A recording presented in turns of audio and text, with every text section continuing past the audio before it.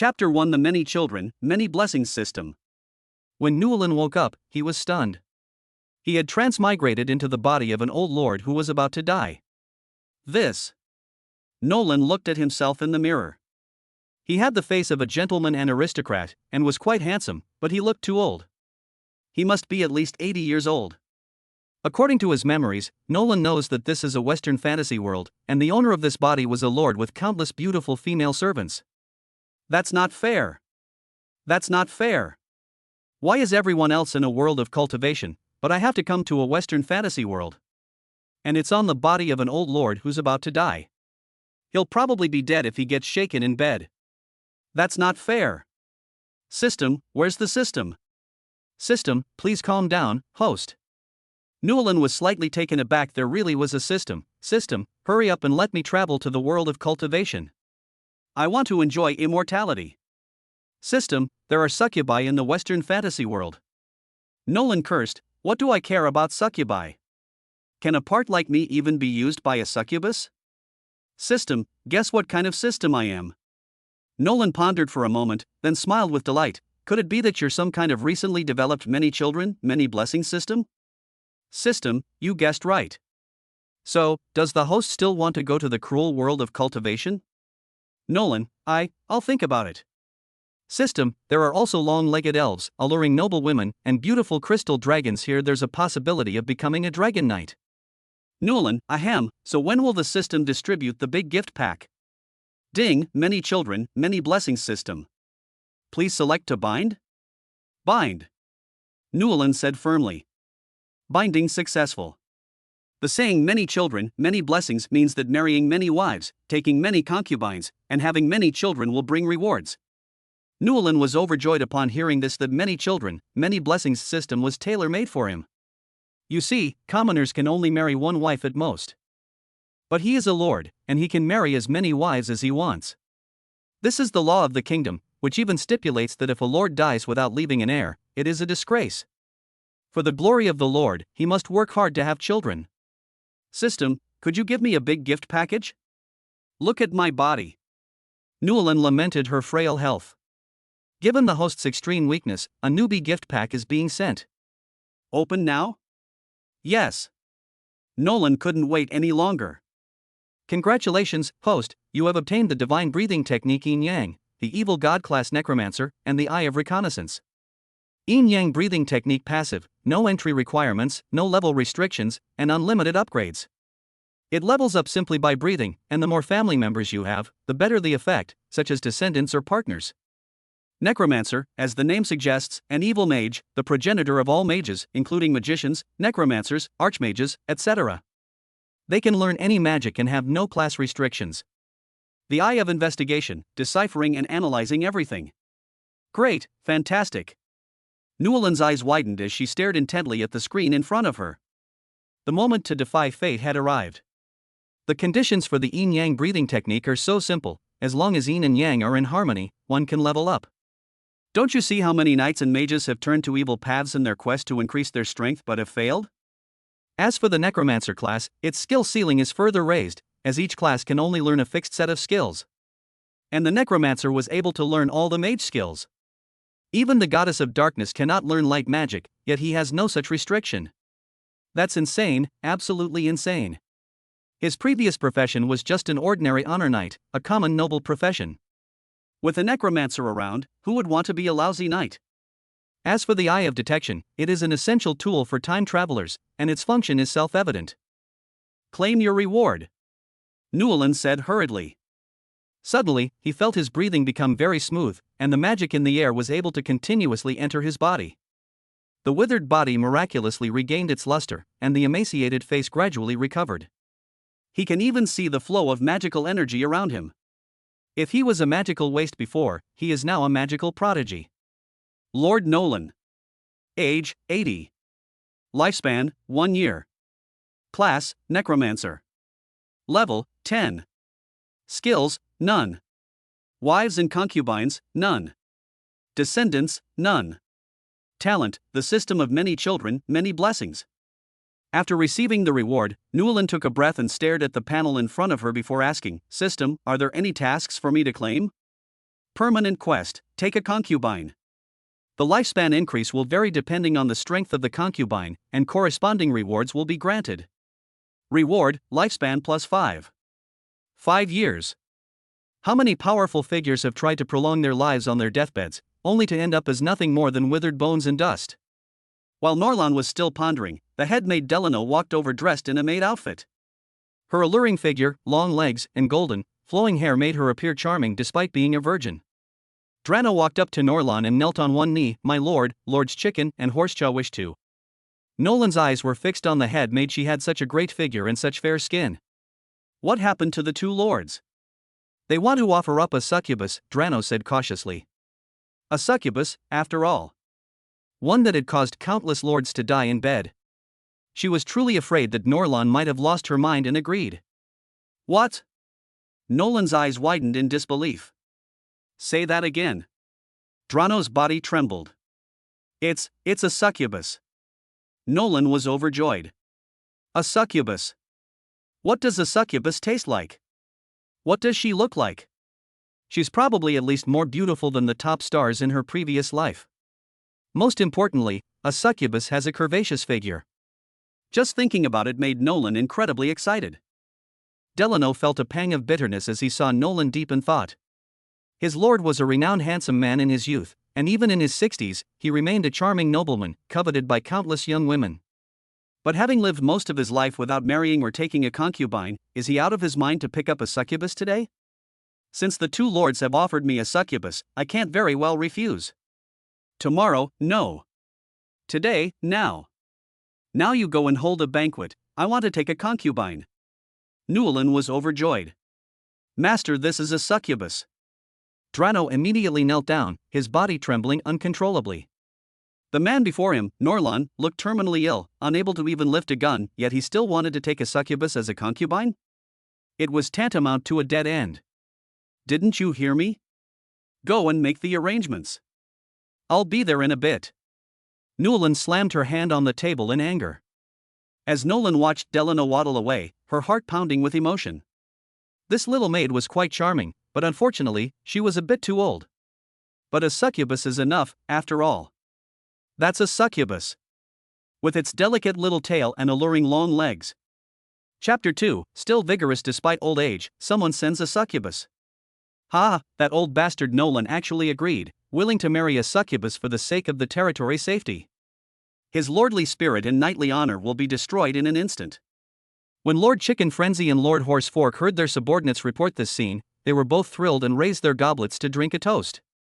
A lord without a reputation is like a tiger without claws. Once Lord Norlan dies, they can seize his territory. Little did they know, Norlan not only wouldn't die, but she also coveted the succubus's body. Have you heard? Lord Norlan is willing to marry a succubus for our sake. My God, it is my blessing to have such a lord. Lord Chicken Frenzy rode past on his crimson scalebeast and couldn't help but think with disdain, commoners are ignorant and don't know the importance of bloodline and reputation to a lord. They are short-sighted. He had even planned that once Lord Norlan died on the belly of a succubus, he would take Lord Matcha and seize Norlan's territory. At that time, even if the kingdom sent people down to inspect, they would have a reason. A lord who willingly marries a succubus is unworthy of the honorary title of lord. Ha ha ha ha. Lord Chicken looked at the succubus in the white carriage behind him. Her curvaceous figure, sexy lips, bewitching eyes, and long, thin tail were irresistible. However, compared to Lord Norlan's territory, he would be willing to send even his mother there, let alone a mere succubus. The succubus was controlled by the magic suppressing stone and could not use magic. She was like a canary in the carriage. She did not know what she was facing. She only hoped that her future master would treat her well. Her biggest expectation was that her future master would be strong and healthy. Please don't let him be a weak and frail old man. Soon, we arrived at our destination. Brother Nolan, the succubus just came out of the abyss of hell. I bought her at a huge cost. She is definitely a virgin, ha ha ha. Lord Chicken Fever flung his noble robe and strode forward. The succubus was taken aside. She tried to escape, but the knight behind her would immediately slash her flesh with his blade, and she would be tortured to the point of not knowing whether she was alive or dead. Lord Norlan has arrived. There were many people present, including other lords, as well as some impoverished nobles and commoners. they had all gathered together to watch a good show. At this moment, Lord Norlan was being supported by Draenor. He took 2 steps and was panting heavily. He looked so weak that he couldn't even kill a chick. When the succubus saw the old man, she was so shocked that her jaw almost dropped. This, she thought, he'd be dead the moment he moved, let alone go to bed. She was heartbroken. She had thought that being married to a lord would at least make her life better, but she never expected it to end like this. When Lord Chicken Fever saw Nolan's appearance, his eyes nearly popped out of their sockets, and his heart was filled with excitement. Great, this is going to be fatal if we go to bed together. Succubi are no ordinary creatures, this is their first time, the intensity, ha ha. Of course, he couldn't say that outwardly, he still had to observe basic aristocratic etiquette. Lord Norlan, I've heard for years that you have a fondness for succubi. Now I've gone to great lengths to bring her here, and I hope you'll like her and that we can maintain our friendship for a long time.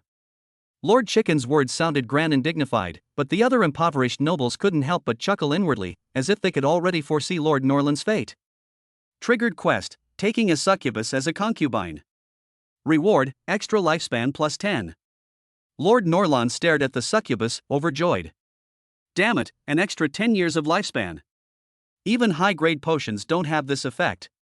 When Lord Chicken Frenzy saw Nolan stunned, he assumed that she had been humiliated and was unwilling to agree, and was about to threaten her. Very well, then thank you for your kindness, Lord Chickenfun. I will accept it without hesitation. Lord Nolan bowed in agreement. Lord Chicken was stunned for a moment, then overjoyed. Very well, the formal wedding will take place in 3 days. What? 3 days? Lord Nolan was utterly astonished. Who gets married in 3 days? By then, it'll be too late. What, Brother Newland, do you have any other requests? Lord Chicken Frenzy, unwilling to cause trouble, couldn't help but ask. 3 days is too long. I'll seize the day. Today. No. We can get married right now. Everything will be arranged today. Master of Ceremonies, Pastor, Prayer, come here quickly. Draenor, please entertain the lords for me. After Lord Norlan finished speaking, he put his arm around the succubus's waist and walked into the hall to prepare for the wedding ceremony, his face full of eagerness.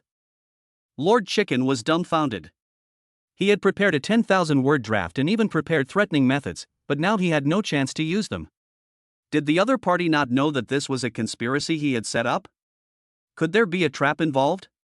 Why is the other person even more anxious than him? Does he have a way to deal with him? Or has he lost his mind?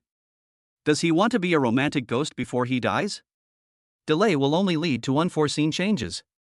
Lord Norlan was willing to cooperate, and Lords Chicken and Horse were naturally very excited.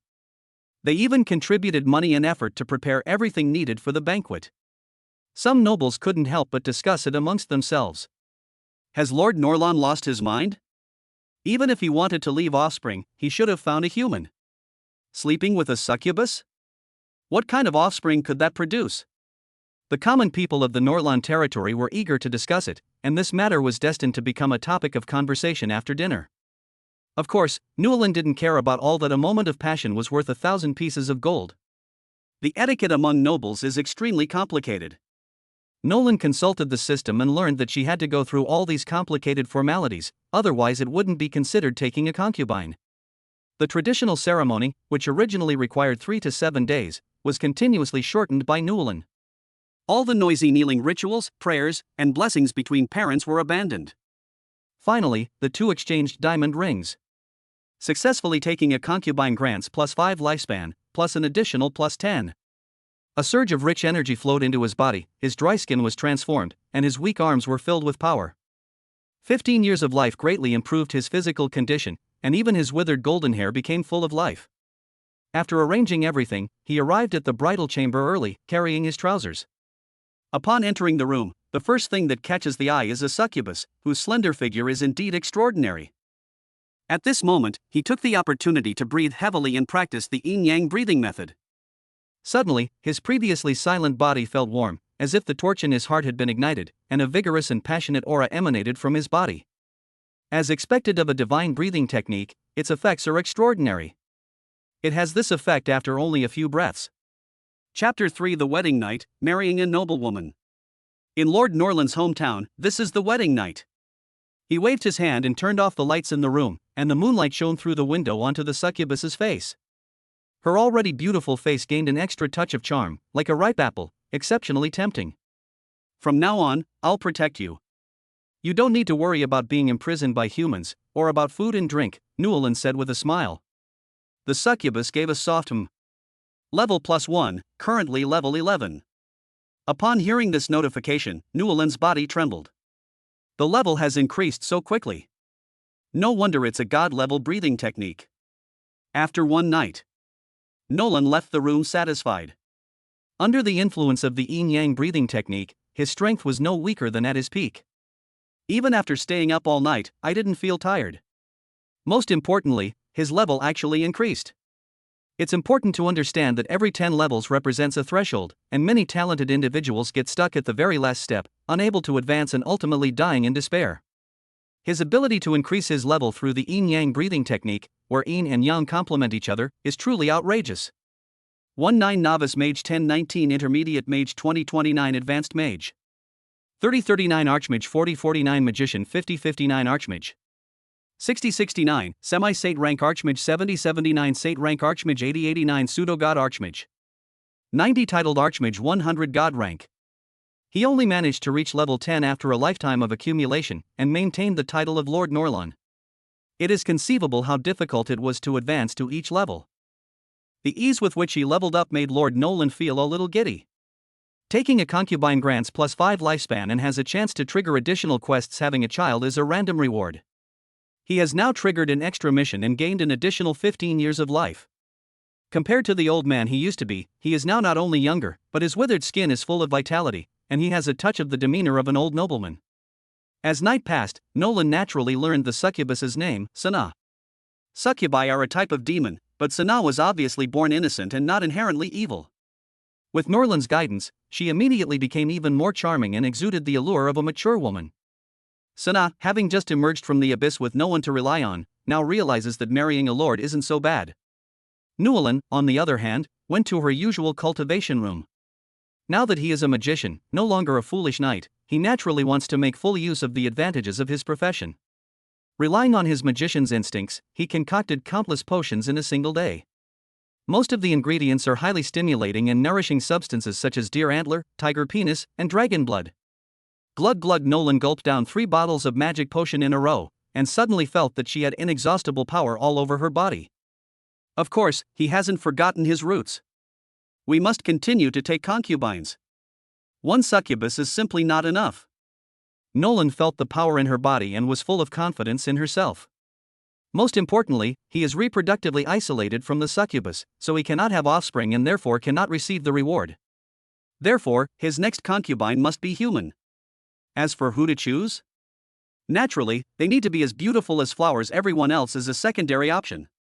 Nolan remembered that there were many impoverished old nobles in his territory who paid a fixed deposit every month in search of protection. These nobles were extremely concerned with their reputation, and even though they had fallen on hard times, they became even more demanding of their descendants. This also resulted in some noble daughters not only being born graceful and beautiful like goddesses, but also being virtuous and kind. Compared to women from commoner families who have to do manual labor from a young age, these descendants of old nobles are a good choice. He was, after all, a nobleman with a fiefdom and title. Even though he was old and frail, countless nobles would still try to put their daughters in his bed if he gave the word. So Nolan went to his head maid, Drainer. I want to continue taking concubines. You help me spread the word throughout the territory. Nolan sat on a sofa made of monster bones, holding a ram's horn cup in her hand. Delano's eyes widened in shock. As a servant, she had long since learned to keep her emotions hidden, but her heart was in turmoil. She had already made up her mind. Since Lord Nolan would die on a succubus's belly last night, as the Lord's steward, she would naturally find a blood relative of Lord Nolan to inherit the Lord's position. May the name Nolan live on forever. But what exactly happened? Why did Lord Nolan not appear exhausted after a night's passage, but instead seem energetic and healthy? She had completely lost her previous deathly aura, and even looked younger. Of course, these were all Drainor's inner thoughts. She wouldn't ask unless her master told her. My lord, I will obey your command. Delano tiptoed away, preparing to find a concubine for Lord Norlan. 3 days later. What? Lord Nolan has gone mad. He wants to enjoy himself even before he dies? One succubus isn't enough? You want to take more concubines? Really? This old man is really fearless. Well, it's good that he dies sooner and is reborn sooner. However, does his body still have this ability? Indeed, news spread throughout Draenor that Lord Norlan continued to take concubines, and the matter escalated to the point that even the impoverished nobles in the territories of Lord Chicken and Lord Matcha knew about it. In an instant, countless impoverished nobles swarmed into the territory of Nolan like wasps. Even a starved camel is bigger than a horse. Their daughters marry into the Norlan territory, and once the Norlan lord dies, they can seize the land. Those impoverished nobles only regretted that their daughters were too old, and some even wanted to have their sons undergo gender reassignment surgery. The matter continued to escalate, and finally a fallen nobleman was chosen. In his view, as long as his daughter married into the Norlan territory, he could also enjoy wealth and honor, and even get a share of the spoils after the Norlan lord died. Your Excellency, my name is Scottish Blackjar, a ragged but seemingly elegant nobleman said respectfully. Newland stared intently at the beautiful woman behind the man. Long legs, long blonde hair, a definite mature and sophisticated woman. Scotland was somewhat worried. Although Lord Norlan was not as old as rumored, what if he didn't like his daughter? My daughter has received an aristocratic upbringing since childhood, she is absolutely Scotland said earnestly in her sales pitch. Newland waved her hand to interrupt. Father-in-law, how about we consummate our marriage today? Scotland was stunned for a moment, then overjoyed, and pushed out Ari Blackjar, saying, from now on, you will be called Ari Nolan. Serve the Lord well. In an instant, the entire Norlan territory was abuzz with excitement. Chapter 4, Training Ineffective, Childborn. Inside a castle in the Norlan territory, filled with blood-red roses. Yali blushed deeply. She never imagined that she would be sold by her own father, and that they would be consummating their marriage that very night, leaving her no time to react. She knew very well that Nolan was a nobleman with land, and that marrying him was already a blessing for her. But when she thought about her future life, she felt like she was living in darkness. An old man who was about to die might be mentally disturbed. If he keeps torturing her, it will be worse than death. At this moment, Newland downed several mouthfuls of wine and excitedly pushed open the door. Yali hurriedly pulled back the sheet, revealing only half of her face. She carefully examined him and discovered that Lord Nolan in front of her was actually somewhat handsome. Contrary to rumors of his frailty and nearing the end of his life, he possessed an elegant air befitting an old nobleman. His golden yet white hair, paired with his handsome yet weathered face, stirred the imaginations of young girls. Yali? Right? It's your wedding night, so don't be shy. Anyway, your father sold you to me. Newland got straight to the point. Yali nodded. As someone from a fallen noble family, marrying Nolan was already considered a step up for her. My lord, you don't seem as old as the rumors say. Yali hesitated before speaking. Newland naturally wouldn't say that he had a system, but instead used his own experience to tease Yali. In no time, Yali was so amused that she blushed uncontrollably. Yali's cheeks grew increasingly red, like tulips under the blazing sun. The more Newland looked at her, the more he liked her. He had seen countless women, but this was the first time he had ever met such a shy and elegant noblewoman. Nolan took a deep breath, not in a hurry, and talked with Yali for a long time. Before long, the two were having a pleasant conversation, and Newland's words were full of philosophical insights. Yali nestled in the blankets like a kitten, her eyes filled with fear, anticipation, and even a hint of excitement. You can just call me Brother Lon from now on. This territory is your home, so don't live too formally. After saying that, Newland drew the curtains. As a noblewoman, Lia was naturally very familiar with etiquette, and her whole being exuded an aura of elegance. It stirred up waves of desire to conquer in people out of nowhere. After a night had passed, Newland stretched and saw the notification box in front of her. Successfully taking a concubine increases lifespan by 5, currently at 20. Level +1, currently 12. Newland was overjoyed. Level 12. He had reached level 12 so easily. You have to know that his predecessor had only reached level 10 in his entire life. The yin-yang breathing technique truly lives up to its reputation as a divine breathing technique. It's simply unbelievable. Early the next morning, Yali lay to the side, her whole body like a ripe red apple, and suddenly found that Lord Norlan beside her had become even more charming. On closer inspection, it's not bad here. At least I don't have to worry about food and drink, and there are people to serve me. Nolan is currently in sage mode. After tidying herself up, she came to the training room. Having finally reached level 12, she naturally wanted to test her strength.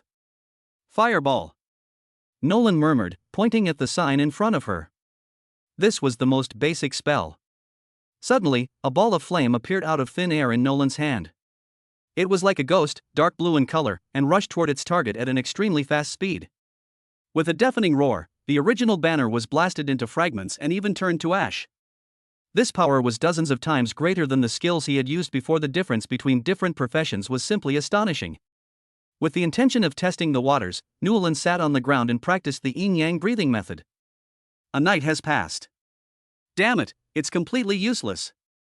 Nolan almost cursed out loud in anger, but fortunately, his noble manners kept him quiet. Note, the yin-yang breathing technique must be used near a concubine, within 10 meters. However, taking a concubine and having a child will yield even greater rewards. Look at him, he has to keep taking concubines, and not only that, he has to make sure they have children too. Sana is a succubus and will generally not have offspring, but she can use the yin-yang breathing technique to increase her experience. And Yali can give birth to children. Without giving it much thought, Newland went straight to Yali's room, ready to have a friendly conversation. Seeing that Yali seemed to be reading a book, Newland went over and asked, "How was your day?" "Excellent." Yali's eyes shone with excitement. Since arriving here, her living standards had improved by more than one level, and no one had tried to harm her. "That's good." Newland chuckled and squeezed Yali's small hand. Time flies, and a month later. Looking at Newland beside her, Yali felt that he was more and more handsome. In the past month, the two had given birth to a child, and her temperament had become more and more mature, radiating maternal glow. Upon closer inspection, Yali's belly was slightly swollen. Conceive a child with level 10 aptitude and receive a random reward, flying skill. Flying technique, a skill that only mages can learn. It consumes the user's own mana to achieve flight, with speed and altitude depending on the user's strength. Wow, that's amazing. I actually got the skill. Won't it make traveling much more convenient from now on? Brother Lon, I'm pregnant. Yali excitedly threw herself into Newland's arms. Yes, we should feed our son more good food from now on, and not mistreat him. Newland laughed. As long as he lives, he will continue to take concubines. In this world where strength reigns supreme, Nolan has not forgotten her mission. In recent days, Nolan has also summarized some patterns. Taking a non-human concubine will trigger an extra quest and grant extra lifespan, but will prevent the birth of offspring. Humans who take concubines, like Yali, only gain 5 points of lifespan and do not trigger additional missions, but they can give birth to offspring. Rewards will be randomly selected upon the birth of offspring, and naturally, the higher the offspring's talent, the richer the rewards. Offspring also have different potentials, divided into levels 10, 20, etc. These represent the upper limit of the offspring's level. The child born to Yali this time has a level 10 aptitude, meaning the maximum level is 10, so the rewards drawn are also very poor. Also, the first time you cultivate, you will gain a large amount of experience, but the experience gained from subsequent cultivations will become less and less. Therefore, we must take a concubine as soon as possible. Drainer, spread the word that I'm taking a concubine. Norlan shouted. A few days later, everyone in the Norlan territory, including the Chickenfin territory and the Matcha territory, was completely dumbfounded. What's going on? Can old parts still be used? Lord Norland's concubine is pregnant, and the old man actually wants to take more concubines? Is he still vigorous in his old age, experiencing a final burst of energy before death? Sana and Yali, the two best friends, fully supported Nolan's decision to take a concubine, and even happily chose the next sister for her.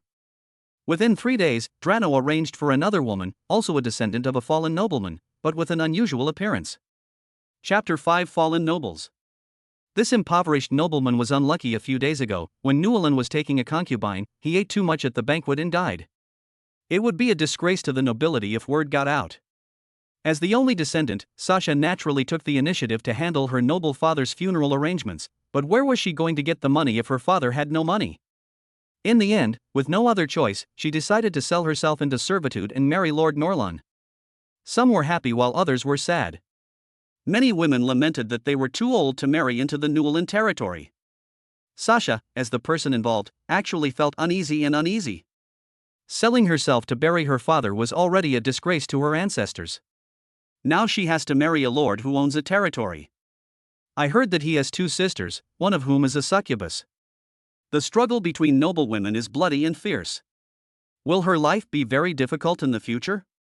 However, a woman should follow her husband wherever he goes, whether he's a chicken or a dog.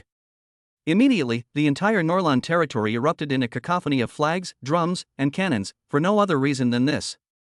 Nolan, dressed in an aristocratic suit and carrying a wineglass, toasted each guest in turn, appearing every inch the gentleman. Lords Jifen and Matcha were nearly scared to death when they saw Newland looking energetic and calm. You weren't the one from a few days ago. The 2 pointed at Newland as if they had seen a ghost, their hearts filled with shock and horror. Ha, taking a concubine to bring good luck, this old man has found a second spring. I have to thank you too for the succubus you gave me. Nolan downed his wine in one gulp and laughed heartily. The 2 lords were furious their plans had fallen through. However, he immediately realized something was wrong. An old man who was about to die suddenly became young again, which must have been due to the use of a secret medicine. Although this potion can temporarily extend one's lifespan, it usually results in a miserable death with no trace of one's remains. Nobles, who care about their dignity after death, would not choose this potion. Thinking of this, the 2 were overjoyed and prepared to find more beautiful women for Lord Nolan. I'll make you play me to death. Unfortunately, Newland was unaware of their plans, otherwise she would have been laughing herself to death. The banquet has ended. At this moment, Nolan saw off the welcoming guests, holding a wineglass in his hand. During this time, his body was getting better and better under the influence of the breathing technique. He also had an extra 20 years of lifespan, which made him seem to be rejuvenating. The wrinkles and age spots on his body were disappearing, and even his dry, white hair had turned golden and shiny. Pushing open the door, Newland met his 3rd brother. Sasha did not resist. Unlike the previous 2, Sasha was very cooperative and even took the initiative to undress Newland. Successfully taking a concubine increases lifespan by 5, currently at 25. When the system panel appeared before their eyes, Newland smiled and laughed heartily, while Sasha, confused, blushed and could only play along. Nolan stared at the woman before her, her heart still pounding. The beauty she had seen in her previous life were no match for her. She possessed an innate aristocratic air that inspired awe, while Nolan felt a desire to conquer her. Her long, golden-green hair cascaded over her shoulders, and her delicate expression made her look like a pitiful little white kitten. Your name is Sasha Taro, right? Nolan asked, somewhat excited but not in a hurry. Appreciating a beautiful woman is like savoring a delicious meal, one cannot be too hasty. Sasha nodded repeatedly, her body swaying slightly. From today onwards, your name is Sasha Nolan. I will help your father find a fine burial plot so that he can be buried in style, and I will also protect you. Nolan's gentlemanly and confident demeanor successfully won over the noblewoman in front of him. She was the only one left in the family. Thinking of this, Sasha's eyes welled up with tears. Newland stepped forward to help wipe her tears and comforted her softly. Sasha looked up at Newland and found him to be quite handsome. Such a powerful and influential lord is definitely someone you can entrust your life to. Level +1, currently level 13. Reward water balloon technique. The next morning, Newland clutched her lower back and gasped for breath. It was time to buy some magic potions to replenish her kidney energy. She couldn't rely solely on the yin-yang breathing method, she needed to combine internal and external methods. Lord Nolan. Age, 80. Lifespan, 25 years. Class, Necromancer. Level, 13. Skills, aerial flight, waterball, fireball. Wives and concubines, succubus, Nayli, Sasha. Descendants, none. Talent, the system of many children, many blessings. During this period, his level increased by 3 and his lifespan increased by 25 years. His Norland territory is about to become even stronger. Before Norland could rest, Delano rushed over in a panic, panting and completely lacking in composure. My lord, something terrible has happened. As a head maid, this appearance was really unbecoming. Newland frowned and was about to reprimand her when she heard the voices of Jifen and Matcha. Brother Newland, we've brought you a gift.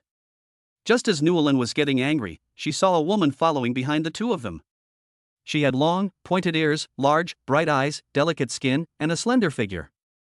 2 beautiful legs like venomous snakes, and most importantly, a pitiful face that makes people feel pity and unable to bring themselves to harm her. An elf. Nolan stared at it for a long time, her eyes wide with shock. This Western fantasy world has many unique features, including noble beauties, dragons, succubi, and elves. A race that even the creator marvels at, they are simply too beautiful. If the succubus's appearance is a 95 out of 100, then the elves are a 100 out of 100. Each elf is a masterpiece meticulously sculpted by the creator. On this continent, there are dragon knights and demon lords, but there has never been a story of elves being kept by nobles. This is because elves are not only powerful and rare, but also have pure bloodlines, so no one dares to provoke them. What do you two mean by this? Nolan asked, pointing to the elves behind them. Brother Newland, it's because you've already taken so many concubines, and you're afraid that's still not enough for you. Look, this one is a hybrid of an elf and a human, absolutely pure. The 2 men laughed lewdly. The elf behind him trembled. She was half human and half elf, so she was ostracized in both the elven forest and the human world.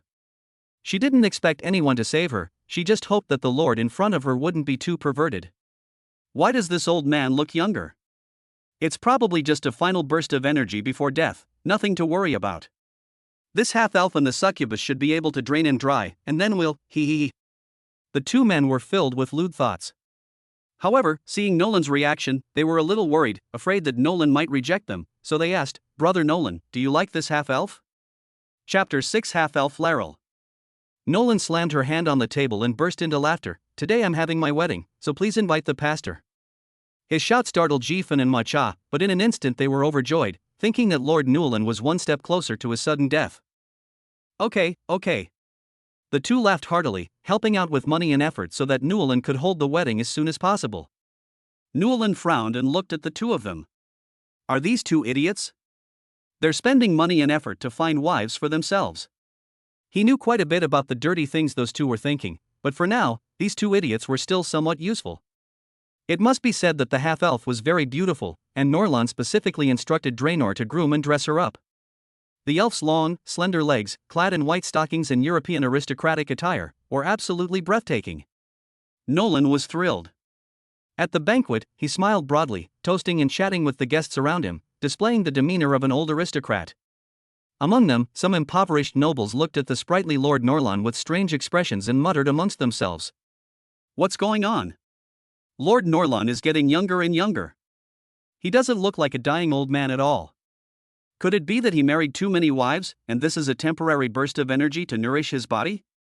I used a detection spell and discovered that the energy within the other party's body is even more concentrated.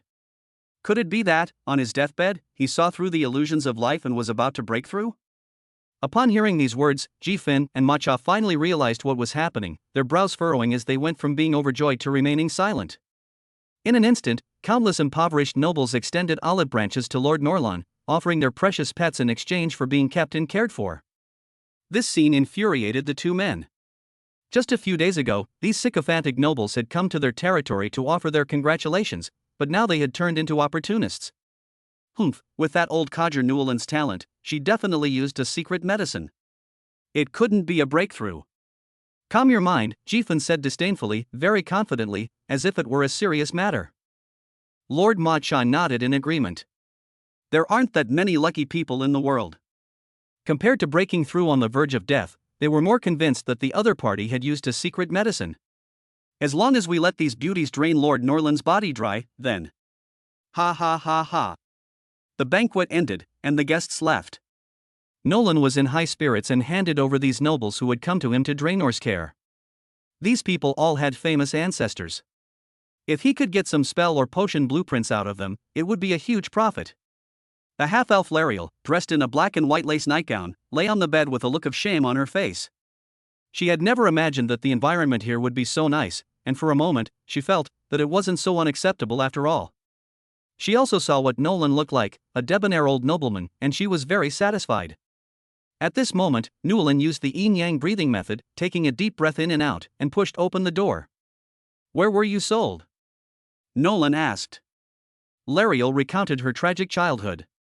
No one will ever be able to sell you like merchandise again. Nolan sighed, then patted his chest and assured him. He has the ability to protect his family. Successfully taking a concubine increases lifespan by 5, currently at 30. Level +1, currently 14. Half-elf additionally gains the equipment Void Staff. Void Staff mythical, a secret treasure of the elves, crafted only by master craftsmen among the elves. It increases spell casting speed and spell power by 100%, and can be upgraded indefinitely upon defeating an opponent. The next morning, Lord Nolan arrived at the training room early, wielding his Void Staff and using aerial maneuvers, fireballs, and water balls.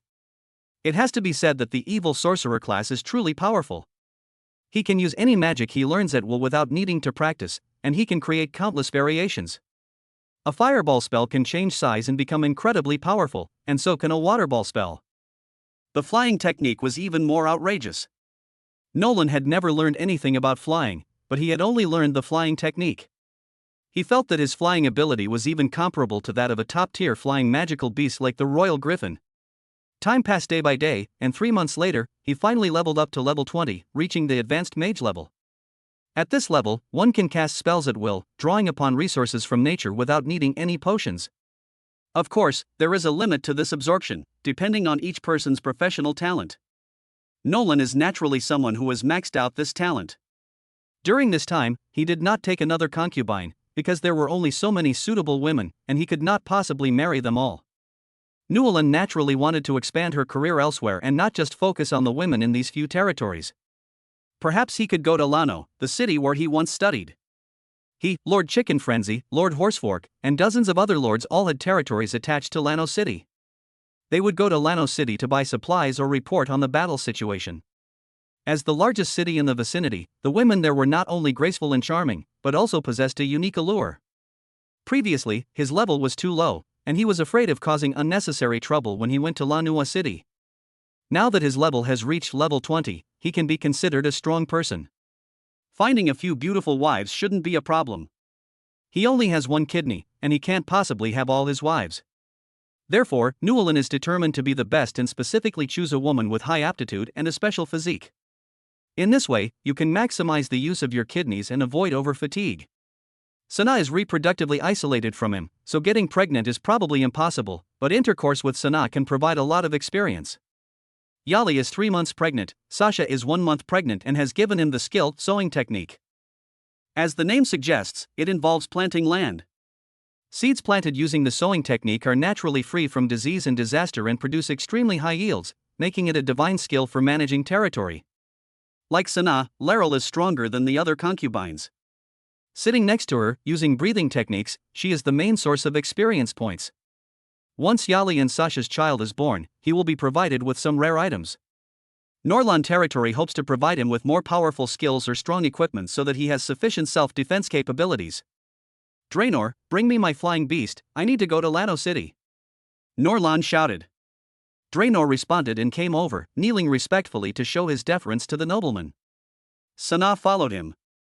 Chapter 7 Demonic Plant Physique, Fallen Noble. My lord, is there anything I can do for you? Delano asked respectfully, her tone extremely courteous. A few months ago, the lord in front of me was withered and dead. In such a short time, Lord Norlan is not only full of energy but also growing stronger. It seems that he has even broken through his level. It's simply a miracle. It's impossible that there aren't any secrets involved.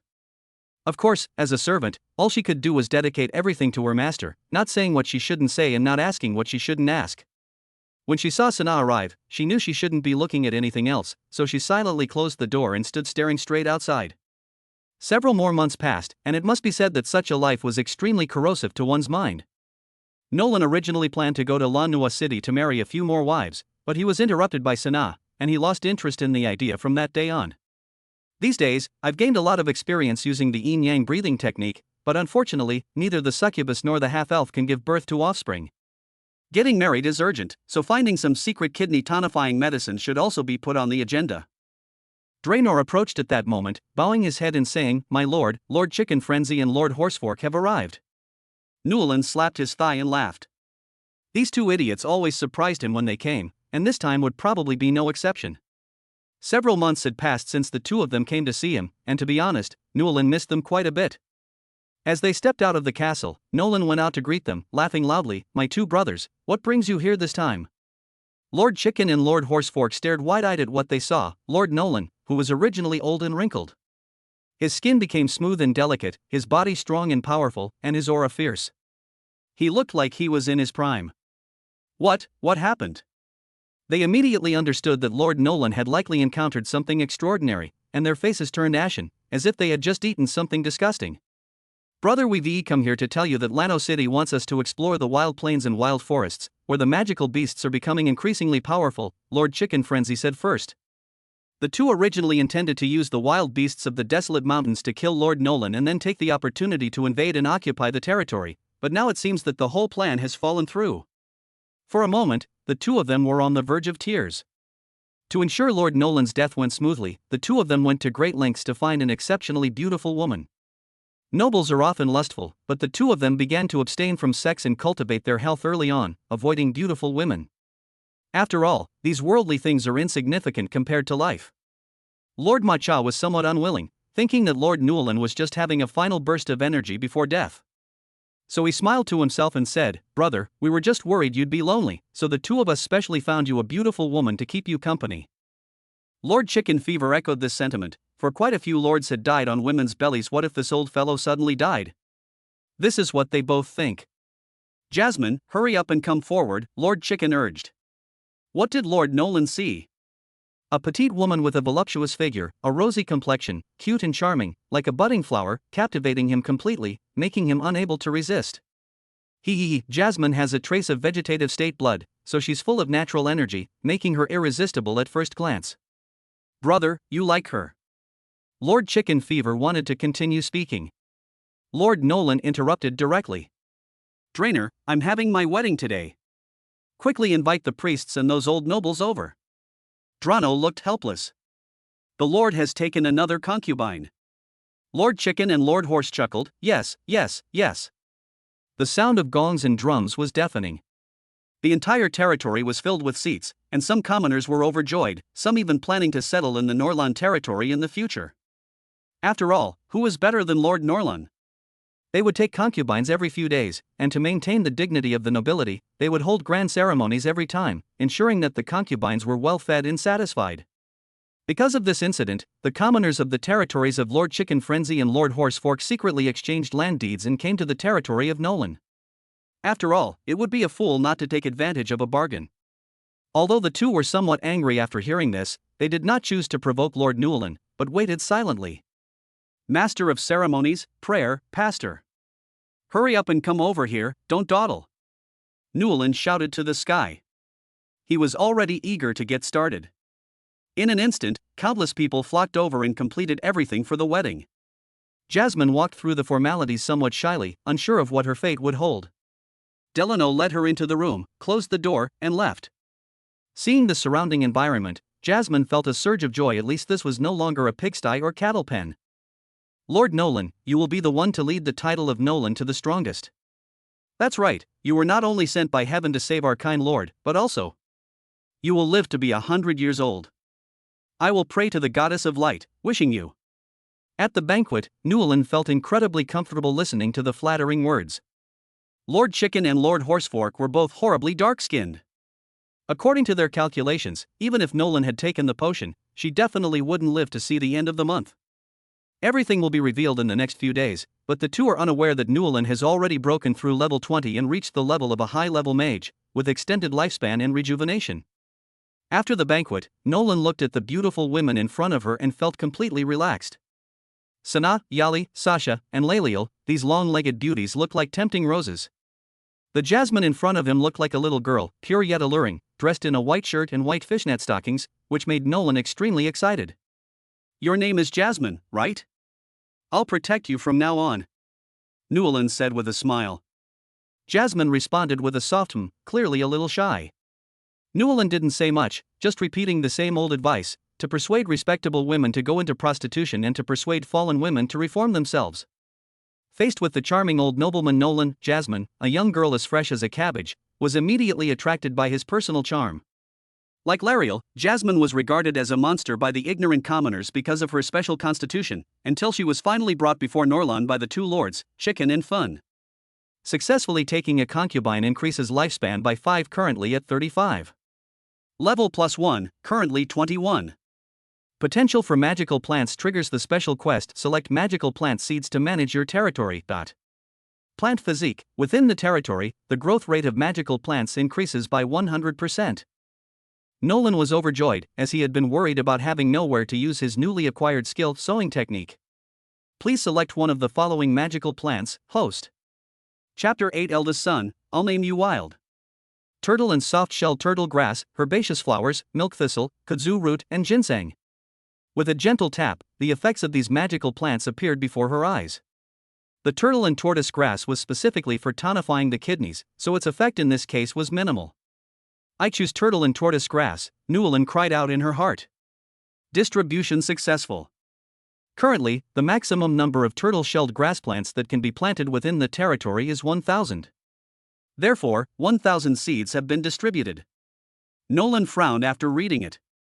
His territory was so vast that he could plant not just 1,000, but 10,000. The cultivation environment for magical plants is demanding only a small amount of land is suitable for their growth.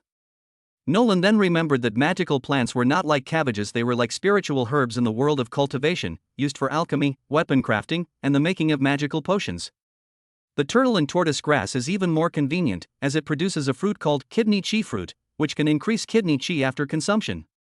When kidney chi is sufficient, the release speed can be increased by 10%, and when combined with the void staff, the release speed can be increased to 110%. Therefore, the kidney chi fruit is definitely a top-tier magical plant. Even if Nolan has had his fill, he believes that many lords will still come to buy it. This thing is all natural and pollution-free, better than anything else. Moreover, as long as you successfully cultivate the turtle and tortoise grass, you can also receive the related magic potion recipe. The reason why Lano City is a top city is because its lord obtained several potion recipes and, through his management, transformed the original Lano territory into the Lano City it is today. It's easy to imagine how rare potion recipes or even a single magic potion can fetch an astronomical price, let alone a potion recipe. His income from his territory usually comes from rent or other businesses. During this period, he spent money extravagantly on taking wives and concubines. If it weren't for his deep family fortune, his territory would have already run out of funds. Nolan must find a way to open source, and magic potions are definitely a highly profitable product. All his businesses combined probably don't even amount to the value of a single potion business. Lords like Chicken Fever and Horse Fork don't even have a potion industry in their territories. Do you like growing potions? Nolan asked softly, hugging Jasmine beside her. Jasmine's eyes lit up at the mention of potions. I love it. After all, he has a magical potion constitution, so he must have his own experience in cultivating magical potions. This was related to Norlan's potion formula, so he dared not be careless. Drano! Norlan shouted. Draenor pushed open the door, walked in, and knelt respectfully on one knee. My lord! I'm going to plant a magical potion called turtle and soft-shelled turtle grass in my territory. You must cooperate with Jasmine throughout the entire process, and there can't be the slightest mistake. Nolan said. Drano nodded repeatedly and carefully took the seed, holding it to his chest. After giving these miscellaneous instructions, Newlyn went back to rest. 1 month later, he went to the training room to continue practicing his magic, this time preparing to travel to Lano City. However, Lalil happened to be there again, and as a half-elf, she naturally had good talent. Lariel. Race, half-elf. Level, 10. Brother Lon, you're here.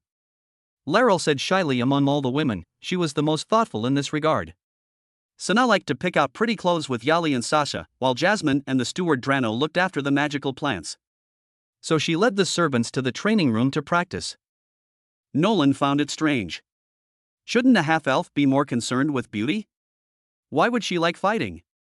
However, upon closer reflection, he realized that there were many factions among the elves, and perhaps Lariel's father or mother were from the combat faction?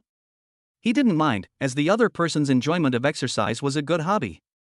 Nolan was feeling a bit itchy, so she activated the yin-yang breathing technique, preparing to have a match with Lariel. Brother Lon, you'd better be careful. Lariel was quite strong, and she drew her bow and arrow from the side. Nolan ignited a fireball in her hand, holding back some of her strength as she swung it at Lariel. A moment later, Newelyn was overjoyed to see her experience increase so much. Sure enough, fighting with a wife of a higher level would also increase the experience gained. Since that's the case, Sana, Yali, Sasha, and Jasmine, they all need to become stronger too. He remembered that there were many low-level potions in the warehouse that could quickly increase one's level. He had intended to use them on his son, but since his son hadn't been born yet, it wouldn't hurt to give them to his concubines first. Lalil's influence sparked a fitness craze among Nolan's wives. Several more months have passed.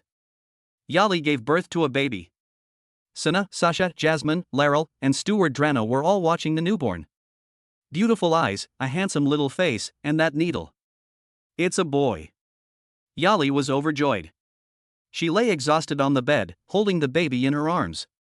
Nolan was also very happy. This was his son? But he looked really small. Gain offspring receives a critical hit, their aptitude is increased to an unlimited level, and they are promoted to Dragon Blood Warrior class, gaining a huge reward of Magic Potion Array. Potion Array passive automatically activates. It can envelop any territory belonging to the host. The more potions within the territory, the stronger the defense. It will automatically trigger when attacked or attacked by enemies.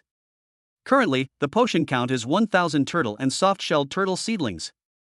Newelyn was overjoyed when she saw it. What is this? Formation. Only a mage can set this up. But what exactly is a mage? Even the high-ranking officials in Lano City have to give face to the archmages, and powerful archmages can even subdue weak dragon beasts. Some archmages even advance to more powerful classes, and some are even able to summon bone dragons. Only figures of this caliber can set up formations, and the level and defensive capabilities of these formations are related to the level of the archmage's inheritance. This kind of passive potion array is probably something even a Grand Magister couldn't create.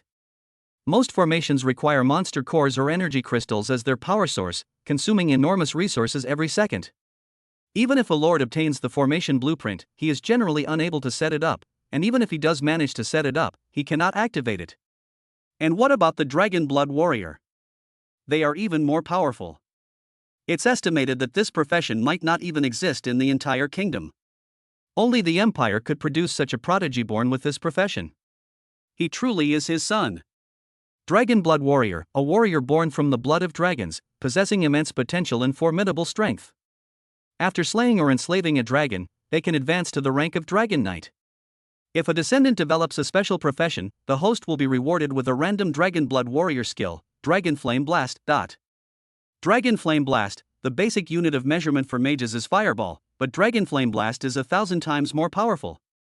Having received several rare rewards in a row, Nolan excitedly kissed Yali several times.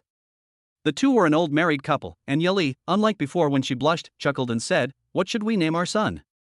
Nolan was stunned, he really didn't know what it was called. So he looked at Sana and the others. Seeing the tiny creature before her, even the succubus, who was used to all sorts of storms, was somewhat at a loss. Newelyn suddenly thought of something and smiled. How about we call it Wilderness? Chapter 9, The Child is Born, Everyone is Shocked. Upon hearing the name, Yali suddenly realized and said, Wilderness refers to our wild plains and forests. Let this little guy remember the dangers of the wilderness plains so he can learn from them in the future. Study hard, right?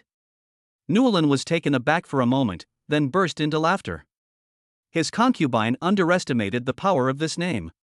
Perhaps the moment this name was uttered, somewhere in the vast world, someone would furrow their brow and be burdened with karmic consequences spanning millennia. Yali hugged Huang tightly, her face beaming with a smile. From now on, I'll call you Huang Newelyn. She teased Huang with her little hands, and after playing with him for a while, Huang fell asleep from exhaustion, a satisfied smile on her face. Triggering an extra quest, Era's Path to Growth. Nolan was overjoyed. As expected of his son, he was truly impressive and had triggered another mission. The support of family is indispensable on the road to growth. Please take a concubine as soon as possible. The lifespan reward for taking a concubine has been increased from 5 to 10 years. Gained the passive skill Overlooking Lifespan, all of the host's skills will have their power increased by 1% of their lifespan. 100 years of lifespan doubles the power of skills. It can be like this? Newelyn stood up abruptly, her hands trembling. Doesn't that mean that if he gains another 10,000 years of lifespan, the power of his skills will increase 100-fold, turning ordinary fireball spells into world-destroying moves? How can I prevent him from getting agitated? Similarly, taking 10 more concubines will double the skill's power. Newlyn suppressed her excitement and opened her attribute panel. Lord Nolan. Age, 80. Lifespan, 35. Currently increases skill power by 35%. Class, Necromancer. Level, 21 Advanced Mage. Skills, Aerial Flight, Water Ball, Fireball, Seeding Technique, Dragon Flame Blast, Lifespan Overhead View. Wives and concubines, Succubus, Nayli, Sasha, Lalil, Jasmine. Descendants, Huang Newlyn. Talent, the system of many children, many blessings. Equipment, Void Staff, Magic Potion Array. Crop, Tortoiseshell Grass. A high-level mage, a level 20 mage, combined with his lord status, is enough to make him a force to be reckoned with in the city of Lano. Keep in mind that before, he was just a level 10 knight, yet he could still dominate this place. How much more so now that his strength has increased by dozens of times? Nolan arranged for Sanaa and the others to stay by Yali's side and take good care of her, then gave Drano instructions. The eldest son has been born, and the surrounding lords have been invited to come and offer their congratulations. After Draenor left, Lord Norlan quietly admired his beautiful wife. Lariel has a slender figure, and as a half-elf, her appearance is outstanding, especially her natural charm, which makes people feel irresistible upon first contact. In addition, she is wearing a short skirt and white fishnet stockings today, which makes her look even more innocent. Jasmine is a different type. She looks like someone who needs to be cherished, giving off a delicate and charming feeling. Plus, with her hair and pigtails today, she's even more captivating. I must say, it's truly beautiful. Compared to the miserable life I had in my previous life, this is real enjoyment. Newlyn poured herself a glass of wine and watched as she drank. But the outside world isn't as relaxed as Nolan's. As the most powerful lord in the vicinity, the news of Nolan giving birth to a child spread immediately. Previously, almost no one knew about this, and now that they suddenly know the news, they are extremely shocked and confused. What? After hearing this, Lord Chicken Fever vomited 3 liters of blood and collapsed. Lord Matcha's face was deathly pale. He sat uncomfortably on the bone chair, his legs trembling uncontrollably. Say that again. Lord Matcha stared intently at the approaching scout, his heart filled with resentment. A voice inside me cried out, "It's fake, it's fake, it's all fake." Seeing the Lord's appearance, the scout trembled, but still repeated, "Lord Norlan is in high spirits and has even had a child. She doesn't look like she's dying at all." The two were stunned. What had they gone to such lengths to find a wife for Newlyn? It was all for the sake of territory. Now that Nolan has a child, even if she dies, the territory will not be available for the two of them to seize. No. He's going to go check it out. Throughout the entire territory, celebrations lasted for several days in honor of the newly arrived young lord. The busiest person was the steward, constantly giving orders and managing affairs within the territory in an orderly manner. Draenor looked at his lord and, upon closer inspection, noticed that he was growing younger and younger. His withered hair had become vibrant, and his face had become even more handsome and dashing. Could it be the effect of a succubus? In that case, should we find a few more succubi for Nolan and take good care of her? At this moment, Newlyn is riding high on success, and who would have thought that just a year ago he was an old man in his twilight years? The lord who came to offer his congratulations was utterly shocked to see Norlan in this state. What happened? The once listless Lord Nolan has not only become vigorous and powerful, but has even had a baby. Oomph, with so many wives, aren't you afraid of drowning? How despicable. Those delicate beauties, oh, how awful, so awful. The guests who arrived at the wedding were filled with a mix of emotions, including jealousy and envy. At this moment, Jifun and Matcha arrived and, upon seeing the lively and energetic Newlyn, looked as if they had swallowed a fly. When Newlyn saw the two of them arrive, she walked over with her wineglass in hand, placed one hand on Jifun's shoulder and exerted a little force. "My eldest son is born today, so eat and drink as you please." Chicken's face froze as he felt the powerful magical energy, and his heart seemed to be filled with turbulent waves. "Lord Norlan, we have come here to offer our congratulations, and we have absolutely no other intentions." Nolan nodded. With his current strength, killing these two would be a piece of cake. During the banquet, many down on their luck lords showered the banquet with compliments. The two lords, Jifun and Matcha, had faces so gloomy they could practically drip water. It's a secret, There must be a big secret. Could it be that they have received a blessing from the gods? As the banquet ended and the two lords left, they still couldn't figure out what was going on. A few days later, countless commoners praised Lord Norlan for his noble character, generosity, and propriety, calling him a model among lords. The reason these people praised her was naturally because Newlyn held banquets every few days, allowing these commoners to taste delicacies they rarely saw on ordinary days, satisfying their vanity and giving them something to brag about. Nolan never expected that simply hosting a banquet would garner such high praise from the common people. In contrast, Lord Chicken and Lord Horse were secretly insulted by the common people as stingy and cheapskates. In reality, the two were innocent. Most of their money was used to plunder succubi and half-elves for Nolan. A few days later, Nolan was exercising and practicing yin-yang breathing techniques when she occasionally saw Sana picking out clothes with a few of her sisters. How about we go to Lano City another day to buy some clothes? Nolan thought to himself, because his territory did not have a complete selection of ladies' noble clothing. Chapter 10 Noble Academy, Tutor Emily. Brother Lon, what brings you here? When the group saw Newlyn approaching, their necks flushed red with embarrassment, and no one knew what they were thinking. Newlyn chuckled and pulled the group into her arms. I'll go to Lanua City in a couple of days to order some aristocratic clothing for you. What kind of style do you like? Upon hearing that there were beautiful clothes, the women immediately began to chatter excitedly. At that moment, a prompt box appeared in Newlyn's mind. The turtle and soft-shelled turtle herbs are fully matured. Reward, turtle and soft-shelled turtle herb magic potion crafting recipe. Turtle and soft-shelled turtle herb magic potion recipe. Learn the skill turtle and soft-shelled turtle herb magic potion crafting after use. Study. Newlyn was overjoyed. Everything produced by the system was of the highest quality, and he was confident that this reward would far exceed his expectations. Turtle and tortoise herb magical potion crafting allows for endless creative possibilities with all products made from turtle and tortoise herbs. With enough imagination, the host can create anything, including divine attribute items. Of course, the necessary materials will also be required. WC? Newlyn's eyes widened. He had thought it was a good thing, but he didn't expect it to be this kind of good thing. Doesn't that mean he has collected everything? What does he lack right now? Level, lifespan, equipment, and money. The system provides the first three things, but not money. Everything in life requires money. Getting married and having children both require money, and even your children need money to get married. Magic potions are a quick way to make money.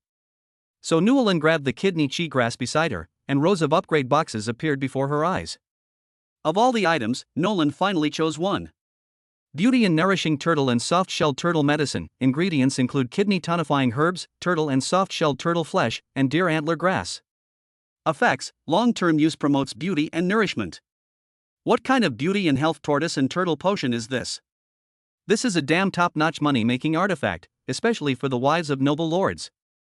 However, the name turtle and tortoise medicine sounds too awful, so let's just call it beauty water instead. He had all these materials in his warehouse, so Nolan generously gathered them together and spent a fortune to build a magical furnace. There is no time limit for refining medicine. 1 month later, Newlyn walked out looking disheveled, having used the fruit from half a turtle and tortoise forest to make 20 bottles of beauty water. Sana, Yali, Sasha, Jasmine, and Lariel each got 1 bottle. The remaining 15 bottles could be sold in Lano City. The time has come. It's time to head to Lano. Draenor, hurry up and boil water for me to prepare new clothes. Bring me my flying monster. Nolan shouted. In a short while, Nolan had tidied everything up. Although he had the ability to fly, it was too embarrassing for him to fly by himself. Which nobleman didn't have a mount?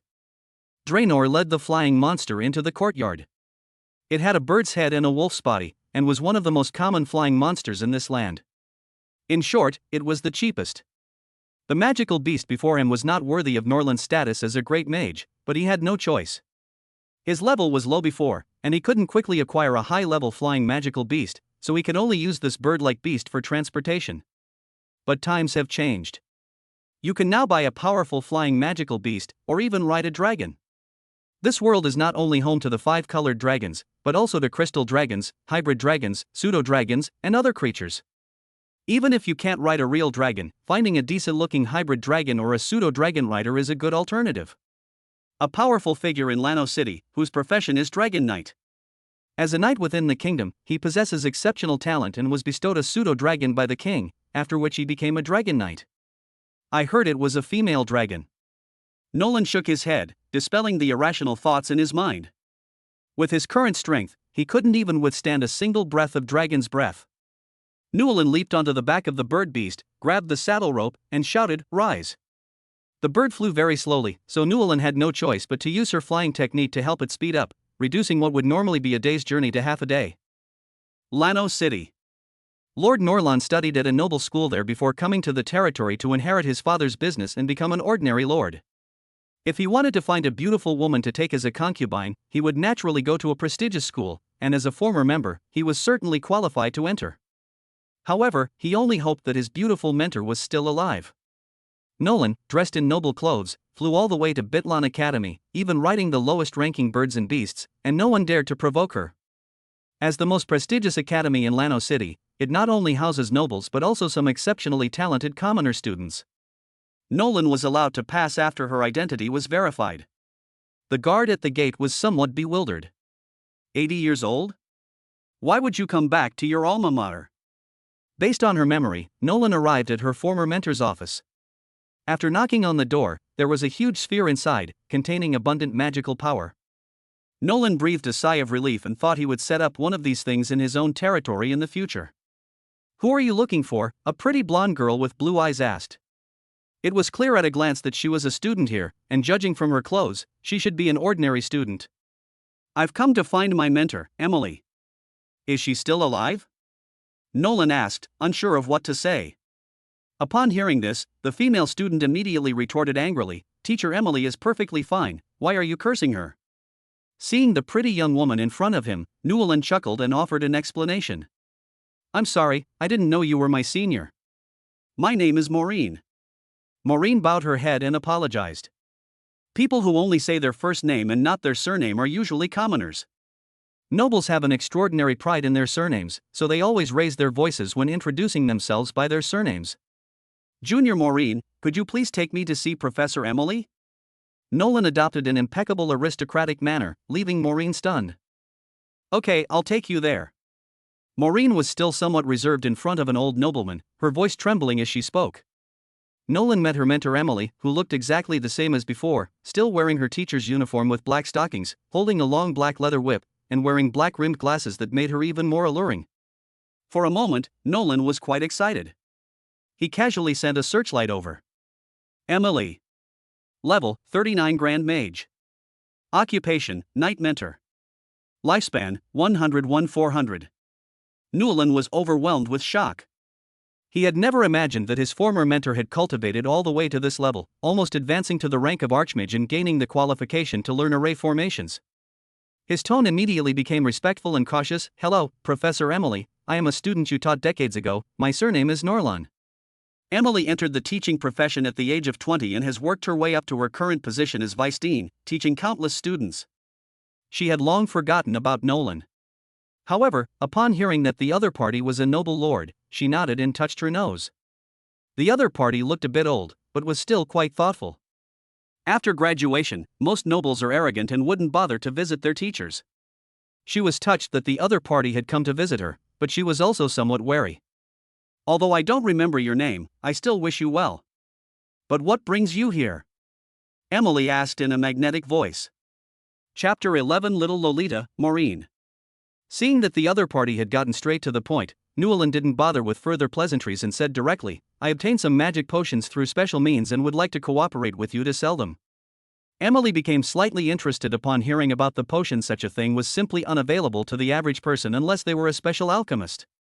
Some magicians may never obtain the blueprints for magic potions in their entire lives, and even if they do, without the corresponding annotations and inheritance, they may still be unable to refine them despite expending a great deal of effort. Unlike Nolan, once he learned the corresponding skills, he automatically mastered them and became proficient in them through repeated practice. Emily frowned. At her level, ordinary magic potions simply couldn't pique her interest. It's a magical potion called Beauty Water. Long-term use can beautify and nourish the skin. Nolan dropped a bombshell. This stuff is a woman's killer. Whether it's a centuries-old woman or a newborn daughter, no one would refuse this magical potion. Oh, Emily became interested. No woman, including herself, could use this kind of magical potion. Newland didn't hesitate and took out a bottle of beauty water and handed it over. The beauty water was contained in a small, exquisite bottle, about half the size of a finger, and was light purple in color. Emily took the bottle, and a surge of runes appeared in her hand, accompanied by flashes of light, as one spell after another appeared and enveloped the small bottle. Then, her expression changed, and she drank the beauty water. Emily gave a soft her face flushed, utterly astonished. It really works. I feel like my skin has been nourished, even. Newland chuckled, adding that it could even nourish yin and yang, as it was made from kidney chi fruit. Newland could even use it to make local yellow pills without any problems. Emily praised the beauty water highly.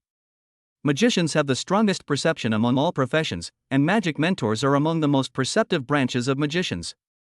With Emily's guarantee, Nolan could foresee that this beauty water would definitely sell like hotcakes.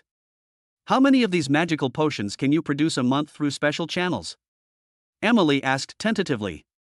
In her view, the other party was just a good-looking old nobleman. If he had such a potion formula, he would naturally have found Lord Lano to exchange for a longevity potion. Why would he use it to sell? The effort required to refine magic potions is no less than that required to find the formula blueprints, not to mention that the other party was a knight. Nolan pondered for a moment. In fact, with sufficient materials, he could produce about 20 bottles a month. After all, potions are not as common as cabbage, so this number was already quite terrifying.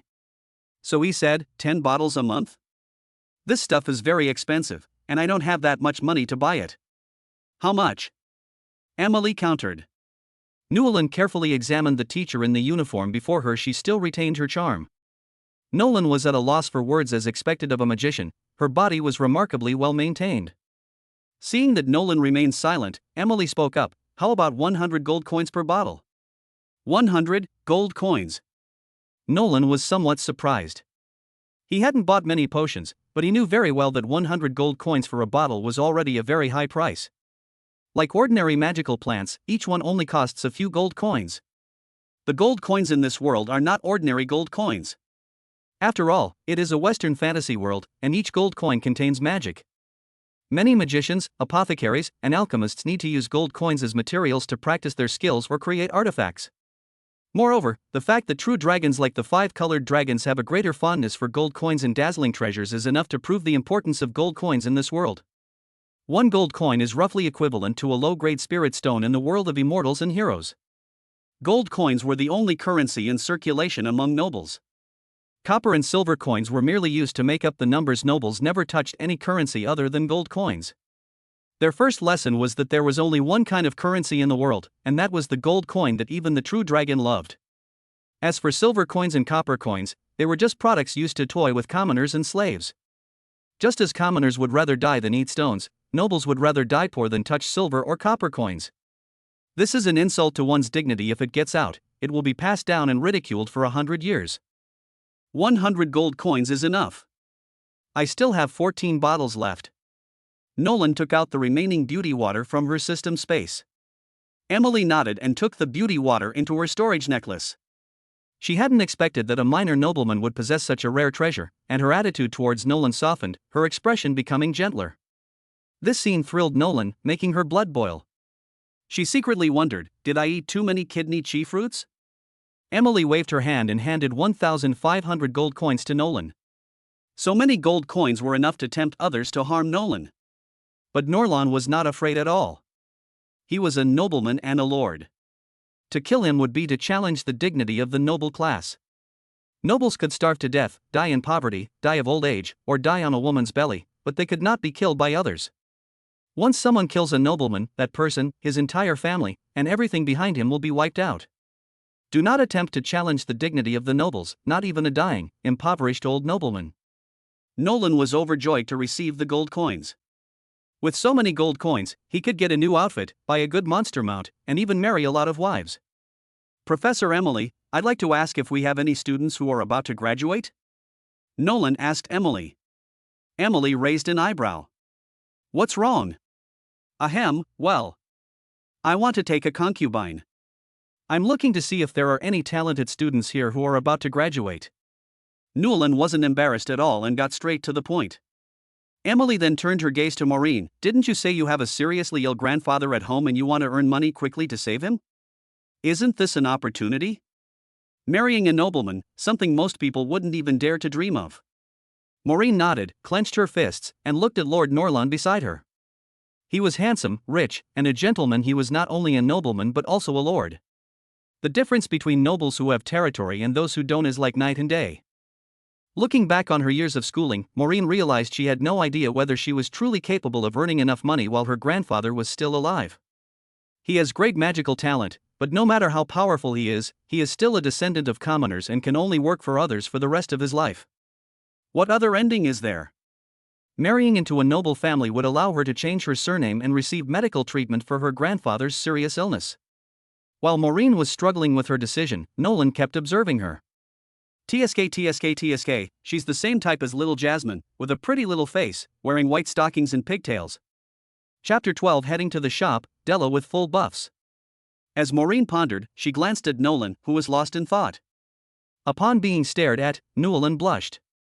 Ahem, putting everything else aside, if you marry into this family, your grandfather won't have to worry about the rest of his life. I'll take care of him. Nolan patted his chest and guaranteed that he had the ability to cure the common people's illnesses, which were usually caused by overwork and could be cured with just a small fee. Maureen was touched and immediately threw herself into Nolan's arms. You should know that she usually works part-time here to support herself, earning only a few silver coins a month. With her tuition and various other expenses, it would be difficult for her to complete her studies, let alone help her grandfather. As for her being a genius, so what? This world values bloodlines who would help you if you had no family or relatives. Nestled in Newland's arms, feeling the mature aristocratic aura he exuded, she became even more captivated. Although he was a bit old, he was rich and handsome. She actually has a few close female friends, all of whom also have special physical conditions, but they come from humble backgrounds and do not receive support from resources. This prestigious academy gathers all the commoner geniuses and nobles within the city of Lano, possessing the best educational resources, so it's normal that there are more geniuses here. If possible, she'd like to introduce her girlfriends to the group for now. She wants to test the waters first. She's so petite, Newland thought to herself as she hugged Emmeline. So, Nolan reluctantly bid farewell to the mature woman Emily and prepared to return to her hometown with Maureen. Before leaving, Nolan glanced at Emily again, intending to buy the same clothes for the little succubus Sana and give her a good makeover. Since Nolan had finally made it to Lano City, she naturally wanted to upgrade her weapons. First, they replaced the inferior birds and beasts with larger ones that could fly higher and were more aesthetically pleasing. He then commissioned some new aristocratic clothes for himself and also bought some for his concubines, stepmother dresses, JK skirts, black stockings, white stockings, which they would surely love. Of course, they also changed Maureen into a noble outfit, since this guy would be surnamed Newland from now on. After he got home, the two of them would go to the bridal chamber. Before that, he had to go to his father-in-law's house and buy him a bottle of medicine. So he went to the potion shop. As soon as they entered, the group of people dispersed. They all seemed to have noticed Nolan's strength, great mage. This strength isn't great in Lano City, but Nolan is a lord. He's wearing special clothing that only lords and nobles can wear. A great mage lord or nobleman, that's a different story. The crowd parted like a tide, making room for him. Nolan, with her arm around Maureen, was about to choose a potion when she glanced at it casually. The first thing you see is a pair of straight, beautiful legs, so tender they seem to drip with moisture, their skin crystal clear, like a piece of fine jade, making it impossible to look away. Looking up, I saw a beautiful woman who looked like a mature woman. My name is Della. Are you Lord Norlon? The bare-chested woman asked with a smile. Nolan nodded, his eyes fixed straight ahead, his skin so fair and delicate. Interested in becoming my concubine? Della smiled shyly. My lord, please don't joke like that. I'd been married before. Nolan's pupils contracted. Isn't this a plus? No wonder she looks so much like the succubus Sana. Does that mean I don't have to train her myself? What if I said I didn't mind? Nolan said in a teasing tone, feigning gentlemanly manner. Della covered her cherry-like mouth with the back of her hand. My lord, you must be joking. Not only have I been married, but my husband is dead, so I'm a widow. Newland's body trembled. A widow? He spoke again. I don't mind. Della's face immediately turned shy. Being stared at and scrutinized by such a gentlemanly and handsome old lord was something even she couldn't resist. I said I don't mind. If you have any ideas in the future, you can bring your daughter to the Norlan territory to find me. After saying that, Newland bought a bottle of healing potion and left. Nolan soon arrived at the old man's house, a very ordinary thatched hut. It was hard to imagine that a special talent like Maureen could be born in such a place. After catching up, the grandfather and granddaughter dragged their ailing bodies to kowtow to Nolan. As a young person of the new era, Nolan naturally stopped them and left the knight captain who had found the place to explain the reason. Afterwards, Nolan rode a flying bird beast and left with his concubine Molin. Seeing Nolan's gaze, the knight captain's eyes darkened. Knowing that ruthlessness was essential, he immediately went to Maureen's grandfather's house, holding a dagger to his own neck. Grandpa, you look exactly like my own grandfather. If you don't acknowledge me as your grandson, I have no face to live on. Soon, the birds and beasts landed smoothly and returned to the territory of Norlan. They acquired 500 gold coins this time, and used the rest to purchase a large amount of resources, including materials for refining turtle and tortoise grass, clothes for Sana and the others, and some basic items. Drainer, prepare a feast for me. Nolan shouted. Delano responded and came over. He understood when he saw Maureen and immediately prepared everything. The master of ceremonies, prayer masters, and others rushed over. The banquet began. Maureen was taken by Delano to change her clothes, and when Nolan saw her, she looked pure and beautiful. Wow, this is much bigger than the flat jasmine. It looks so tempting, slurp. Nolan hosted a banquet for guests, including commoners who came to offer their congratulations. He welcomed everyone and set up a table in front of the door, allowing them to come and chat freely. Have you heard? Our Lord married a wife from Llano City, who seems to have a legendary special physique. Hiss hiss hiss. Really? How could this be false? Would the Lord spread false information to deceive us? I never imagined that the Lord would become so powerful after marrying several wives. Maybe I should go home and give it a try? I've also heard that our Lord Nolan has changed his profession to become a mage and broken through to the level of a high-level mage, possessing extraordinary strength. Really? The Lord has broken through to the level of advanced mage and is already called a grand mage. That's enough to serve as a vanguard knight in Llano City. What vanguard knight? The Lord is a nobleman and a mage. Why would he stoop to be a knight again? Knowing they were no match for the enemy, Lord Chicken Frenzy and Lord Horsefork cowered in their territories, completely losing their previous arrogance. After Nolan spoke passionately to the nobles who had pledged allegiance to her at the banquet, she prepared for her wedding night. Maureen has a pure and lovely appearance, completely different from his previous wife. Chapter 13 Maureen is pregnant, powerful magic. Aside from Yali and Sasha, almost all of Nolan's wives are humanoid. Sana is a succubus, Jasmine is a half-vegetable, Laeliel is a half-elf, and now there's Maureen. TSK, what a big but definitely good material for having babies. Newland teased. You're so naughty. Maureen giggled shyly, a blush spreading across her neck. Successfully taking a concubine increases lifespan by 10, currently at 45. Experience gains significantly, current level unchanged. Forest Magic Affinity grants the bonus High Productivity skill. Forest Magic Affinity, as the name suggests, this skill grants an exceptionally high aptitude for forest magic, resulting in more powerful and more affinity with forest trees. High Yield Technique, as the name suggests, it enables crops to produce high yields. It can be used in conjunction with sowing techniques to allow crops to grow at the fastest speed and flower and bear fruit quickly. One shot, one soul conceive a level 20 offspring, receive a random reward, a fusion card. Fusion card allows you to fuse two skills with similar attributes and effects to obtain a more powerful skill. Nolan's eyes widened in disbelief. One shot, and he was dead? Big butts really do make it easier to have babies. So his future strategic plans will have to change. As a mage with an affinity for the forest element, Maureen naturally sensed the life force within her abdomen. Brother Lon, my belly, I'm pregnant? Mo Lin touched her lower abdomen, both surprised and delighted. He, one shot and you're hooked.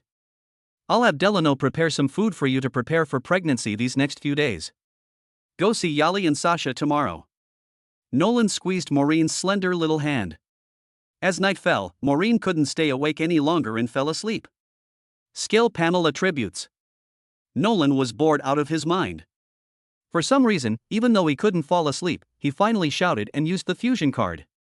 Skills: Aerial Flight, Water Ball, Fireball, Seeding, High Yield, Dragon Flame Burst, Lifespan Overlook, Turtle and Tortoise Herb Potion Crafting. Upon closer inspection, his skills are indeed not very good, but among the many skills, most of them have different attributes. Nolan was well aware that the system would provide better items in the future, so there was no point in keeping this skill fusion card. It was better to use it directly and convert it into something ready-made. After much deliberation, Nolan finally made up her mind, used the fusion card to fuse the seeding tree and the high yield technique. Currently, Turtle and Tortoise Grass is his main source of income and his lifeline, so he must combine two skills to take good care of it. Fusion successful. Passive skill growth technique acquired. Growth spell passive: the growth and development speed of magical vegetation within the territory is greatly increased, similar to the effect of Jasmine's green body. Good heavens, it actually fused into such a good thing. In this way, his turtle and tortoise grass can be harvested twice or 3 times a year, or even 4 or 5 times a year, and can be refined into various items to obtain huge profits. The turtle and tortoise grass bore fruit 3 times last time.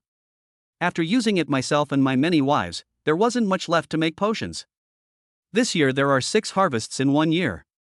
As long as we wait for a while, we can refine a brand new potion. The kidney chi fruit can increase the release rate by 10%, which Nolan has already accumulated to the maximum. So he opened the potion template. Unlike regular mage classes, he had an additional lifespan damage increase, and he would gain a talent every time his attributes reached a fixed percentage. Pharmacy template. Casting speed, 10% 100%. HP, 0% 100%. Law strength AP, 0% 100%. Lifespan damage increase, 43% unlimited. Nolan roughly understood. In other words, if all 4 attributes reach 10%, you can obtain the talent, and if you reach 20%, you will obtain the talent again.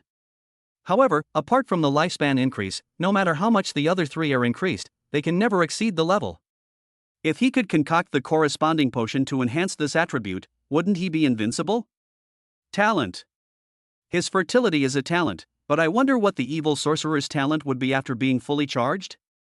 In other words, he can have 9 talents again. However, these energy boosting potions are extremely rare, and most of them are controlled by various lords or some special forces. Nolan wants to use the kidney chi fruit to synthesize these potions, but he needs a lot of resources, which he currently cannot gather. Compared to these vague and uncertain things, Nolan was more curious about her current strength. He possesses the Dragonblood Warrior's ultimate skill, Dragonfire Blast, which is 1,000 times more powerful than his own Fireball spell. It also increases the Void Staff's damage by 100%, casting speed by 100%, lifespan damage by 43%, and charge speed by 10%. Dawn broke. Maureen happily helped Nolan put on her clothes, while Nolan rushed to the back mountain to test the power of her skills.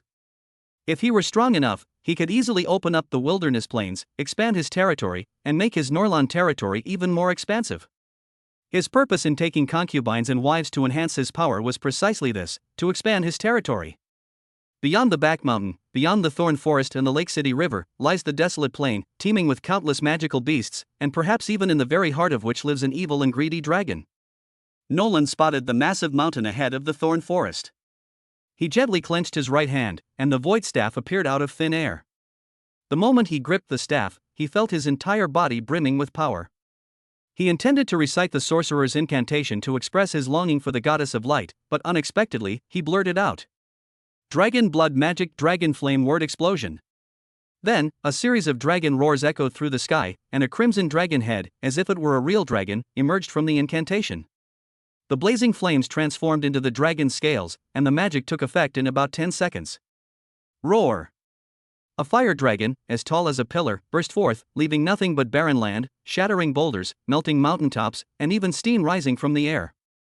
The dragon's body surged forth, obliterating, destroying, and annihilating everything in its path, utterly evil and violent. After using his magic, Nolan exhaled a breath of stale air, and a feeling of exhaustion and weakness swept over his entire body. He almost lost his balance and fell to the ground. He quickly took out a handful of kidney chi fruits from his system space and stuffed them into his mouth. This magic is comparable to the destructive power of an array. It's terrifying. If anyone saw this, they would be terrified. However, after thinking about it carefully, Nolan wondered if it was wrong of him to cast a spell of light without praying to the goddess of light. Speaking of which, the goddess of light is supposed to be female, right? If a goddess were to give birth to a child for you, it would definitely be a critical hit. Maybe the child would have some kind of top-tier physique, and any skill you randomly draw would be invincible. Upon hearing the noise, Draenor rushed over, only to be met with the scene before him. My lord, this is Shu. Newellyn gestured for the other party not to make a fuss and to keep a low profile. By the way, Lord, it seems that Lords Chicken and Horsechaw have brought another beautiful woman who appears to be humanoid, Drano said, remembering something. Chapter 14 Chicken is energetic and gets married to Catwoman. Oh, a humanoid beauty? Nolan became interested, wondering what tricks these two were up to this time. With his current strength, if the two of them come to provoke him, they will only be humiliating themselves. However, Nolan was very interested in the beautiful woman that Delano mentioned. A moment later, Lords Chickenfin and Horsechaw arrived in a magical beast hoofed carriage. Brother Newellyn, we've brought you another beautiful woman this time, G-Fin said with a grin. But they suddenly sensed the surging and immense magical energy emanating from Norlan, and their hearts trembled with fear. Brother Norlan, you. I heard you really changed your class to a mage and broke through to become a high-level mage? High-level mages can absorb elemental energy from the air and can learn a wide variety of powerful spells, making them extremely powerful. Nolan didn't speak, nor did she chant. With a light tap of her finger, a ball of dark blue flame emerged and quickly flew towards the hoofed horse. Roar accompanied by the scorching flames, the horse roared angrily before turning to ashes, dying unwillingly. The horse was quite valuable, but G-Fin didn't have time to feel sorry for it and kept praising and flattering it. Before he knew it, cold sweat broke out on his forehead. At that moment, all the filthy thoughts in his mind vanished. He had been blind to the truth, and had even dared to provoke Lord Newellyn's authority. Ma-Cha was the same. He was a bit quicker, waving his hand to signal the slaves to bring the beauty over, then letting out a lewd grin. Brother Newellyn, this is a Catwoman from the Orcish branch, he. Catwoman? Nolan sized up the half-orc in front of her. She has a curvaceous figure, especially her buttocks and chest, which look like she could bear children. Her skin is a healthy wheat color, and it seems like she has a tail behind her. Bysana's tail was thinner, and she had orange ears on her head, and even her long, straight legs stood there. Newellyn was deeply moved. He had been consuming too many kidney tonifying fruits lately, causing his blood and chi to surge. He had just held his wedding with Maureen yesterday, and there were still some things to take care of. After a moment of thought, Nolan said, Ahem, Delano will hold a banquet in 3 days. This statement shocked everyone present. Good heavens, he's going to marry a wife every day, right? G-Fin and Ma-Cha were also a bit confused. Since the other party had become a great mage, why didn't he improve his strength as soon as possible, but instead enjoyed worldly things like getting married and having children? By the way, I heard that you two have each raised a magical beast in your territories to protect them? Nolan asked with a smile. That is right, but we're using the lowest level of enslavement, which is inferior to the high-level contracts of mages. Chickenfin was very covetous of their magical beasts, which were their capital for fighting against the wilderness plains and establishing a home. Upon hearing this, Nolan immediately lost interest. He had also thought about raising a magical beast, but without the contract technique or the nurturing magic, he had no choice but to give up. Riding the lowest-ranking birds and beasts all day is just too undignified. I must go to the wilderness plains someday and subdue a handsome magical beast, and it would be even better if it were a female magical beast that could transform. By the way, don't orcs usually live in the wilderness plains? How did you manage to capture this Catwoman? Nolan asked, suddenly remembering something. Chickenfin replied, recently, the wilderness plains have been restless. We used traps to severely damage the Catwoman tribe and captured this Catwoman. After understanding the whole story, Nolan sent the two away. It seems I should find an opportunity to go to the outskirts of the wild plains and take a look. I hope I can tame a top-tier flying magical beast. Katya was taken back by Draenor to be educated in aristocratic etiquette, and also to have her groomed and dressed up. As a lord, Norlan naturally couldn't forget to improve his strength, so he sought out the formidable Sana. Brother Lon, I like using whips as weapons. With that, a whip appeared out of thin air in Sana's palm, and she flicked it hard, a spark flashing inside. At this moment, the half-elf Lariel, who loved to exercise, also arrived. Lariel still preferred using a bow and arrow, holding a bright green bow and arrow and aiming it at Nolan. Because Nolan's strength has been raised to the level of a high-level mage, she is not afraid at all even when fighting 2 against 1. He continuously fired flames from his hands at the two of them. It must be said that Sana and Laryl coordinated very well. Taking advantage of Nolan's inattention, they fired a bright green arrow that hit Nolan's arm.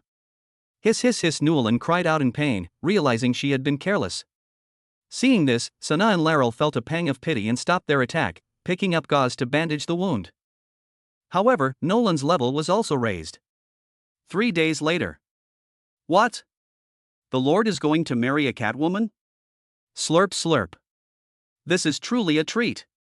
As a half-beast, Catwoman is flexible and can be used in all kinds of positions. Moreover, she is physically strong and never gets tired. He he he.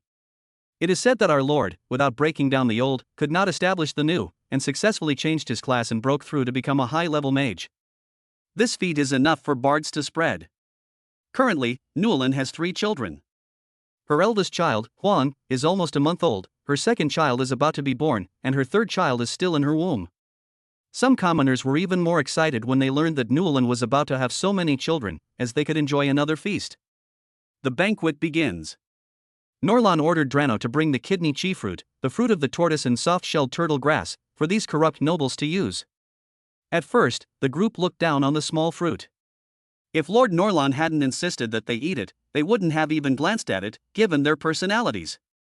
However, just as they ate it, they felt as if a wildfire was rising in their abdomen, a warmth spread around their waist, and magical energy burst forth from their entire bodies. This is a magical plant fruit? The knowledgeable lord sensed the magical aura and couldn't help but shout. What? A magical plant fruit? Does that mean a single one is incredibly valuable? Apart from a few wealthy nobles, no one would eat magical plants as fruit. They are a luxury even among nobles. Chicken Fin and Horsecha are the 2 most powerful lords in the vicinity, besides Norlan. The 2 were well aware of the value of the magical plant. Brother Nolan, how much does this fruit cost? Seeing that the fish had taken the bait, Nolan immediately laughed and said, "This thing is called kidney chi fruit. As for how much it costs, you can ask Delano for details." After saying that, Nolan grabbed a handful of kidney tonifying fruits from the side and stuffed them into her mouth. Then, she strode into the bridal chamber with a powerful stride. The lords were left to argue fiercely. As the name suggests, the kidney chi fruit was specially made to nourish the kidneys, and it was a favorite of the lords and nobles. These days, Maya's mind has been corrupted by the debauchery in her territory, and she has long lost her wildness. She can eat beautiful clothes and jewelry, delicious food, and all kinds of magical plants at will. When Nolan came over, Maya did not refuse. Her eyes sparkled with intelligence. She was slender yet shapely, and a wild beauty filled her entire being. Chapter 15: Marrying Maya. Unlike Yali and Sasha, Maya does not possess the refined and elegant temperament of nobles. Her entire being exudes a wild beauty that makes one unconsciously want to conquer her. Compared to a docile kitten, Maya is more like a fierce cheetah. Newelin answered loudly, her heart filled with emotion. Successfully taking a concubine increases lifespan by 10. Beast physique grants an additional 10 lifespan. Currently at level 22. The next morning, Nolan skillfully opened the panel and took a closer look. His lifespan had changed to 65 foot, which meant that his magic damage increase had become 65%. What a terrifying amount of damage! As the night passed, the once wild and untamed Katya lay in Newland's arms like an orange cat. Master, I have an older sister. She is the savior of our cat people tribe. I hope you can help me rescue her. Newland frowned. Maya was already so beautiful, what would happen if her older sister were like her? Nolan knew that the meaning of Redeemer was sacrifice, which meant sacrificing the most valuable offspring of a clan to the beast god. But this is just wishful thinking on the part of the orcs. How could the beast god possibly look down on these low-level orcs? Only a sacrifice at the level of a beast king would make the beast god raise his mouth. Without hesitation, Newland said righteously, "How dare you bully my sister-in-law? Don't panic. Tomorrow, no, today I will lead troops to rescue my sister-in-law." Upon hearing this, Maya's eyes filled with tears, deeply moved. Master, you're so kind, Wada. It's nothing, as long as you have my baby. Newland joked, knowing that Maya wasn't human and probably couldn't have a baby anyway. When Newland woke up again, it was 3 days later. If it weren't for the kidney chi fruit and beauty water, he would have had one of his kidneys crushed by Maya. Draenor, raise an army. Attack the wild plains. Newlin hadn't forgotten what he'd promised Maya after all, she was his sister-in-law. The orcs in the wilderness plains had been fighting with Norlan for decades. Although decades had passed, the orc's strength hadn't increased much. With his power as a great mage, he could probably crush them in the past. There are 500 knights in the Norlan territory, all of whom he raised, and today they have finally come in handy. Assembly complete. Nolan stared at the knights below and laughed loudly. You've been conserving your energy all this time, now's the time for you to expand your territory. The knight commander stood motionless, spear in hand. My lord, where is our destination this time? Nolan said, Wilderness Plains. Orc tribes. This time it's for expanding our territory. As you probably know, I have changed my class to a great mage and can no longer lead you into battle, but I am still with you. This time is different from the past. We can station troops in any wilderness territory we occupy and bring our own slaves to build houses. This statement caused an uproar. In this way, they could expand their power, and even smaller lords might emerge under Lord Norlan. With Norlan gaining even stronger support, these knights were promoted, made rich, and had a bright future ahead of them. The knight commander was also extremely excited, as this was a matter of great honor for his ancestors. However, he also had some questions. Lord, what if the orc tribe launches a counterattack under the moonlight while we are occupying this territory? Nolan laughed loudly. I have already set up a magic circle within my territory. All the territories that belong to me will be blessed by the goddess of light. Gentlemen, after decades of silence, I will now make the name Nolan resound throughout the continent once more. Each person will receive 10 kidney chi fruits for this battle, and will receive an additional 10 kidney chi fruits for each orc killed. Encouraged, the knights below had a glint in their eyes. They naturally knew about the kidney chi fruit, a magical plant that could increase strength. Everything for Nolan. Everything for Nolan. The sound of horses' hooves rang out, and the battle began. Lord Norlan sat in the back carriage with Katya in his arms, watching the marching army with great excitement. He wondered how many beauties the orc tribe had. System, I've occupied territory on the edge of the wilderness plains, what are the benefits? Nolan asked tentatively. You can plant another 1,000 tortoise-shell grass plants. Territory reputation increases. Currently, Nolan has planted 1,000 trees in her territory, which yield 6 harvests a year, providing her with approximately 600,000 kidney chi fruits annually. If another 1,000 trees are planted, then there will be 1.2 million kidney chi fruits per year, which can be sold individually or used to make magic potions. We've arrived. Maya lifted the carriage curtain. She couldn't forget this place, the place where the pedantic leader had enslaved her exceptionally talented older sister. Is your sister-in-law here? Newlin asked in surprise. What came into view was a rotting corpse, along with a pungent stench. It had to be said that the living conditions of the orcs were terrible. The knights are ready to go. With a command from Nolan, for the glory of Nolan, charge, my knights. The enemies you slay will be the future merits of war. I will reward you according to your merits, and you, the descendants of Meng'in, will bring glory to your ancestors. The battle begins. Nolan used her aerial flight technique to soar into the air, and her fireball spells, like aerial missiles, accurately hit one orc after another. It must be said that a great mage who has mastered the art of flying is incredibly powerful in this kind of battle. The orc's only means of countermeasure was through crossbows, but Norlan was extremely fast, and his aerial maneuvering was as skillful as that of a royal griffin. The crossbow bolts couldn't even touch his rear. You humans! You are utterly despicable. The orc chieftain expressed his dissatisfaction, holding a magic staff. He was preparing for a sacrificial ritual when the other side launched a sneak attack. It was truly despicable. Nolan didn't say much, and with a single fireball, she sent the old man to his death. In previous years, these half-orcs and orcs took advantage of their lord's weakness and came to human territory to fight and slaughter countless civilians. Now they deserve to die. At this moment, Maya carried a half-orc over. Master, this is my sister. Please save her. Nolan used his magical energy to sense the situation and realized that his sister-in-law was only being controlled by a minor spell. He easily dispelled the spell with a wave of his hand. The knights suffered minimal damage, yet they managed to capture a small orc tribe. Upon returning, Draenor began to reward those who had rendered meritorious service. Many knights received titles and vowed to serve Norlan for life. Norlan naturally gave an inspiring speech, and afterwards went to her residence. The two Catgirl sisters were catching up, and Nolan saw this but did not stop them. She gestured for them to bring out some magical fruits or similar items. Chapter 16 Marrying Katno, the twin sisters. Sister, this is our new home. Isn't it beautiful? Maya said, like a child showing off something. Mao Nui nodded repeatedly, her eyes sparkling. This place is so beautiful. However, she also had some discomforts, such as feeling uncomfortable and oppressed by the clothes she was wearing, preferring to wear a straw skirt instead. Mao Nua then turned her gaze to Nualan beside her, her face flushing slightly. This lord's territory is so big, with so much good food, fun things to do, and beautiful things to see. We don't even have to go out hunting ourselves. It's just too good. Maya and Manua look very similar, practically identical. However, Nualan could sense that Manua's magical energy was more concentrated, indicating that he possessed a special physique. Nolan was a little excited. So? Do you want me to have the doll? Mao Nua nodded and pounced on Nualan. She sniffed carefully, it smelled so pure. 3 days later. A joyful and peaceful atmosphere pervaded the territory of Norlan. Because, a few days ago, Lord Norlan issued a notice that Norlan had captured part of the western corner of the edge of the Wild Plains, and civilians could go there to live. But no one went, because if monsters or orcs attacked, they would be the first to die.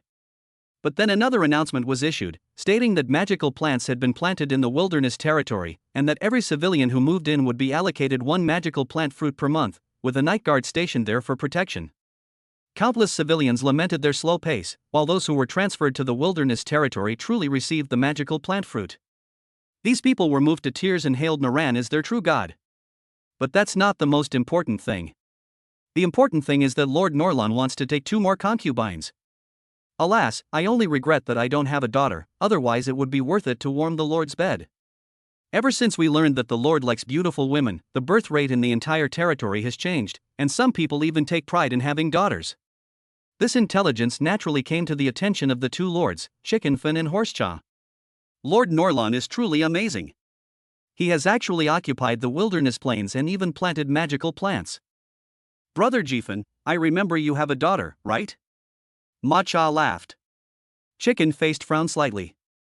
Get out of my way. She's my precious daughter. Don't even think about it. The birth of the Chicken Lord's daughter caused a sensation because she was so beautiful that she attracted many lustful magical beasts. Of course, this is just a rumor, but it is enough to prove how beautiful the Chicken Lord's daughter is. Hey! My friend! Think about it, Norlan is a lord. And a great mage at that, with a deep family fortune, growing magical plants at home. Do you think your daughter would suffer any injustice if she went there? Ma Cha tried to brainwash Lord Chicken. As long as your daughter marries into the family and discovers Nualan's secret, won't we both be rich? Ma Cha dropped another bombshell. Chickenfin's heart wavered a little. He thought of his beautiful daughter, who was only 18 years old this year, a beautiful age. He trembled at the thought of marrying Nolan, an elderly nobleman. However, it's all for the sake of excitement. It's an honorable title. The wedding was held, and everyone was very familiar with the process. The master of ceremonies, the prayers, and the pastor each performed their duties, simplifying the process to the extreme, but this did not mean that the event was low-key. Countless precious gold coins were displayed, along with various rare wild fruits and delicacies, making the banquet extravagant and chaotic. Many lords came to the scene, some to offer their congratulations, and some to freeload. Nolan accepted all comers, since he had money. Inside the room, Ma Nua seemed somewhat at a loss, just like Maya did the first time. Just then, Maya sneaked in. Mao Nual was startled. Little sister, are you alright coming in? He, I want to give Master a surprise. Don't worry, it's okay. Just sit quietly. Maya lifted the blanket and crawled inside. After a few rounds of drinks, Nualan hurriedly finished reading the prayer and pushed open the door to enter the room. The process was the same as always, blowing out the candles. Moonlight streamed through the window, illuminating the room through the dark, black glass. I'm here. Nualan leaped into the air. Hey, something's not right. Nualan looked down and saw that Maya was there too. Brother Lon, thank you for rescuing us 2 sisters. Maya said, her eyes filled with tears. Nualan rarely saw women cry, so she comforted them repeatedly and told them to protect them in the future. Successfully taking a concubine grants plus 10 lifespan, currently at 75. Gained a lot of experience and leveled up, currently level 23. Beast Affinity grants the special skill Beast Enslavement Contract. Beast Affinity, a natural beast tamer, easily gaining the favor of beasts, who generally will not attack rashly. Beast Contract allows you to forcibly enslave a monster of a lower level than yourself that you have defeated. There are no side effects once enslaved, the monster will be eternally loyal to its host, and there will be no other consequences. Wow! Nolan's eyes lit up. This physique is just as valuable as Jasmine's. One has a magic power constitution, the other has a monster constitution. One person takes care of the magic power, the other raises the monster. A thought suddenly popped into Nolan's mind: what if the cat sisters went to take care of the magical beasts? These magical beasts are naturally used by their knights to strengthen their armed forces, and they can even form a squad of flying knights, ground knights, and sea knights. They weren't riding ordinary wild beasts, but magical beasts. Just imagine how terrifying that would be. Furthermore, monsters can also be sold. Their leather and flesh are excellent materials that can be used for food, drink, clothing, and even for crafting magical potions. His territory had about 3,000 people. After deducting the old, weak, sick, disabled, and young who farmed, there were only 500 knights and 1,000 idle personnel. These people could be fully armed and formed a flying knight force. Katya, you two will be responsible for raising the magical beasts within the territory from now on. Discuss the specifics with Draenor, Nolan said with a smile, gently patting their heads. The two women were stunned for a moment, not expecting Nolan to grant them such great power, and immediately began to whine, "Master, you're so kind." Oh dear. Nolan couldn't possibly resist, so she immediately grabbed a handful of kidney tonifying fruits and stuffed them into her mouth. 3 days later, Nolan was pondering which magical beast would be best to raise. There were many considerations involved.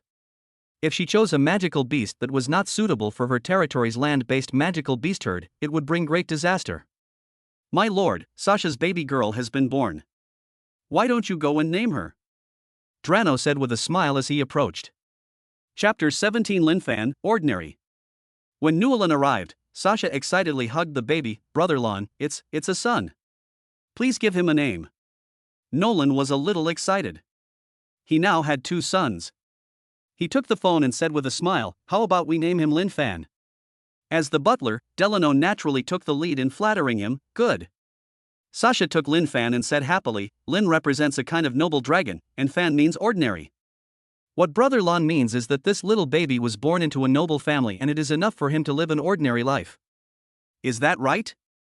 Newelin laughed heartily and kissed Sasha. You're right, that's exactly what I mean. Sasha held up the doll. From now on, your name will be Linfan Newelin. Linfan? Linfan? This name, like the Desolate One, is likely to bear countless consequences.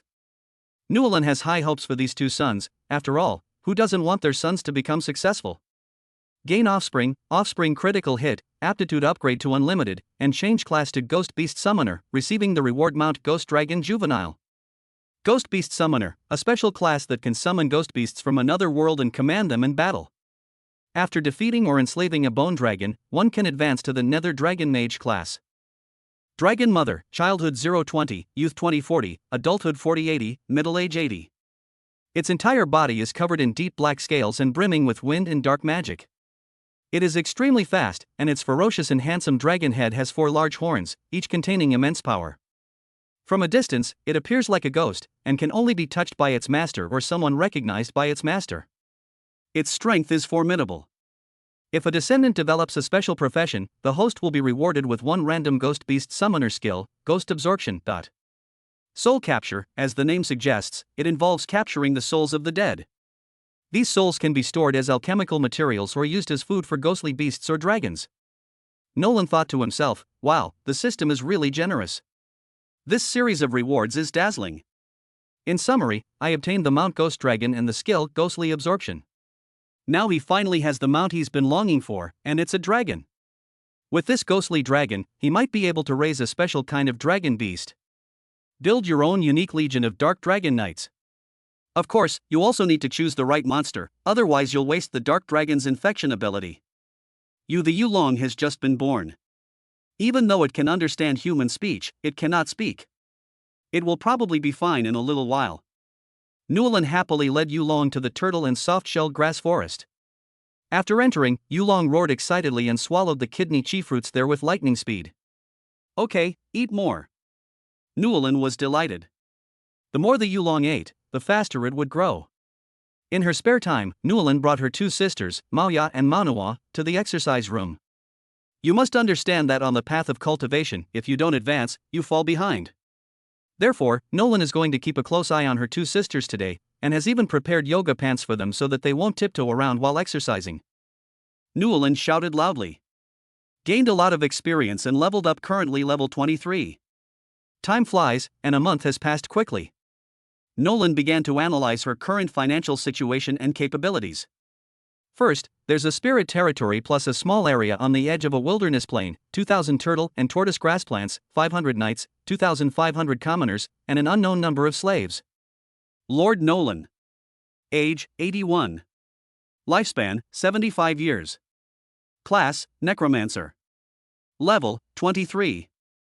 Skills: aerial flight, water ball, fireball, growth, dragon flame blast, lifespan overhead view, turtle and tortoise herb potion crafting, monster contract, ghostly appeal. Wives and concubines: Succubus, Nayli, Sasha, Lalil, Jasmine, Maureen, Katno, Katya. Descendants: Huang Newlin, Linfan Newlin. Talent: the system of many children, many blessings. Equipment: void staff, magic potion array. Crop: tortoise shell grass. Mount: dark dragon. Buff. Casting speed, 10% 100%. HP, 0% 100%. Law strength AP, 0% 100%. Lifespan damage increase, 43% unlimited. Looking at it this way, I realize that my strength has undergone tremendous changes compared to a year ago. His level growth rate has slowed down significantly. If he wants to continue to improve his strength, besides taking concubines and having children, he can only refine magic potions to increase his attributes.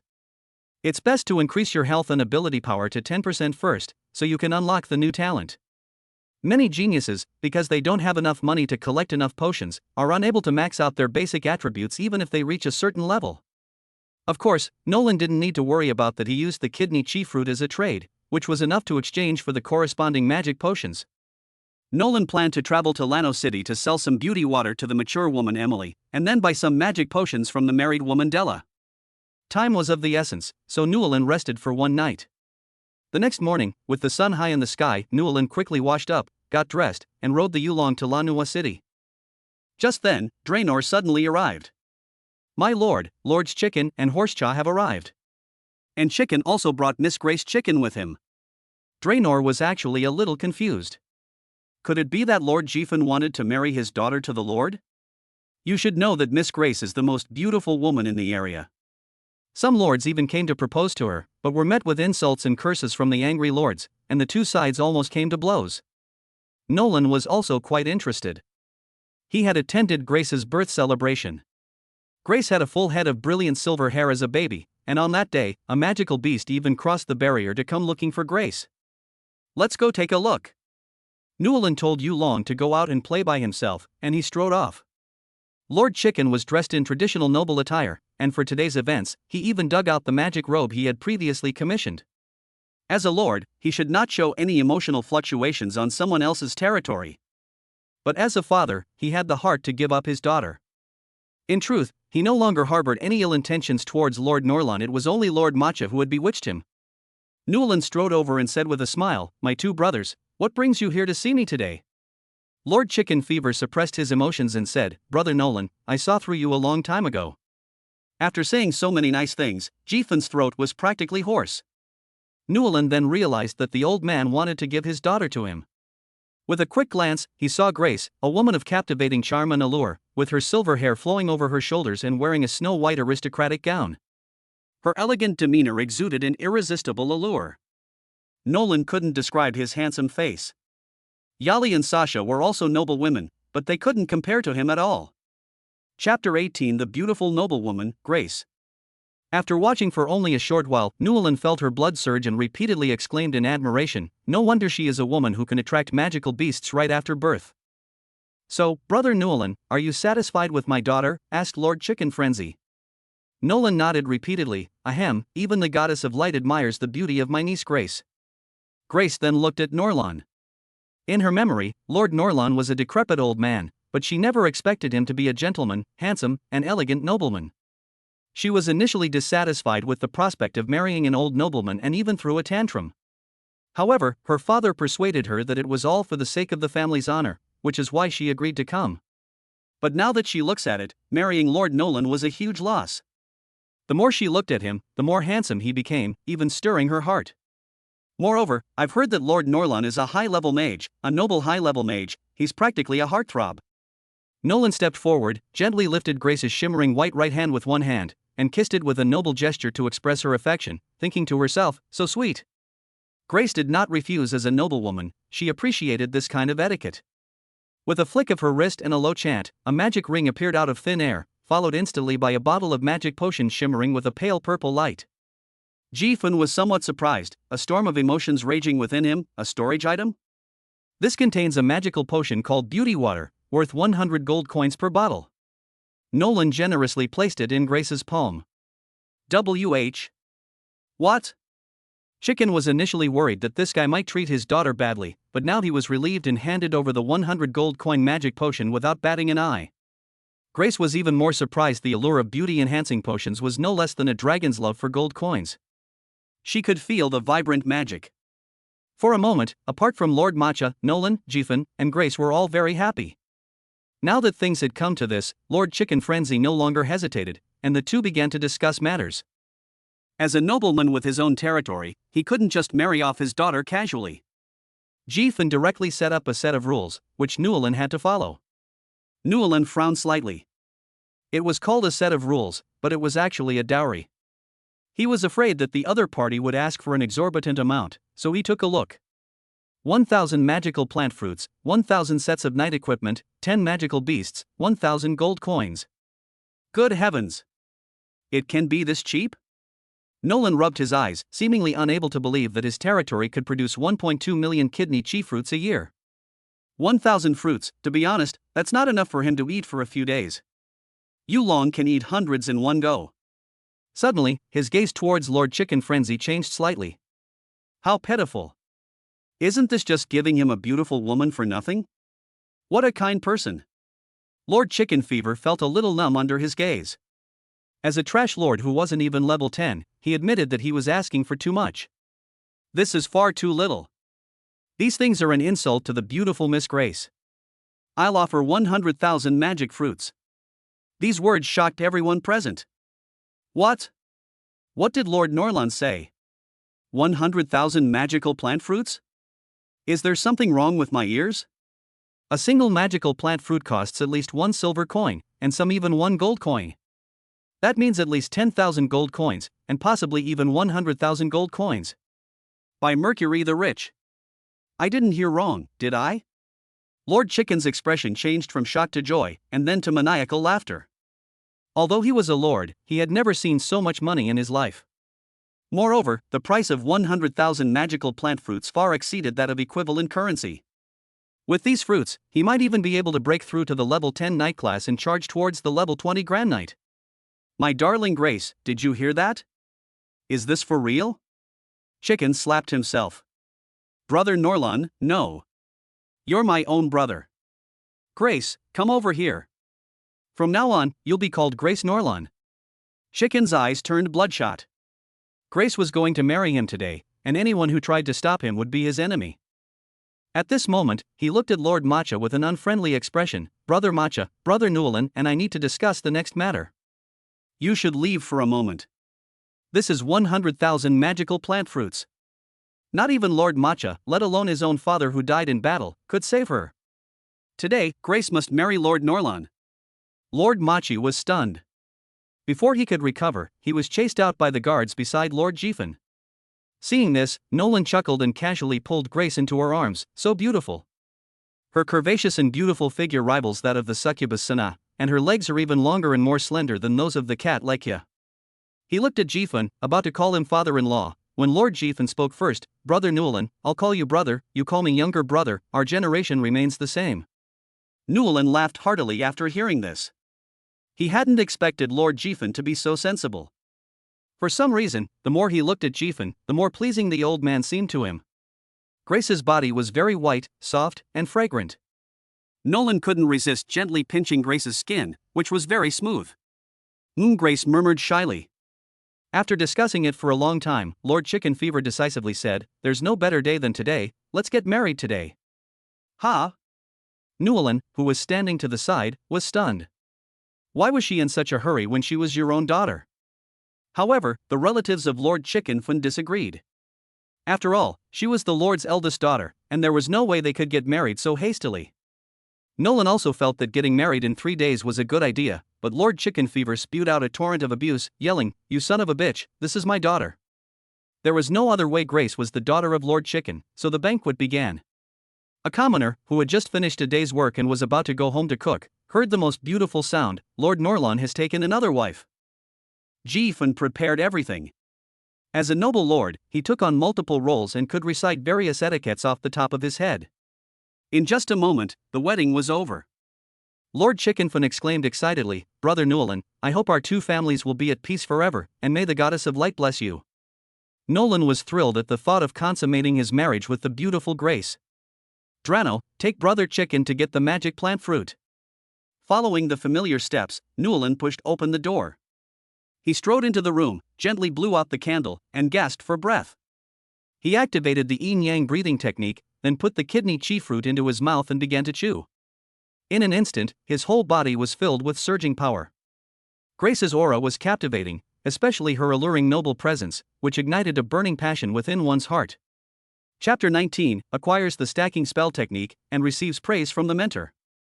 "Just call me Brother Lon from now on," Nolan said, pinching Grace's chin. Grace received a noble education from a young age and was well cared for by Lord Chicken. She exuded an air of nobility, which Nolan liked very much. Successfully taking a concubine increases lifespan by 10, currently at 85. Level +1, currently level 24. Light Constitution grants a random reward of stacking spell. Light Constitution, as the name suggests, it is filled with light magic. Legend has it that one can wield the power of the goddess of light, and has an extremely high affinity for light magic, with a chance to submit to light attribute magical beasts. Stacking spell passive, a small skill that the goddess of light excels at. Each time a suitable mage casts it, an additional spell is added. For example, casting Dragonfire Burst will cast it twice. Good heavens! It's amazing that I randomly got the stacking spell passive skill. Imagine two ultimate skills appearing at the same time. If used properly, it can even kill a careless opponent instantly, and it won't consume any extra mana. However, Nolan still wanted him to try his best to land a critical hit and get Grace to give birth to a baby for him. It must be said that Grace's face was beautiful, comparable to the goddess of light. What impressed people most was her stunning figure, which even the succubus Sana could only feel inferior to. Time flies. The sky began to brighten. Nolan felt like her kidneys were broken. All her efforts that night hadn't resulted in Grace giving birth, but Nolan wasn't worried. After all, there was plenty of time. Overnight, Grace's charm became even more captivating, her nobility tinged with a hint of allure. Nolan was very satisfied with this.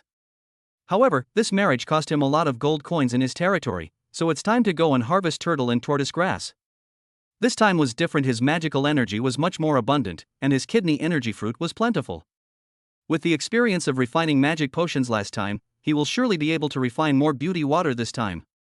Beauty water not only beautifies the skin, but also has some effects of nourishing yin and strengthening yang, comparable to a miracle drug. Just as Newlyn got up, Grace clung to Nolan's arm, pleading with him with pitiful eyes, "Brother Lon, I heard you have a special chessboard here? I want one too." Newlyn immediately thought of Mahjong. He thought it was something else, so he immediately agreed. 1 month later, Nolan's complexion improved significantly. The increased lifespan was secondary. The most important thing was that her level had been greatly improved. "Draenor, I need the kidney-stimulating fruit to make a potion," Norlan shouted. Drano nodded and immediately began to act.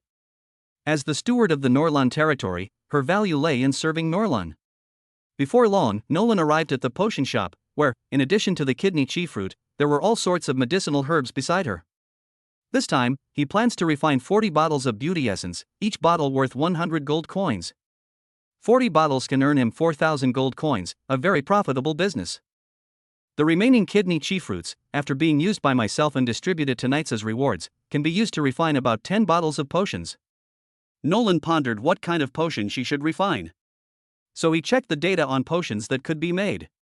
There were many, but most of them could not be made. After excluding those, there were less than 100 left. He definitely doesn't need to increase his strength, and he can't refine anything that increases his attributes. After much deliberation, Nolan finally decided to refine a vessel that gathers magical power. He doesn't need this to improve his strength, but his wife does. People like Sana, Jasmine, Lariel, Maureen, Emily, Katya, Katno, and Grace are either of special physical characteristics or special races. Give them some to help them improve their strength, and the rest can be used as currency. Sometimes, to attract young girls, gold coins are the most cliched thing to do. He just throws out a bottle of magic potion, and the shock level is many times higher than that of ordinary money. Otherwise, why would people say that pharmacists all have multiple wives and lovers? This is the reason. Pulling herself back to reality, Newlyn began the refining process. Time flies. This time, the steward refined 55 bottles of beauty water and 15 bottles of magic gathering water. It was considered that Nolan was lucky, as the fusion of the magic potions went very smoothly this time. The main reason is that the materials used last time have been piled up in the warehouse for who knows how long, so they are not effective and some have even aged. Unlike this time, the ingredients were all just purchased and are very fresh. 15 bottles of beauty water will be reserved for the concubines, and 10 bottles of magic gathering water will be used to enhance their strength. Without further ado, Newlyn rode the ghost dragon, carrying the remaining potions, and headed towards La Noix City. Along the way, some ignorant knights encountered Norland's ghostly dragon and exclaimed that the evil dragon had attacked. They were so frightened that they drew their swords against it. If Norlan hadn't shown his noble status, the bards would probably have spread the story of the hero slaying the evil dragon in a few days. Roar! When the guards outside Lano City saw a dark black dragon flying towards them, they were so frightened that they were at a loss and even wondered what they would do if they went to hell. At this moment, Nolan jumped off the back of the nether dragon and retrieved the dragon, which brought everyone back to their senses. After discovering that Nolan was a noble lord, the shock in everyone's hearts subsided somewhat. Lords and nobles riding dragons are nothing special to them. In their eyes, such noble people can come into contact with gods, let alone a dragon. In this world where bards love to spread stories of heroes slaying dragons, there are many ignorant people who have never seen a dragon and cannot comprehend the feeling of dying in the face of such a colossal creature. Compared to giant dragons that are tens or hundreds of meters long, Nolan's nether dragon is more like an adult dragon beast. Newlyn arrived at the Noble Academy shortly afterward. He had originally intended to bring Maureen along, but there was nothing he could do since she was pregnant and shouldn't move around too much, so he had to come alone. When Emily saw Nolan for the first time, she was somewhat surprised, a slight ripple appearing on her usually calm face. How come the magical energy within you has become so abundant? Have you leveled up again? Not bad, I'm level 24 now. I estimate I'll be able to break through to level 30 and become a grand mage soon. Nolan smiled confidently, but many people like to call mages above level 20 great mages as a sign of respect, and don't say advanced mages. But Nolan is only an advanced mage now. When Nolan last came, she was only level 22. She has leveled up twice in a short period of time, which surprised Emily. In her meager memory, Nolan was not a genius. Emily, wearing lace gloves, placed her hand on Nolan's chest. Phew, it seems your talent has improved since you became a full-time mage. Nolan joked, he, am I getting closer and closer to my mentor Emily? Chapter 20, Subduing Della, who was very sensible. As a seasoned woman, Emily knew exactly what Nolan was talking about. She smiled slightly and gave him a flirtatious wink, then I look forward to the day you surpass me. Women all admire strong men, especially her. To make her submit, you must at least be of a higher rank than him. Nolan didn't continue speaking, but instead snapped her fingers, and a pile of magic potions appeared on the table. This time I brought 40 bottles of beauty water. Do you want them? Emily's eyes sparkled when she saw so many magical potions. She had already used up the beauty water before, and it worked very well, nourishing and beautifying the skin. I want them all. Very straightforward, the two exchanged money for goods. It has to be said that Emily is quite a rich woman. She gave away 4,000 gold coins without batting an eye. Nolan stared at Emily, somewhat lost in thought, and couldn't help but smile. Mentor Emily, would you be interested in coming to my territory? To have my children? What? Emily was taken aback at first, but quickly recovered. She looked at Nolan's charming aristocratic face and smiled. Like I said, wait until you surpass me. However, Emily didn't expect the other party to be so bold. She had lived for so many years and had been confessed to by many magicians, but she had rejected them all. This was the first time she had ever been so proactive as to ask Nolan. Even if he were a nobleman, there would be no reason for him to act this way, especially since he was aware of Nolan's reputation.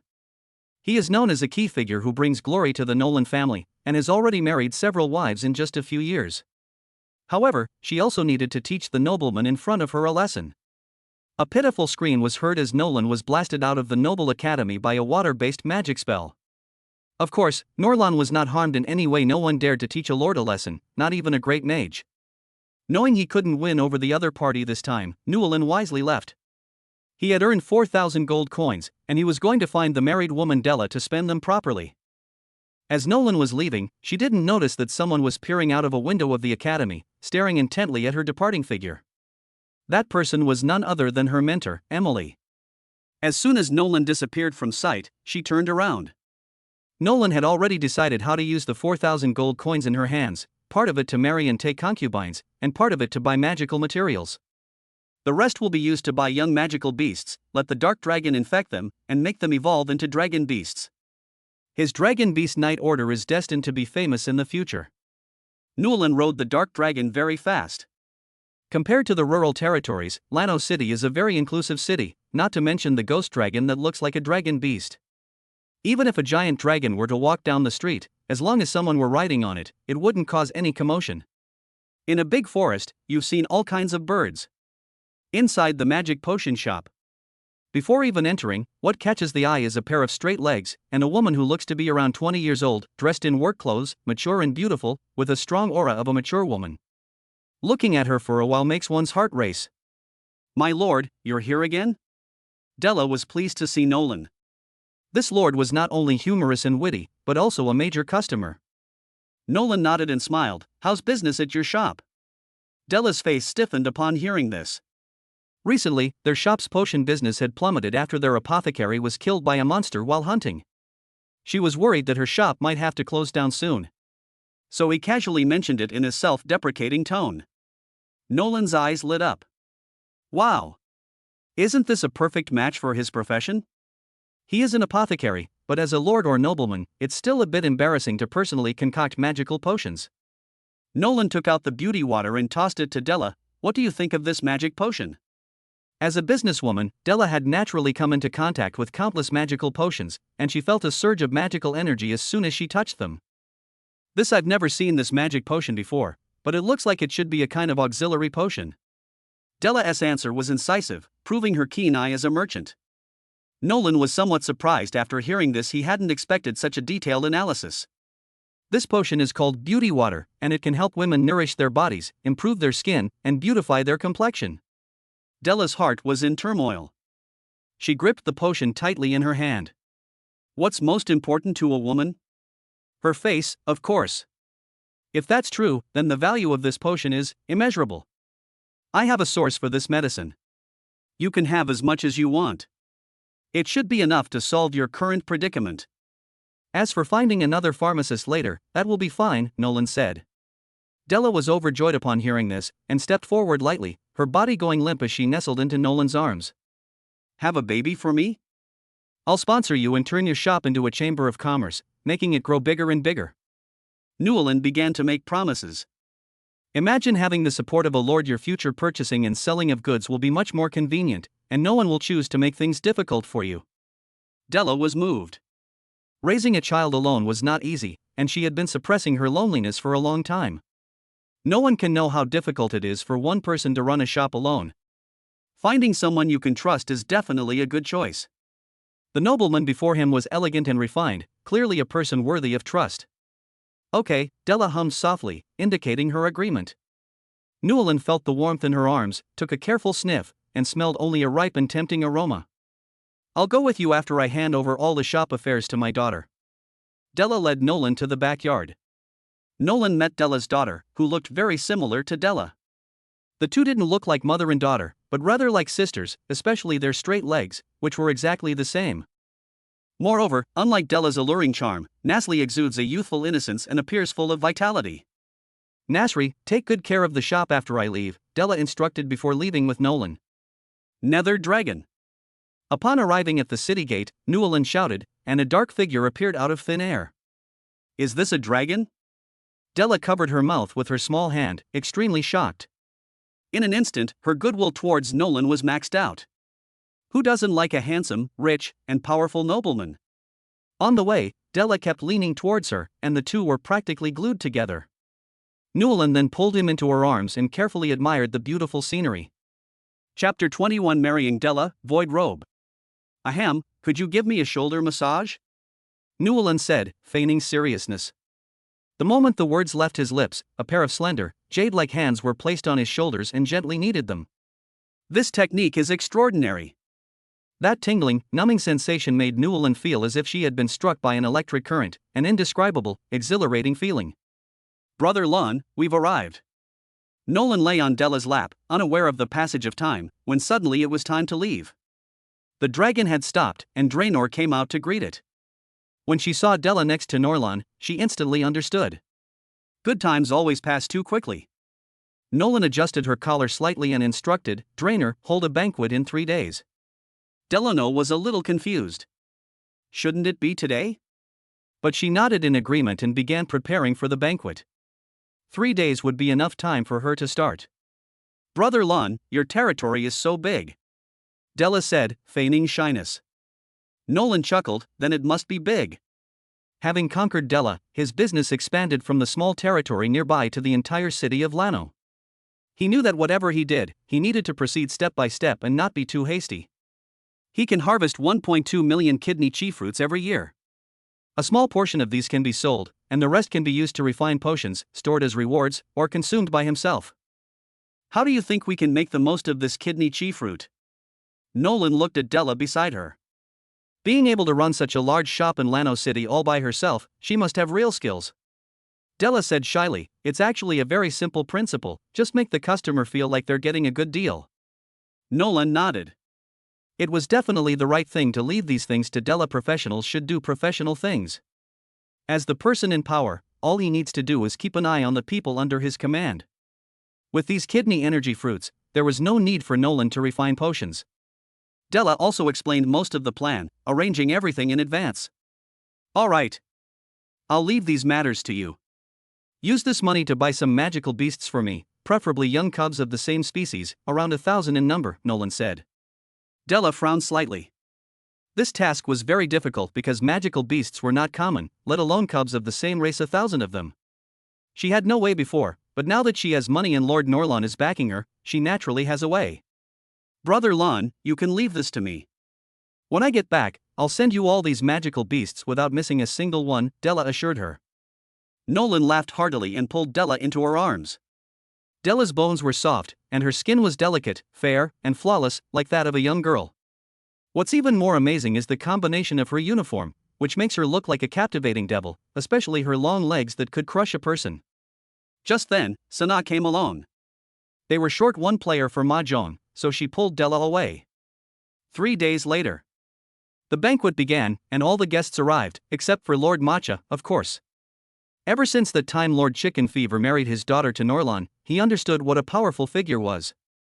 Every day, she sent him hundreds of kidney chi fruits, along with various exquisite jewelry and gold coins, which immediately broke down his psychological defenses. He wanted nothing more than to grab Newellyn's boots and kiss them passionately. With the nourishment of the kidney chi fruit, Jifan's strength progressed rapidly, reaching the level of a 10th level knight, and he already had the ability to expand his territory. Brother Newellyn, this is a toast to you. Jifan downed a glass of wine in one gulp. In his eyes, it was nothing for a man as outstanding as Lord Norlan to marry several wives a year. He vaguely remembered that a distant relative of his had a niece who was incredibly beautiful. She would be a perfect match for Lord Norlan. Nolan had no idea what Jifan was thinking. If she had, she would have been ecstatic. After the vows were made, Newellyn pulled up his pants and ran inside. He was still a little excited about his first encounter with a married woman. Especially someone like Della, who is beautiful, has a lot of advantages, and is very sensible. Newellyn took deep breaths, pushing her yin-yang breathing technique to its limit. As if that wasn't enough, she immediately drank several bottles of beauty water and chewed a few kidney tonifying fruits. Pushing open the door reveals the alluring Della, her black lace chonsam exuding charm. Newland smiled slightly and blew out the candle. Successfully taking a concubine increases lifespan by 10, currently at 95. Lifespan increased by 5, currently 100. Currently at level 24. A night of passion is worth 1,000 pieces of gold. Because Della was just an ordinary human, he did not receive any real reward. But that was enough. Newland was very satisfied that night, and even her 2 kidneys were almost too much to handle. Most importantly, his Nolan Merchant's business has a successor who can be managed by Della, and he believes she has the ability to do so. As the saying goes, if you doubt someone, don't use them. If you use someone, don't doubt them. A month later, Della's belly started to swell slightly. Brother Lon, I'm pregnant. Della was very surprised. She didn't expect that her efforts over the past month would bear fruit so quickly. It was truly unexpected. Conceive a level 20 child and receive a random reward, the Void Robe. Void Robe mythical, a secret treasure of the elves, crafted only by the most skilled craftsmen among the elves. It increases the user's defense by 100%, movement speed by 100%, and can be upgraded indefinitely upon defeating an opponent. When paired with the Void Staff, collecting all 5 pieces of the Void equipment set grants additional attribute bonuses. Collecting all 10 sets completes the Grand Slam, currently 210. Nolan was overjoyed. It was actually a matching piece of equipment with the Void Staff. Collecting all 5 pieces could even trigger an additional buff. It was truly insane. Since that was the case, he still needed to continue taking concubines. A 100% increase in defense means he's not worried about being easily killed due to his fragile physique, and a 100% increase in movement speed means his escape speed has increased. Of course, with his strength, he generally doesn't need to run away. Nolan sighed repeatedly. The reward was still so generous, it was truly worth all his hard work. Currently, Yali and Sasha's children have been born: Senna, Jasmine, Laeliel, Maono, and Maya. These children all have special physical conditions that prevent them from conceiving.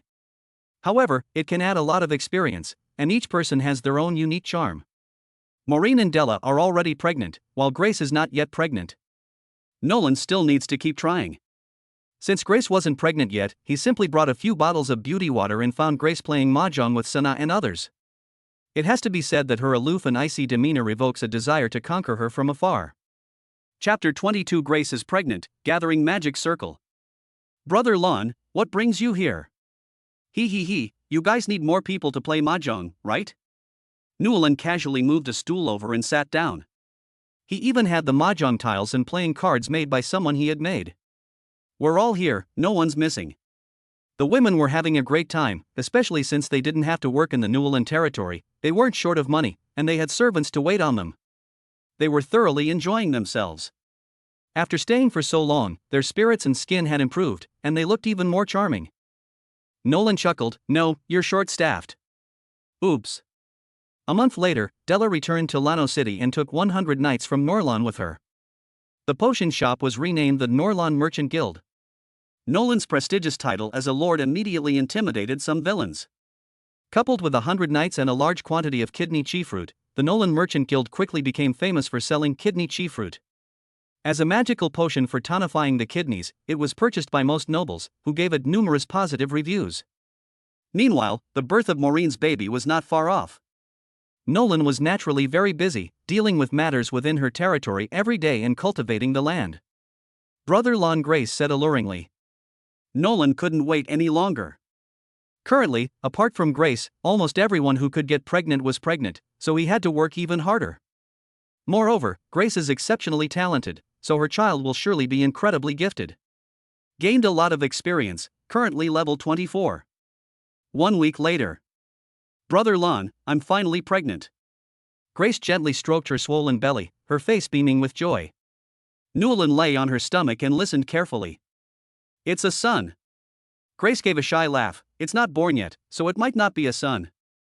Although she was newly pregnant, Grace did not feel weak or uncomfortable at all, because she usually ate too well, drinking potions like beverages and eating magic fruits as snacks. I say so. Newland chuckled. I don't believe you unless you prove it to me. Grace said shyly, puffing out her chest. Nolan held Grace's soft hand and whispered, because I'm older. Ugh, how annoying. Grace smacked Nolan's shoulder with her other hand. Since the weather is nice today, I'll give you some pampering. Nolan grabbed Grace's other hand as well. This is too much, isn't it? I'm already pregnant. Grace said shyly, her eyes darting around. You have conceived a child with unlimited talent and have received a reward of your choice. Please choose freely from the following options. Territory formation protects the territory, only those of a higher rank than the host can break it.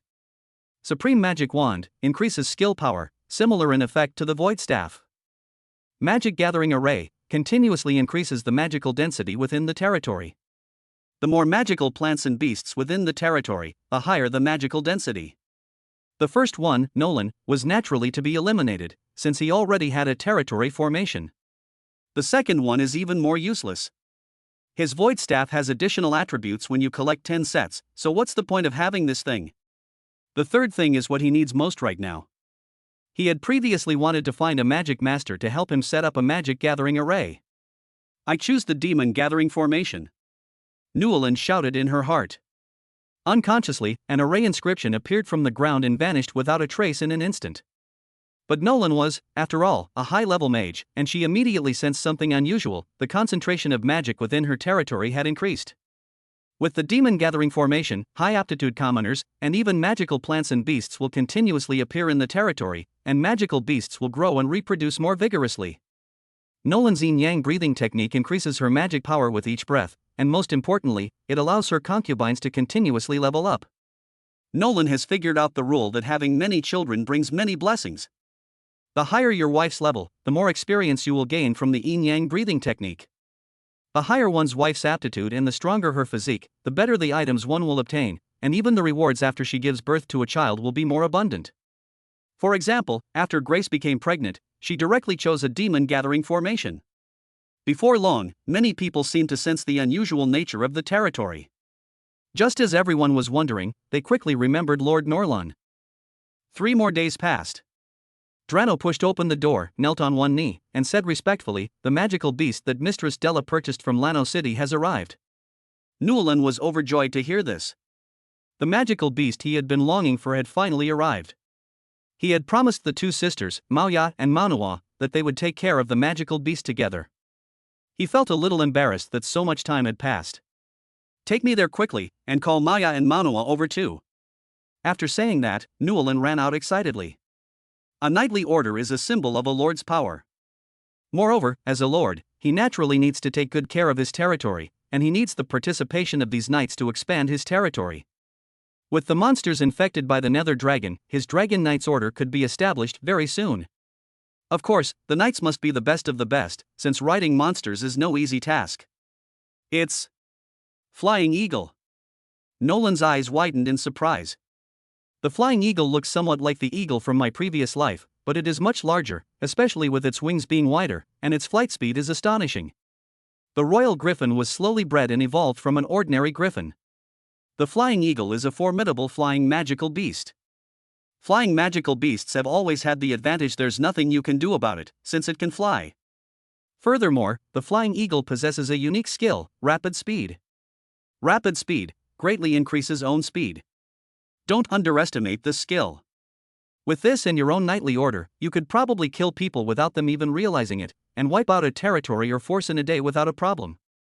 Speed is crucial for knights, and Nolan hadn't expected Della to be so helpful, providing him with 1,000 flying eagles. These vultures are still young and easily enslaved, but given Nolan's noble status, she would never enslave these magical beasts. Then he shouted, "Dragon! Roar!" A series of roars echoed from the sky as a gigantic black shadow descended, obscuring the sun and raising a cloud of dust. The arrival of the Nether Dragon caused the flying eagles to tremble in fear, with some of the weaker ones even foaming at the mouth and fainting. Before long, all the flying vultures lowered their heads and were tamed by the Nether Dragon. As long as Nolan has the Nether Dragon, these flying vultures will never betray her. Maya, Manua, where do you two think would be a good place to keep these vultures? Newland asked her two sisters behind her. He had to admit that seeing these two little guys standing together filled him with excitement, especially their cat ears and tails, all fluffy and soft. Chapter 23: The Birth of the Dragon Vulture, Flying Bird Cliff. There are too many people around, it's not a good time to fight. We should finish dealing with the current matters first. He doesn't know how to raise monsters, but his wife does as orcs. They've been in contact with monsters since childhood. As speed-type magical beasts, eagles can be raised in higher places so that they can develop the habit of flying from a young age. In addition, the magical energy within the territory is gradually becoming richer, so we can adjust some magical potions to promote the growth of magical beasts. Combined with the kidney chi magic fruit, and then through the infection of the nether dragon to create a mutated flying vulture, these flying vultures will be able to leave their nests in less than a year. After that, select some excellent male flying vultures as breeding birds, and cultivate stronger flying vultures over a long period of time. Katya and Katnua chatted away, and soon they had clearly explained the future direction of monster breeding. Although Newlyn was unfamiliar with the subject and was completely confused by what she heard, she knew that this method was definitely feasible. The only difficulty right now is finding a higher spot for these vultures to build their nests. His Norlan territory is mostly flat land, with occasional bumps that are completely unsuitable for the growth environment of eagles. Just then, Grace came over, her belly slightly swollen. My father has a flying bird cliff, I'll go get it back for you. Upon hearing this, Newlan's eyebrows lifted.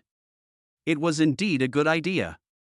Moreover, the flying bird cliff was right next to his wild plains turtle and soft-shelled grass breeding ground. These flying vultures would be perfect for flying down to eat the kidney chi fruit when they were hungry. But Nolan was still a little hesitant. The land between lords was calculated, and it would take a huge price to get the other party to contribute it. Don't worry, Brother Lon, I'll go and talk to him. Grace shook Nolan's arm and assured him. Okay. Then while you're at it, bring some beauty water and kidney tonifying fruit for Brother Chicken. Nolan then put her arm around Grace. Since marrying his daughter to Norlan, Lord Chicken Fever has spent his days eating, drinking, and having fun, while his level continues to rise. Indeed, having a daughter is worse than having a son. He should thank Lord Matcha, otherwise he wouldn't have everything he has now. Having two women on my left and right, it feels so good. Father, I'm back. Grace called out as she strode over. When Jeefan heard his daughter's voice, he was initially delighted, but then he frowned. A married daughter is like water spilled from a cup. What if her return displeased Lord Newlan and caused him to lose his magic fruit? Grace knew her father's personality perfectly well, and immediately gave a guarantee. Brother Lon sent me back. I also brought some magic potions and magic fruits, and Jeefan walked out the door and leaned over one box after another, staring wide-eyed at them. These were treasures he could only dream of. Ahem, Brother Lon is currently breeding magical beasts and needs the flying bird cliff in your territory, Grace said with a light cough. What? You want my flying bird cliff? That place takes up 1/5 of my territory. No, we can discuss other things, but not this. Chicken Fin shook his head. Other things are easy to talk about, but if he cede his territory to other lords, his father can kill him with a single sword when he goes to hell. Dad. You're so narrow-minded. I'm pregnant. Grace said, her belly protruding. No, what does your pregnancy have to do with my narrow-mindedness? Jeefan didn't understand. Grace continued her brainwashing. Your grandson was born, shouldn't you do something to celebrate? Also, now that I'm pregnant, won't your grandson bring you even more good things after he's born? Moreover, Brother Lon is currently breeding magical beasts at Flying Bird Cliff. If he succeeds, I can ask you for a few more. A useless cliff of flying birds, traded for a group of magical beasts and all sorts of good stuff. Besides, can't this be considered my dowry? And Lord Chicken was so excited that he nodded in agreement on a whim. This is the land deed for Flying Bird Cliff. Give it to Brother Newlan, and make sure you don't lose it. Grace was overjoyed, grabbed the land deed, and rode off in her horse-drawn carriage. This? All that was left were a few boxes of magic fruit, a cloud of dust, and a bewildered chicken lord. Of course, Nolan wasn't idle either. He had Drano collect materials, and Maureen acted as his assistant to refine the potion. Are you feeling all right? Nolan asked, looking at Maureen, who was heavily pregnant. I feel much better now than when I was at the Noble Academy. Although Maureen was heavily pregnant, she hadn't suffered at all since arriving in the Norlan territory. She ate and drank to her heart's content all day long, and had even gained some weight, making her look even cuter. Moreover, as a student at a prestigious academy, she had practiced potion making there for a period of time, which would make her a good helper. Besides the kidney chi fruit, this time we also need a series of magical potion materials and common herbal extracts, such as flying eagle feathers, eagle blood, animal hide, dried wood, etc. Nolan first placed the crucial kidney chi fruit, while Maureen used magic to compress, decompose, and extract the materials. 3 days later, Nolan was in a good mood. This time, she refined a lot of magical potions and mixed them into the water source, enough for these flying vultures to use for a year. Growth promoter for flying monsters, this product promotes rapid growth in low-level monsters with excellent results and no side effects. Long-term use can increase the speed of flying monsters. With this, and Grace having already acquired the land deed for Bird Cliff, raising flying eagles will soon be on the agenda.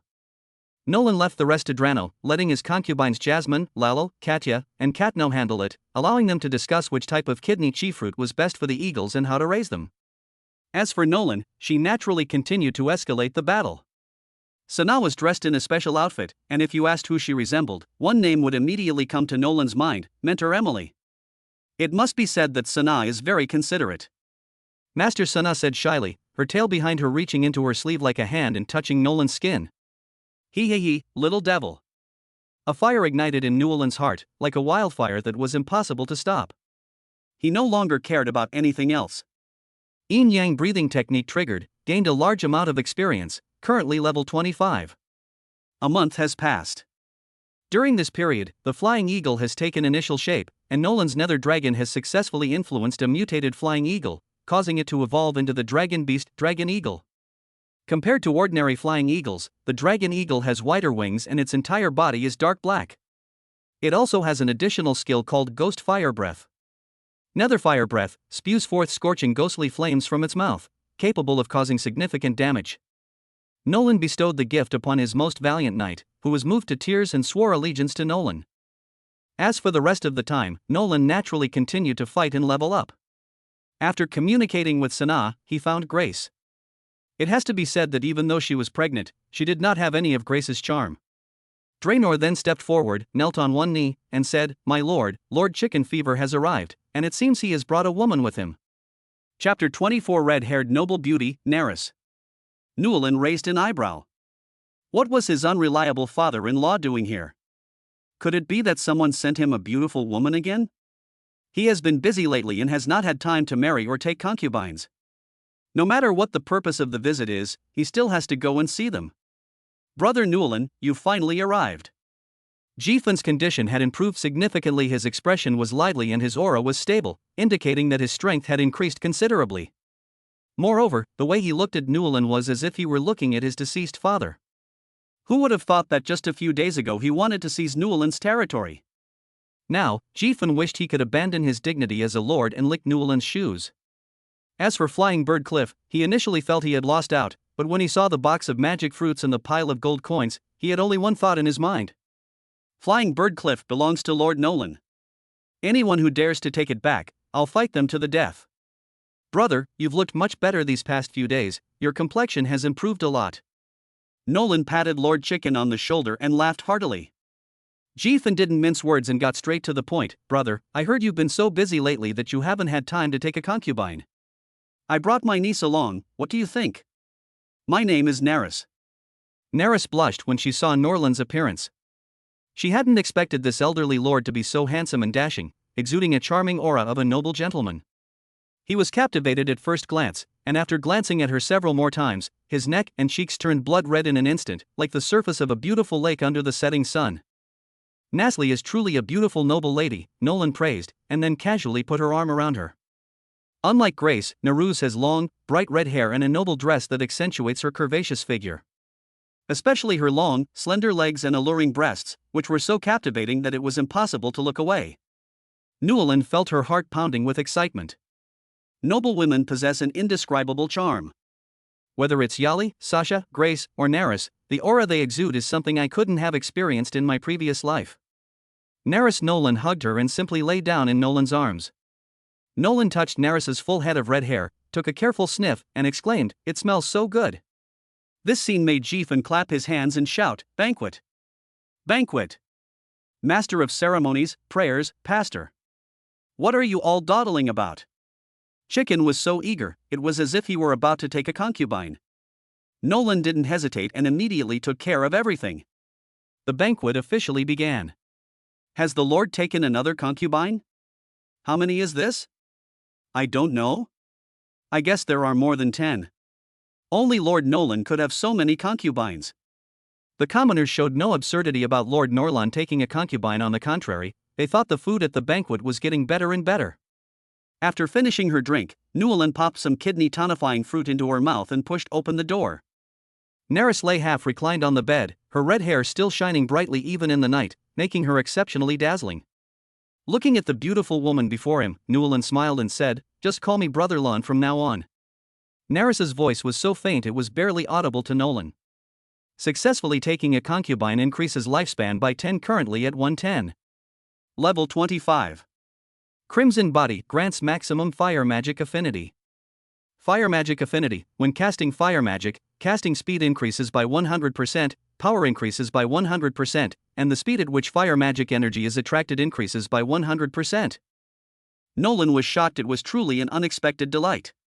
His affinity for fire magic increased his Dragon Flame Burst skill by another 100%, making it terrifying. Combined with stacking spells, equipment, and so on, its power was estimated to be enough to instantly kill opponents of higher levels. You smell really good. Newlyn chuckled, turning her head to the side. Naluz paused for a moment, then patted Newlyn's chest with her delicate hand. "You're bad." Ha ha ha. Time flies like the wind. During this time, although Newlyn has been training, she has not leveled up. For a level 25 advanced mage, breaking through to level 30 and reaching the level of a Grand Mage is extremely difficult. However, Nolan is not in a hurry. He still has more than 100 years of life left and will be able to break through sooner or later. Mistress Della said that the Nolan Chamber of Commerce's profits are hitting new highs. In addition to beauty water and kidney tonifying fruit, the fertility promoting liquid is selling like hotcakes, and reservations have even been made until the year after next. Delano brought over the financial statements, his face showing some excitement. Earning these gold coins in a month was something she had never dreamed of or dared to imagine before. Nolan saw that it was indeed a lot of money. With this money, perhaps he could recruit more knights and make full use of the 1,000 dragon eagles. Previously, for the safety of the Norlan Merchant Guild, he sent 100 knights to Lano City, and now there are 600 knights left. As a knight, in addition to learning various rules and regulations, one also needs great strength and an indomitable character. Within his territory, there were people who met the standards of a knight, but Nolan wanted elites. After careful consideration, he decided to go to a noble school, where there should be a place specifically for training knights. While I'm at it, I'll also take a look at my beautiful mentor, Emily, and maybe even take a few concubines. Maureen says there are quite a few people like her who come from humble backgrounds and are poor.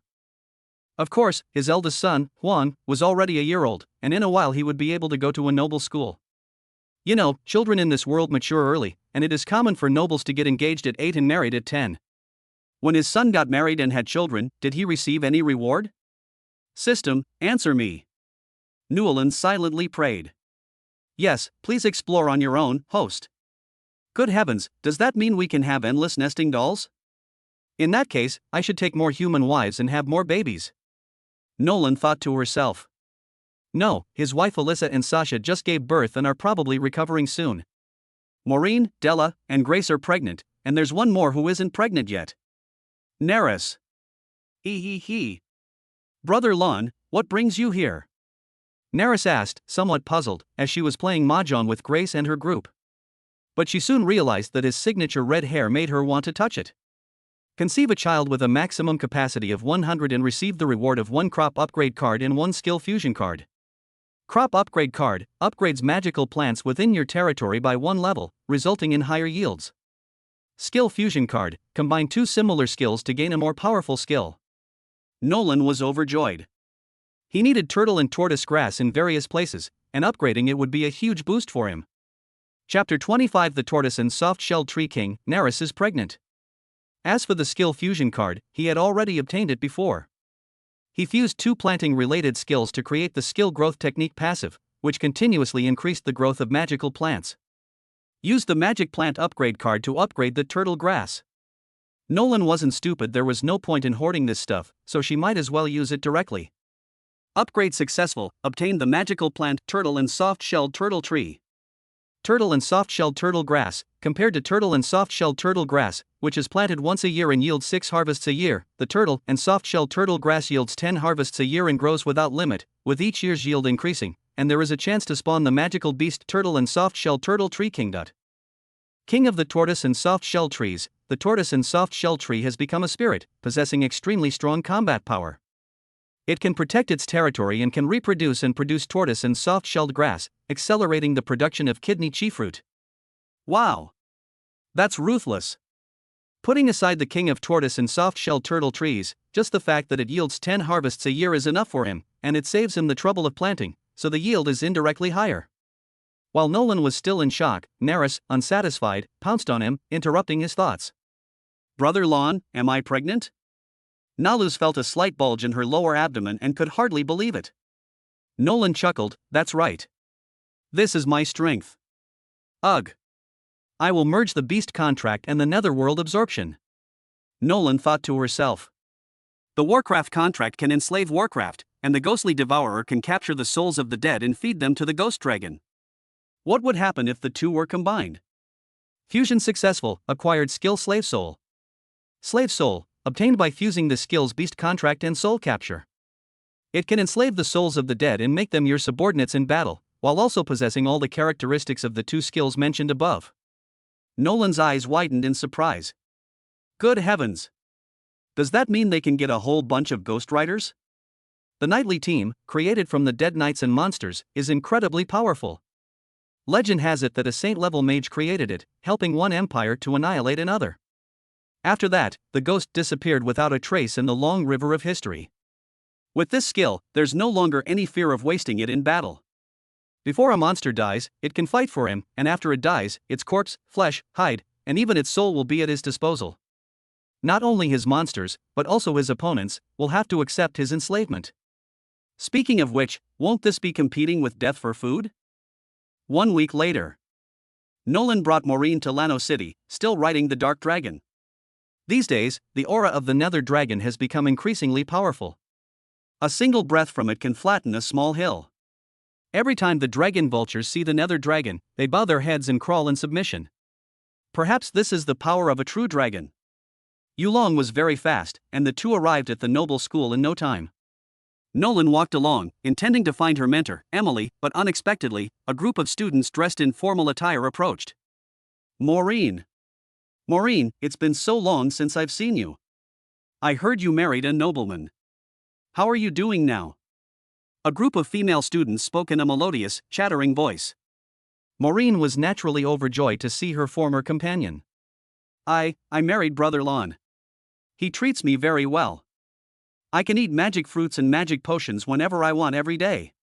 Maureen happily talked a lot, and judging from her noble clothes, her spirit, and the abundant magical energy within her, it was all genuine. They're really doing very well. It's almost unbelievable that someone with the temperament of a nobleman would treat a commoner woman so well. Are you pregnant? Someone noticed Maureen's large belly. Maureen rubbed her belly, her face glowing with maternal tenderness, and nodded. Why don't you come and keep me company?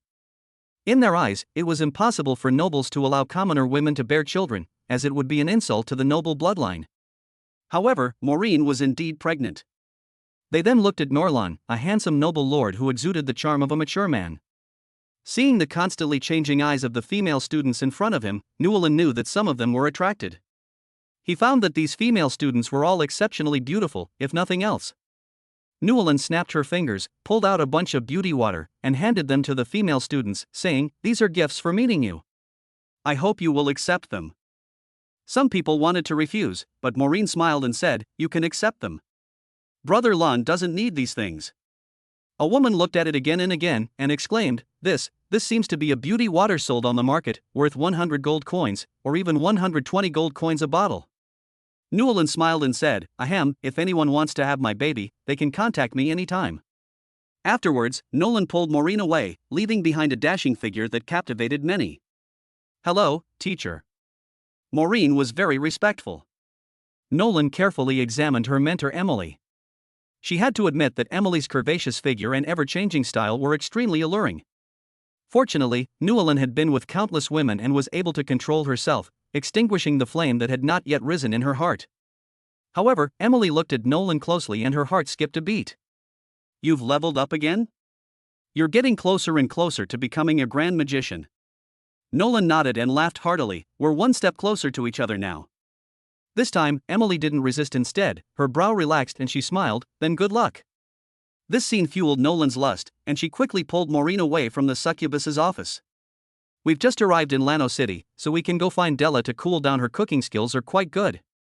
Just as Nolan was about to make his move, a tall, mature woman with blonde hair and blue eyes walked over, looking shy. Brother Nolan, I want to go with you, is that alright?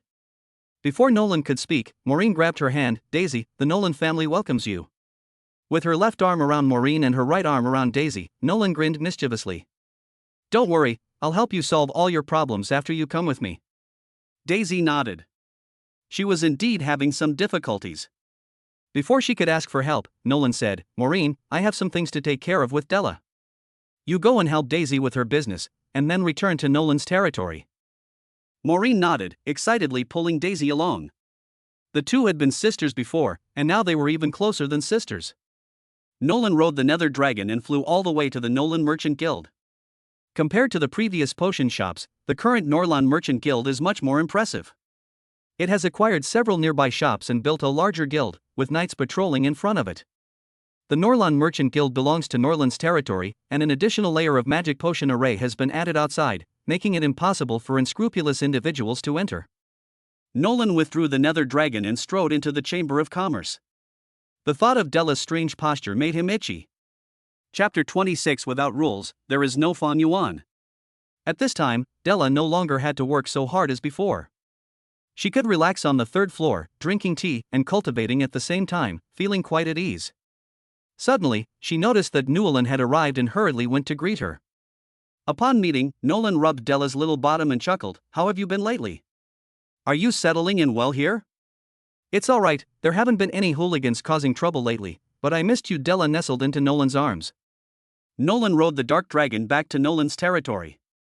When Delano saw that Norlan had returned and then saw a strange woman, he naturally understood what was going on. The banquet began silently. As before, various rituals continued uninterrupted. Many nobles came this time, including some who were in dire straits and came to seek refuge.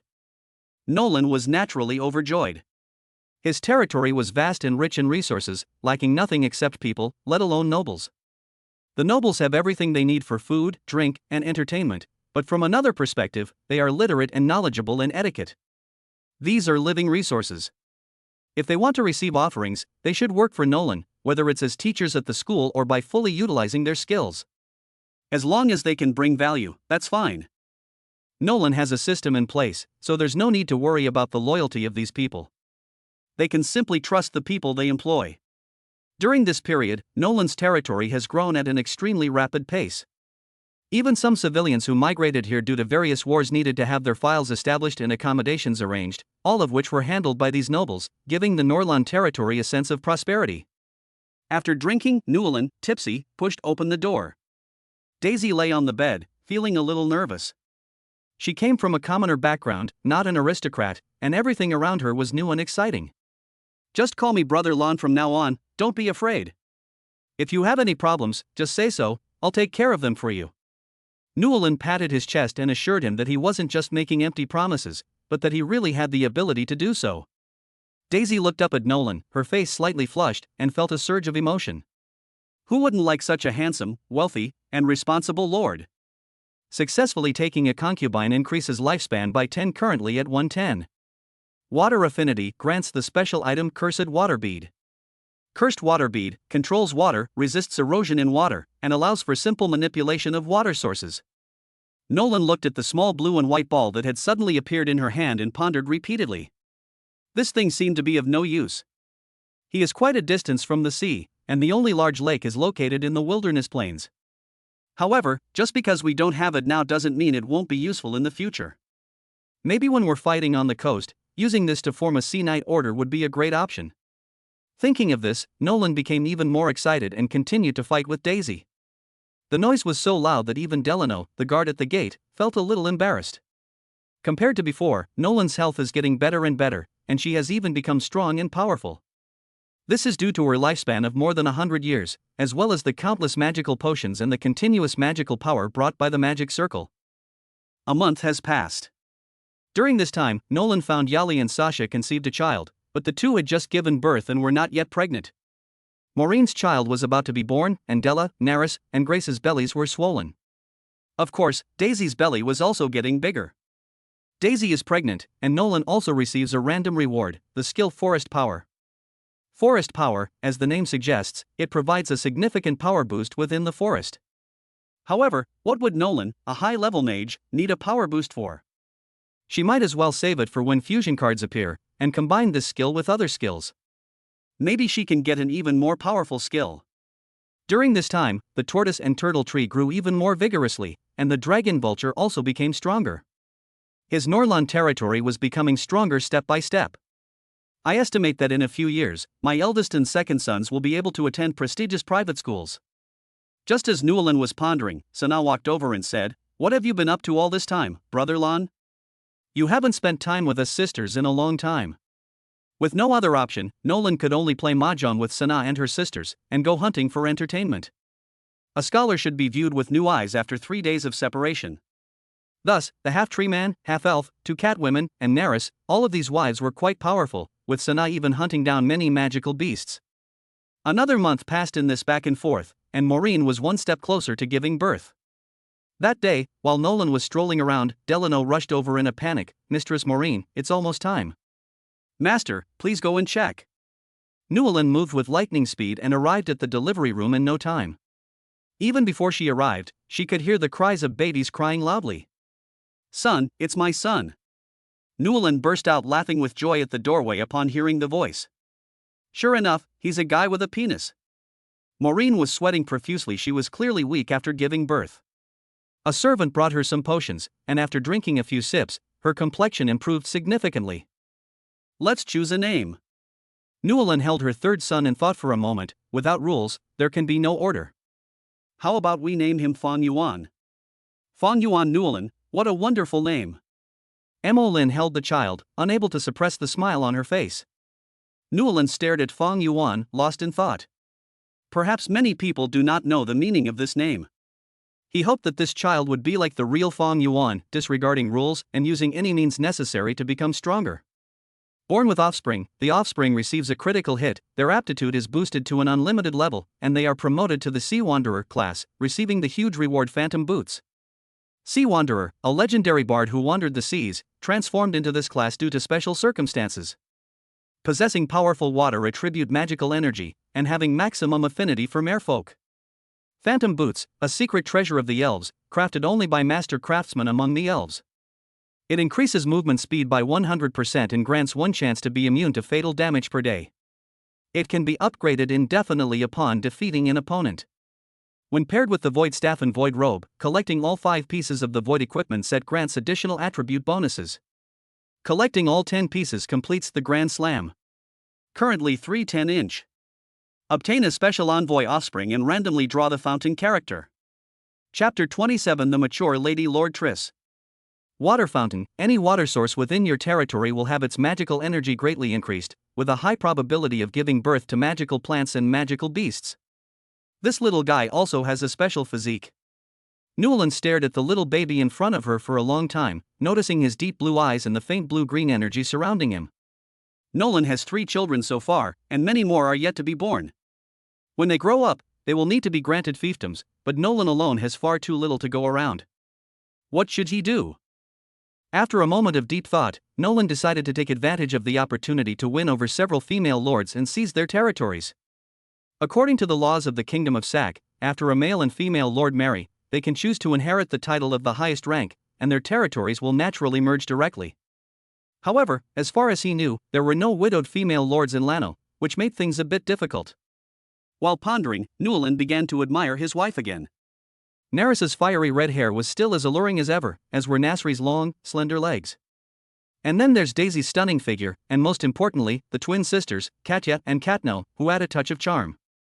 Then, Sana appeared again. Her unique aura as a succubus was captivating. With so many beautiful wives in his territory, Newlin was somewhat lost in thought, wondering, when will the nether dragon be able to take human form? 2 months later.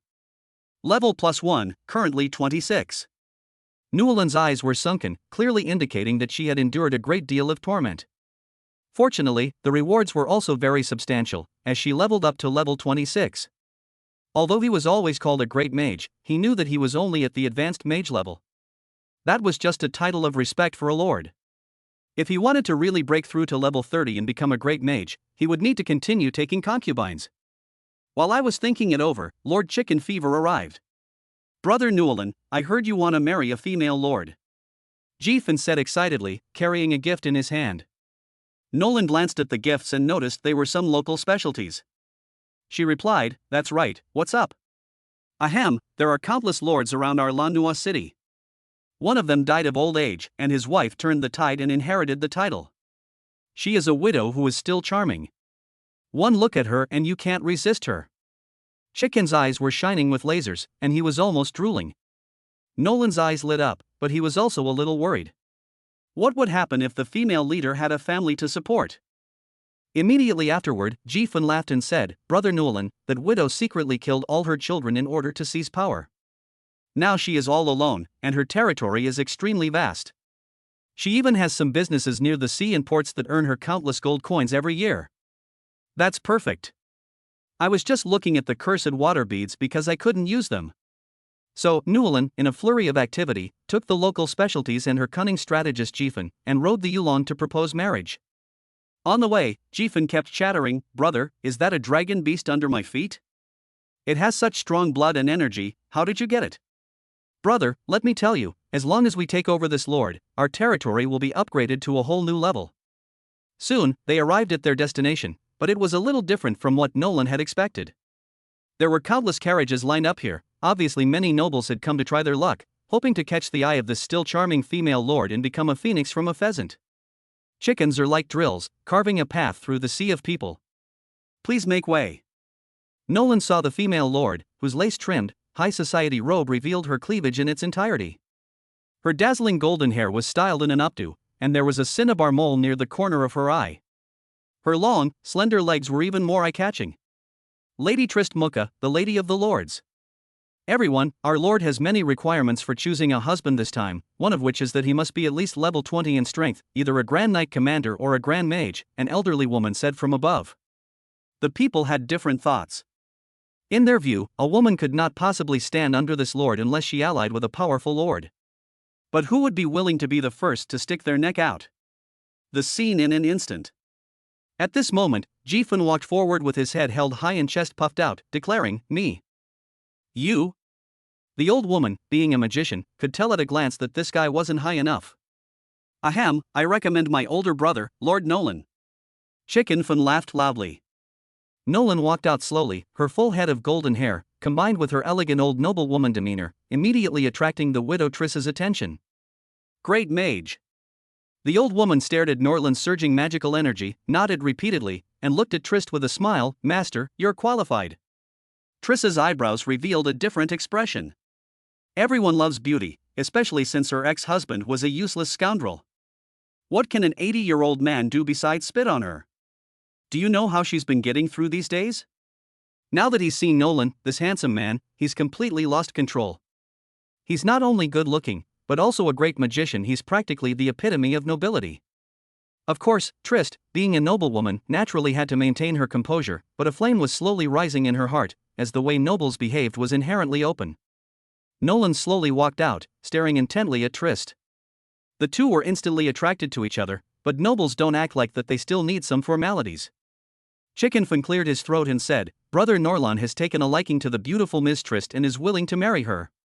As for the betrothal gifts, I will offer 1,000 magic fruits, 100 flying magical beasts, 10,000 gold coins, and..." These words immediately drew gasps of surprise. The betrothal gifts were exceptionally generous and impressive. Some eager lords immediately withdrew. What would they do if they stood up now? Moreover, who can guarantee that taking control of Trist's territory will generate such profits in such a short period of time? The Kingdom of Sac has a rule that nobles must hand over 1% of their profits annually, and at the very least, meet the territorial standards. Some people simply gave up on their feelings. Lords and nobles all possessed their own level of self-restraint and did not boast or shout at each other like shrewish women in the street. Time passed quickly. Nolan used communication magic to bring his steward, Drano, along with some newly recruited knights and 3 others, Laryl, Katya, and Katno. Looking at the knights and so many magical beasts before her, the old woman was completely convinced of Nolan's strength and nodded repeatedly in satisfaction. Honored guest, this way please. Inside the castle, several people discussed the matter of merging the 2 territories. Norlan naturally found the still charming Triss. Trist, who had a premonition, changed into a skirt and wore a noble dress that she hadn't worn in a long time in advance to welcome her future husband. Chapter 28 Ruthless and Silent. Lord Norlan, is it? I've heard of you. Trist placed her hand on Norlan's chest and gently stroked it. I've heard of your name, and this place is right by the ocean, making it an invaluable treasure. Although flames were rising, Norlan maintained her noble demeanor, playing hard to get. Trist fell for this tactic and was thoroughly manipulated by Nolan. The next morning, Trist lay in Norlan's arms.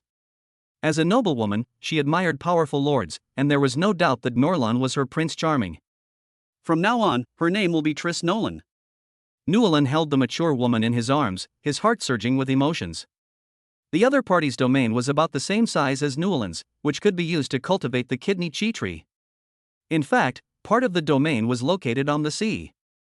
The resources in the sea are in no way inferior to those on land. Having more territory means having more people to support it, but Nolan has the kidney chi tree as an economic source, plus her own Nolan Chamber of Commerce. What she lacks is not money, but rather territory.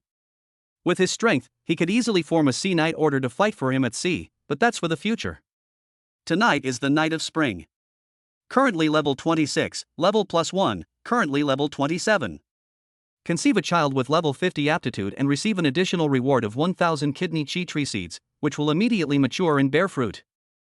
Trist felt the change in her lower abdomen and blushed deeply. Brother Lun, you're amazing.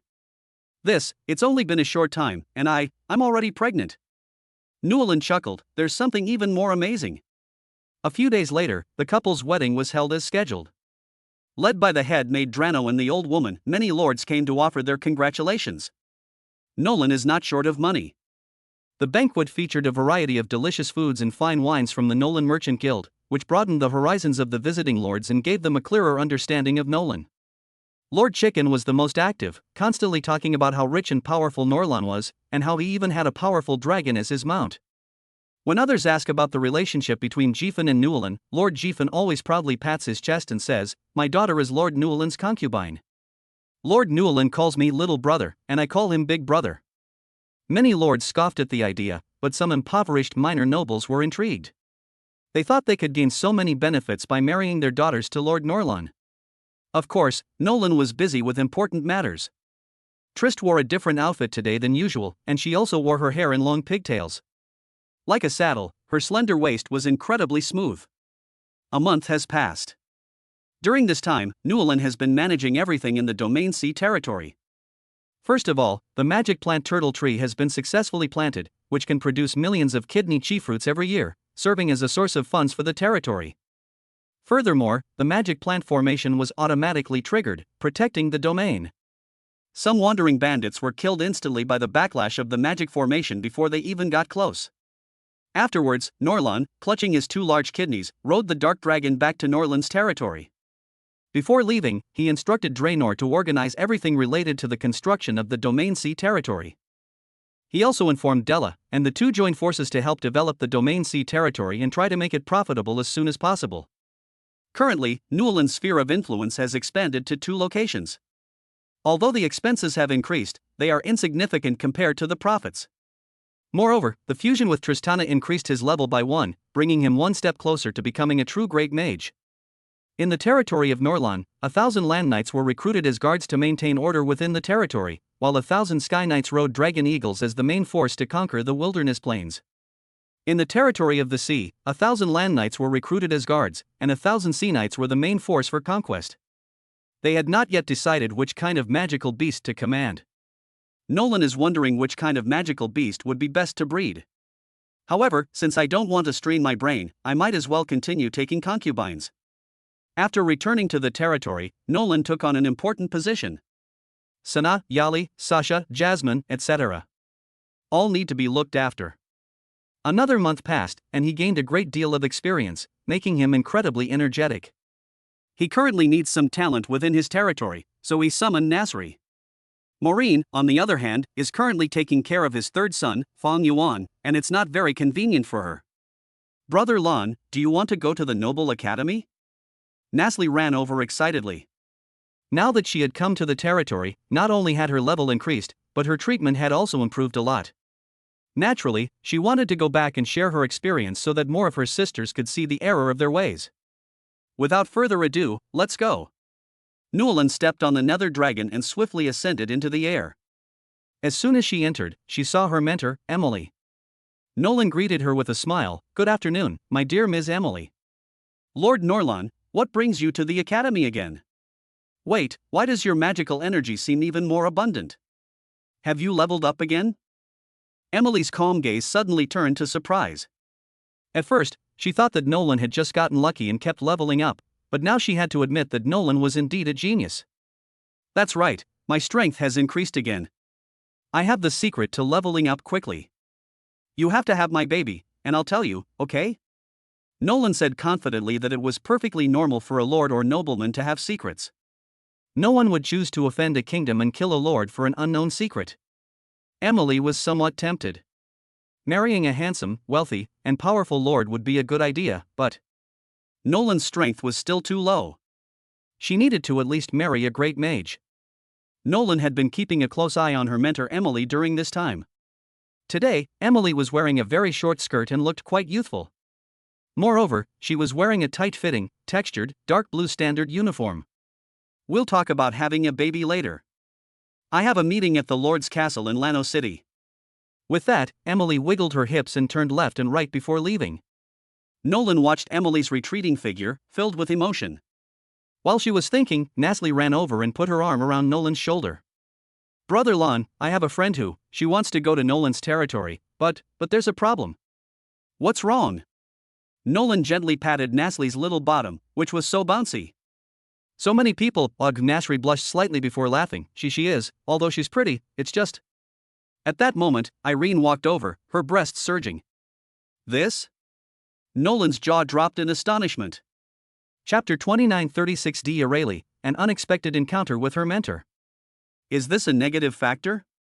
No, it's a positive factor. Interested in having my baby? I'll guarantee your whole family a life of comfort and abundance, and you can use any magic fruit or potion you want. Nolan was incredibly generous, throwing money around. He was captivated by Illyri's 32D bust. After hearing this, Eli nodded. She had met this extraordinary and elegant Lord Nolan last time, and now she was already captivated by him, not to mention that he was rich and caring. First it was Maureen, then Nasri. Since they followed Lord Norlan, all their problems have been solved, and their levels have continued to rise, far surpassing them. Nasri was on the left, while Irene's body went limp and she moved to the right. Oh, Nolan only has one idea right now. Like water. Nolan was about to leave when she saw that Eulalie and her group of friends were seeing her off. "Ahem, here are some magic fruits and magic potions. Please don't be shy. These are all investments, who knows, these people might get married someday. Anyway, these things aren't worth much." Before the female students could refuse, various magical potions were already in their hands. Looking at the magical items worth hundreds of gold coins in their hands, the girls' hands trembled slightly. They did not expect that Lord Norlan would be so generous. When the group looked up again, Newland had already left with the two of them. Nolan returned to her territory, while Drano was in the sea territory. So Yali took on the role of steward, overseeing affairs within the territory. Upon hearing a dragon's roar, Yali knew that Newland had returned and hurriedly came out to greet her. The moment I saw Irene, I knew the whole story. A banquet was held in the territory of Norlan, and there were more noble lords and nobles than before, including some nobles from Lano City. Norlan married Trist and established the Norlan Merchant Guild in Lano City. The name Nolan has already become widely known. This reputation isn't without its advantages. Many veteran lords are now considering whether or not to marry their beautiful daughters to Lord Norlan. Norlan continued to socialize among the lords, still holding her wineglass. As the number one lackey, Lord Chicken Fever naturally raised his wineglass to greet him, and a barrage of praise brought the banquet to its climax. As a great mage lord, Norlan naturally had no need to talk about life with these impoverished nobles. He had already quietly gone to the room and found his concubine, Illyri. Lon brother Lon. Eli nodded.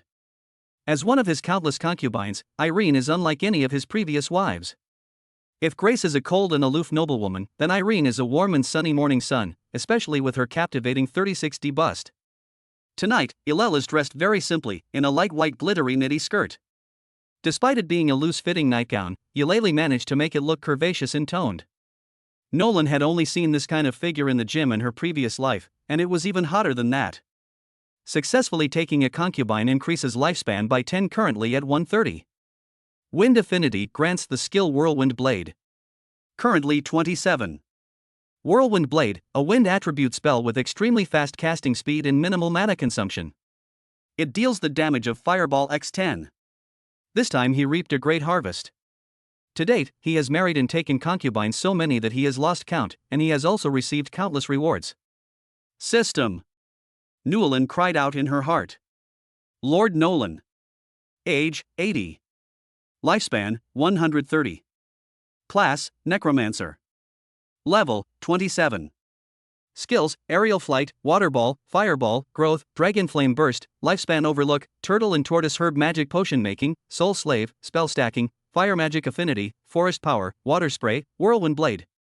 Wives and concubines, Succubus, Nayli, Sasha, Lalil, Jasmine, Maureen, Katno, Katya, Grace, Nasri, Della, Daisy, Trist, Ilari.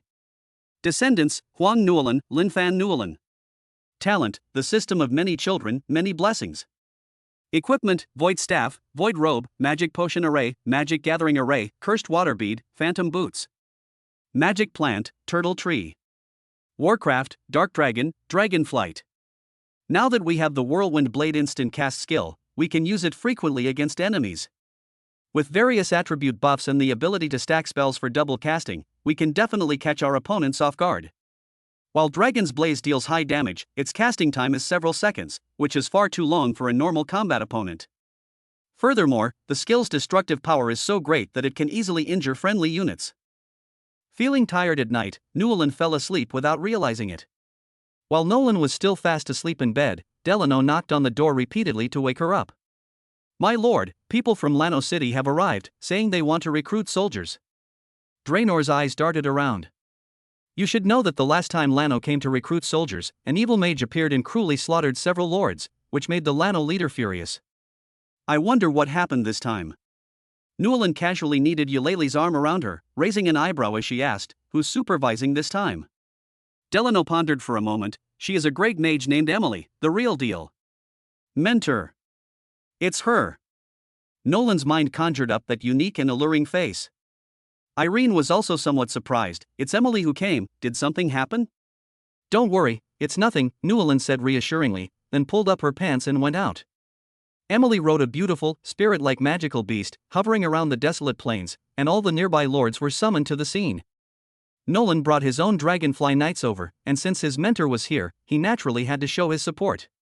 Chickenfin met Newlyn and quietly flew over on the dragon eagle that Newlyn had given him before. "Brother, let me tell you, this time an evil death mage has appeared." "A death mage?" Nolan frowned. These things love corpses and fighting. If they were allowed to grow stronger, they would definitely be a problem.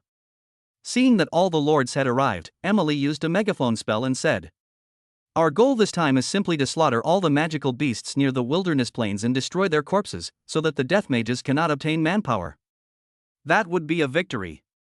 Nolan rode on the back of the dragon, her eyes fixed on her mentor. It must be said that even in her battle-ready noble attire, she still retained her charm. Her body was accentuated in an exceptionally alluring way, and she wore a special pair of tight-fitting pants for ease of combat. Her long, slender legs were on full display. If only she could take them back to her territory and have children with them. His Nolan family lacks such a powerful talent. Chapter 30 Marrying Nasli, my son Wang Tang. While Nolan was still pondering, Emily took out her magic wand and murmured, "Lords, charge. The monsters we kill this time can be exchanged for merits, which can be used to exchange for all kinds of supplies in Lano City." Emily was of noble birth, but she did not have a lord's title. Even though she had reached the level of a great mage, some lords only obeyed her on the surface and did not actually contribute. The wilderness plains are vast, and magical beasts hide in the jungles. If these lords don't exert their efforts, Emily alone, even if she exhausts all her magic, will not be able to kill all of these magical beasts. At this moment, Emily looked at Nolan, her eyes seemingly pleading. Nolan stared into those alluring eyes, feeling refreshed and invigorated, thinking to herself, little vixen. Then, he raised his sword and shouted, Dragonhawk Knights. For the glory of Norlan, charge with me. Charge! 1,000 dragon eagle riders formed a vast, cloud-covering net, rushing into the forest with lightning speed. The dragon eagles also possessed a breath attack that allowed them to kill monsters even faster. Seeing that even the most powerful Lord Norlan, had set off, the other lords understood and sent out their own knights. Emily exhaled a breath of stale air, mounted her mount, and flew towards Nolan. Thank you so much this time. I'll treat you to dinner when we get back. Newlyn shook her head and took out a fresh rose. Eating is so boring, how about we exercise sometime? Humph, how indecent. Emily said shyly, then turned her head away.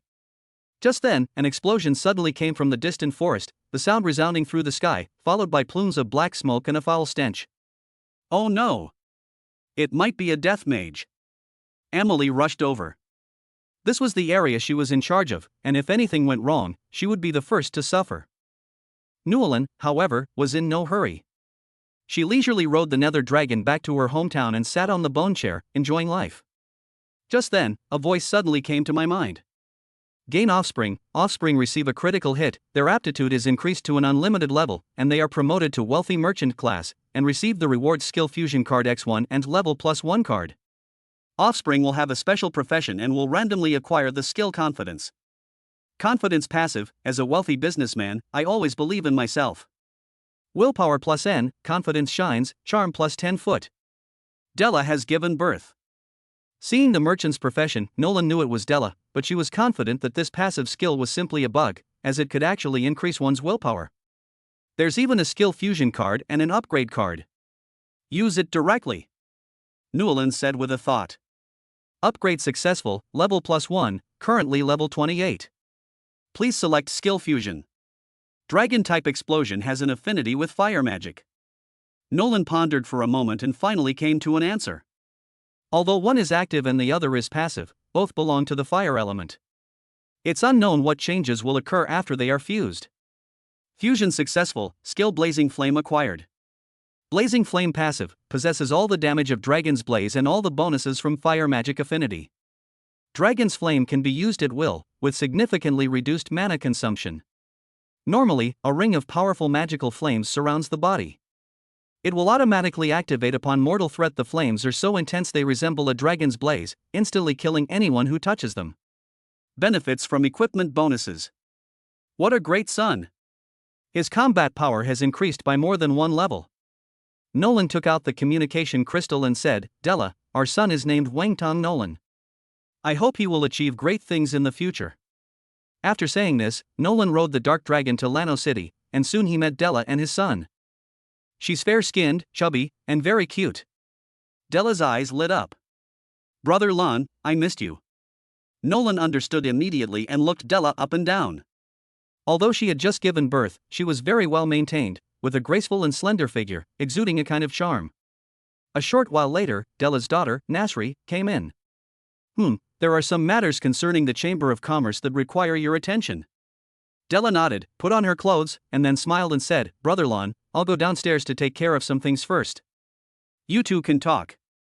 In fact, Nasri is not Della's biological daughter, but a distant cousin of Della who was adopted by someone else for various reasons. Ahem, I heard you and Della aren't biological mother and daughter? Nolan looked at the slender and beautiful woman and said with a smile. Nasri was wearing a white flared skirt, stockings, and knee-high boots. Yes, but... Nolan chuckled, why don't you come to my territory and have my babies? I promise you won't be treated badly. Then I want to sever my mother-daughter relationship with Aunt Della. Nasli had long had her eye on the handsome and elegant Nolan. The blonde, gentlemanly old nobleman was simply a walking heartbreaker. That's easy, I'll just remove it for you. Nolan pulled hard and hugged the shy Nasli tightly. Nolan took a closer sniff and smelled a unique, subtle fragrance that wafted out, varied and delightful. Nolan found another wife, and naturally he returned to Nolan's territory to take good care of her. Dragonite spurs on. When Yali saw the fair-skinned and slender Nasli, she understood what was going on and took Nasli's hand, calling her sister repeatedly. Before long, the banquet began. During this period, most lords went to the wilderness plains, and only some elderly nobles attended the wedding, but Norlan still went through the entire ceremony. The nobles were boasting and joking inside the castle. The common people set up a chair on the outermost layer and ate and chatted on it. Wow, our Lord Nolan is in such great health. He's old but still going strong. Who says otherwise? Ever since that succubus started, her health has been getting better every day. Night fell. Nasli has fair and delicate features, just like a beautiful woman from Jiangnan in a past life. The landscape of a place nurtures its people. Even her flushed cheeks had a rosy glow, and her delicate little feet were captivating, exuding an undeniable allure, further enhanced by her sexy lace lingerie. Brother Lon Nasli's voice was as soft as a mosquito's buzz. Nolan shouted in agreement and patted her chest to assure them, Molan and the others just like to take care of plants. If you're free, you can join them. There's absolutely no need to be shy about it in my territory. Currently at level 28. Pale physique grants the common skill disguise spell. Pale complexion, as the name suggests, the whole body is pale. Disguise spell can change a person's appearance for a short period of time. It hasn't been upgraded yet, but I've gained a new skill, the disguise spell, which looks pretty good. The next morning, Nolan had intended to help Nasli have a baby, but unexpectedly, Drano came running over. My lord, Chief Emily, she seems to be trapped by the Death Mage. The situation at the front is dire. Nolan's eyes lit up. Wow! Isn't this a great opportunity to warm up their relationship? Just thinking about her mentor's figure, sexy little lips, and charming long legs made Nolan's heart warm. Chapter 31, Defeat the Death Mage and marry Mentor Emily. Coincidentally, his Blazing Flame passive skill is a great counter to the Death Mage's swarm tactics. As for encountering danger, don't be ridiculous. With Nolan's equipment and strength, he can handle anyone except a mage. Advanced mages are called Grand Mages because the threshold between level 20 and level 30 is not very high. The real difference is when you break through to level 40 and become a magic master who can learn magic circles. Nolan flipped over and mounted Yulong. During this time, Yulong had been staying at home in the Turtle and Tortoise Tree Forest, taking care of his concubines such as Jasmine and Maureen. This guy's belly had gotten quite round. Wild Plains. The Dragonhawk Knight commander flew over and bowed respectfully, My lord, Lady Emily is trapped in the scroll's magic circle, and we are powerless to help her. Nolan didn't say much, but simply gestured for the knights to follow him. Upon arriving at their destination, they saw plumes of black smoke and dozens of controlled magical beasts with blood-red eyes and enormous bodies. They had clearly exhausted their potential and would soon die. In Warcraft, there exists a form of dark magic that Emily is trapped within, yet she maintains her energy to fight against the Death Mage. The Death Mage was completely covered in a cloak, but Nolan keenly noticed that the cloak was shapely, clearly indicating that this Death Mage was a woman. In this world, magicians could draw energy from nature, so none of them were ugly. However, with a formidable enemy at hand, Nolan was no fool and naturally would not choose to hold back. Knights, the vanguard must clear out these monster hordes and be careful. Nolan raised the longsword at her waist. The Necromancer then noticed Nolan in the air and, seemingly sensing the surging magical energy within her, frowned. Nolan, I can hold on for a while longer. Go to Lano City for help. This Death Mage isn't very strong. If we send another level 30 Archmage, we can end the battle. Emily said with delight when she saw Nolan coming over. No need. Nolan summoned the Void Staff, casually waving it to instantly create a huge wind blade, which quickly crushed the nearby raging magical beasts. Wherever it passed, it reaped the lives of magical beasts like a demonic blade. With a flick of her fingers, Nolan activated the Soul Slave skill, and all the souls of these dead magical beasts rushed over. The Nether Dragon took a big gulp and devoured them. Such powerful wind magic. Emily raised an eyebrow. Humph. Death aura. The Death Mage brandished his bone scepter, and a deep black, foul-smelling vortex rushed toward Nolan. Oh? What about dark magic? Nolan didn't take it seriously. He saw wisps of scorching flames burst out from his body, burning away all the dark magic. Dark magic contains a corrosive and evil aura. Although it is powerful, long-term use can easily corrupt one's mind. Nolan's skills, enhanced by lifespan amplification and various equipment level bonuses, have reached the level of a mage. Even if the Death Mage in front of him were twice as strong, he would still be no match for him. Rather than teasing the weak cat, Nolan prefers to have in-depth conversations with her mentor, Emily. Yan Zi Bao. Nolan did not chant, but a flame enveloped her like a pillar of light and crashed into the magic circle like a meteor. I could faintly hear explosions as the magic array was broken.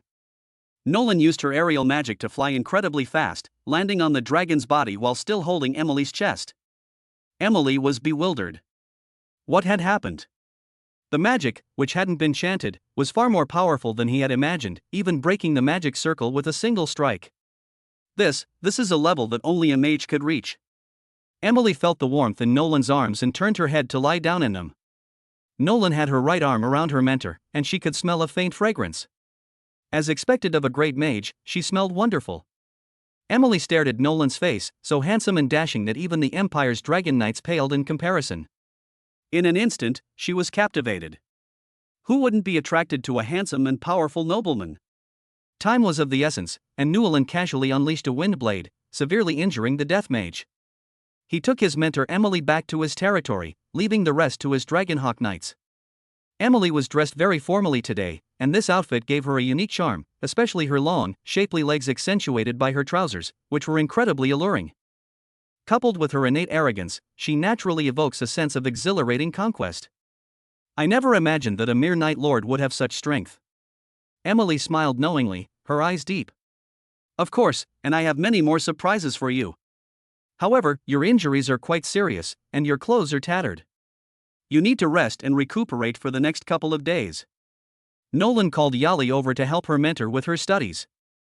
3 days later, the banquet was held as scheduled.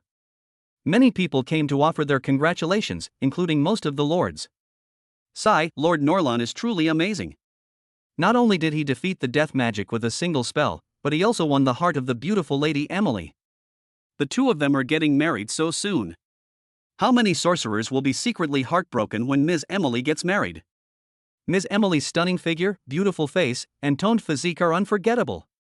This time, it wasn't just lords like Lord Chickenfin who were present, but also some mages from Lano City, as well as some nobles. At first, they were furious. How could Emily, the most beautiful mentor, marry a country lord? However, when they learned that this lord not only had a huge calamity, but also countless magical plants and a magical beast knight order, they no longer had so many complaints.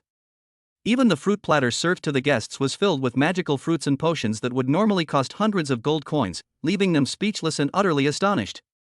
Nolan raised her wineglass, having specially changed into a magical noble's robe, and said very generously, "Welcome everyone.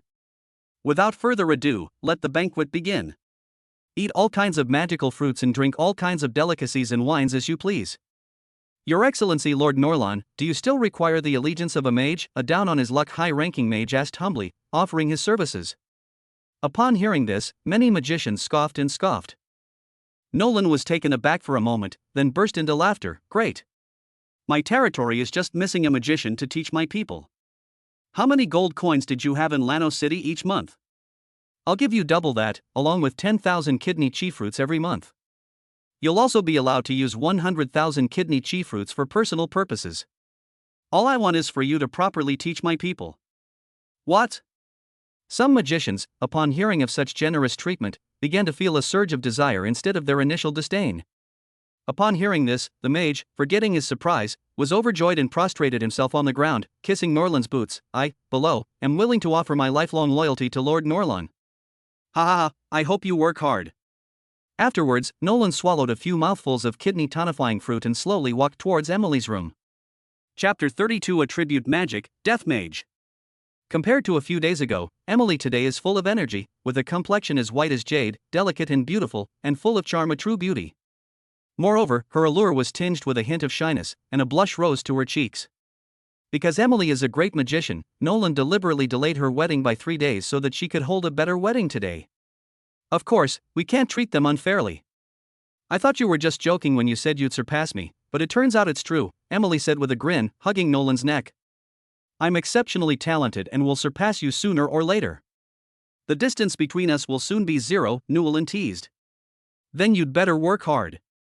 Don't forget that although you're strong, your level isn't as high as mine." Emily's eyes blazed as she stared intently at Nolan. "So what?" Nolan disliked these polite words the most. In his opinion, he might even become a god in the future, let alone surpass others. Emily stared at Nolan with a bright smile. Successfully took a concubine, lifespan increased by 10, currently 140, level increased by 1, currently 29. Magic Affinity grants the skill attribute Magic, automatically fusing Waterball, Fireball, Windblade, and Growth. Attribute Magic, it can fuse magic of different attributes to unleash various powerful skill spells. Currently, the fusion attributes are Water, Fire, Wind, and Wood. Emily is like a piece of peanut chocolate, bittersweet, the more you eat, the better it gets, and it's so flavorful that it leaves a lingering aftertaste. Newlin hugged her mentor, kissed him, and laughed loudly. Aren't you about to break through to Archmage? I'll sponsor you. Just come to the warehouse and take whatever you need. Emily had lost her previous arrogance and instead showed a gentler side. Yes, it's all up to you. Emily had been a tutor at the aristocratic academy for decades, and naturally accumulated countless resources. However, most of these resources were used to improve her level and learn skills, so she didn't have much left over. Newlin waved her hand and gave the mentor a large amount of gold coins, as well as kidney chi fruits and so on, making the mentor blush and feel shy. All I can say is that Brother Lon is magnanimous. A month later, Nolan continued to level up and gained a lot of experience. Although she didn't get Emily pregnant, she could only wait for the next time. Emily had other matters to attend to, so she returned to Lanover. Just then, Yali wiggled her little bottom and walked over with a smile. Brother Lon, Grace is about to give birth. Newlin quickly tidied herself up and went over. Grace is exceptionally gifted, and with a high probability of having a baby, he believes this pregnancy will definitely bring him a pleasant surprise. Thanks to various magical potions and nourishing items, Grace had plenty of energy and blood even after giving birth, and experienced no discomfort whatsoever. Before long, cries of sobbing could be heard. Newlin happily picked up the baby, exclaiming, "He's as delicate as a precious jade, with a full head of silver hair, and he's so handsome." Grace took a deep breath and took the child. It really is. He, so cute. Brother Lon, why don't you give it a name? It was time to name the baby again. Nolan was deep in thought when Huan, Linfan, and Fan Yuan all ran over to look at their newborn little brother. The little baby looks so cute. Several babies stared at the newborn baby, their eyes shining. Newlin had a sudden inspiration and laughed loudly. How about calling him Hanli? Grace, unaware of the name's meaning, muttered, Hanli Newlin, it's a good name. It's naturally a good name. Li Feiyu, who kills and sets fires, and Han Tianzuan, who is revered by thousands, Newlin truly has high hopes for this little child. Conceived a child, the child's aptitude is boosted to unlimited levels, and the child gains the Soul Magic Body Constitution, plus the additional reward Void Refinement Gourd. Soul Magic Body, an extremely special physique that grants immunity to elemental magic of the same level, allowing the user to absorb it and invisibly draw upon available magic from the air, resulting in extremely rapid leveling. The illusory refining gourd, a secret treasure of the elves, crafted only by master craftsmen. It can change size at will, possessing the power to refine anything, and requires no assistance from other mages. Simply add the materials, and the success rate is 100%, with a 100% increase in refining speed. When carried, the user can level up indefinitely while defeating opponents. When paired with the Void Staff, Void Robe, and Phantom Boots, collecting all 5 pieces of the Void equipment set grants additional attribute bonuses. Collecting all 10 pieces completes the set, currently 410. As expected of his son, the Void Refining Gourd. With this equipment, wouldn't it mean that he could refine magic potions at will, with a 100% success rate and a 100% increase in speed? Previously unrecoverable potions can now be crafted, meaning the potions needed for his charging panel can now be made. Casting speed, 29% 100%. HP, 0% 100%. Law Strength AP, 0% 100%. Lifespan damage increase, 140% no cap. He gains an additional talent once his health bar and ability power reach 10%, and his strength has already reached a certain level. What if he regained his talent? Nolan couldn't believe it. 3 days later, Nolan prepared to go to the desolate plains to collect the magical item purple sandalwood flower needed for alchemy, mainly to increase her health HP. Purple sandalwood flowers typically appear beside the deep sandalwood stream, and have a symbiotic relationship with water attribute magical beasts. Coincidentally, someone stumbled into the wilderness and discovered traces of sandalwood flowers. This time, it wasn't just him, he was also followed by the most loyal Dragonflight Knights. Just as Newlin was about to set off, Jifun sneaked over and said, "Brother, I have good news for you. That death mage has confessed." Nolan raised an eyebrow. This was truly good news. It seemed that handing over this death mage to Jifun for interrogation was the right decision. Chicken Fun sighed and said seriously, this time, a death mage wants to summon a bone dragon. He needs a lot of death energy, so he's stirring up trouble. No matter how things turn out, the death mage will achieve his goal. Nolan nodded after hearing this. This way, he was no longer worried. Since the purpose was to collect the aura of death, they would not intentionally offend the lords. Otherwise, if they all went to the king would send people to kill the mage directly. By the way, bro, that death mage is from a commoner background, but she's really beautiful, look. Chicken Fun grinned lewdly. Newland coughed lightly, smiled, and nodded. Why wouldn't you want a wife given away for free? Don't let Jifun's seemingly honest appearance fool you. He married over a dozen wives and had over a dozen children when he was young. Newland is only now on par with him. This is the survival rule for the nobility in this world: marry many wives and have many children to prevent their glorious titles from being interrupted. A solitary man like Nolan's predecessor is a disgrace to the nobility. Now that I have a new wife, I'll have to postpone gathering magic potions.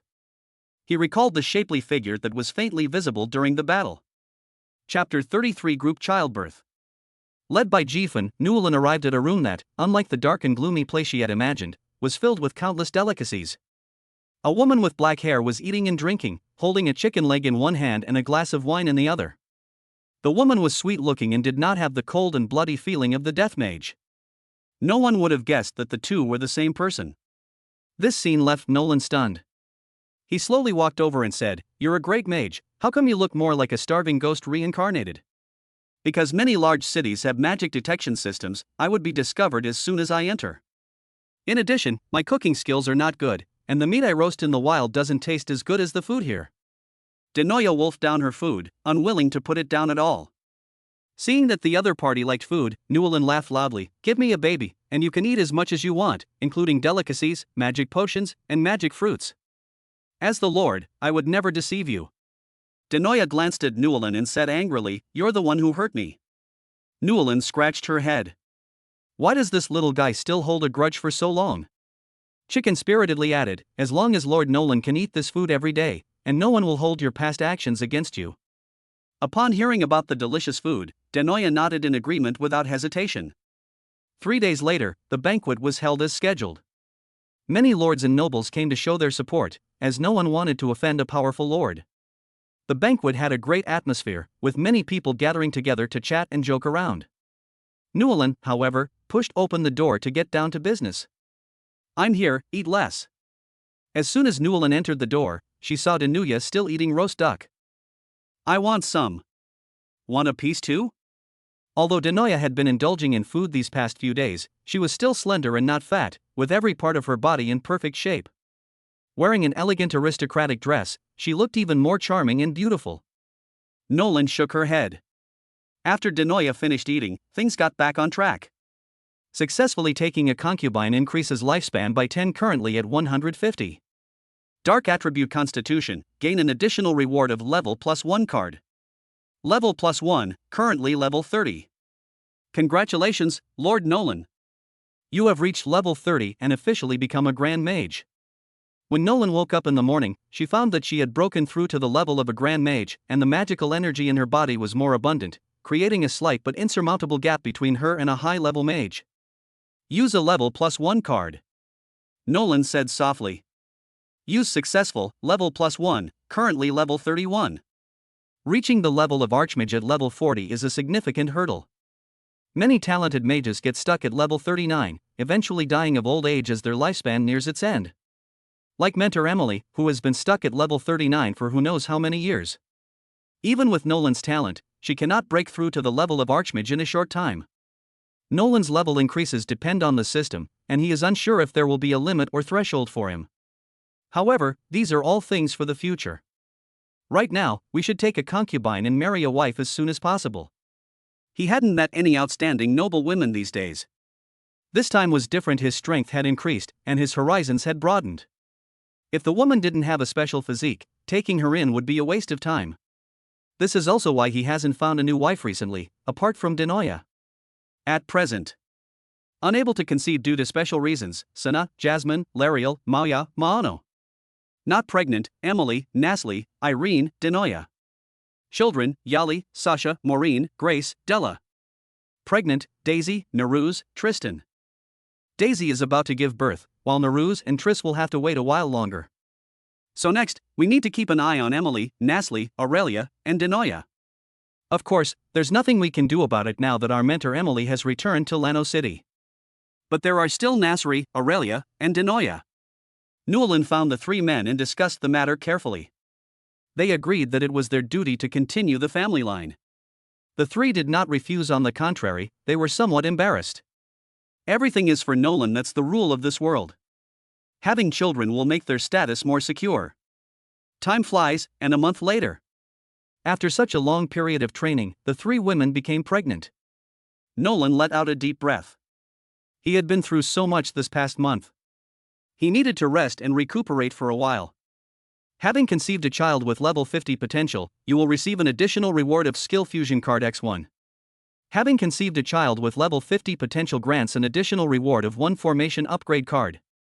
Having conceived a child with level 50 potential grants an additional reward of 1 One-Shot Soul Card.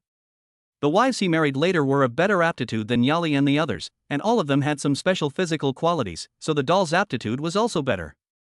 The rewards may not seem much better, but they are very useful. The soul capturing card can be used by the mentor Emily, and the formation upgrade card is planned to be used directly by Nolan. He currently only has one formation in his territory, which is the demon plant formation. The more and more lush the demon plants in his territory, the stronger the formation will be. This formation protects the Norlan territory, the Domain C territory, and the Norlan Merchant Guild. It can block magical damage from those below the level of Archmage, and those with ill intentions cannot enter. Those who come to provoke will be attacked by the formation. It is a very versatile formation. After careful consideration, there is no reason for Newland not to use it.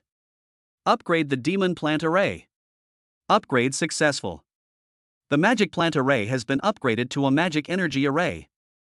Magic Energy Array. Under the premise of Magic Plant Array, the more magical beasts and magical plants are added, the stronger the Magic Energy Array becomes. Good heavens! Doesn't that mean the defensive power is even stronger? Nolan was overjoyed. You should know that there are 1,000 dragon vultures and a dark dragon in his territory. In some time, he will also raise some marine magical beasts in the Domain C territory. In an instant, the Norlan territory became prosperous. He had also acquired equipment, and the Void Refining Gourd could refine magic potions anytime, anywhere. He produced a lot of beauty water and some miscellaneous magical potions, all of which he sent to the Norlan Merchant Guild, earning a fortune. There are too many people in his territory who need to eat, plus his wife and children, so his daily expenses are astronomical. Now that everything is ready, it's time to head to the wilderness forest to find the magic potion Purple Sandalwood Flower for brewing health potions. My knights, assemble! Nolan looked at her knights with increasing satisfaction. Nourished by magic and conditioned by the magic fruit, these knights had reached a terrifying level of strength. This time, we're heading to the wilderness forest to find the sandalwood flower. The first person to discover it will be richly rewarded. We may encounter various magical beasts along the way, so if anyone dares to back down, don't blame me for being impolite. Newland said solemnly. For Norlan. With that, the knight commander led the way. Nolan rode on the back of the nether dragon, waiting quietly. He wondered if the system had any transformation cards. The nether dragon seemed to be female, right? A dragon knight? Ding! Special quest triggered. Obtain the sandalwood flower, defeat the companion monster, and receive transformation card X1 as a reward. Chapter 34 Pear-shaped body Grano. Good heavens, is the system a mind reader? And it really is a ghost dragon transformation card? Of course, you also need to obtain the sandalwood flower and kill the companion monster to obtain the transformation card. With the knights leading the way, the group soon arrived at their destination. To Nolan's surprise, a group of people had appeared near the sandalwood flower, and there was also a Crimson Flame Knight. This is a special class among knights, much like a fire mage among mages. It is not rare but also not common. What surprised Nolan the most was that this Crimson Flame Knight was actually a woman. She was dressed in the standard knight's combat uniform, riding a crimson flame horse, and looked very dashing. In particular, her long, fiery red hair, which was surrounded by crimson flames, made her look even more powerful as it fluttered in the wind. Lords value etiquette, and since the other party arrived first, Norlan naturally wouldn't steal her away. I simply stayed quietly in the air, observing the changing situation. The Crimson Flame Knight was accompanied by 5 or 6 attendants and dozens of knight archers. Her opponent was a sandalwood serpent. This python was surrounded by ice magic, with 2 small horns protruding from its forehead. It was tens of meters long and looked extremely terrifying. They also positioned themselves beside the pool, constantly using the terrain to their advantage to harass the knights. Damn it! This serpent has mutated due to its long-term contact with the sandalwood flower. It's incredibly powerful and really troublesome. The Crimson Flame Knight Grano frowned, her fiery sword unable to pierce the serpent's scales. A nearby attendant noticed Nolan and said warily, "Knight Commander, what should we do? Another force has appeared." Grano stepped aside and looked up at Nolan. She didn't know whether these people were friends or foes, but since they were a flying knight order and were very effective against the dark serpent, she wanted to ask for their help. "My esteemed lord, would you be so kind as to grant me the assistance of your knightly order?" Grano displayed impeccable noble manners, which even the old nobleman Naran could not find fault with. Grano has a perfect figure, and when paired with her exquisite crimson armor, she gives off the aura of a female war goddess. Ta has a large chest and a pert bottom, giving her a pear-shaped figure. She looks very healthy, with rosy cheeks and a high nose bridge. His entire physique perfectly matches the aesthetic of a knight. Among Nolan's wives, there are those with large breasts and big hips, but none have a perfect pear-shaped figure like Grano, who looks like she would be very good at having babies. Moreover, Grano had just finished a battle, and her clothes were soaked with sweat, with her milky white inner lining clinging tightly to her chest, making her look exceptionally alluring. Her fiery red hair, like Naro's, is vibrant, eye-catching, and highly distinctive. Especially her pert buttocks, which are extremely alluring when she wears a specially made skirt. Nolan stared in a daze, scrutinizing him for a long time before she reacted, "This night, are you married?" But after a moment, he realized that this figure would be even more attractive if she got married. Grano stared at Nolan's gentle and handsome face, paused for a moment, and replied, "No." Nolan got straight to the point, "My surname is Nolan. Would you be interested in being my wife?" "Nolan? Is that the gentleman?" Grano had naturally heard of Nolan's reputation. Putting aside the fact that Nolan has recently become famous for taking many concubines, she has also subdued Lord of the Sea Trist and recently defeated a dark mage. He also married Emily, and all of these events were recorded in books by bards and passed down through generations. Moreover, she was a loyal customer of the Beauty Water in the Norlan Merchant Guild. Nolan nodded and smiled, "That's right, I've taken a liking to you. Help me have a child." Grano blushed and trembled involuntarily. Suddenly, a surging wave appeared in front of him. If it weren't for his armor holding him tightly in place, the scene would probably be quite different. "Lord Nolan, I am not at liberty to answer this question, but I request that you help me kill this sandalwood serpent." Nolan was overjoyed. If they didn't refuse, it meant they agreed. Grano was a level 30 Crimson Flame Knight. This strength would probably add a lot of experience, and the babies they gave birth to would also have very high aptitude. "Alright, I agree. It'll just be a sandalwood python." Dragonhawk Knights, assist the beautiful Grainer Knight in slaying this monster. As the Lord, Nolan naturally couldn't take direct action. If he didn't let the knights fight, what was the point of keeping them around?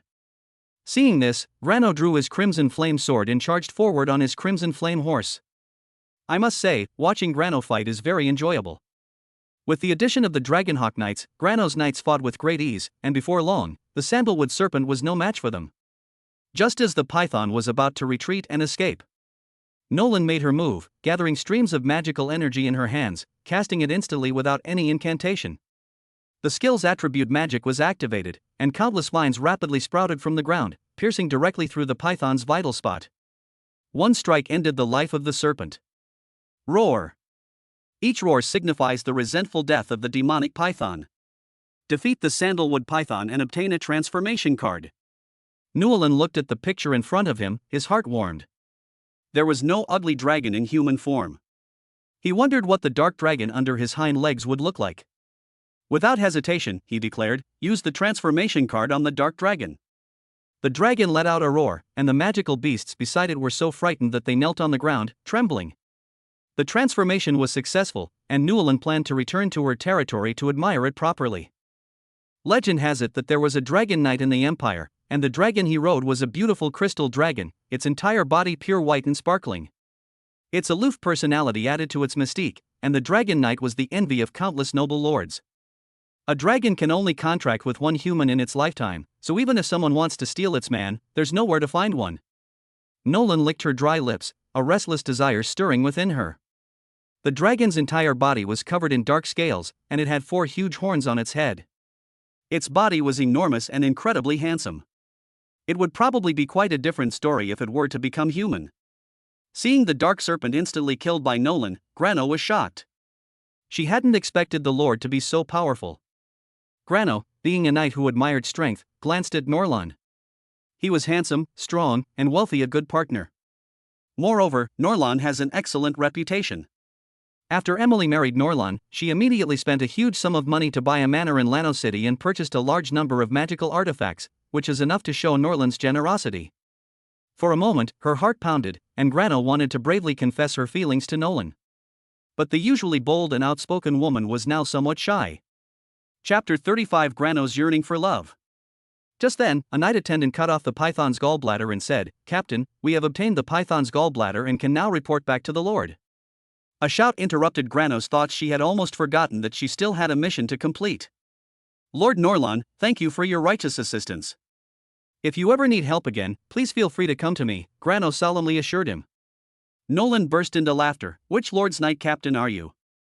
I've taken a liking to you, so help me have a baby." Grano blushed instantly upon hearing this. Even a bard shouldn't utter such explicit words of love. I am a knight of Lord Lano. My mission is important.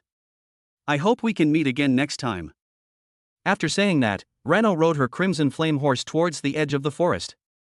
Her back and palms were already soaked with sweat from nervousness, something she had never experienced even when facing the most powerful magical beasts.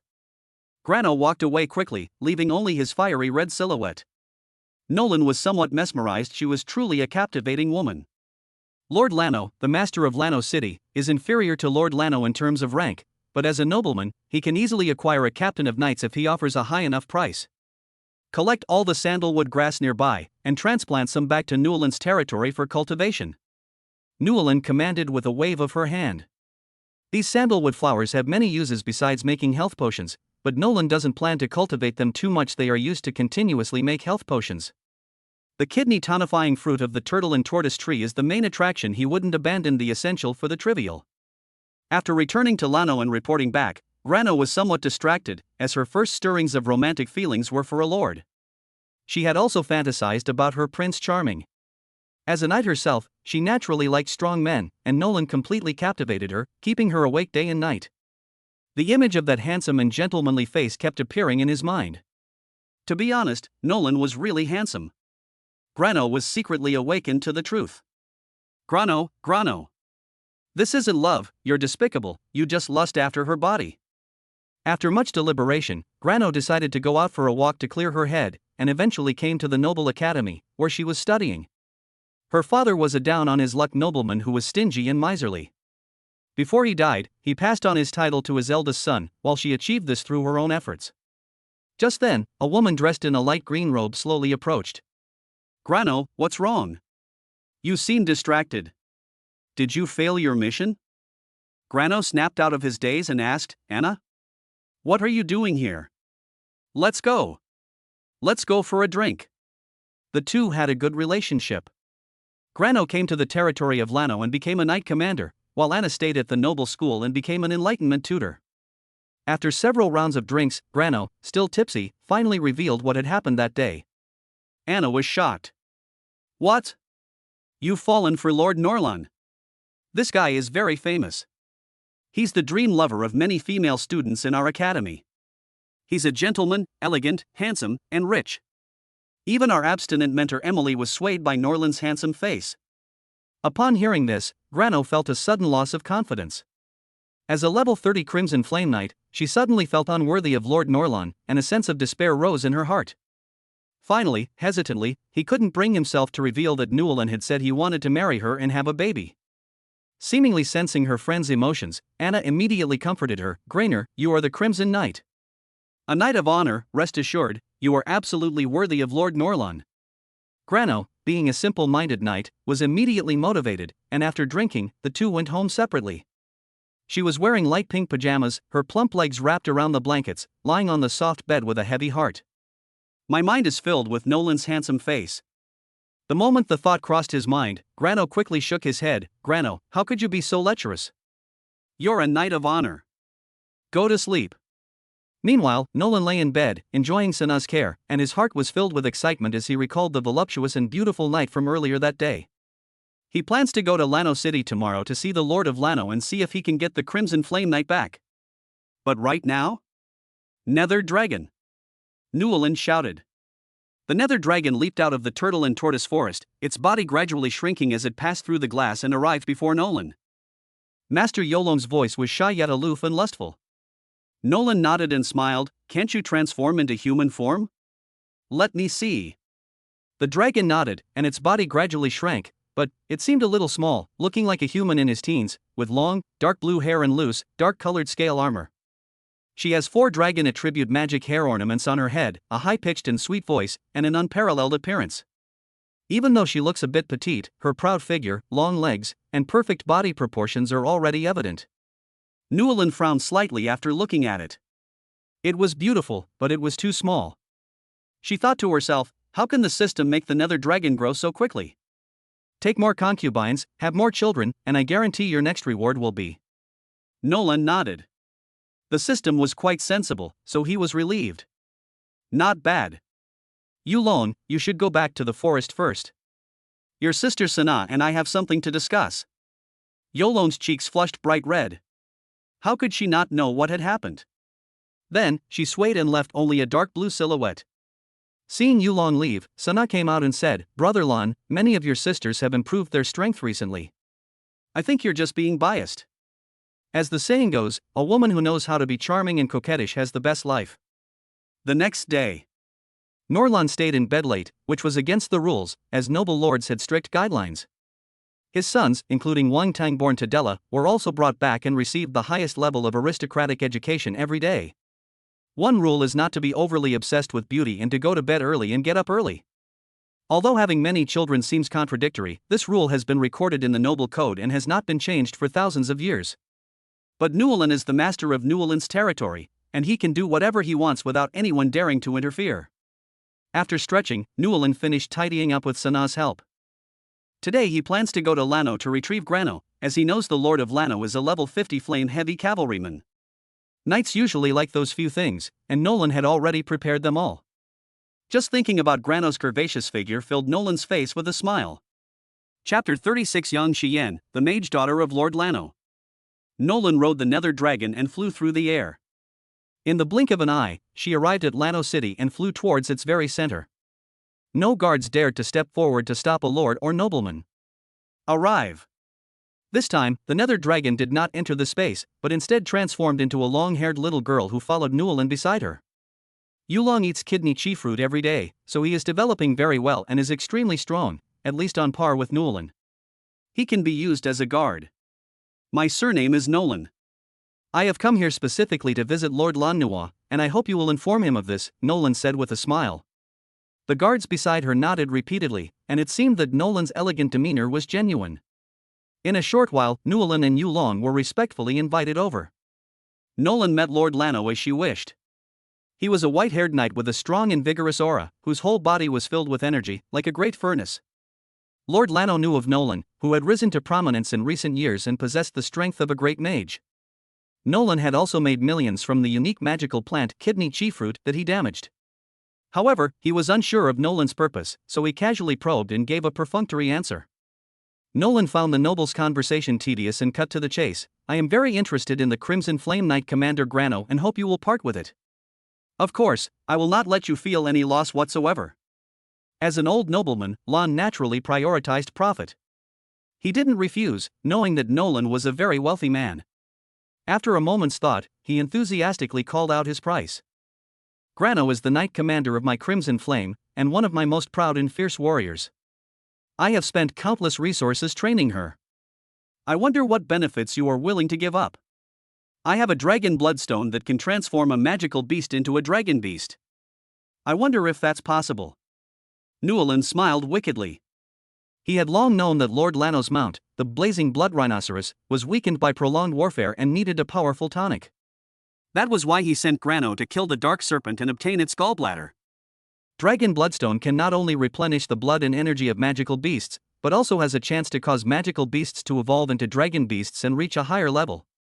As a knight, the most important thing for Lord Lano is a mount with whom he shares a deep connection. If the blazing blood rhino dies, his strength will be greatly reduced. It is no surprise that he is tempted. Really? Where is the dragon bloodstone? Lan Nua suddenly stood up, forgetting even to haggle. He had spent countless hours and energy on the blazing blood rhinoceros, and his hair had turned snow white. Unexpectedly, the problem was solved today. Nolan smiled and took out a piece of bloodstone that looked faked from her bosom. It's absolutely true. As a nobleman, I disdain to lie. Dragon beasts are rare and precious to others, but for Nolan, it's enough to let some magical beast stay next to the nether dragon for a while. Dragon bloodstone is simply a stone soaked in the blood of a dark dragon, and it is easy to obtain. No one believed that Nolan possessed a real dragon. They thought that Yulong was just a second-rate dragon beast. Lan Nua hurriedly snatched the stone, looked at it again and again, and agreed immediately without hesitation. Yang Xian. Quickly call Grano here, I have something urgent to tell you. Lan Nua shouted in a panic towards the back. A beautiful woman dressed in a flowing robe covered in runes stepped out. Father, what are you doing now? Why did you call Grano here? When Newelin looked at the woman in front of her, she saw that her whole body was filled with fire attribute energy magic, and she had a kind of unruly and lively feeling. She looked quirky and cute. Newelin pondered, the daughter of Lord Lan Nua? Yang Xian Lan Nua?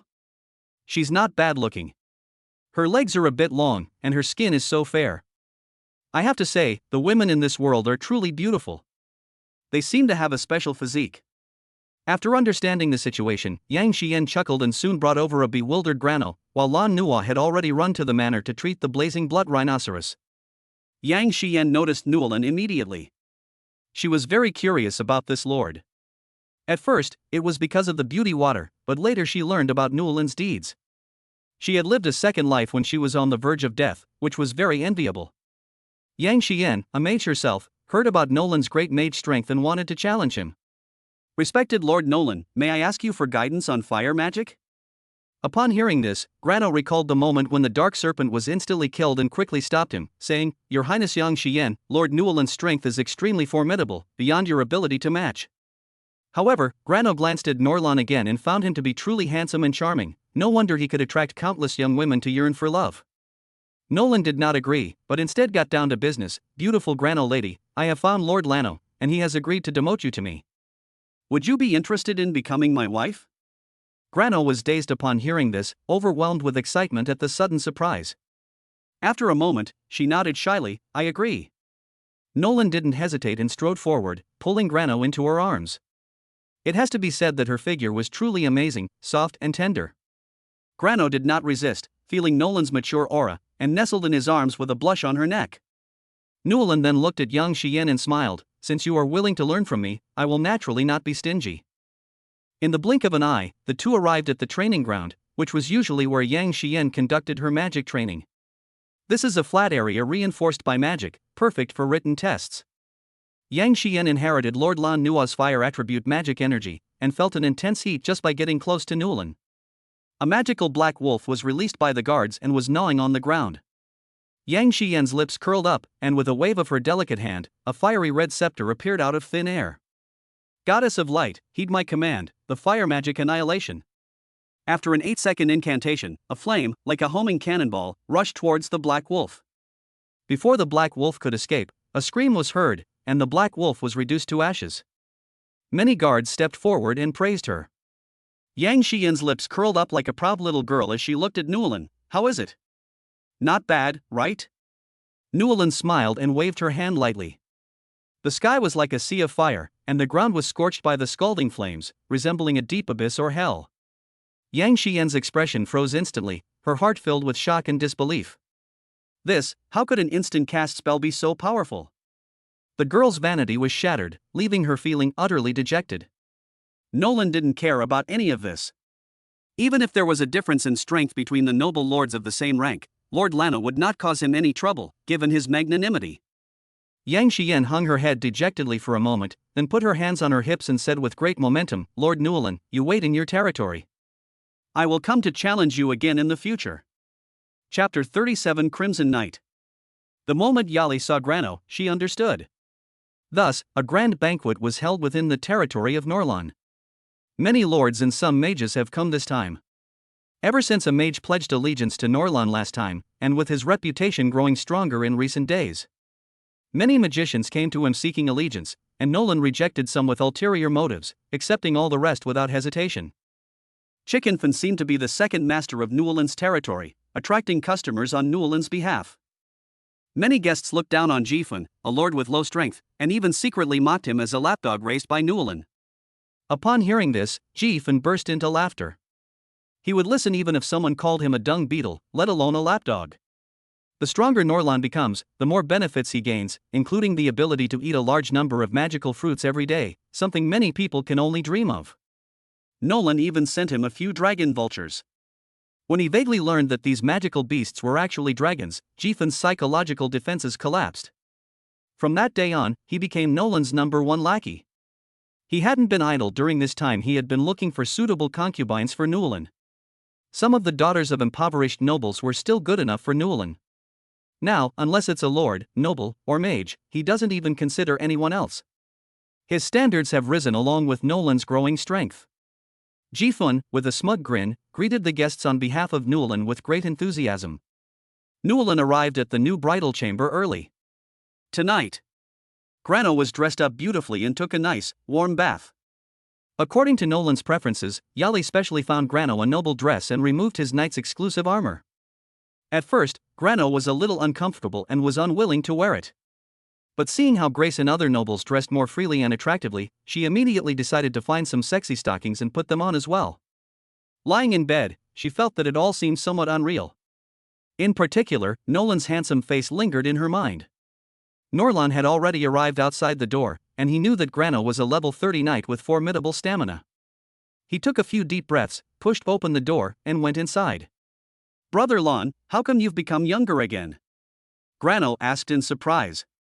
Nolan chuckled, "I naturally have my own methods. As long as you stay in the territory for a while, you will also become younger." Grano laughed and said, "Then I'd like to see how you become younger." Successfully took a concubine, lifespan increased by 10, currently 160.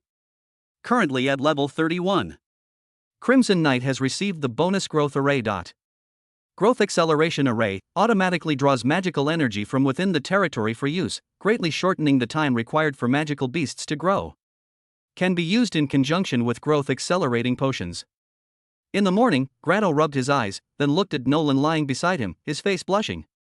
When Nolan opened her eyes, she saw Grano again, and the two smiled at each other. 1 month later. Grano clutched her swollen belly, radiating charm and pure contentment.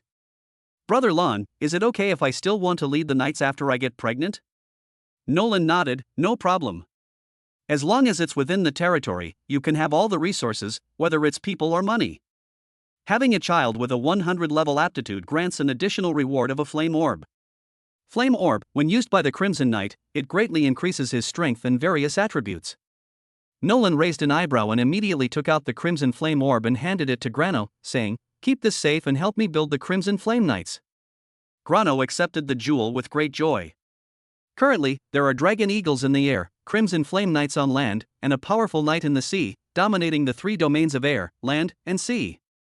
After finishing everything, Newlin went to the warehouse and put all the sandalwood flowers she had accumulated into the void refining gourd, along with some kidney chi fruits. The void refining gourd is like an abyss. No matter how many magical potions are put into it, it will never be filled. After a long while, Newlin put all the medicinal herbs into it.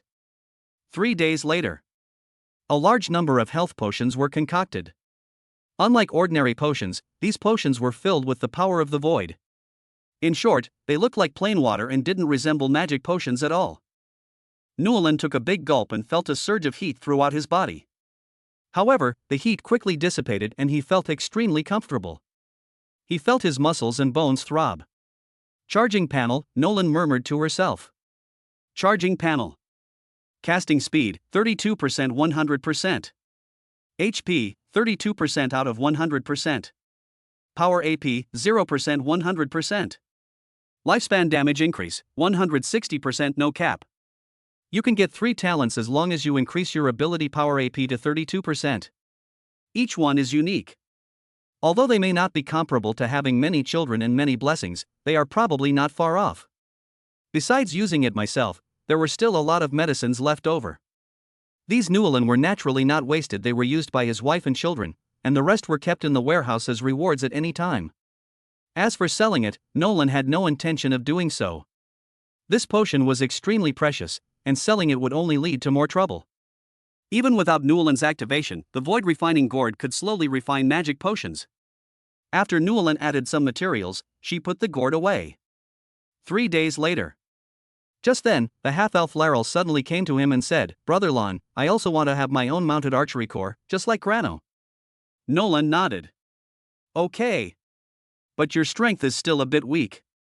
You need to reach at least level 20. Laryl nodded excitedly. She was just one step away from level 20, so she looked at Nolan. Nolan smiled, thinking that something big had happened. So he personally taught Laryl, who used to be a threat to Nolan, but now her strength has fallen far behind Nolan's. After some time, Nolan rode to Lano City. It was time to buy goods for the Nolan Merchant Guild, so he took the opportunity to pamper Della. Also, he needs to meet his mentor, Emily. He has a one-shot soul-capturing card that he plans to give to his mentor. However, the mentor should still be preparing for the advanced training at this time, so it's not a good time to have a baby now. You can wait a while before using it. Nolan walked briskly and quickly arrived at the Nolan Chamber of Commerce. No one stopped him, and soon he reached the 3rd floor, where he saw Della checking the accounts. Della was dressed very simply today, and of course, she was also dressed in a cool and comfortable way. Chapter 38 Emily's Advancement, Light Mage. Newlin walked over and said with a smile, "My darling wife, how's the soundproofing here?" Della understood perfectly well and replied with a grin, "Even if the sky were to fall, not a sound would get out." Smack! Nolan slapped Della's bottom hard with her hand, the sound crisp like someone biting into an apple. "You're bad." These words made Della blush deeply. Afterwards, Nolan put all the beauty water, along with some growth-promoting water and other miscellaneous magical potions, into her storage bracelet and handed it to Della. "Brother Lon, this is the gold coins I've earned in the last few months." Della was prepared and took out a glittering ring, stuffing it into Nolan's arms. Afterwards, Nolan left the Chamber of Commerce and came to the Noble Academy, where she continued to take concubines as long as she lived. While he's still young and has the energy, he should marry several wives and have several children. As luck would have it, Emily happened to be at the academy on business, and the two met. It's been a long time since the two of them last saw each other. "How have you been lately? How much longer until you break through?" Nolan asked with a smile, her arm around Emily's slender waist. Emily rubbed against Nolan, exuding an alluring scent, the unique aroma of a great mage. "I'm still a bit short. I just can't seem to break through that final barrier. Maybe I need to switch to another profession." The two chatted happily on the way. Finally, Emily led Nolan to her office, where, as before, there was a conspicuous energy orb that continuously filled the room with magical energy. "It's very simple here, with just a few stools and a desk." Emily stretched and yawned. "It's been so hard to break through lately." "Have you been unable to break through?" Nolan asked, exhaling a breath of stale air. "He's different.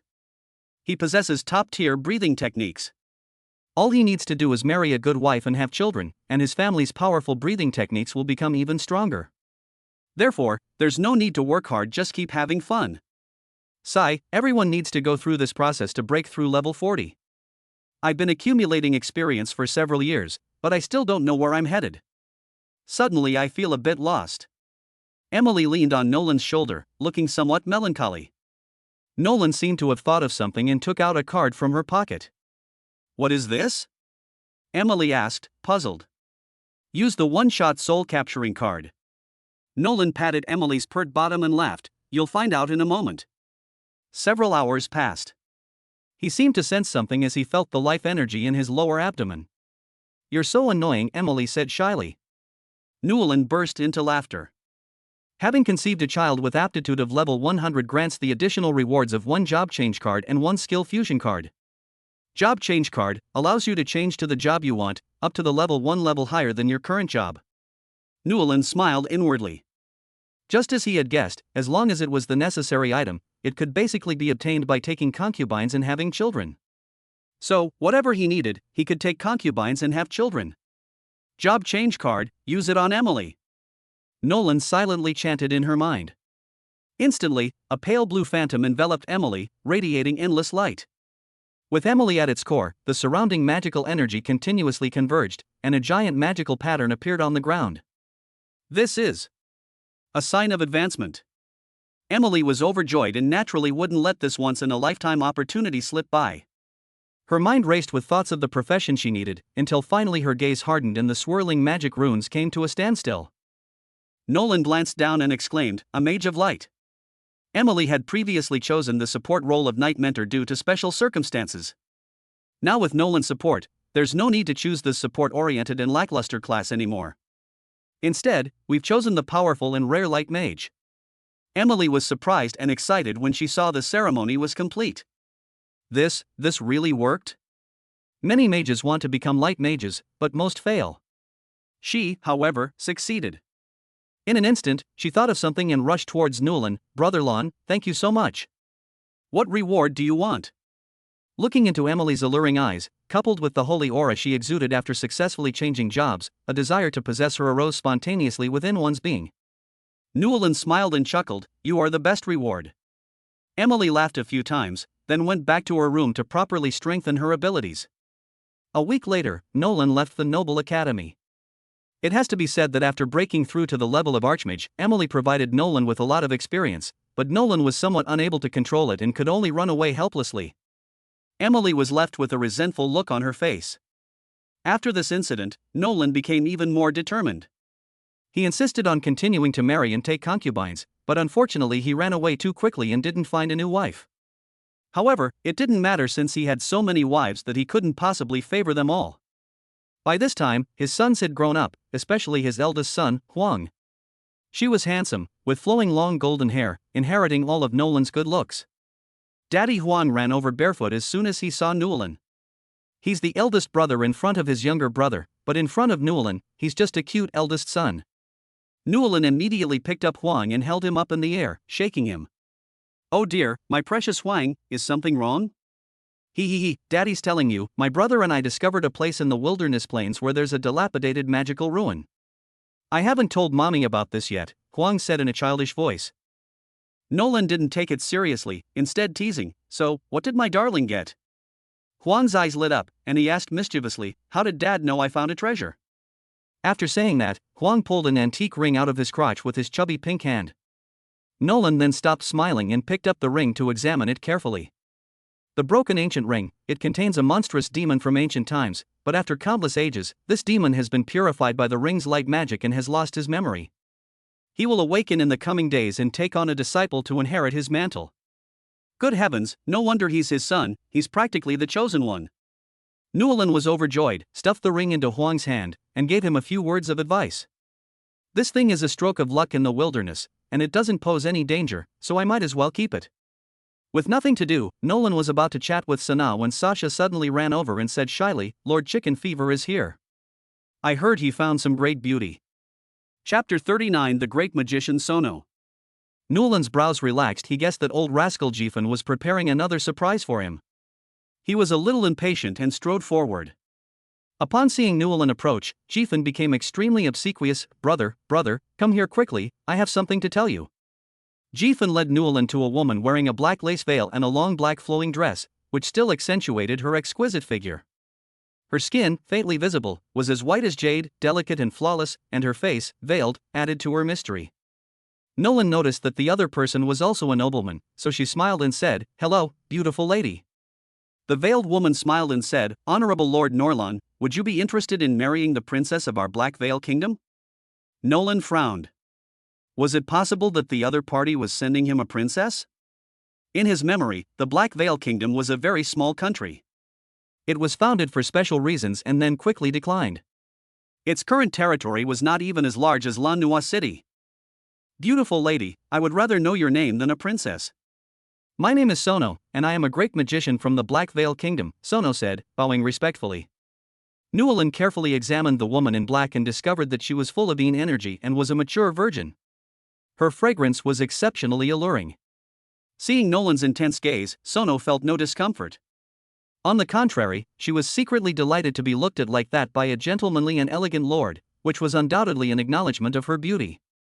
Nolan coughed lightly and said slowly, "Beautiful Ms. Sono, you should first understand your purpose in coming here." "I cannot marry a woman I have never met." Sono nodded and explained his purpose and the cause of the matter. It turns out that the last mage of the Black Veil Kingdom died, leaving no one to protect or care for them. Furthermore, the kingdom is located very close to the depths of the desolate plains, and many lords from the neighboring city of Lano would lead the way in harassing it. They unexpectedly learned of Nolan's preferences and ultimately decided to arrange a marriage alliance. It was a great disgrace for a princess to marry a nobleman, but considering that Nolan owned a large potion base and a merchant guild, plus his handsome face, the plan was finally agreed to and the marriage was arranged. Nolan could clearly sense that the other party was not lying, and that those who had ill intentions towards him could not pass through the formation to enter his territory. He was overjoyed that a beautiful woman wanted to give him a gift, and Nolan also learned that the Black Veil Princess was a beautiful woman, so a grand marriage was arranged. Newelin entrusted everything to Jifen to handle, but a princess's marriage requires going through many procedures, which is unavoidable. Since that's the case, she can only make do with what she has to do. "Miss Sono, would you be interested in having my child?" Nolan very gentlemanly took Sono's breasts in his palm and kissed them deeply. They were very fragrant and tender. Sono stammered, I'm a great mage. If I don't go back, then the Black Veil Kingdom will." Nolan understood, and then looked at Lord Chickenfin. "Send my Dragonhawk Knights out to protect the Black Veil Kingdom, and spread the word that my Nolan territory will establish a marriage alliance with the Black Veil Kingdom and begin trade." It's important to know that Norlan doesn't just have the Dragonfly Knights, he also has the Crimson Flame Knights, the Half-Elf Larrel's Mounted Archer Legion, and the Orc Legion that the two sisters, Katya and Katno, are preparing to form. Of course, preparations were also underway for the Yuhai territory, and all affairs were entrusted to his concubine Triss. Now that he has temporarily lent the Dragonhawk Knights to the Black Veil Kingdom, he needs to continue recruiting knights and building an army.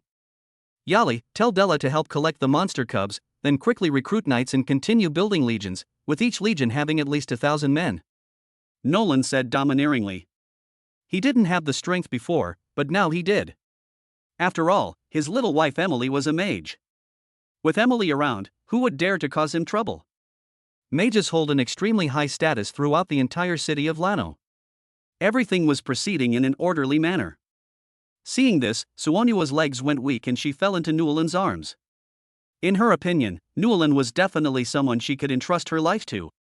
With her beloved in her arms, Nolan was overjoyed. As a great mage, Sono's strength was undoubtedly formidable, and Nolan sensed that tonight would be another tough battle. The old man, being shrewd, understood immediately upon seeing this scene. Like a lackey, he loudly proclaimed it and organized all the related matters. When Grace saw her father making such a fool of himself, she quickly went over to stop him. "Dad, watch your step." When Jifen saw that it was his daughter, he was overjoyed and exclaimed, "Where is my little grandson? Bring him here so I can see him." Hanli Newelyn was still a tiny little boy, and his chubby cheeks were incredibly cute. The moment he saw Jifen, he exclaimed, "Grandpa! Grandpa! Little Hanli has become even cuter." Jifen picked up Hanli, rubbed his noble beard against him, and then, under Grace's gaze, continued to preside over the ceremony.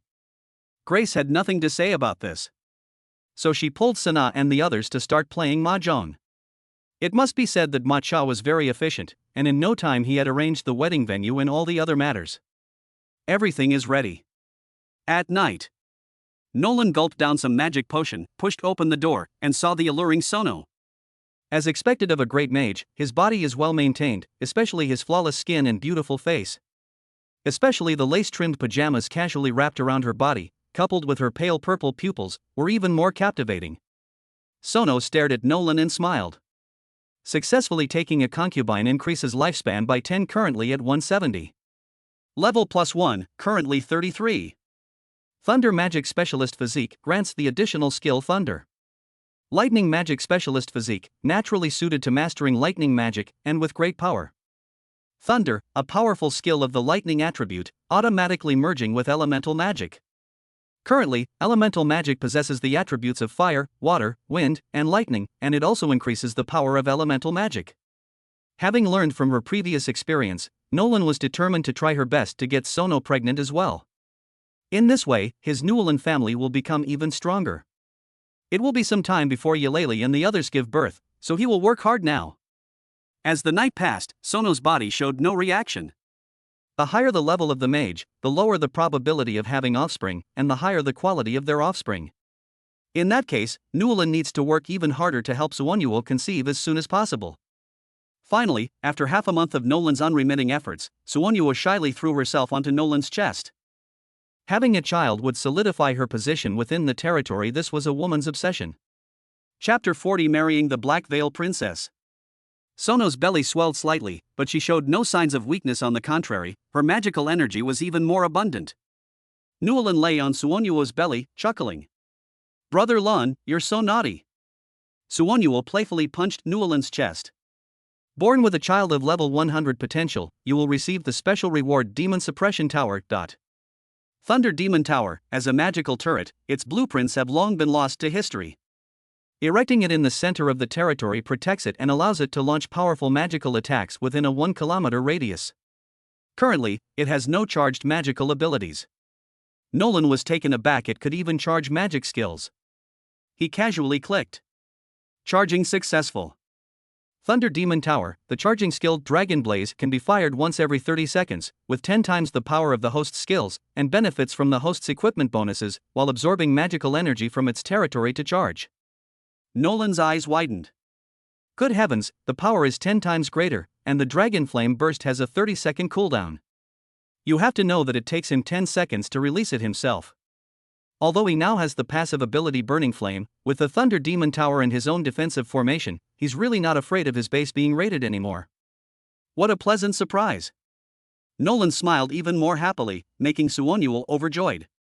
During this period, the Norlan territory and the Black Veil Kingdom engaged in friendly exchanges. More importantly, the Norlan Chamber of Commerce gained enormous benefits by traveling between the two places and exchanging resources. Furthermore, Laurel, Katya, Katno, and Grano have all formed their own Knight Legions, and Sana has also acquired some magical beasts.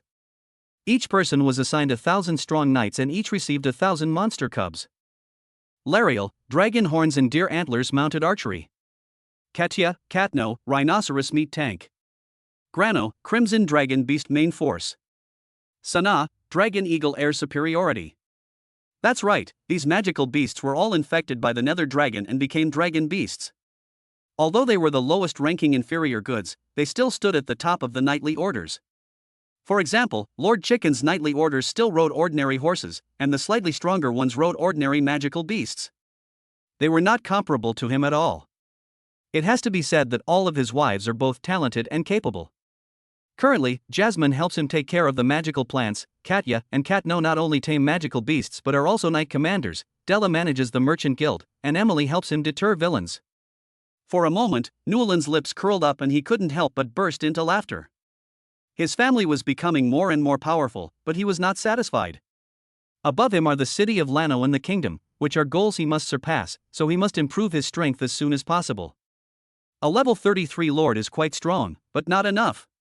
Nolan summoned Sanai and others to report on the recent scope of operations within Nolan's territory.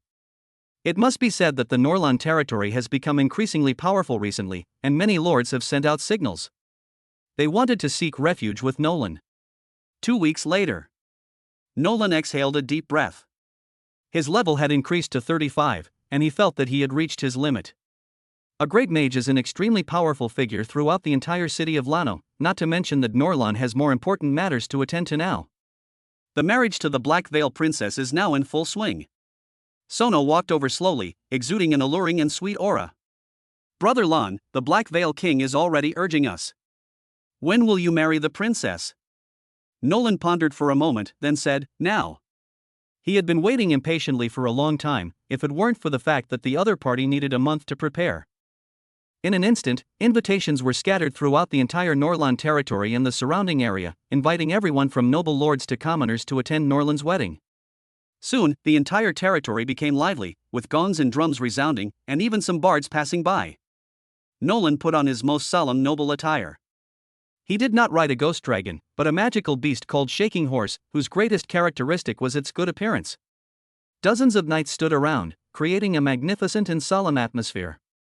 Which girl will Lord Norlan marry this time? A lord watching the drama asked, puzzled. Some nobles laughed. Lord Nolan is marrying the princess of the Black Veil Kingdom this time. WC. Lord Norlan usually throws banquets to celebrate his weddings, but this time he actually married a princess, which is simply unbelievable. Even a princess from a small country is not easy to marry. Putting aside everything else, the dowry alone would be enough to empty the coffers of an ordinary territory. Time flew by, and Nolan brought back tonight's bride. The princess in black veils possessed an elegant and graceful demeanor, standing tall and pure, like a snow lotus rising from an iceberg. Her long, white legs were particularly eye-catching, and coupled with her enviable figure, they made people drool. So beautiful. No wonder she's a princess. The same clothes looked divine on her, but would be completely unremarkable on an ordinary person. The appearance of the princess in black veils immediately drew the attention of the onlookers. The Black Veil Kingdom and the Norlan territory have achieved a win-win situation this time, supporting each other and becoming even stronger after the marriage alliance. Many people came this time, including those from Lano City, the Noble Academy, and the nearby noble lords. Nolan hosted the banquet beautifully, with a variety of delicious dishes and fine wines, as well as magical potions, making it a truly unforgettable experience. After the banquet, Nolan pushed open the door and entered the room. The first thing she saw was the black-veiled princess. With her 1.7 m height and slender figure, even a goddess wouldn't trade this night for her. Nolan asked again, "What's your name?" "Minoli." A slight change finally appeared on the black-veiled princess's stiff face. "Then you'll be called Minori Nolan from now on." Nolan laughed heartily. Without giving Minoli a chance to react, he pulled her into his arms. Successfully taking a concubine increases lifespan by 10, currently at 180. Level +1, currently level 36. The Black Veil Princess has obtained a magical treasure chest. As the night passed, Minoli, who had been cold and aloof, was melted by Nolan, nestling in his arms like a little girl, Brother Lon. Nolan smiled knowingly. Much later, Nolan finally turned her gaze to the mysterious treasure chest. Mysterious treasure chest, a mysterious treasure chest that can yield the item you desire. Note, don't make it too outrageous. Nolan raised her eyebrows in delight. It really was a wonderful product. What does he hope for most right now? Money, wealth, power, strength, beautiful women. Compared to these things, perhaps there is something that can pique his interest. It should be noted that among his wives, there are Sana, Jasmine, Lariel, Katya, Katno, and others who are unable to have children due to racial differences, and he wants these concubines to have babies as well. I wonder if I can find any of these things inside this box. Chapter 41. All beings are equal. Sana is pregnant. As the saying goes, sincerity brings results. Nolan placed her hand on the mysterious treasure chest, keeping the matter on her mind. Open. Activation successful. Skill equality of all beings acquired. All beings are equal. Before you, neither succubi nor elves matter. With a little effort, they can all give birth to babies. Nolan was taken aback. Is this how equality for all beings is played? That's really something. Of course, compared to Sana, who is far away, Minoli by the bedside is much more pitiful. Nolan grinned mischievously. "Baby, do you want a baby?" Minoli was about to answer. 2 weeks later, Minoli's belly swelled slightly, indicating that she was pregnant. Having conceived a child with an aptitude of level 50, you will receive a reward of a 30-day double magic energy buff within your territory. Nolan's eyes widened in disbelief. This was truly a treasure. It meant that within these 3 days, the growth rate of the potion, the cultivation speed, and all sorts of things would grow and multiply extremely rapidly under the rich magical influence. So far, he has received a lot of rewards. Taking a concubine was definitely worthwhile. He's having a blast. Now that Minoli is pregnant, she naturally needs to be cared for slowly. Nolan asked Yali and others to take care of her, since the child born to the princess has important political significance and could even allow him to compete for power in the Black Veil Kingdom. In addition, Daisy, Naris, Trist, Irene, Denoya, and Nasri are also about to give birth. Among them, Trist, the Lord's wife, is the most special. After all, she controls the Domain C territory. Of course, Nolan has always treated everyone equally. So, just a few days later, all of these concubines, except for Triss, gave birth. Looking at the 5 fair-skinned babies in his hands, Nolan felt a little helpless. He had given birth to more than a dozen boys in his life. What was he going to do in the future? There are no limits to the number of poses. Daisy Juga Nolan, with a feather fan and silk turban. Neris, Lubei Nolan, rainbow sword. Eulalie, Guan Yu Nolan, green dragon crescent blade. Denoya, Zhang Fei Nolan, double-pronged spear. Nasli, Zhao Yun Nolan, white horse golden spear. Choosing these names was out of necessity, given Newlan's limited cultural knowledge, but they are also easy to remember. The equipment rewarded by the system happens to be exclusive to these guys. When these sons grow up, they can be given troops and let these kids conquer new territories on their own. During this time, Newlan did nothing but play with her son and try to build a connection. However, she unknowingly went into the wrong house and found Sana and the others, kicking the little ones aside. 3 days later, Newlan rode the nether dragon through the air, and in an instant, a cloud was torn open, and he arrived in the Domain C territory. I met Tristan. It seemed that Trist was about to give birth, so Newlan took out the prepared potion to give Trist some nutrition. 3 more days passed. Born with offspring, the offspring gains the critical strike trait Sea Mage, and the offspring has no upper limit on aptitude. Reward, a rare species of magical beast, deep sea shark. The offspring will have a special profession, and will randomly draw one skill called Mirror Flower, Water Moon. Sea Mage, fighting in the ocean will grant you boundless power. Deep sea shark, a powerful magical beast second only to dragons, possessing immense fighting strength in the sea. Although ferocious by nature, it is easily tamed by humans. Mirror Flower, Water Moon, can summon a clone through the water's surface. The clone possesses 50% of the original's attributes and is controlled by the original. As expected of my son, such a surprise right from birth. The skill Mirror Flower Water Moon is quite good. If it is combined with other skills, it will probably have unexpected effects. Deep-sea sharks can be bred on a large scale to form ocean night orders and conquer the seas. It should be noted that the resources of the ocean are in no way inferior to those of the land. Brother Lon, let's name this child. Trist looked at her blue-haired, big-eyed, rosy-cheeked son in her arms with great joy. Born by the sea, and looking just like me, let us call him by the single character Lon. Newlan said with a smile after a moment of thought. Lon is such a nice name. Trist gave Lon a big kiss. The deep-sea sharks were placed on the coastline of the Domain Ocean territory, and Trist specially sent people to form a legion. Everything is moving in a positive direction, and the Domain Sea territory is gradually becoming stronger. At night, Trist, dressed in aristocratic attire, exudes charm, much like the lake's surface under the afterglow of the setting sun, exceptionally alluring. Newlan decided to stay another night. A few days later, Newlan rode the nether dragon to her territory. With the skill of equality of all beings, Newlan can also make his concubines, such as Sana, pregnant. He hasn't tried it yet.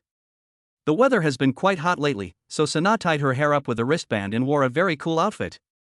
Brother Lon, you're back. Sana said with a joyful expression, slowly running over to put her arm around Newlan's shoulder, her stunning figure swaying in front of Newlan. He, do you want to have a baby? Newlan pinched Sana's little bottom and slapped it hard. Having a baby?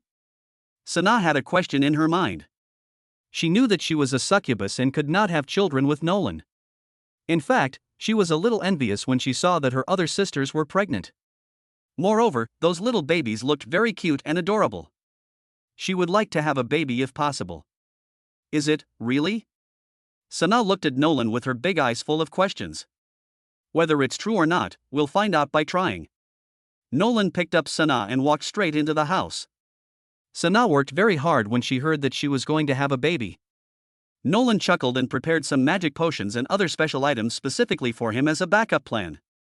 2 weeks later, after tireless efforts, Sana actually became pregnant, which shocked everyone. It's nothing short of a miracle that a human and a succubus could have offspring together. Jasmine, Lariel, Katno, and Katya seemed to see hope. Like Sana, they were envious of their sisters who all had a little baby by their side. Conceive a child of the Abyss Demon and obtain one Abyss Demon summoning card. Abyss Demon summoning card can summon demons from the abyss.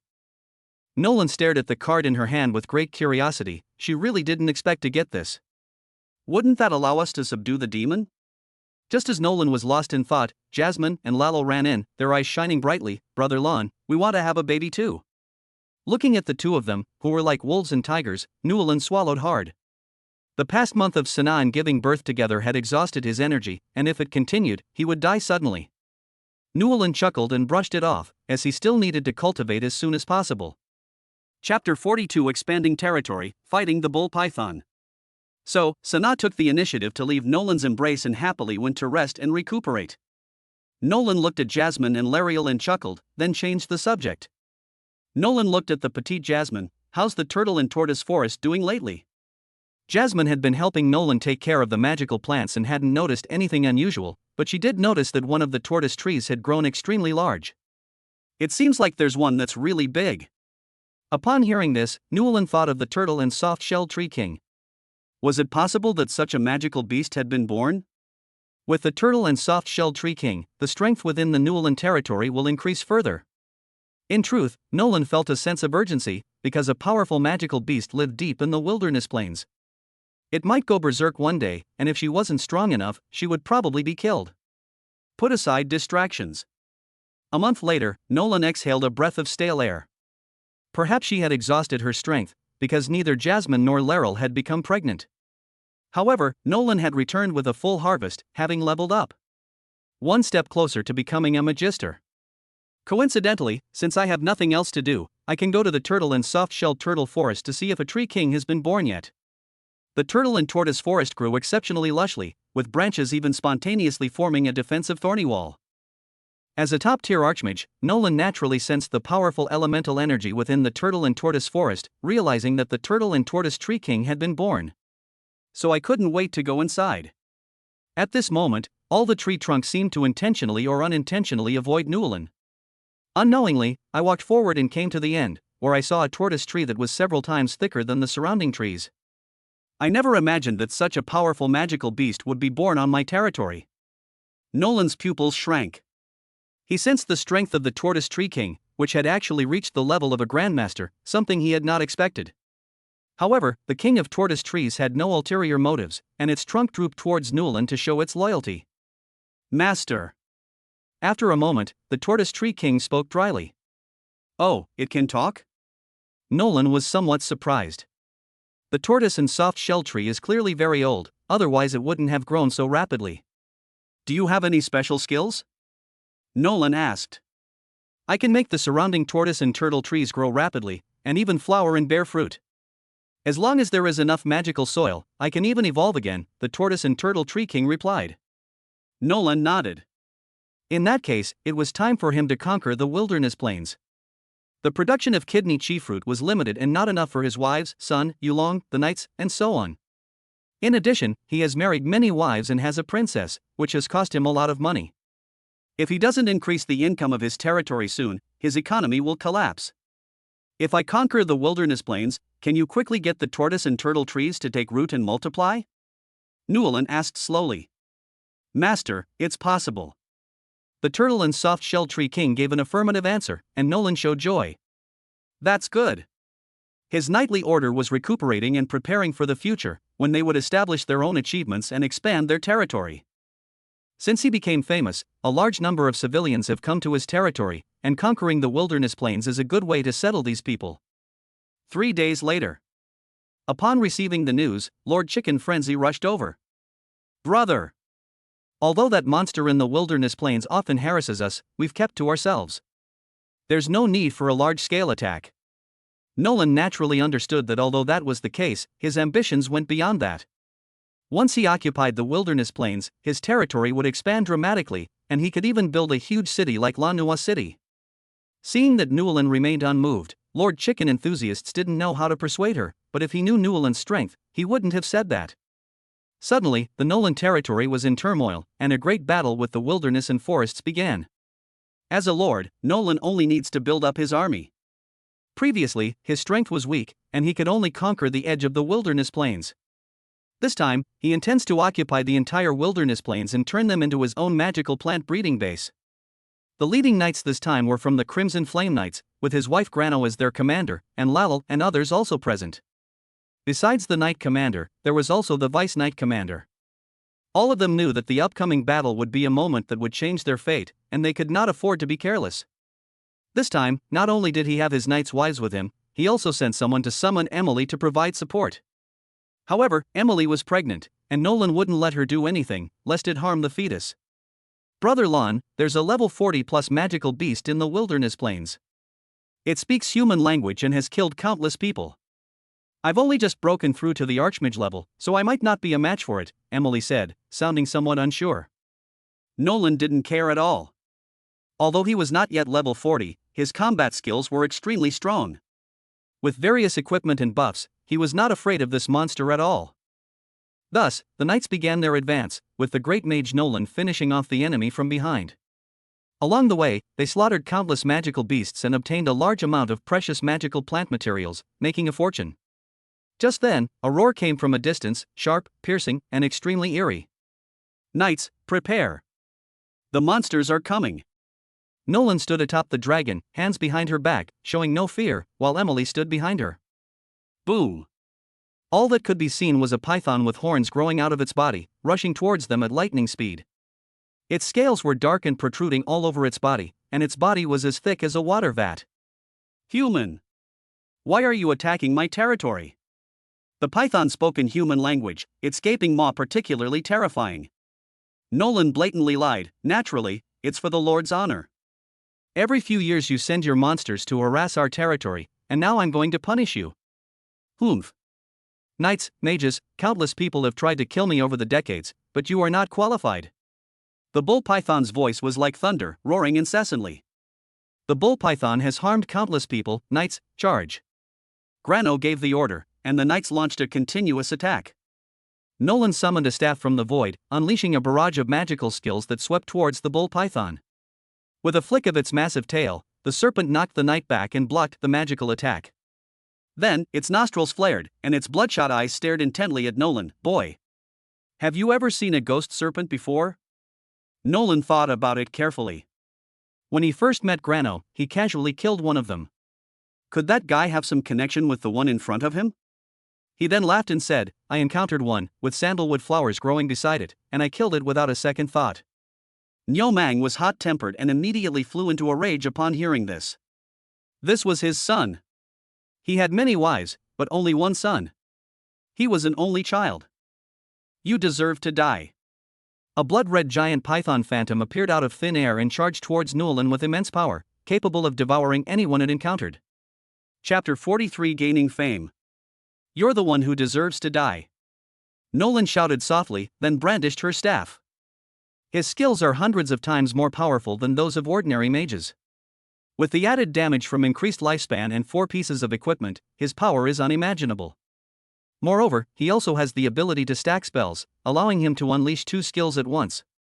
Then, the scorching flames were unleashed, engulfing the blood python like an overwhelming sea of fire and crushing it.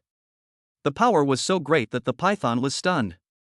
In its perception, the opponent was only at the level of a great mage. Could it be that its perception was wrong?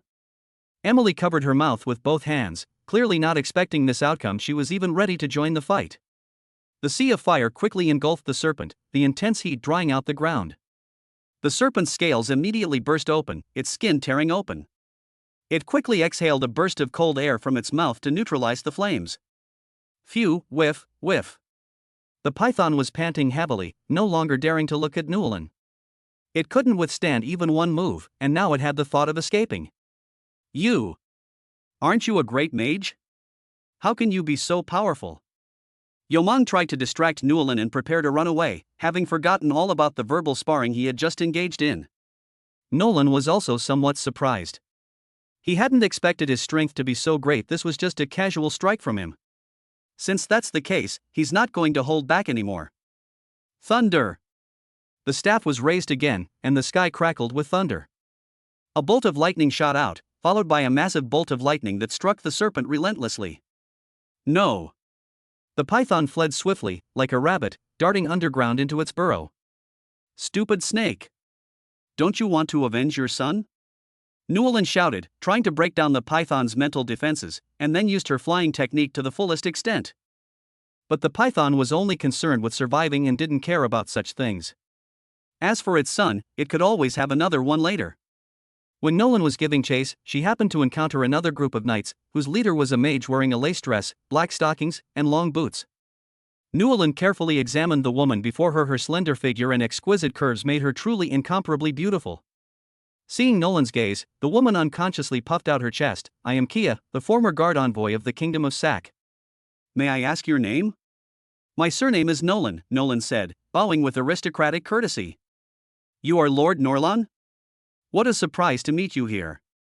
Kuya's eyes burned as she stared intently at Norlan, as if she were looking at a large piece of meat. Newland returned his gaze, and the two stared at each other for a long time before he remembered that he still had to chase after the escaped bull python. Beautiful Lady Kia, I have invited you to my banquet tonight, but I need to track down a magical beast right now.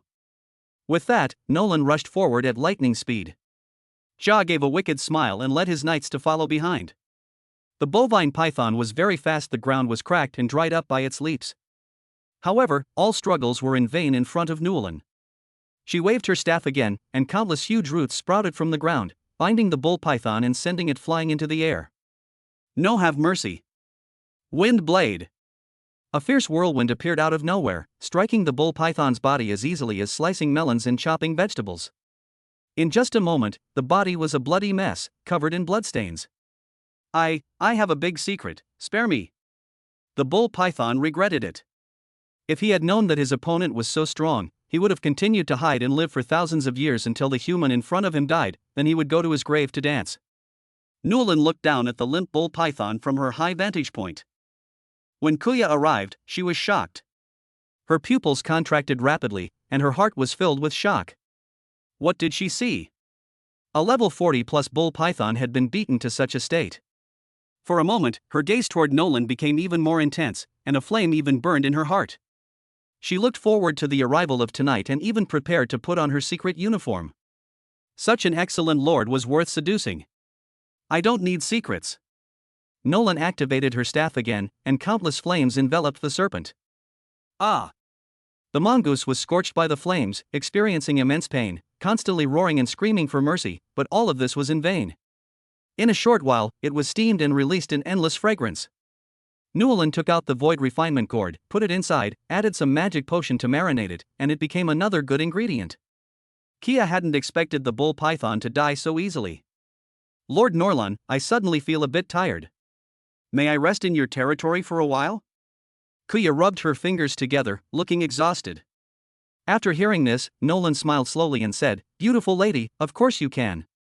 Afterwards, Nolan arranged for the knights to clean up the battlefield and drive away the surrounding monsters in preparation for building city walls and establishing a city. Night. Nolan and Kia clinked their wine glasses together. Before long, Kuya blushed and, unable to hold her liquor, lay on the bed and began to serve Nolan. 3 days later, Nolan and Kia's wedding took place as scheduled. Steward Draenor was still helping out in the sea territory, and the banquet was hosted by Lord Chicken Fever. At the banquet, Jifan's face turned red and his neck thickened. He seemed even more excited than Newland. Because the name Norlan spread throughout Lano City and even became widely known in the Kingdom of Sak. The bards even wrote a script. Lord Norlan is a righteous lord who leads his knights to slay the level 40 monsters that were plaguing the region, allowing the Kingdom of Sark to expand its territory once again. The surname Newland is known to everyone. Countless lords traveled to the Norlan territory to pay their respects, not only for a wedding but also for a banquet. This time, apart from the Lord of Lano, all the lords of Lano with a name and surname came. After hearing about Norlan's deeds, these people hurriedly prepared gifts and came to visit. At first, they did not believe it, but as soon as they stepped into the territory, they found something was wrong. The magic power was too strong, and there were even countless magical beast guards standing guard on the side, as well as various construction projects. In the very center of the territory, there is a defensive tower, a lost technology, but no one dares to question it. Norlan sat in the main seat, chatting and laughing with the top lords, while some of the smaller lords sitting at the end seemed somewhat superfluous. The chicken spirits act like a second host, encouraging customers to toast each other. Many people scoffed at Jifan, secretly criticizing him as a fool who rose to power through his daughter, but Jifan ignored them. Marrying his daughter to Newland was the most boastful thing he had ever done. The daughter of the Lord of Lanua City, Yang Xian Lanua, also arrived. This time, she was no longer arrogant. Instead, she was teary-eyed and looked pitiful. People who didn't know better thought something had happened, and some even imagined a scenario where Newland had seduced and then abandoned him. Meanwhile, Nolan had already arrived in Kia's room. Chapter 44 Pinning down Yang Xian. Kuya stared at Newland with fiery eyes, looking even more anxious than Newland herself. She had been won over by Newland 3 days ago. Newland smiled and said, How is it? You're enjoying your stay here with me, aren't you? Kuya laughed. Life here was so comfortable, with everything handed to her and countless riches, it was simply paradise. Currently at level 37. Successfully taking a concubine increases lifespan by 10, currently at 190. Guardian Knight, receive an additional reward of Skill Fusion card X1. As the night passed, Nolan stretched lazily. She had to admit that leveling up in one night felt great, and it was fortunate that Kuya was a high-level knight commander. Finding wives of high rank from now on is a good choice. It takes less time and effort. Kuya lay in Nolan's arms like a blooming rose, incomparably beautiful. Nolan also sensed a problem. The rewards for getting pregnant after getting married had decreased, and only the rewards for giving birth were high. He felt that his system needed an upgrade. However, to receive the system upgrade rewards, you will need a key item. Casting speed, 36% 100%. HP, 36% out of 100%. Law strength AP, 0% 100%. Lifespan damage increase, 190% no cap. If he can raise his spell power to 30%, he can draw 3 talents and upgrade his current system. However, that item was not easy to obtain. Even the sandalwood flower was guarded by the ghost python and required a lot of effort to cultivate. In other words, Newlin is exceptionally powerful and has abundant resources. If someone else were in charge, how would they fight the level 30 plus nether serpent? How would they cultivate and propagate the precious magical plants? How would they refine magical potions? These are all problems. To refine a magic potion that increases magic power, you also need a key item called a monster crystal core. This thing is filled with extremely high energy and can only be found near monsters of level 40 or higher. Obviously, the serpent you killed earlier did not have one. As for killing a level 50 magical beast, Nolan was well aware of his own limitations. Killing a level 50 magical beast would be no easy task for him. While he was thinking, Grano pushed open the door and came in. "What's wrong?" Newlin asked with a grin, thinking that his wives had come up with some new tricks. Grano looked conflicted. "Brother Lon, Lady Yang Xian wants to see you." Grano was once a Crimson Knight in the Lano territory. Her former young master, Yang Xian, came to her for help, and she couldn't refuse. Nolan noticed Grano's hesitation and pulled her close, saying, "I thought it was something serious." "I'll be right back." Grano smiled slightly after hearing this and kissed Newlin. "Brother Lon, you're so kind." Yang Xian waited anxiously in Newlin's private training room, pacing back and forth. Just as she was about to leave, she heard a click as the door opened. When Nolan saw the little canary princess, she exclaimed that she had become even more beautiful in just a few days, especially her tight little clothes and her short skirt, which were particularly alluring. "Your Excellency Lord Newlin, I have something I would like to ask for your help with," Yang Xian said with great joy. Without hesitation, Newlin replied, "I won't help, unless..." Yang Xian frowned, her face stiff. "Unless it is something else?" Seeing Newlin's gaze sweeping over her without restraint, Yang Xian looked back at her with a mixture of admiration and amusement, as if she knew Newlin's purpose. Yang Xian blushed. Newlin straightened her clothes and let out a deep breath. She had to admit that as the daughter of a lord, Yang Xian was stiff, but her innate temperament gave Newlin a strong sense of conquest. At this moment, the sky gradually darkened. Yang Xian shyly straightened her clothes. She found that apart from having many wives, Newlin was good in every way, handsome and capable. The slight resistance she felt vanished instantly. "My father failed to fuse with the dragon bloodstone, and he also suffered a backlash from the contract.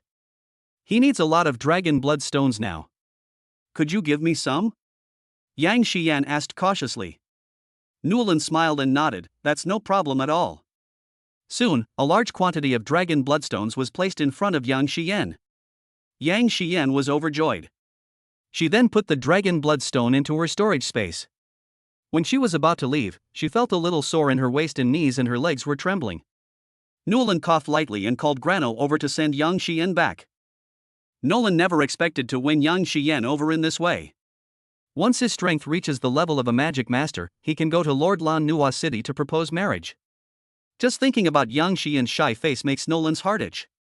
A few days later, Nolan found information about monster crystal cores, which were key to upgrading the system and had to be obtained. Manoli lay in Newlin's arms. "Brother Lon, a level 50 magical beast has appeared in the Black Veil Kingdom. It is seriously injured, and many lords are preparing to go and harvest it. There are many crystal cores beside that magical beast." Nolan was somewhat pleased to hear this. He had finally found the item, but he really didn't care for a wounded level 50 magical beast. However, although it would be safer to go with other lords, the spoils might not be divided fairly. After making some casual arrangements, Nolan led 500 Dragon Eagle Knights to the Black Veil Kingdom, along with the great mage Sono. Throughout the journey, Sono leaned against Nolan. During this time, she was completely captivated by the Nolan territory. First, she had unlimited access to all kinds of resources, and second, she had maids to take care of her. She could play any kind of mahjong or chessboard she wanted, and this extravagant lifestyle was incredibly enjoyable for her. When she looked at Newelin, she felt even more affectionate. Sono stared at Newelin, becoming more and more satisfied with her. Before long, they arrived in the Black Veil country. The first person to appear here, the black-veiled steward, was an old woman who was over several hundred years old. Nolan glanced at her and lost interest. The old woman knew that Nolan had come to help them clear out the monsters from the Black Veil Kingdom, and since Nolan was also the prince consort of the Black Veil Kingdom, she was very welcoming. "Lord Nolan, please come in." "All right." Nolan nodded slightly, while the Dragon Eagle Knights stayed outside to wait. Besides Nolan, there are several other forces involved, as well as the Black Veil King. Among them, Savage Lord and Anyang Lord are the strongest, both at level 40, while the rest are around level 30. However, the surname Anyang is quite special, as it has been inherited by women for generations. The current Lord of Anyang is particularly dashing and imposing. Her long, dark blue hair cascading down her back and her alluring figure were enough to evoke all sorts of fantasies. In particular, Lord Anyang, due to her practice of a special breathing technique, remained a spinster even after living for decades, and many lords sought to marry her, showering her with attention. Chapter 45. A little bit of exuberance. Lord Anyang noticed Nolan's gaze among all the lords. His was the most intense. For some reason, Anyang was not so resistant when he first saw Newelin, and even enjoyed Newelin's gaze. Perhaps this was the charm of a handsome old nobleman. Seeing Nolan arrive, the Black Veil King felt more confident. After all, his strength was only at the level of a Grand Mage, and facing Anyang and Saman, two level 40 lords, alone was still quite a challenge. As his son-in-law, and with the feat of instantly killing the Nether Python, Nolan was naturally someone no one dared to underestimate. The group discussed the matter at the banquet for a long time and finally decided that whoever made the greatest contribution in the fight against the monsters would receive the lion's share. After no one objected, the operation began, this time led by Lord Saman, who had discovered the wounded monster. "Lord Anyang and Lord Newelin, we will need your help in the upcoming battle." Although Saman is fat and has a big head, he is very smart. Although Newelin is not strong, he has the record of killing a level 40 magical beast. No one who can reach this level is stupid. As for the other lords, Saman was rather arrogant and didn't take them seriously. Along the way, some lords whispered among themselves. "So this is Lord Norlan. I heard he married more than 10 wives in 2 years. I'm so envious. My wife is a tigress, so I've had to keep a few lovers on the side. Who doesn't hate arranged marriages? I heard that Lord Norlan has also married succubi, half-elves, and others. TSK, isn't that like being newlyweds every night?" Newelin was already used to her deeds being discussed and didn't care, but Anyang blushed a little as he listened. These leaders couldn't stop talking about what men love most, and they went on and on about all sorts of positions without any restraint. This really opened Nolan's eyes, and she decided to go back and practice with Sana. Men, all they can talk about are things in bed. Saman looked at the two and said, "There is going to be a fierce battle. My suggestion is to share your fighting styles first so that you can cooperate with each other." Newelin remained unmoved, for this was a grave taboo in the midst of battle. A mere information gap could lead to his death. His mind raced with conflicting thoughts. The same applies to being high-spirited. Saman smiled and said, "I am a level 45 shield knight, specializing in defense and luring monsters. My specialty skill is shield defense. Upon hearing Saman's introduction, Anyang nodded and slowly said, "I am a level 44 forest mage, specializing in forest magic, mainly for defense and support, and slightly weaker in combat." The two of them looked at Newelin simultaneously. "I'm a level 38 mage, and my specialty is fire-based offensive magic," Nolan said casually. He wasn't foolish enough to reveal all his information. Before long, the three arrived at their destination. Saman's eyes flashed, and he jumped off the flying magical beast, roaring, "This is it!" A savage beast phantom appeared behind Saman, and with a swing of its fist, it slammed heavily onto a nearby boulder. Boom! After a loud bang, a giant toad appeared, about 4 meters tall, covered in pustules and sores. It's actually a fire toad. This thing is covered in fire poison from head to toe. Once you touch it, it will be poisoned to the bone and corrode your whole body. Of course, the fire toad is slightly weaker, but it is still a treasure. Some lords exclaimed with great joy, obviously not expecting it to be this magical beast. Battle is imminent. Saman was like a giant shield, constantly pulling and enticing the fire toad. Lords like Nolan and An Yang continuously unleashed magic, sending waves of energy crashing down on the fire toad. Quack! The fire toad got angry, its eyes turned blood red, and its body was covered in sores that looked like a volcano about to erupt. Not good. Get out of the way. Saman shouted, and took advantage of the fact that no one was paying attention to run away as fast as he could. Without a tank to block the skills, the poison, like lava, came flying everywhere. Nolan was extremely fast and slipped away, followed closely by An Yang. Some lords who reacted slowly were corroded by the poison and cried in despair. The knight attendant beside him quickly stepped forward and used his mouth to suck out the burning hot sores. At this moment, everyone's eyes turned to Saman, as if questioning him about why he had dodged. Just as he was about to explain, a burst of intense heat shot out, startling Saman, who immediately dodged. Lord Norlan! What are you doing? Saman roared in fury. The surrounding lords were also surprised that Nolan would directly and ruthlessly kill Saman. Humph. I'm extremely sensitive to magical energy. If I'm not mistaken, this fire toad has been domesticated. Nolan's words were startling the other lords. Saman's eyes were gloomy, yet he appeared indifferent. Lord Newland, I advise you. Alright, everyone, good luck to you all. I'm taking my leave. Newland didn't give anyone time to react before flying away. Saman shouted in alarm, come out quickly and stop him. A black figure appeared, exuding a dark aura. Go! A black magical energy blocked Nolan's path. Dark mage, someone recognized the man in black. Saman actually colluded with a dark mage. This will get him stripped of his noble title. Someone's eyes flashed with doubt. An Yang summoned his magic staff and secretly cast a spell to prepare for a sneak attack. As the incantation ended, trees sprang up from the ground and quickly charged towards Saman. A mere trick. The evil mage waved his hand casually, and black mist spread out, instantly corroding the giant tree and causing it to vanish into thin air. Saman laughed maniacally, the kingdom of Sak has long been corrupt. Rather than die of old age, we might as well take a desperate measure. As long as we kill you all, the western part of Lano City will fall. So this was all your conspiracy. A lord finally realized what was happening, his face turning ashen. No wonder Saman discovered the heavily injured level 50 monster and let them get a share of the spoils. It turns out it was all a conspiracy. Aren't you afraid that Lord Lano will come and slaughter you, you barbarians? Newland's expression changed upon hearing this. He knew that Lord Lanua's contracted magical beast was at a critical moment of advancement and was indeed unable to spare the time. The other party had obviously obtained this crucial information, which was why they set up this trap. However, his opponent underestimated him. Nolan's body surged with magical energy, and he pulled all the buffs to the limit. Taking advantage of the opponent's unpreparedness, he shouted, "Blazing flame!" The blazing flames covered the sky, and 2 fire dragons could be vaguely seen leaping out. Not good. The Death Mage's pupils contracted as he sensed the threat of death. He quickly summoned the fire toad to shield him from the fatal blow. Quack! Saman wasn't entirely lying, the fire toad was indeed severely injured, taking the blow head on and dying instantly. Newland pinched her fingers and, taking advantage of their unpreparedness, retrieved the crystal core from the fire toad.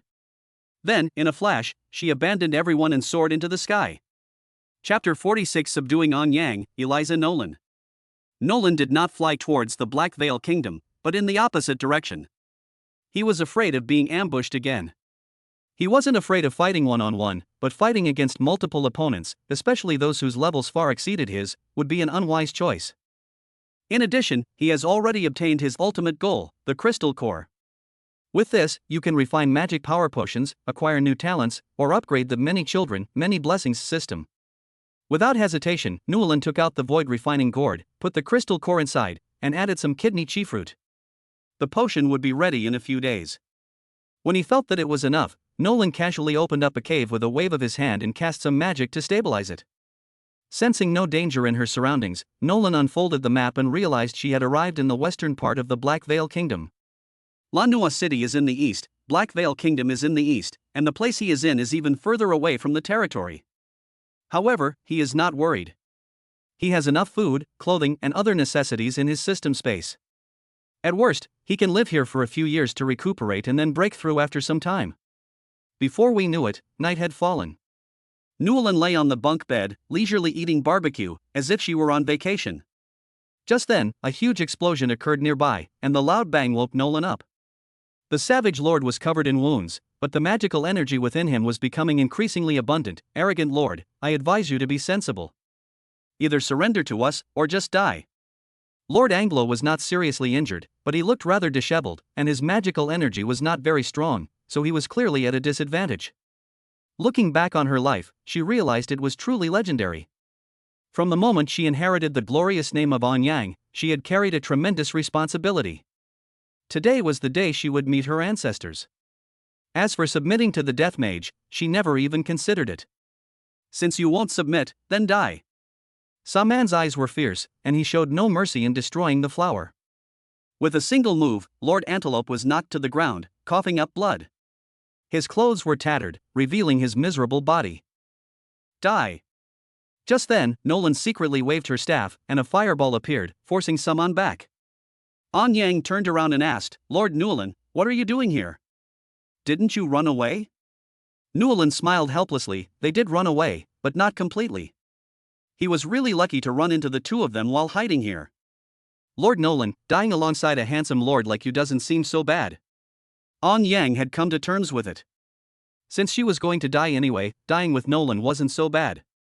After all, he was handsome and dashing, and every word and action exuded a noble air, which was her type. Nolan chuckled softly. In that case, come back to the territory with me and have a baby. We won't die. Still being stubborn even when facing death? Since you won't surrender, then let's make you a pair of star-crossed lovers. Saman's aura surged, and a giant beast phantom materialized behind him. Upon closer inspection, it was none other than the divine body of the god of beasts. With despair in his eyes, he collapsed to the ground. With a wave of his hand, Nolan's staff appeared out of thin air. He did not chant, but simply waved a powerful spell, which gathered in front of him. Various buffs were stacked, and with the addition of stacking spells, two huge fire dragons exuded a powerful aura and rushed forward to envelop the phantom of the beast god. Ah! On Yang only heard a scream before Saman was burned to ashes by the dragon flames. Before she could even react, she saw a huge crater scorched by the flames. Phew, since there's only one person, I don't need to hold back anymore. Nolan's blazing flame attack completely drained her magical energy. On Yang took the initiative to support the weakened Newlyn and walked towards the cave not far from here. 3 days later. Currently 38. Newlyn stared at On Yang, not expecting that he would directly advance a level this time. Even with her injuries, Lord Antelope remained plump and robust. There are no ugly mages with each level up. She became closer to the essence of the world and even more beautiful. Lord On Yang looked up at the man on top of her and grew more and more fond of him. He was like a prince on a white horse who had pulled her back from the brink of hell. From now on, she would be called Eliza Nolan. We'll get married when we get back to our territory, Nolan said with a smile, holding Eliza in her arms. Moon, the once majestic and imposing lord of the territory, now lay in Nolan's arms like a delicate little woman. Nolan was just in time. During this period, Lord Lano probably dealt with his magical beast problem. With the other party's strength, it would be easy to eliminate a group of death mages. Nolan no longer needed to hide anything and directly took Eliza back to Nolan's territory. Both of them were very fast, and they arrived in no time. When Jifun saw that Newlyn had returned safely, he was so moved that he wept bitterly. After hearing that Newlyn had been attacked, he had lost his appetite. Of course, Newlyn's concubines were also very worried. When they saw that Newlyn had returned safely, they rushed over like a tide. Chicken, with his sharp eyes, spotted Eliza behind Nolan and, very sensibly, began to carry out the wedding ceremony. As a level 40 lord, the wedding was very grand, and even Lord Lano came. At the banquet, many people couldn't help but feel envious and jealous as Newlyn won the hearts of beauties time and time again. These women were all incredibly beautiful and had amazing figures. Even Newlyn's strength is constantly improving. It's simply impossible for him to keep getting married and simultaneously improve his strength. Some people directly blame Nolan on being a top genius. The reason he didn't break through for the previous 80 years was for the accumulation he has now. Sigh, my daughter is only 8 years old. I wonder if she can marry Lord Nolan. 8 years old is not young. My child is only 6. I feel that we can delay the relationship and give it a try. Many weak noble lords were thinking of stuffing all their daughters into Nolan's bed. There's nothing they can do. They get envious when they see Jifun. At first, they mocked him as a lapdog, but now they just wish they weren't that dog. Of course, Nolan was completely unaware of this. He had already arrived at Eliza's room and begun to enjoy the pleasant night. Eliza had long, emerald green hair, skin as white as cream and as tender as jade, and a fragrance that filled her entire being. Her delicate and pitiful demeanor naturally evoked feelings of tenderness in others. Eliza witnessed the strength of the Norlan territory firsthand. It was indeed formidable, in no way inferior to her own territory. Chapter 47 Breakthrough to Archmage. The night is beautiful. Successfully taking a concubine increases lifespan by 10, currently at 200. Proud Lord, gained an additional level +1, current level 39. Nolan raised the corner of her eye. She really didn't expect that her level had reached 39, just one step away from becoming a magister. The Archmage can now create arrays and powerful magical items on his own, making his combat strength vastly different from that of a Grand Mage. Overjoyed, Newellyn suddenly remembered his void refining gourd, in which he had previously placed crystal cores and some kidney chi herbs some time ago. Newellyn took out the void refining gourd and extracted the magic potion inside. It was a light red magic potion that smelled like seafood. He didn't care about anything else and poured it all into his mouth. A mysterious and profound aura continuously filled his body. The feeling was like a magic potion surging through his limbs, which was very pleasant, but the feeling disappeared in a moment. Casting speed, 39% 100%. HP, 39% out of 100%. Lost strength AP, 39% 100%. Lifespan damage increase, 200% no cap. Congratulations, host, you have unlocked your body's limits. Please choose to unlock a new talent or upgrade the Many Children, Many Blessings system 3 times. Upgrade to the Many Children, Many Blessings system. Newellyn did not hesitate. He had naturally not forgotten the foundation of his family's livelihood. The Lord template has been upgraded and optimized. The Reward template has been upgraded and optimized. The Task template has been upgraded and optimized. Lord Nolan. Lifespan, 200. Class, Necromancer. Level, 39. Skills, 14. Wives and concubines, 21. Descendants, 9. Talent, upgraded version of the Many Children, Many Blessings system. Equipment, 8. Magic plant, 1. Warcraft 3. Upgraded offspring birth rewards. Pregnancy no longer grants rewards. Instead, a top-tier reward is awarded for every 10 offspring born, with each offspring having at least level 100 aptitude. Upgraded rewards for marrying wives and concubines. Marrying a wife or concubine increases lifespan by 50. Furthermore, after intercourse, only experience points are gained, no items are awarded. The concubine's level must be at least 10 levels lower than the user's. Task template upgrade. The system has a chance to discover rare tasks. Newellyn frowned. At first glance, the system seemed even worse, but upon closer inspection, she realized that each time she took a concubine, she could increase her lifespan by 50. For every 10 offspring, you can receive a top-tier reward, which is much more stable than the previous random rewards, and there is also a chance to obtain rare quests. Not bad. The next morning, Nolan spent some more time with Eliza, then packed her things and went to find Lord Lano. Yesterday, Newellyn deliberately had Jifun keep Lord Lan Nua away, all for Yang Xian's sake. Lan Nua initially didn't know Nua Lan's purpose, but after hearing it, her brows furrowed. He looked you over carefully and was utterly astonished. You're already level 39? Almost a magister? That's right. Nolan nodded. After I marry Miss Yang Xian, I will transfer a portion of the development rights of the Anyang territory to the Lord. After thinking for a long time, Lan Nua finally nodded in agreement. Whether it was the development rights of the Anyang territory or a future mage, it was a good investment. Anyone could see that Nua Lan had unlimited potential. Only 3 days after Newellyn's wedding, the territory was once again decorated with lanterns and colorful streamers, and things got busy again. Some people lamented that in the Newellyn territory, one could gain over 10 kilograms a year just from attending banquets, and then began to envy Newellyn. I really envy Lord Nolan. He lives a life of revelry every night. Sigh, I heard that this time the bride is the young lady from the Lano family. I'm more concerned about when the banquet will begin. Countless people marveled at how comfortable and prosperous Lord Norland's life was. The banquet was hosted by Jifun again, and it began soon. Newlin couldn't wait any longer. Yang Xiyan was extremely beautiful, had a great figure, and was full of vitality. The banquet soon came to an end, and we got down to business. Successfully taking a concubine increases lifespan by 50, currently at 250. Gain a lot of experience. As the night passed, Newlin felt exhausted. He hadn't expected that Yang Xiyan had been thinking about him constantly these past few days, which led to an exceptionally fulfilling night. Taking advantage of this opportune moment, Newlin went all out to have a baby. A few days later. I don't know how much time passed. Several of the newest members of the family are pregnant, and Yali and the others have also experienced a second spring in their lives, each sporting a large belly. Even Jasmine, Lariel, Katya, and Katno's bellies have gotten bigger, which is truly a cause for celebration. Newlin's yin-yang breathing technique is simply a divine skill. With each breath, she can greatly increase her experience and improve her physical health. Moreover, the stronger the family's power, the better the effect of the breathing technique.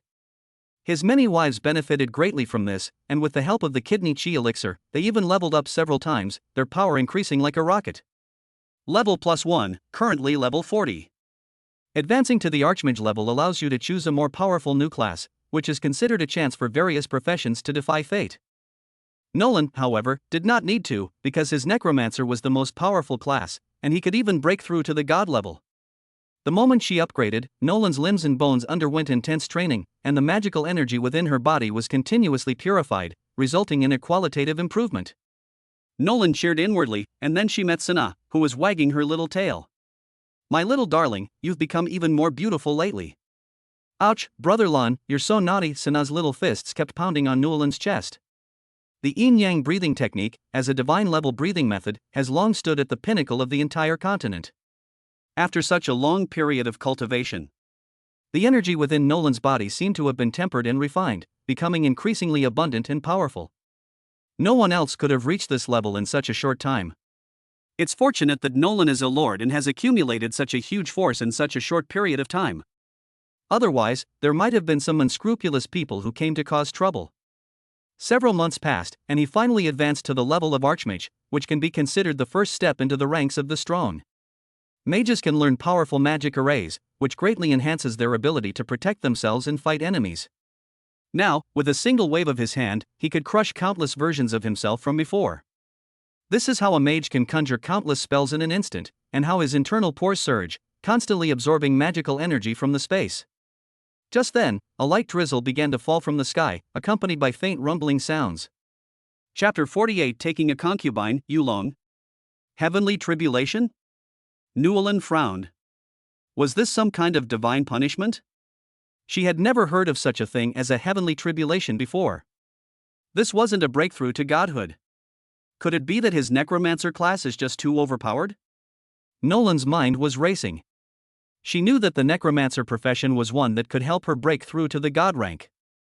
Throughout the entire continent, only when certain chosen deities are about to ascend to godhood and enter the divine realm will heavenly tribulations occur. Could it be that his breakthrough to the level of a magister is even more monstrous than breaking through to the level of a god? At this moment, Eliza and the others ran out and were both surprised and delighted to see the scene before them. Lan. Brother Lan has actually broken through to the level of Archmage. But why would it attract divine punishment? Could it be that Brother Lan's talent has become so monstrous that even the heavens are jealous? I simply can't believe it. The women immediately became extremely excited, wishing they could stick to Newlin. At this moment, the heavenly thunder was fully prepared and fell with the force of lightning, instantly causing a devastating earthquake. Nolan remained completely calm. He had received various buffs and his territory's formation had weakened the heavenly tribulation, so he was fully capable of withstanding it. Besides, heavenly tribulations usually come with their own GPS navigation, so even if he wanted to dodge them, he couldn't. Then let the storm rage on. After this ordeal is over, he's going to thoroughly unclog the sewers and vent the fire in his heart. Boom! After a loud bang, streaks of lightning flashed across the dark sky. Lord Norlan took a direct hit from the lightning, his entire body turning into a roasted chicken, emitting wisps of smoke. Brother Lan, take good care of yourself. The women, heavily pregnant, were on the verge of tears with heartache. Go, Dad.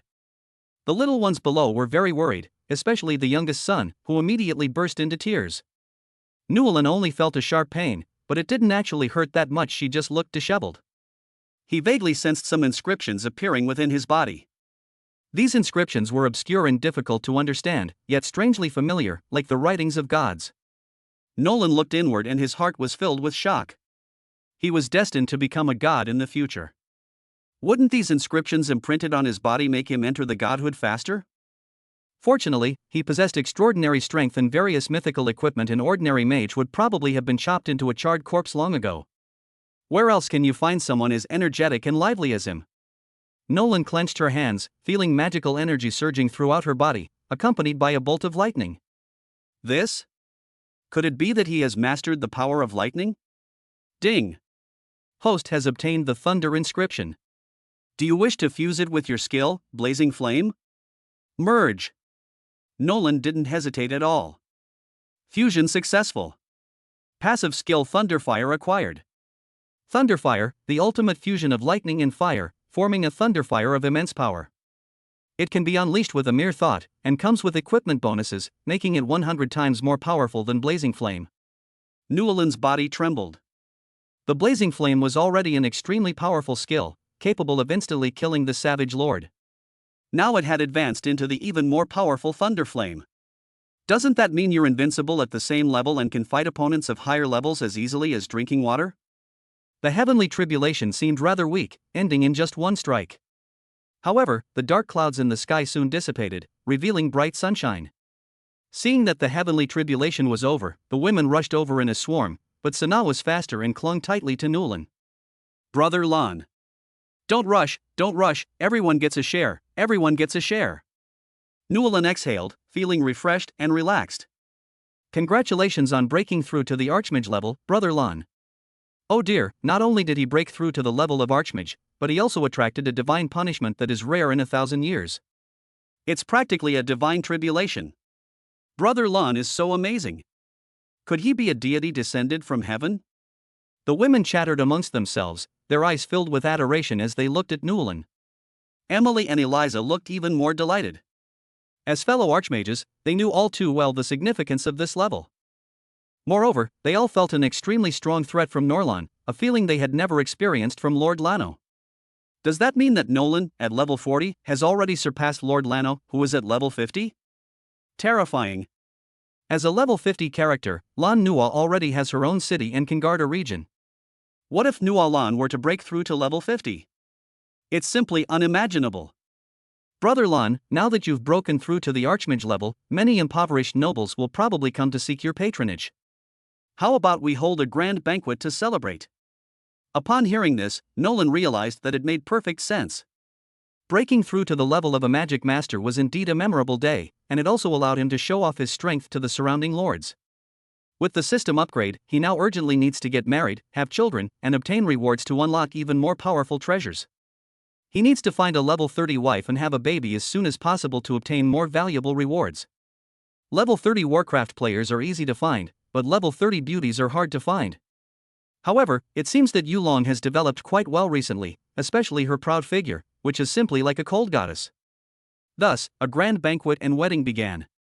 The news of Nolan's breakthrough to Archmage gradually spread.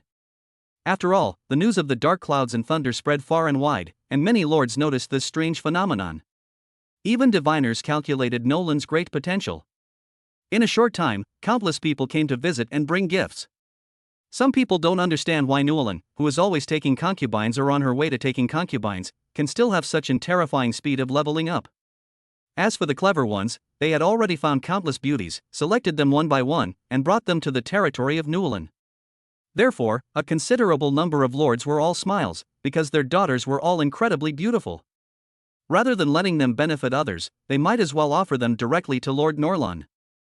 With a bit of luck, he might become like Lord Chicken Fervent, the most loyal lapdog under Norlan's command.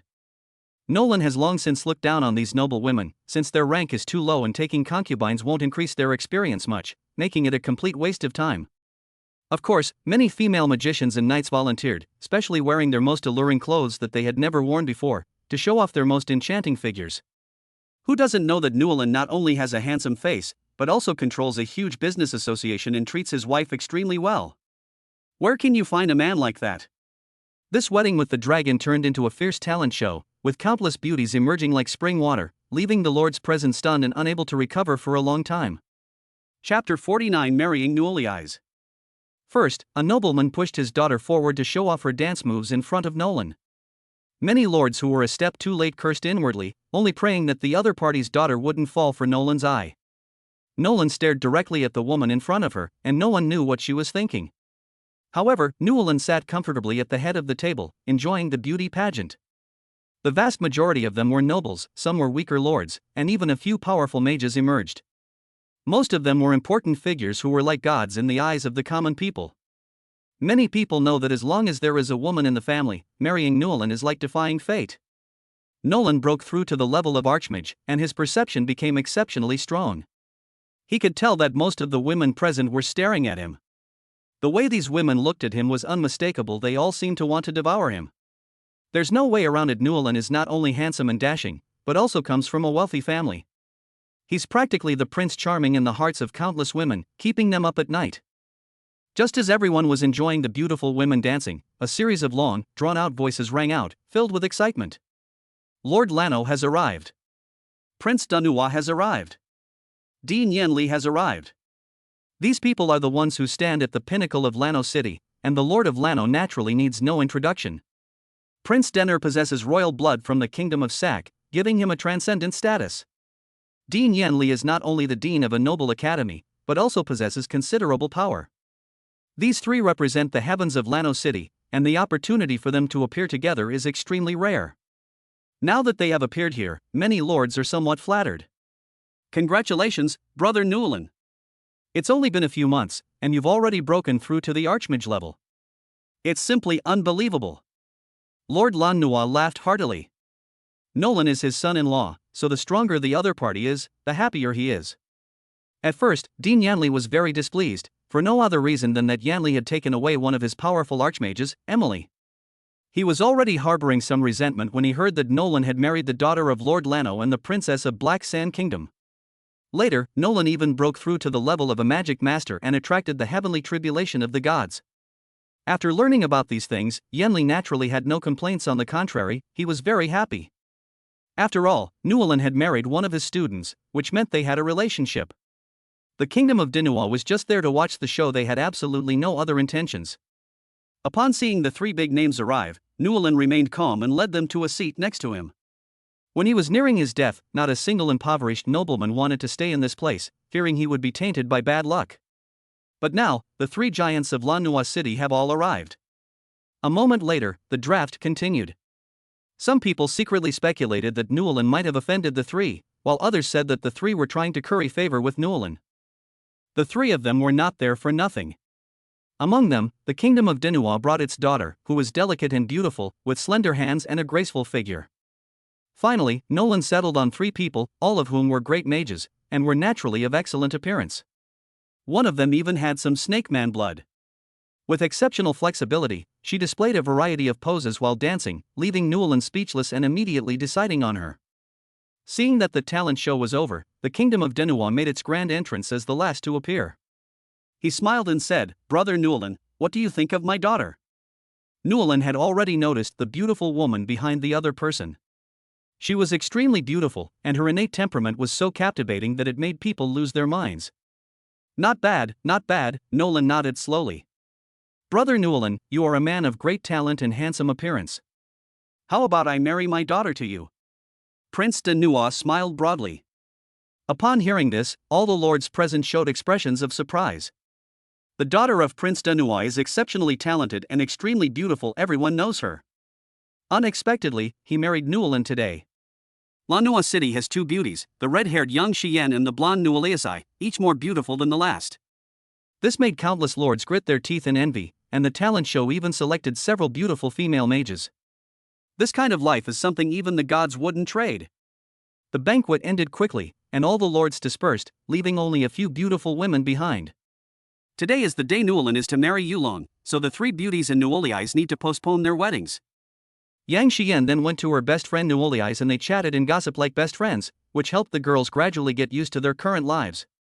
Nuolin pushed open the door and saw the cold yet shy Yulong, whose curvaceous figure was paired with alluring clothing. Hee, master, the dragon said weakly. Nolan swallowed a bite of the kidney tonifying fruit. His family's power has increased once again, and his own strength will continue to increase accordingly. Level +1, currently level 41. Successfully taking a concubine increases lifespan by 50, currently at 300. Nolan was overjoyed, but of course, the matter was not over yet. The next morning, Nuolin planned to take advantage of the momentum to hold the wedding directly and further expand the influence of the Nuolin family. However, she has been very busy lately, which has left Nolan with no energy at all. Exhausted, Nolan called Sana in. After all, Sana was the first senior member to arrive, so she was asked to teach the newcomers various etiquette rules and things to pay attention to. Level +1, currently level 42. Successfully taking a concubine increases lifespan by 200, currently at 500. Tonight is an extraordinary night. His strength is rapidly expanding, and he needs to occupy more territory accordingly.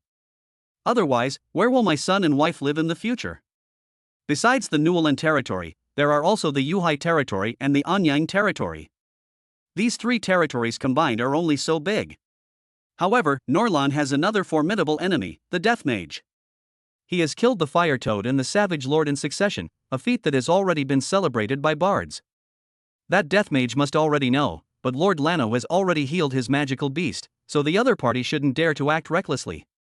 Early the next morning, Norlan is preparing to build her own city, Nord City. Meanwhile, the Black Veil Kingdom had agreed to join Norlan's territory, and in that instant, Norlan's territory quickly surpassed that of Lano City, becoming its equal. The news shocked countless lords. Who could have imagined that in just a few years, Norlan would have developed a small territory into a large city? When Prince Denua learned of this, he smiled broadly, realizing that his investment had indeed been a wise one. Half a month later, Nolan arrived in Lano City. Chapter 50, The Shattered Divinity. At the Nolan Chamber of Commerce, Della was overjoyed to see the sudden arrival of Norlan. During this time, she had naturally heard some rumors and knew very well that Norlan had become more powerful and could even rival Lord Lano. Brother Lon, this hasty establishment of the city might lead to persecution by those with ulterior motives. Della frowned slightly, clearly worried. Don't worry, I've got everything covered. Nolan was very confident. His territory was protected by the system's array formations, as well as the Nether Dragon, the Tortoise Tree King, and various Night Orders, so he naturally wasn't afraid of being offended. Nuolin also met her youngest son, Wang Tang. The boy was doing well, and had grown a little chubby. The moment he saw Nuolin, he jumped up and down, shouting, "Daddy!" My good son. Nuolin coaxed him for a while, then let him go downstairs to play, as she had important business to attend to. A moment later, Della tidied her messy hair. By the way, it seems there's going to be a huge auction in Lano City recently, and the destination is the Lano Merchant Guild. Then we can go and take a look. Nolan knew very well that every auction was held to raise money and increase the strength of all the residents in the territory. It seemed that a major battle was inevitable. You can visit your father-in-law then to ask what happened, so you won't be kept in the dark. Our Chamber of Commerce is also involved in this auction. I have a token that allows me to sit in the main seat. Della pulled out a gleaming golden token from her waist. 3 days later, the auction was successfully held. Della did not come with Nolan because she had to deal with the relocation of the Chamber of Commerce. Nolan arrived alone with the token, and was recognized as soon as she entered the venue. Your Excellency, Your Excellency. A steward with a thick beard called out to Nolan. What's wrong?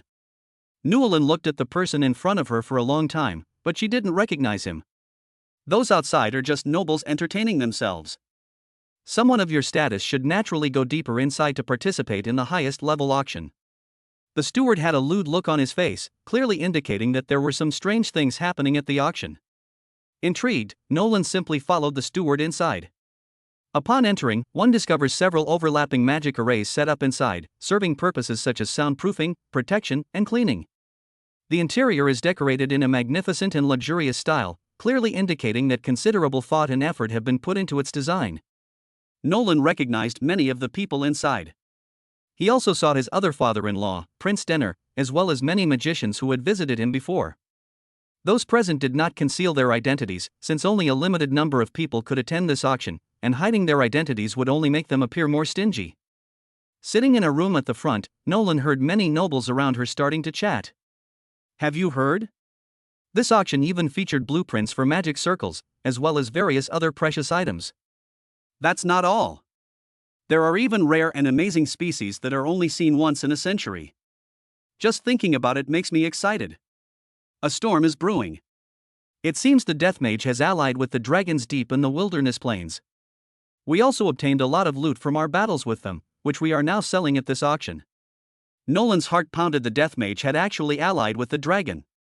The dragon is inherently greedy and tyrannical, and probably wants to amass a huge amount of treasure, while the Death Mage is no better, wanting to start a war to increase his own power. A major battle seems inevitable. While I was pondering, the auction began. On stage was a scantily clad, curvaceous host who appeared to have some kind of exotic blood, especially her captivating heterochromatic eyes, and her gentle voice that was mesmerizing. At first, there were some precious potions, items, and even some special leather blueprints, including rare monster cubs, etc. Nolan looked down on all of these. He had the nether dragon, and he had no shortage of potions. With the kidney chi fruit and the void refining gourd, he had all the magical potions he needed. Before long, the auction reached its climax. Several long-legged maids came out. She presented a delicate, exquisite octagonal box, inside which lay a cracked, gray-black stone about the size of a thumb, devoid of any magical aura. The crowd was puzzled. This thing looked no different from the stones by the roadside. But the auctioneer's voice became sharp and seductive. The next item is divinity. These words shocked everyone present, and countless nobles stared wide-eyed as if they had heard something unbelievable. Godhead. That was a mythical item that could grant godhood. Why would it appear at an auction in a third-rate city? No one pondered this question. Instead, everyone's eyes were fixed on the divine spark, filled with greed. Even the most worthless divine essence has a power that ordinary items cannot match. Even Prince de Noir, who was lying peacefully, was shivering, seemingly lost in thought. No. It can't be a divine spark. How could anyone be so stupid as to put something like this up for auction? It's utterly foolish. Someone immediately began to question, but their excited tone couldn't hide their impatience. That's right, it's impossible. There's not a trace of magic on it. It's definitely a fake, someone immediately chimed in. The woman hosting the event smiled sweetly, her voice as mesmerizing as a bell. This is indeed a divine title, but it is a damaged one, that of a false god. A damaged divine essence can be repaired by filling it with complete divine energy, and even a false god is still a god. How many powerful figures are born on the entire continent every year? Yet they all die on the path to godhood. Having a godhood is a guarantee to reach that pinnacle position. Who wouldn't go crazy for that? Even if they never have the opportunity to use their divine status in their entire lives. A damaged divine core is useless, and the divinity within it has vanished. It's utterly worthless. One lord scoffed. He preferred physical activity in bed to the ephemeral pursuit of godhood. The host ignored them, instead displaying his impressive figure and announcing with a smile, "The auction begins. Starting price, 1 gold coin. Bidding is open to all." No one spoke, and the auction fell into a long-lost silence. Nolan's eyes darted around, he was somewhat conflicted. With his wealth, there were only 2 or 3 lords present who could rival him. Was it really necessary to auction him off? Prince Denner couldn't resist any longer and pressed the magic button, 1 million gold coins. This immediately extinguished the hopes of some people. 1 million gold coins. A fortune that many lords could never obtain in their entire lives. 2 million. Nolan thought for a moment and then started to bid. Everyone turned to look, especially Prince de Noir, who was cursing Newland to death in his heart. Why is this guy here instead of staying at home having children? Newland glanced at his father-in-law and smiled inexplicably. He had already seen through this divine status and signaled to the other party not to compete with him. Chapter 51, The Plan to Annihilate the Death Mage. Prince de Noir wasn't stupid, he immediately stopped bidding. Nualan was his son-in-law, and while he wouldn't be 100% sure she would cheat him, Nolan had a system, so she naturally recognized the origin of the godhood at a glance. The broken divinity of a false god, obtained by the death mage Hicklai from a shattered realm, its divinity was extracted, turning it into a useless stone, and tracking runes were added to it. Clearly, this divine essence was a hoax from the very beginning. As a level 50 death mage, Sikali did not dare to cause trouble directly in the kingdom, and could only improve his strength in these outlying towns. That's why this divine essence ended up here for auction. This thing will definitely earn Hick a lot of gold coins. He can even ambush the buyer based on the tracking inscription on it. It's a sure way to make a fortune. Nolan decided to do the opposite, deliberately fishing to lure them in. He wasn't afraid of the dragons in the wilderness plains, but he really hated Hick, who was like a rat crossing the street. This guy came and went without a trace, occasionally showing up to disgust others. With limited resources among those present, the divine essence was ultimately acquired by Newland. Initially, Newland thought many people would come forward to cause trouble. But who would have thought that a nobleman would come over and start promoting his daughter, speaking very bluntly, making Nolan feel a little embarrassed. Finally, due to the Lord's enthusiasm, Nolan only accepted 4, each of whom was a stunning beauty, especially with her snow-white skin and enviable appearance. Nolan had a particular fondness for them. Just as he was preparing to ride the dark dragon back to his territory to hold his wedding, the kingdom of Denner came looking for him. "Brother Newland, are you concerned about this divine essence?" Nolan feigned difficulty. "Brother, to tell you the truth, this divine spark is part of the death mage Hickley's conspiracy." Prince de Nua's heart skipped a beat. At first, he was somewhat skeptical, thinking that Nualan was making excuses to deceive him. Later, Nolan used special magic to reveal the inscriptions engraved on the divine spark, and Prince de Nua felt a sense of dread. If he were to auction this item, given his personality of going out 8 times a day, wouldn't he be long dead by now? "Brother, keep this safe. As for the joint ambush of Heiki that you mentioned earlier, I will discuss it with Lord Lano." Afterwards, Prince de Nua left in a hurry, leaving behind a hurried silhouette. Half a month later, the territory of Norlan had undergone various basic constructions and was beginning to take shape as a city. It also imitated the layout of Lano.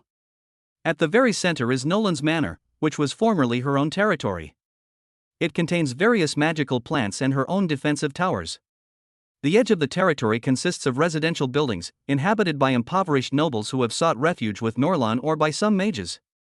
The outer area consists of civilian residences and many high-rise buildings for residents. There are also various commercial streets and a large population. It has to be said that this world has magic, and the various facilities are built in a very simple way. The city of Norlan has 4 entrances, east, west, south, and north, and each entrance is guarded by a knightly order. Moreover, the entire city of Norlan is surrounded by a magic circle, making it impossible for outsiders to enter without a permit. There is also a guard team in the city to maintain order. The mages who had previously joined Nolan held various positions within the city, acting like small gears that kept the massive city of Nolan running slowly and generating huge profits every day.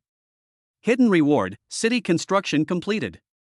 You can upgrade your territory from a kingdom to an empire to a divine kingdom, and each upgrade allows you to gather the faith of an entire city, gaining even greater power. Note: territory population equals 1,000, city population equals 50,000, kingdom population equals 10 million, empire population equals 1 billion. The power of faith requires the devout offerings of believers and can only be unlocked by attaining divinity. By collecting the shattered divine sparks and infusing them with divine energy, one can obtain a complete divine spark. Current strength: equipment damage increase 500x, lifespan damage increase 5x, class damage increase 1000x, total damage increase 1505x. The power of a single skill at the same level is 1505 times that of a skill at the same level. Strength is at the level of a general archmage. Note: the strength of an archmage is 1000 times that of a mage. Newland realized that if opponents of the same level did not have any equipment or attribute bonuses, he could basically crush them. However, since class-based damage increase and equipment-based damage increase were currently fixed, he could only rely on taking concubines to increase his lifespan and damage. Is it possible that he could overwhelm the gods by increasing his lifespan? It seems that his current strength is only comparable to that of an average archmage, so it looks like he can only continue taking concubines. Newland was filled with resentment, and the wedding lasted for a month. All 4 noble daughters were taken in, and all of them became pregnant during this period, while Nolan also gained a lifespan bonus of 200. Absolutely wonderful. However, this added strain is a major blow to the kidneys. Newland lay in bed for a full month before she realized what was happening, and now her legs feel weak as soon as she gets out of bed. Sana thoughtfully brought over a bowl of hot turtle and soft-shelled turtle soup, taking good care of Newland. It has to be said that this is truly a life of enjoyment, having a beautiful wife to take care of you when something happens. Sometime later, while Nolan was still enjoying life, Lord Lano came knocking on her door. "Brother Nolan, I heard that your divine spark can lure out the death mage Hicklai?" Lon cut to the chase, clearly intending to kill Hicklai. Nolan was naturally very satisfied with this. Nobody wants a disgusting rat to appear around their city. She quickly laughed and said, "That's right. As long as the plan is done properly, we can completely wipe out Hick." "Good." Lan Nua laughed loudly. "I'm going to the kingdom of Sac to find some help now. I'll come find you in a week." Compared to the knight's resilience, the mage is clearly stronger and can learn all sorts of strange and wonderful imitations, so it's understandable that Lano seeks help. Besides handling government affairs, Nolan has been constantly escalating her battles lately. A week later, Norlan reached level 43, and Lano arrived with several powerful mages, who appeared to be Grand Magisters in rank. Lano introduced, "This is Lord Clone, the Water Mage." A man with long, light blue hair nodded arrogantly. "This is Lady Yalan, the Forest Archmage." The woman beside him nodded. She was wearing the exclusive uniform of a mage, looking noble and wise, and still exuding charm. Chapter 52: The Nether Dragon, the True Dragon, and the Two Shocked. As nobles of the Kingdom of Sac, the two naturally held extraordinary positions, and were accompanied by several servants and guards, all of whom appeared to be quite powerful. Since the goal is to kill the Death Mage, we need to lure him out first. The Water Mage clone arrogantly declared, "Lord Nolan, the task of luring the snake out of its hole is entrusted to you. You don't need to worry about the rest." Clone spoke with great confidence, clearly indicating that he had a plan for the operation. The Death Mage possesses various skill books and items. Defeating him and acquiring all his items would be a significant advantage for your future journey. This trip carries some risks, but the rewards are far greater. Compared to the popularity of clones, Yalan's aloofness seems somewhat cold and distant.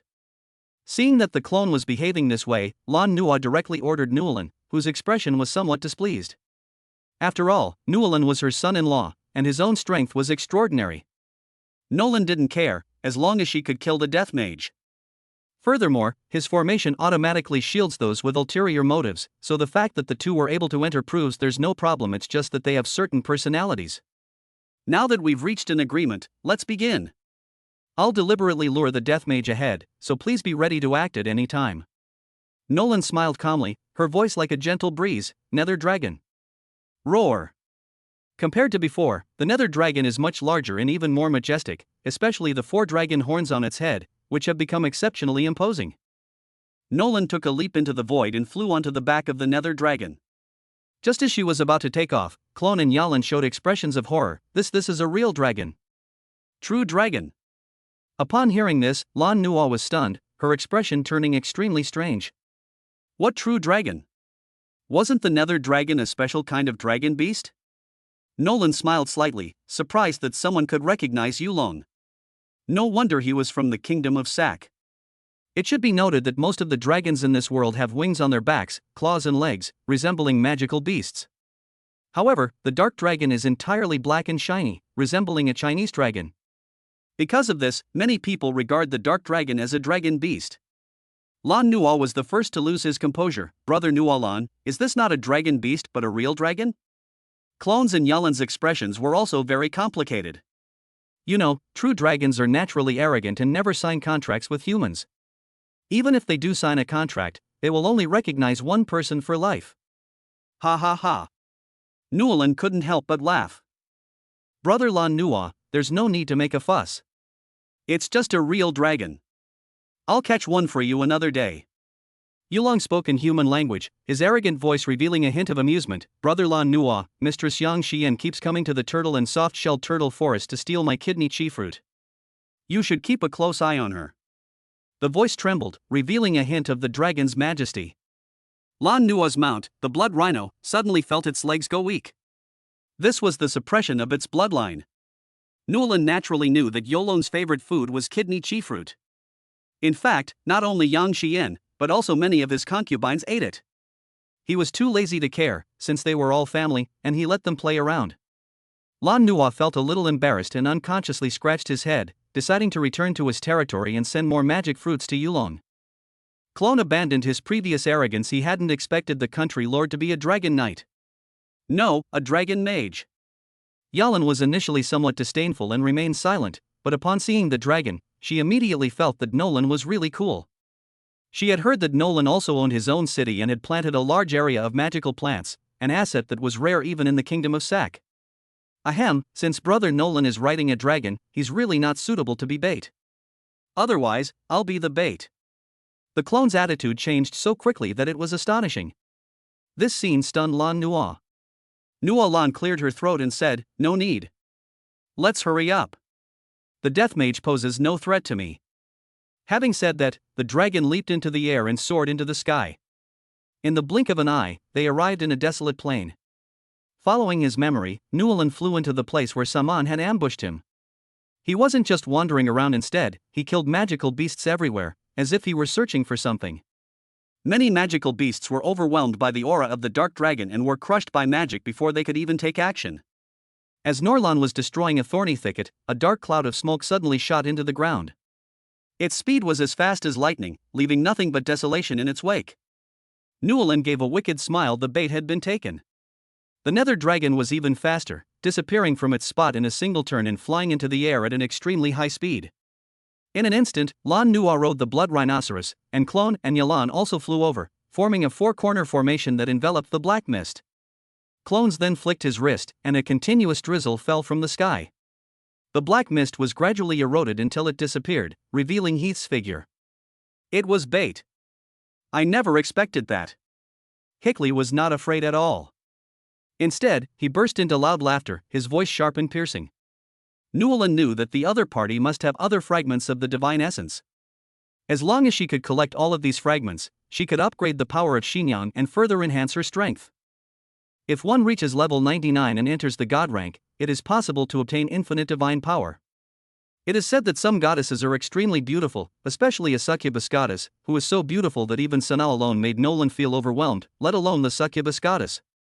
As they pondered, the battle was about to erupt. Lano, riding a blood rhinoceros and wielding a crimson flame blade, engaged in hand-to-hand combat with Heath. However, the death mage was never good at close combat. All that could be heard was Hick calling out the name of the evil god, and a dark, evil array appeared on the ground. Crunch, crunch. Countless skeletons, beast skeletons, and even some dragon skeletons burst forth, turning the 4-on-1 situation into a 4-on-1 army. Taking advantage of the horde of skeletons surrounding the four, Hick quickly retreated and then adjusted himself into a highly advantageous position to confront them.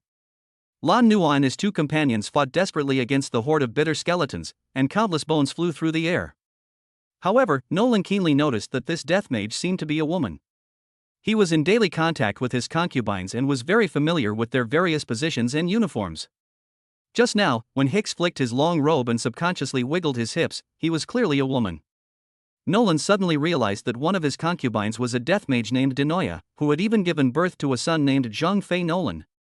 Nolan knew very well what it was like to be a death mage, that feeling of going from short to long, seemingly deep yet shallow, not to mention that Hick's strength was that of a level 50 archmage. Using the yin-yang breathing method, wouldn't the leveling speed be incredibly fast? Take this. Nolan rode the dark dragon and flew over at lightning speed, her target straight for Sick. Chapter 53: The Great Archmage Who Takes a Concubine. Nolan was enveloped in lightning and flames, which were extremely hot and flashed with a blinding blue light. Among the many types of magic, lightning and fire are the most damaging, and the combination of the two is even more devastating. The lightning was so powerful that it crushed the nearby skeletons. Hick was taken aback. She never expected that a mage could break through her defenses. Keep in mind that Lano and his two companions were still fighting desperately against the skeleton army. Hickley waved his staff continuously, muttering, "By the evil god, I am your most loyal follower, the death magic annihilation." The deep black light, like a raging laser beam, rushed towards Nolan. "Dark dragon, breathe!" Lord Nolan commanded. It should be known that the strength of a true dragon is exceptionally powerful, and it can even break through 2 ranks to fight. This is why the clone felt no arrogance when it saw the dark dragon. Even the giant dragon in the desolate plains was just a mixed blood dragon with the bloodline of magical beasts. Even so, with its dragon might, it dominated the desolate plains for hundreds of years, and countless lords and knights died under its breath. Nolan didn't hold back either, drawing in half of her magical energy, and Tingyan, like a needle, pierced Hickrai's body. No. Hickley's eyes were filled with resentment. She couldn't believe that she had been defeated so easily, especially by Nolan, the weakest of the four. All her plans were ruined, and she was unwilling to accept it. In an instant, Hick was stunned. The nearby skeletons, no longer empowered by death magic, became even more frenzied, but they were nothing more than headless flies and were quickly destroyed and eliminated. Afterwards, when Clone and Yalan recalled this scene, their expressions were blank, and a sense of awe arose in their hearts. Beasts fear magical beasts, and humans revere the strong. Nolan opened Hick's clothes. His clothes were tattered, indicating that he had fainted. However, his true face was revealed, a beautifully sculpted face and skin as smooth as jade. His beauty was comparable to that of an elf. Who would have thought that he was an evil death mage? Nualan calmly placed Ziklai on the back of Yulong. Seeing this, Clone and Yalan naturally didn't say anything. The opponent was strong, and the two of them didn't have many achievements. The group returned to the Norlan territory. Nolan did not neglect Clone and Yalan. After all, the two were Grand Magisters of the Kingdom of Sark, whose status and position were not comparable to ordinary people. Gentlemen, how did you distinguish that the Nether Dragon was a real dragon? Nualan asked, voicing her question. Clone didn't hide anything, casually tossing out a magic jade block, which Nolan crushed without suspicion. Learned the skill Warcraft Bloodline Identification. Hearing the voice in her mind, Nolan suddenly realized that the other side's magic heritage was far superior to that of Lano City, with many different kinds of magic. The three exchanged pleasantries for a while longer. Just as Clone and Yalan were about to leave, Yalan suddenly looked at Nualan. His eyes were filled with affection. Your Excellency Nualan, I've heard you enjoy taking wives and concubines. I wonder if I'm suitable for you. Yalan boldly expressed her love without any hesitation, which is the epitome of nobility. Compared to marrying an ugly old man, Yalan is more interested in a classy lord like Nolan. Nolan was stunned for a moment. He hadn't expected himself to be so charming. As a Grand Magister, the other party could probably help him break through 2 levels in one night. Ms. Beautiful Yalan, I am of course very willing. Clone was stunned. For a moment, he didn't know whether to stay or leave. In the end, Nolan smiled and asked him to stay so that he could attend his wedding with Yalan. As a beautiful mage, Yalan possesses an elegant and subtle fragrance that is captivating and refreshing. Nolan is extremely well known. When nobles heard that Nolan was going to hold another wedding and marry a great mage from the Kingdom of Sak, they immediately dropped all their current arrangements and flocked into Nolan's territory. Of course, they didn't come for nothing each time they came, they brought a large number of gifts. Some lords who knew their status was insufficient simply didn't want to come, so as not to embarrass themselves. Nolan's wedding even became a gathering place for the high-end nobles in Lano City.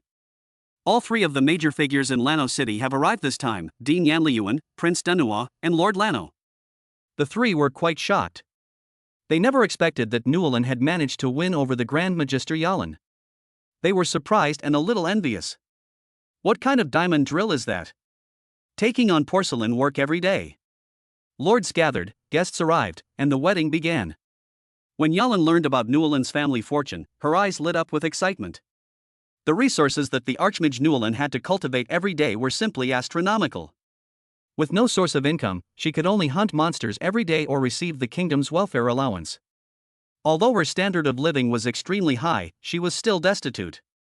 Now that she has been won over by Nualan, she is naturally very happy. As soon as Yalan appeared, she stunned the nobles present. Grand Magus.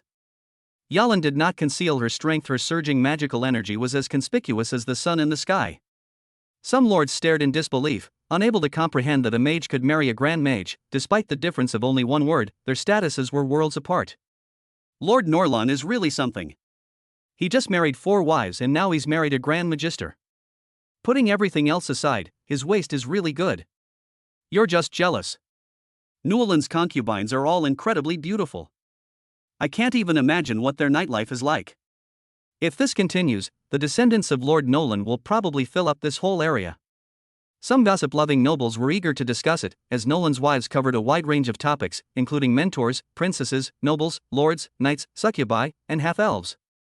Just thinking about it made people excited. Meanwhile, Nualan had already pushed open the door to Yalan's bridal chamber. Wearing her aristocratic wedding dress, Yalan resembled a rose blooming alone, alluring and charming. Only when facing the man she loved would she reveal a shy and delicate expression. In her heart, Nolan, riding a real dragon, was her Prince Charming, leading her to the best life. She was instantly captivated. On their wedding night, they were sleepless night after night. Level +3, current level 45. Successfully taking a concubine increases lifespan by 50, currently at 750. At night, Yalin put down her wand. Until dawn.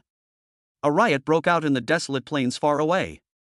Chapter 54 invites Fong Yuqing in Monaco to visit. As expected of the system, recruiting a mage has led to such a significant improvement. To be promoted 3 ranks overnight is something I never even dared to dream of. If he were to reveal this, it might shock everyone in the kingdom of Sac. No. It might shock the entire world. What does this mean? The higher the professional's level, the greater the experience points required to level up, and in the later stages, the amount becomes astronomical. In just one night, Nolan achieved what ordinary people would take several years to accomplish. This is absolutely outrageous. He originally wanted Yalin's belly to swell up as well, so that he could carry on the family line and further expand the power of the Newland family. But later, I was just too tired. I can only tell Yalin about these things later. Newland got up and looked at Yalin, who was still in bed. Yalin's body was as white as snow, her hair was thick and black, and her eyes were alluring. She was staring intently at him. Brother Lan. It's so intoxicating. Nobles are indeed different from commoners. Very straightforward. Yalin, from now on you will be called Yalin Newland. Brother Lan, whatever you say goes. You can use these resources freely from now on without my permission. Upon hearing Newland's words, Yalin's lips parted slightly, but her heart was already churning with turmoil. What does this mean? For a grand mage like her, the resources required for cultivation are simply enormous. Otherwise, she wouldn't have thought of marrying Newland. Surprisingly, it can be used freely. She quickly replied, "Thank you so much, Brother Lan. With a relationship like ours, there's no need for thanks." As Newland spoke, she nestled into that warm embrace once more. An hour later, Nolan dragged her tired body away from the bedside. Nolan had just stepped out when he encountered Lord Chicken Frenzy rushing toward him in a panic. "Brother Newland, I've finally found you. What's wrong?" When Nolan saw Lord Chicken's flustered appearance, she knew that something must have happened. A riot has broken out in the wilderness plains. The Lord of Lano City has sent some troops there, but someone has seen the figure of a dragon. What? Nolan's body trembled. The dragon and the Death Mage used to cooperate, but now that the Death Mage has disappeared, the dragon can no longer hold back. Then I'll go and take a look. Riding on the dark dragon, Nolan led her knights to the desolate plains in no time. Many monsters are eyeing the area covetously, and a beast tide has already formed. My own Nord City was only recently built and is not yet fully completed. If we ignore it, we will definitely be implicated. Brave knights, now is your time to defend your homeland and achieve great deeds. Each person who kills the enemy will be rewarded with 10 magical plants. These things are nothing to Newland now. Only with adequate rewards can he ensure that his subordinates follow him wholeheartedly. The art of managing people. Everything for Newland. Everything for Newland. With a deafening roar, all the knights charged toward the monster. The knights under Nolan's command are now the most powerful among the lords in the vicinity. They have even rivaled and surpassed the knightly orders in Lano City. The main reason is that Nolan is really too generous. All the resource plants are distributed to them every month, and they can also get corresponding rewards after killing them. At the very least, no lord in Lano City has such financial resources. That's what gives him the right to be so arrogant. Now that the city has been built, all that's needed is to continuously absorb more people. Nolan rode the Nether Dragon, flying continuously through the air, trying to ensure that no particularly large magical monsters would appear. Soon, a group of knights in full armor came into her view. The main character was a stunningly beautiful female knight who, despite being covered in armor, still revealed her curvaceous figure. So dashing and imposing. Nolan flew towards that direction. "Beautiful ladies, from which knights do you come?" Nolan could tell from the absence of the emblem of Lano City that it must belong to some other force. The leading female knight turned around and her pupils involuntarily dilated.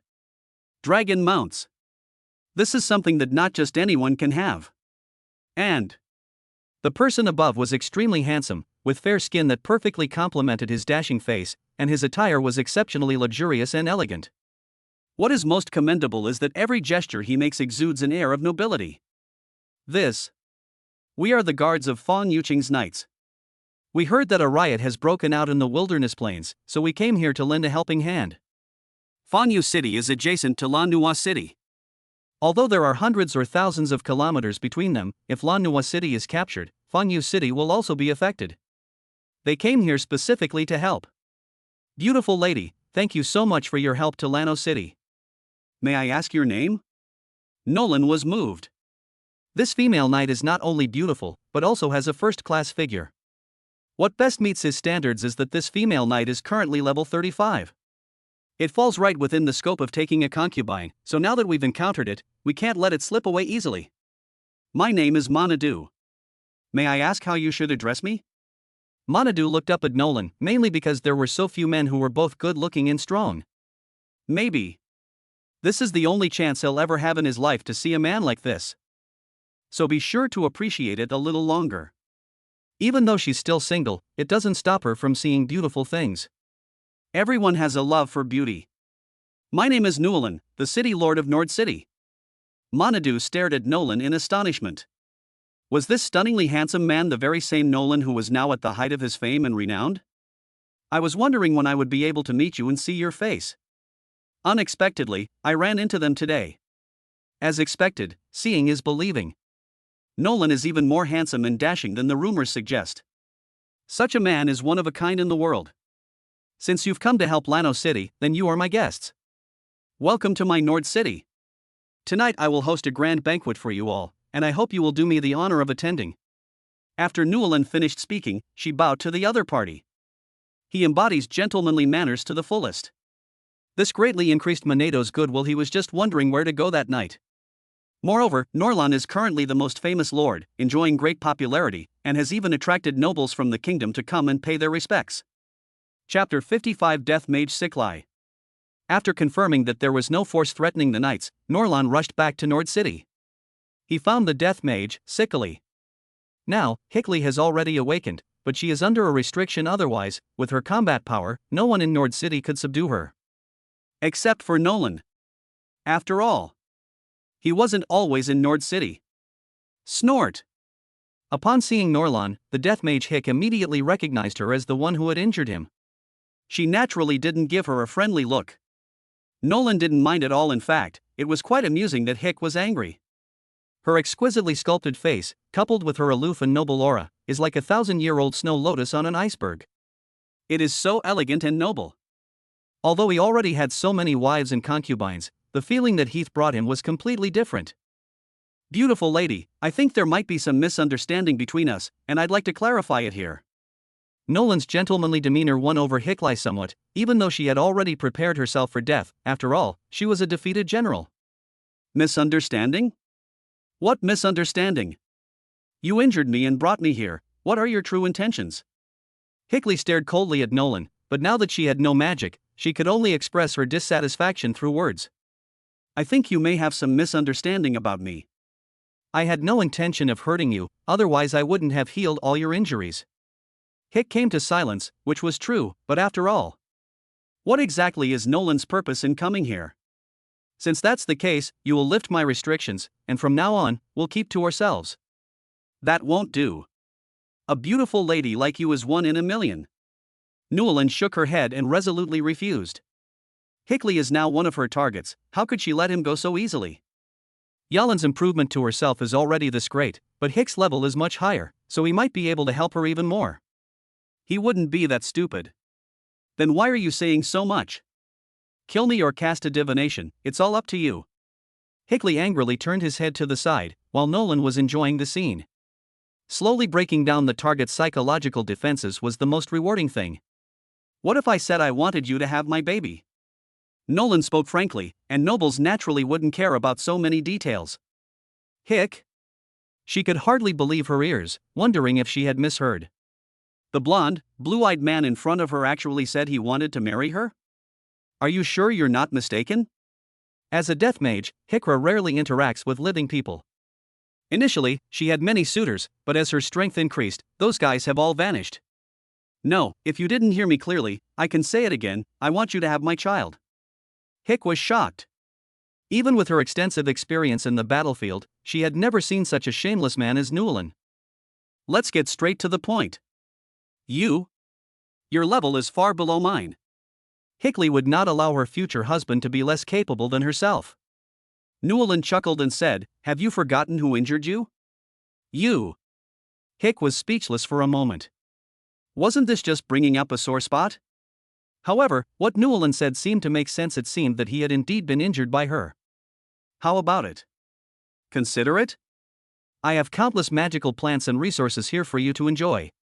Moreover, I can even help you take your strength to the next level. As Nolan spoke, she began to look Hickley up and down. Top notch. Absolutely top notch. Upon noticing Nolan's gaze, Hickley felt somewhat annoyed, but she chose not to show it. Nolan's conditions are worth considering. Isn't everything I've done just to become stronger? What could be more tempting than improving one's strength? How can I trust you? I can lift the restriction for you right now, but you know the consequences if there's any unusual activity. Hickley was stunned by Nolan's words and suddenly felt a surge of pressure. Her intuition told her that Nolan wasn't exaggerating, but truly possessed that kind of power. Being able to defeat her is the best proof. If there's a first time, there will be a second. Nolan went straight up, grabbed Hick's hand, and pulled her out. Nether dragon. With a loud shout, a colossal dragon appeared before her. The two of them flew together onto the back of the dark dragon. During this time, Hickley's pretty face flushed red. She didn't know why she didn't refuse the man's warm hand, but let him hold her hand. Circle around Nord City. After Nolan gave the order, the Yulong flapped its huge wings, stirring up a gust of wind on the ground. Now, this is my power. In the future, I will build kingdoms, empires, and even divine kingdoms. Nolan stated her goal directly. For someone like the Deathmage Hick, she had to show off her wealth and grand plans. It's attractive enough. Tens of thousands of magical plants. A monster soaring at high speed. A well-trained knight. The buildings are arranged in a staggered and orderly manner. Everything came into view of Hickley. She had seen too many cities, but none of them were as impressive as Nord City. Although Nord City is not large in size, it is exceptionally rich in resources and is already showing signs of becoming a kingdom.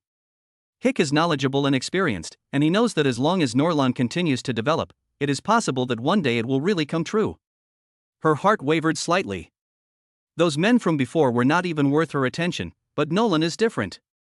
Not only is he incredibly powerful, but he also possesses a gentlemanly demeanor. What's even more astonishing is the construction of his city, which is practically a small kingdom. It has virtually no drawbacks. Were you serious about providing me with resources? Do you mean it? And how about increasing my strength? Nolan knew that Hick was wavering, otherwise, he wouldn't have asked such a question. Of course. If you help me have a child, then you can take whatever you want from here. I mean what I say. With a wave of his hand, Norlan seemed to hold the entire city of Nord in his palm. How majestic and imposing. Looking at the man's confident back, Hickley had an indescribable feeling. After a moment of contemplation, she said softly, "I promise you." Nolan pulled Hick into her arms. They were standing on a cloud, enjoying the cool breeze. Nolan was in a great mood. Chapter 56 continues to take concubines. Inside Nord City. Inside the magnificent palace. It's incredibly lively right now. Nolan announced that she would marry the death mage, Hick, as her concubine. You know, this is a death mage. What's even more shocking is that Lord Norlan has gotten married again. This news caused an uproar in Nord City and Lano City. The Lord of Newland City is currently the most talked about topic here, and he also enjoys widespread fame. They never expected that Nolan would be holding her wedding with the infamous death mage, Hick. Many nobles in the city came upon hearing the news. Some even became fans of Nolan. They were so eager to see the legendary death mage's face, mainly because Hickley always kept herself shrouded in a cloak, and very few people had ever seen her true appearance. At this moment, many nobles had gathered inside the main hall. Lord Chicken Fervent was busily attending to everyone, his face beaming with excitement. He is now the second in command in Nord City. Although he had no real power in name, he became the most envied person in everyone's eyes. Who wouldn't want to be such a lackey? At first, they looked down on Lord Chicken's actions. What use was such a spineless bastard? Result. Now they become someone they can no longer reach. The gifts brought by the nobles had piled up like a small mountain, a dazzling array, and were displayed at the entrance of the palace. There's a special area there for storing gifts. The wedding of the Lord of Norlan has now turned into a gathering of nobles. Without a doubt. This provided them with a tremendous platform for communication. Of course. The three giants of Lano City are absolutely indispensable: Dean Yanli, Prince Danua, and Lord Lano. But the rumors circulating outside have changed. Now there are 4 major powers, and the Lord of Nolan City is the newly appointed one. Everyone present cast envious glances at Nolan. She had just finished her wedding with Archmage Yalan, and now she was immediately going to marry the Deathmage Hick. This is insane. Her health is amazing. This is absolutely fucking amazing. Lords gathered, guests arrived, and the banquet began. This time, it wasn't just the nobles from Lano City who came, but also the knightly order sent by Fanyu City to provide assistance. Monadu was now witnessing the legendary grand wedding, and Nolan's strategic and capable demeanor further enhanced her admiration for her, making her heart flutter with romance. I wish I could have a wedding like that someday. Hickley was dressed to the nines, and surrounded by a crowd, she was undoubtedly the most glamorous flower of the day. Everyone was stunned. I never imagined that the Death Mage, Sikali, would be such a stunningly beautiful woman. Lord Newlin is truly enjoying the blessings of having multiple wives and concubines. Which one of them isn't a beauty that could topple kingdoms? Lord Norlan is truly skilled. She actually managed to capture Hick, and she's a Grand Magister. This has greatly increased the strength of Nord City. It won't be long before I feel that Nord City will far surpass Lano City in size. I'm so envious. I wish I could have one of them. The crowd below was buzzing with excitement. They were practically drooling with anticipation. Lord Norlan's life is simply a utopian dream. No. It should be said to be every man's dream. Not only did he have a large number of wives and concubines, but each of them was exceptionally talented and beautiful. Most importantly, they were all exceptionally harmonious and had absolutely no conflicts. Think about themselves, they only dare to have affairs in their daily lives. If the head of the household finds out, they'll definitely get a beating.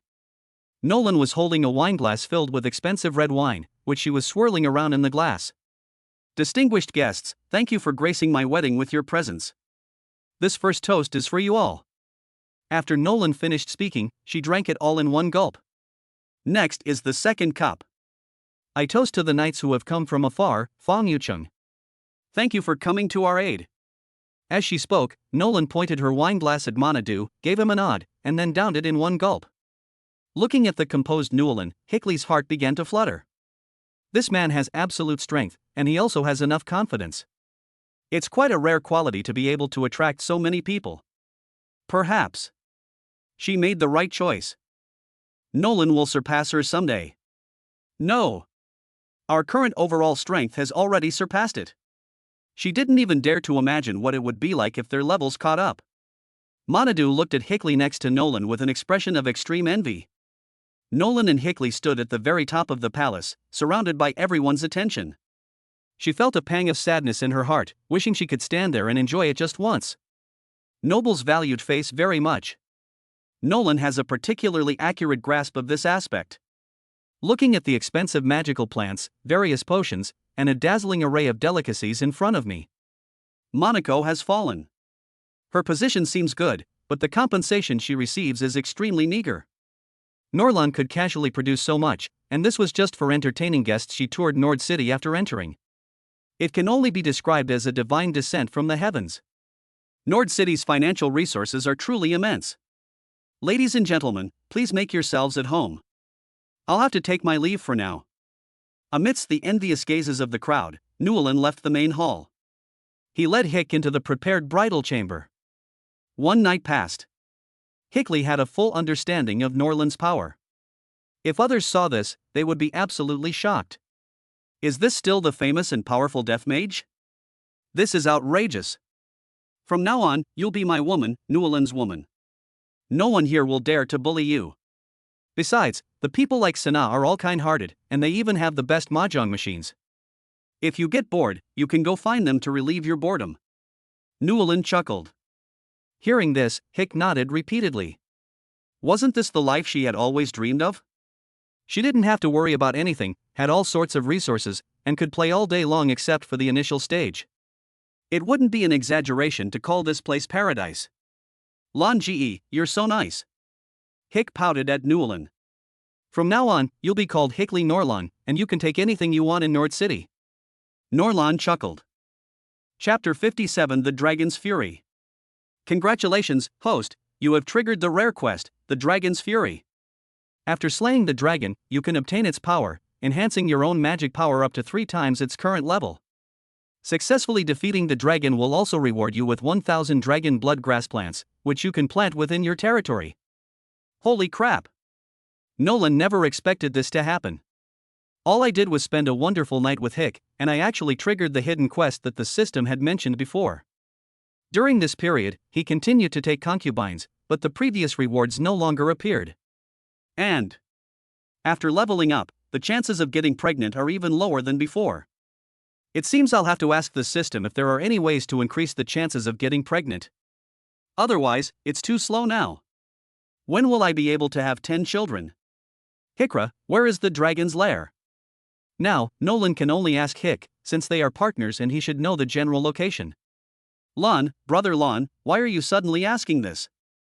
Although Hickley felt a little awkward at first, he had already established this relationship with Nolan, so he naturally called out the name. I have a compelling reason to go. Tell me where the dragon hides. Nolan said firmly that he must obtain this power boost. He is now far ahead in level, and can even fight opponents of higher levels with these. Otherwise, he wouldn't have been able to subdue Hick so easily. If one were to obtain this triple power boost, one would be absolutely invincible among those of the same level. There's absolutely no suspense. Moreover, this dragon bloodgrass is a superior substitute for the kidney chi fruit. With this supplement, wouldn't it be even easier to create my own clones? Nolan began to daydream, and a grand blueprint quietly unfolded in his mind.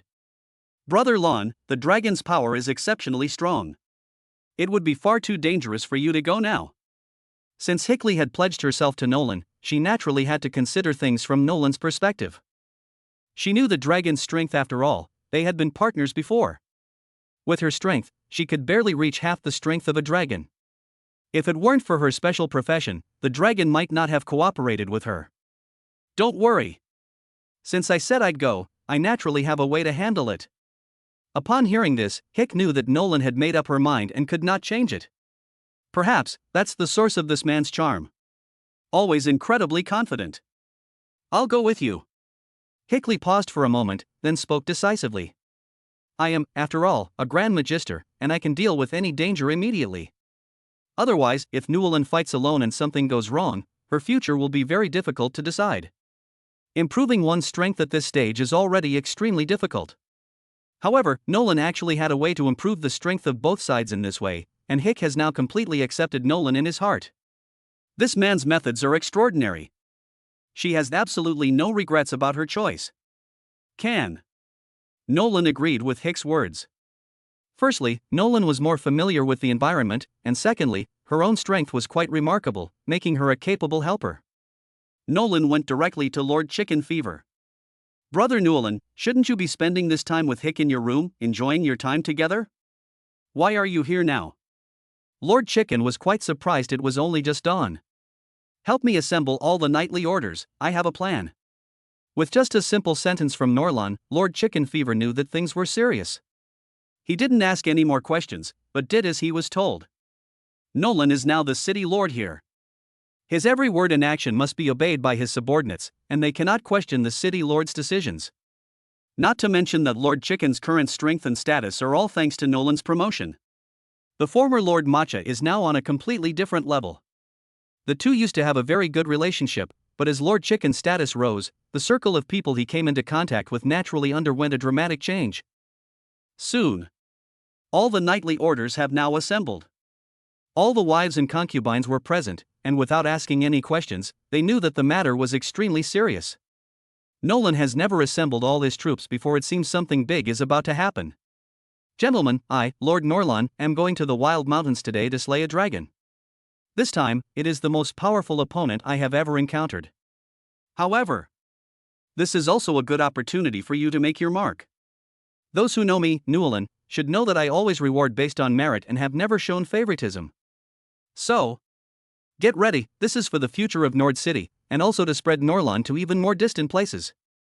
Nolan's speech was passionate and inspiring, and every word he said was captivating. Knowing what these knights and mages want, in this world, strength reigns supreme. If you have great strength, you can have everything. Money. That power. Woman. Territory. Everything stems from overwhelming strength. And this is precisely what Nolan can offer them. He has tens of thousands of magical plants and powerful magical beasts. Most incredibly, there is a real dragon here, which has the potential to mutate magical beasts and make them even stronger.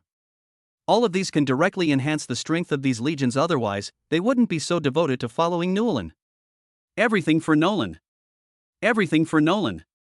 The deafening shouts echoed through the sky and could be clearly heard even within the city of Lano.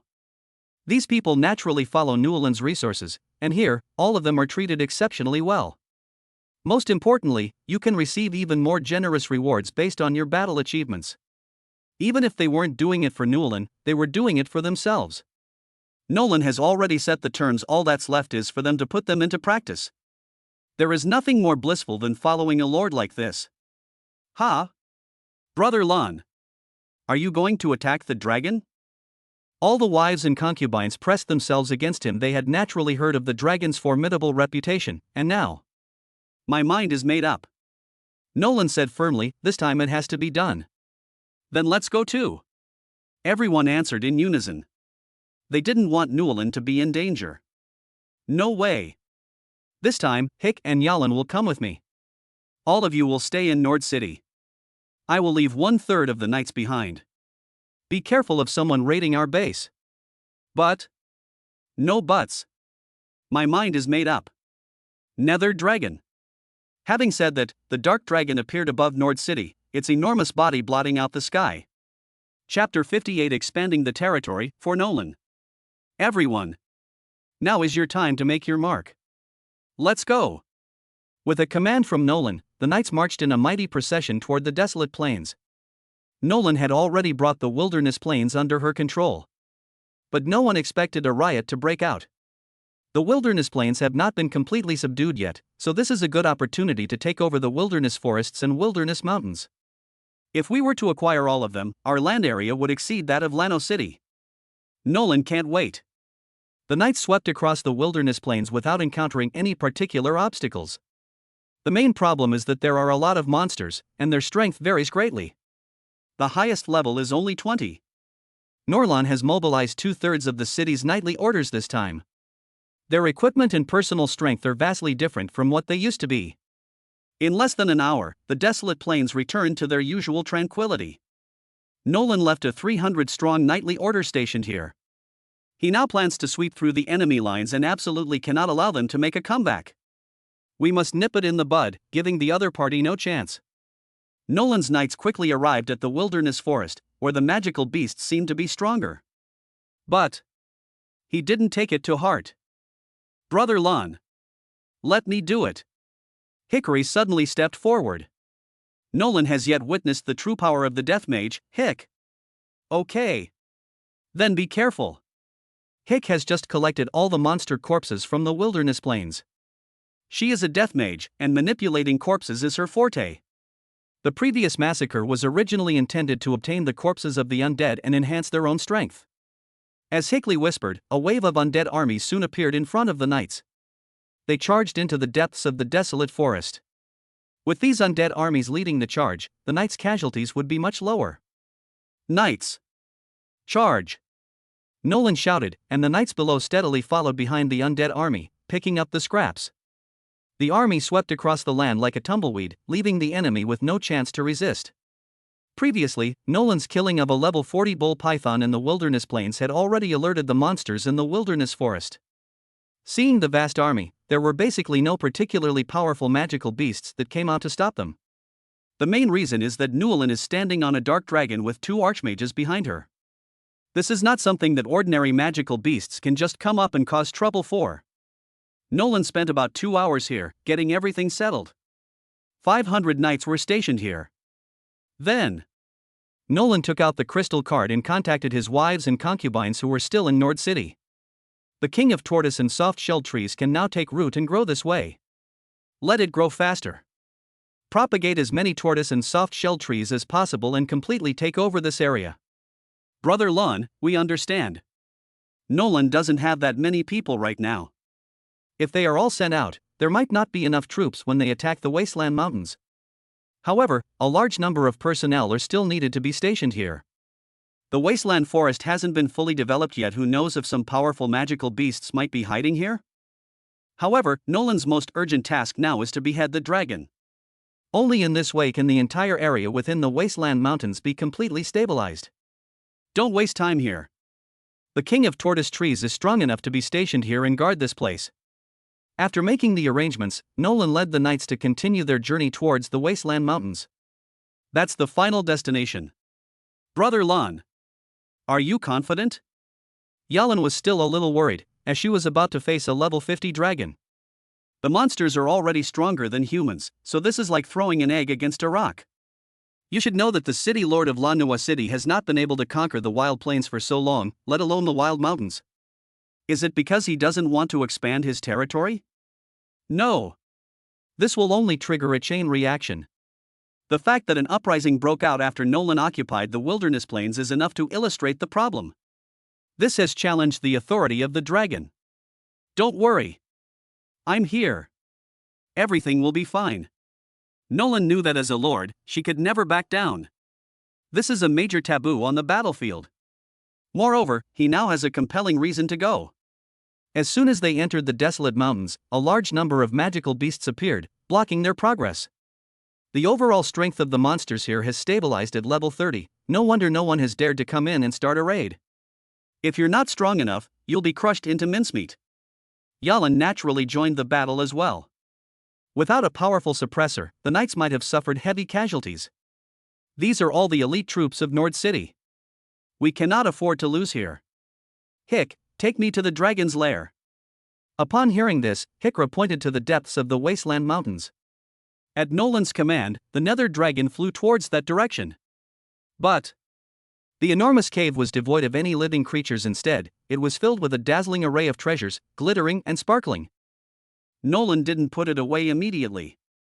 With the dragon's threat here, no one dared to steal it. The fact that these treasures are openly displayed here says a lot. Dragon, fly higher. Being high in the air allows for a better grasp of the battle situation, and also provides an opportunity to locate the dragon at that moment. Soon, Nolan arrived above the clouds. Apart from the knights fighting against monsters in the Wasteland Mountains, a great battle was taking place in a forest behind the Wasteland Mountains. Nolan looked closely and saw a giant dragon with its entire body crimson standing there. It has two large, powerful horns on its head, a thick tail, and hard scales covering its body that shimmer with a metallic sheen. Moreover, it has a pair of wings like palm fans on its back, standing there looking down at the tiny creatures in the forest. Yulong, go that way. The dragon must have something on its mind, otherwise it would have set up camp in the Wasteland Mountains. Moreover, Nolan even saw faint traces of humanoid figures over there. That's why the dragon was there. Within a minute, Nolan arrived directly in front of the dragon, and the dragon's body slowly came to a stop in a certain position. Nolan immediately observed the surrounding situation and now he roughly understood. He saw many elves lying below, all with long, thin ears, but they had all suffered injuries of varying degrees. The one in the very center is top tier in terms of looks, figure, and overall presence. Chapter 59: An encounter with the Elf Queen. Elf Queen. Although Nolan had never met him before, she recognized him at a glance because of his extraordinary temperament and stunning beauty. Now, the Elf Queen had long, flowing hair and a fair complexion, but she looked less carefree and more worried. She wore a light, dark green long dress, her jade-like shoulders exposed, her breasts half concealed, and her slender waist swaying in the air like a willow branch, extremely alluring and exuding charm. Holding a staff radiating 7-colored light, she stood in mid-air, her slender feet dancing in the wind. Beautiful. Absolutely stunning. Nolan had only tried being a half-elf, yet her demeanor was already as beautiful as a flower and as radiant as a mirror. But the Elf Queen before us is no exception. Bright eyes and white teeth, graceful and elegant, with a fairy-like appearance and delicate eyebrows. But his furrowed brows made him look quite melancholy. But It did not diminish the beauty of the Elf Queen in the slightest. In fact, it added a touch of poignant beauty. With light makeup and thin clothes, she has the appearance of a celestial being. Nolan was stunned. The Elf Queen was indeed as rumored, graceful as a dragon in flight and as beautiful as a startled swan. The dragon also discovered Norlan and the dark dragon. Human. If you leave now, I might consider sparing your life. I'm in a good mood today, so don't be ungrateful. The dragon's roar was like muffled thunder exploding in the air, and its exhaled breath caused the leaves to sway and bend. Nolan knew perfectly well what the dragon referred to. Dragons are inherently lustful, and this Elf Queen is so beautiful, like a late spring snowfall, a feast for the eyes. Even a fool could guess what the dragon was really thinking. The elves were clearly powerless against the dragon, otherwise they wouldn't be in such a miserable state, and the Elven Queen was also slightly affected. The Elf Queen looked up and noticed Nolan. She never expected that there would be such a handsome and dashing man among the human race. Your Majesty, Elf Queen, I am Norlan, the Lord of Nord City. You may ask me for help if needed. Nolan's incredibly confident words echoed in the air. The Elf Queen and the dragon both noticed the dark dragon immediately. It had the blood of a true dragon. But the man on her back was not of high rank, yet he dared to utter such arrogant words. The dragon initially made some concessions because it saw the ghost dragon, otherwise, it would have slapped this arrogant human to death long ago. The dark dragon has become the next target of the giant dragons. As long as they mate with it, the offspring will definitely be of dragon blood. From now on, its rule will grow stronger and stronger, rather than being confined to this desolate mountain range. Lord Norlan, if you help me overcome this current predicament, I will repay you handsomely. From now on, you will be the most honored guest of my elven race. The Elf Queen naturally did not want to become the dragon's possession, and besides, Nolan could stay here after witnessing the dragon's power. That's enough to show that he has enough strength. Nobody's going to be stupid enough to come to a place like this and die. Moreover, the bloodline of true dragons is extremely rare on this continent, yet this human actually has a mount. After pondering for a moment, the Elf Queen decided to ask for help. What if I said I wanted to marry you? Nolan knew she had the upper hand in the current situation. Under normal circumstances, the Elf Queen would never have considered humans. He himself is born with royal blood. As long as he continues to cultivate, he will definitely become a hegemon of this continent in the future. There's no need to depend on anyone. But things are different now. Under these circumstances, Nolan can put forward her own conditions. If you do not comply, then you will only become one of the things in the dragon's hands. What should you choose? The Elf Queen frowned slightly, looking somewhat troubled, and fell into deep thought once again. Unexpectedly, both sides have such demands. It's like entering the tiger's den only to encounter a pack of wolves. She didn't know what to do. Is it really that hard to live a peaceful life in this world? All she wanted was a peaceful life. Human. Don't push your luck. You dare to steal my woman? You're asking for trouble. The dragon was furious, its jagged teeth gleaming menacingly in the air. So noisy. Nolan had no intention of paying attention to this foolish, dull dragon. She was waiting for the Elf Queen's decision. Queen of the Elves, you don't have to give me an answer now, but after I help you, you must come to my city of Nord as a guest. If you still show no interest by then, I won't force you. Nolan's gentle tone made the Elf Queen feel as if she were bathed in a spring breeze, and she already knew what to choose. On one side is an incredibly ugly, hot-tempered giant dragon. On the other side was a gentle, refined, and dashing gentleman who didn't force himself on anyone. The choice is still in her own hands. Anyone would know how to choose. Okay. I promise you. The Elf Queen made her choice decisively. Without Norlan, she would have been at the mercy of the raging dragon. Good. Nolan let out a deep shout. Now, his fighting spirit was high, and the magic power that filled his body made his robes and long hair dance in the air. Now, he fully demonstrated his strength. Human. It seems you're courting death. I was originally going to spare your life, but now your only option is to die. The dragon roared, and endless dragon flames erupted from its body. Snort. Nolan was not to be outdone. Thunder. Boom. Soon the two magical forces converged in the air, and all living beings around could feel the scorching pressure. The dragon was dumbfounded. How could this lowly human possibly withstand its powerful dragon fire? It simply increased its magical output, and everyone present today will die. Certainly. Excluding the Dark Dragon and the Elf Queen. Then I'll play with you for a bit. Nolan also increased his magic output, and the Void Staff appeared out of thin air. He had not yet used his full strength. The Elf Queen's mouth gaped slightly. She hadn't expected Nolan's strength to be so formidable. They actually held their own against the dragon head-on. No wonder. Speaking with such confidence. It stems from its own formidable strength. After looking at it for a while, she felt something was off. Nolan's strength is not limited to this.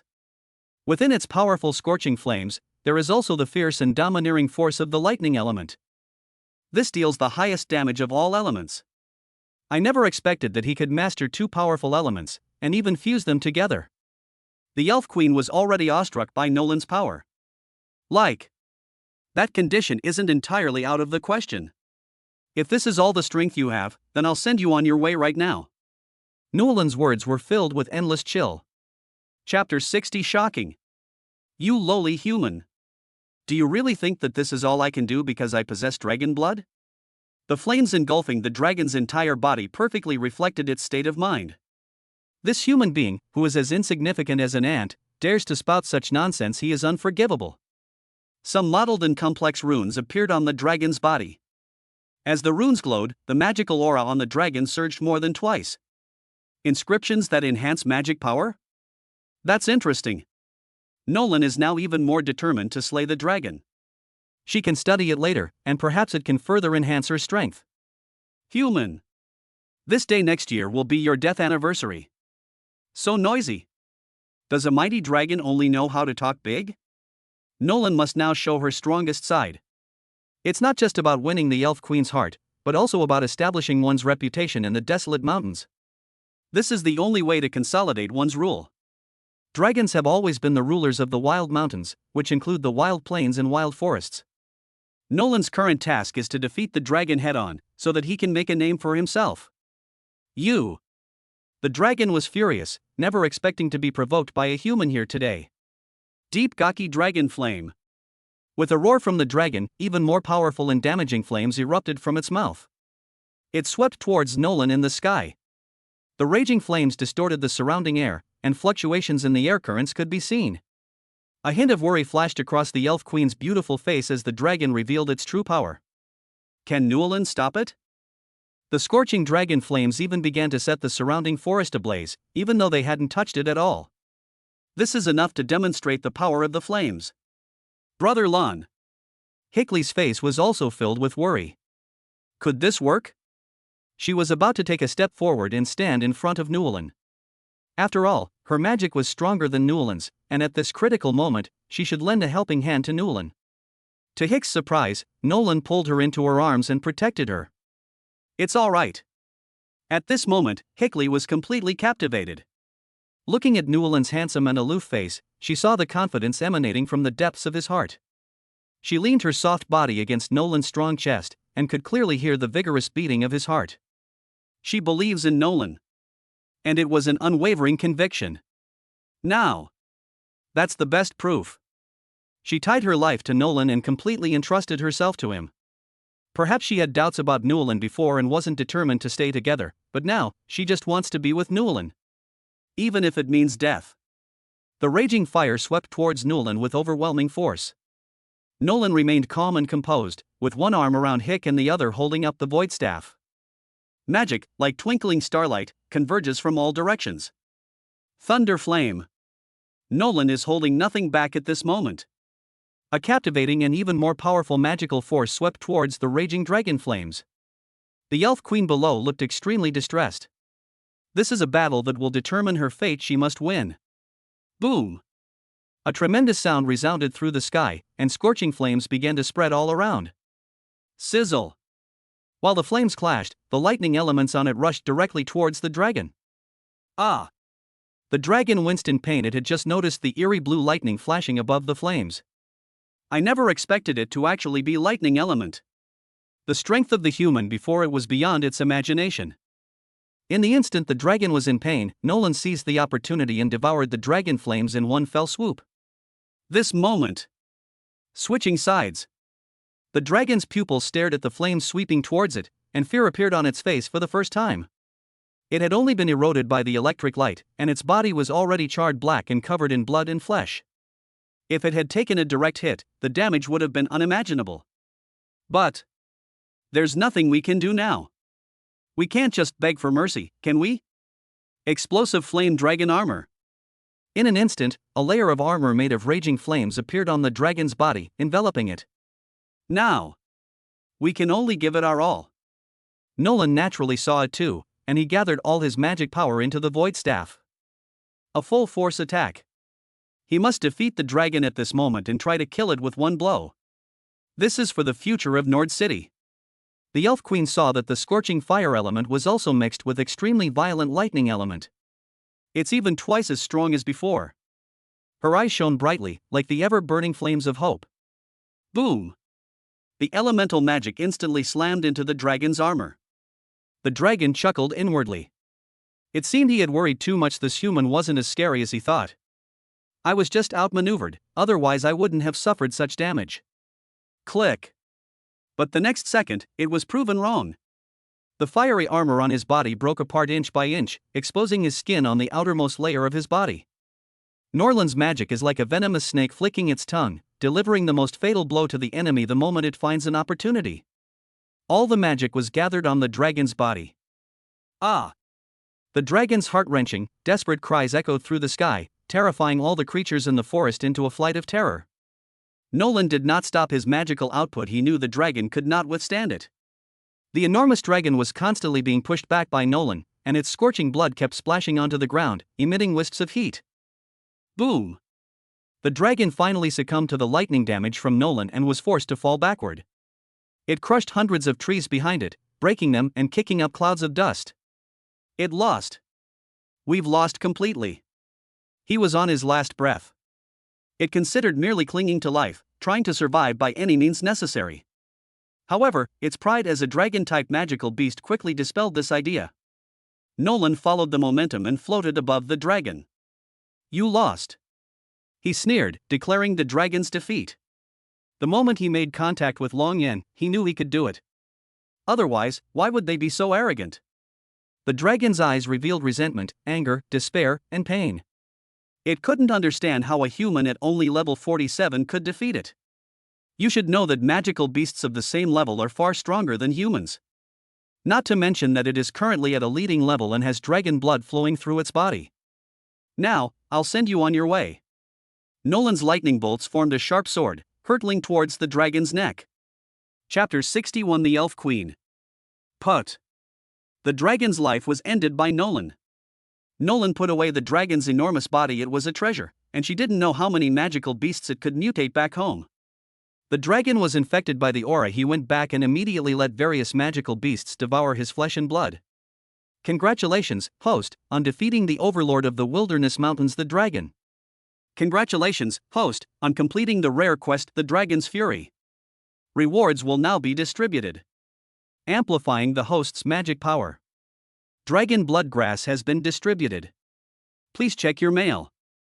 Congratulations, host, on obtaining the title of Dragon Slayer. You have received the system's reward, the Void Crown. The Void Crown mythical, a secret treasure of the elves, crafted only by master craftsmen among the elves. It grants plus 100% spellcasting speed and plus 100% spirit, and can be upgraded indefinitely after defeating an opponent. At this moment, Nolan felt the surging magical power within her body.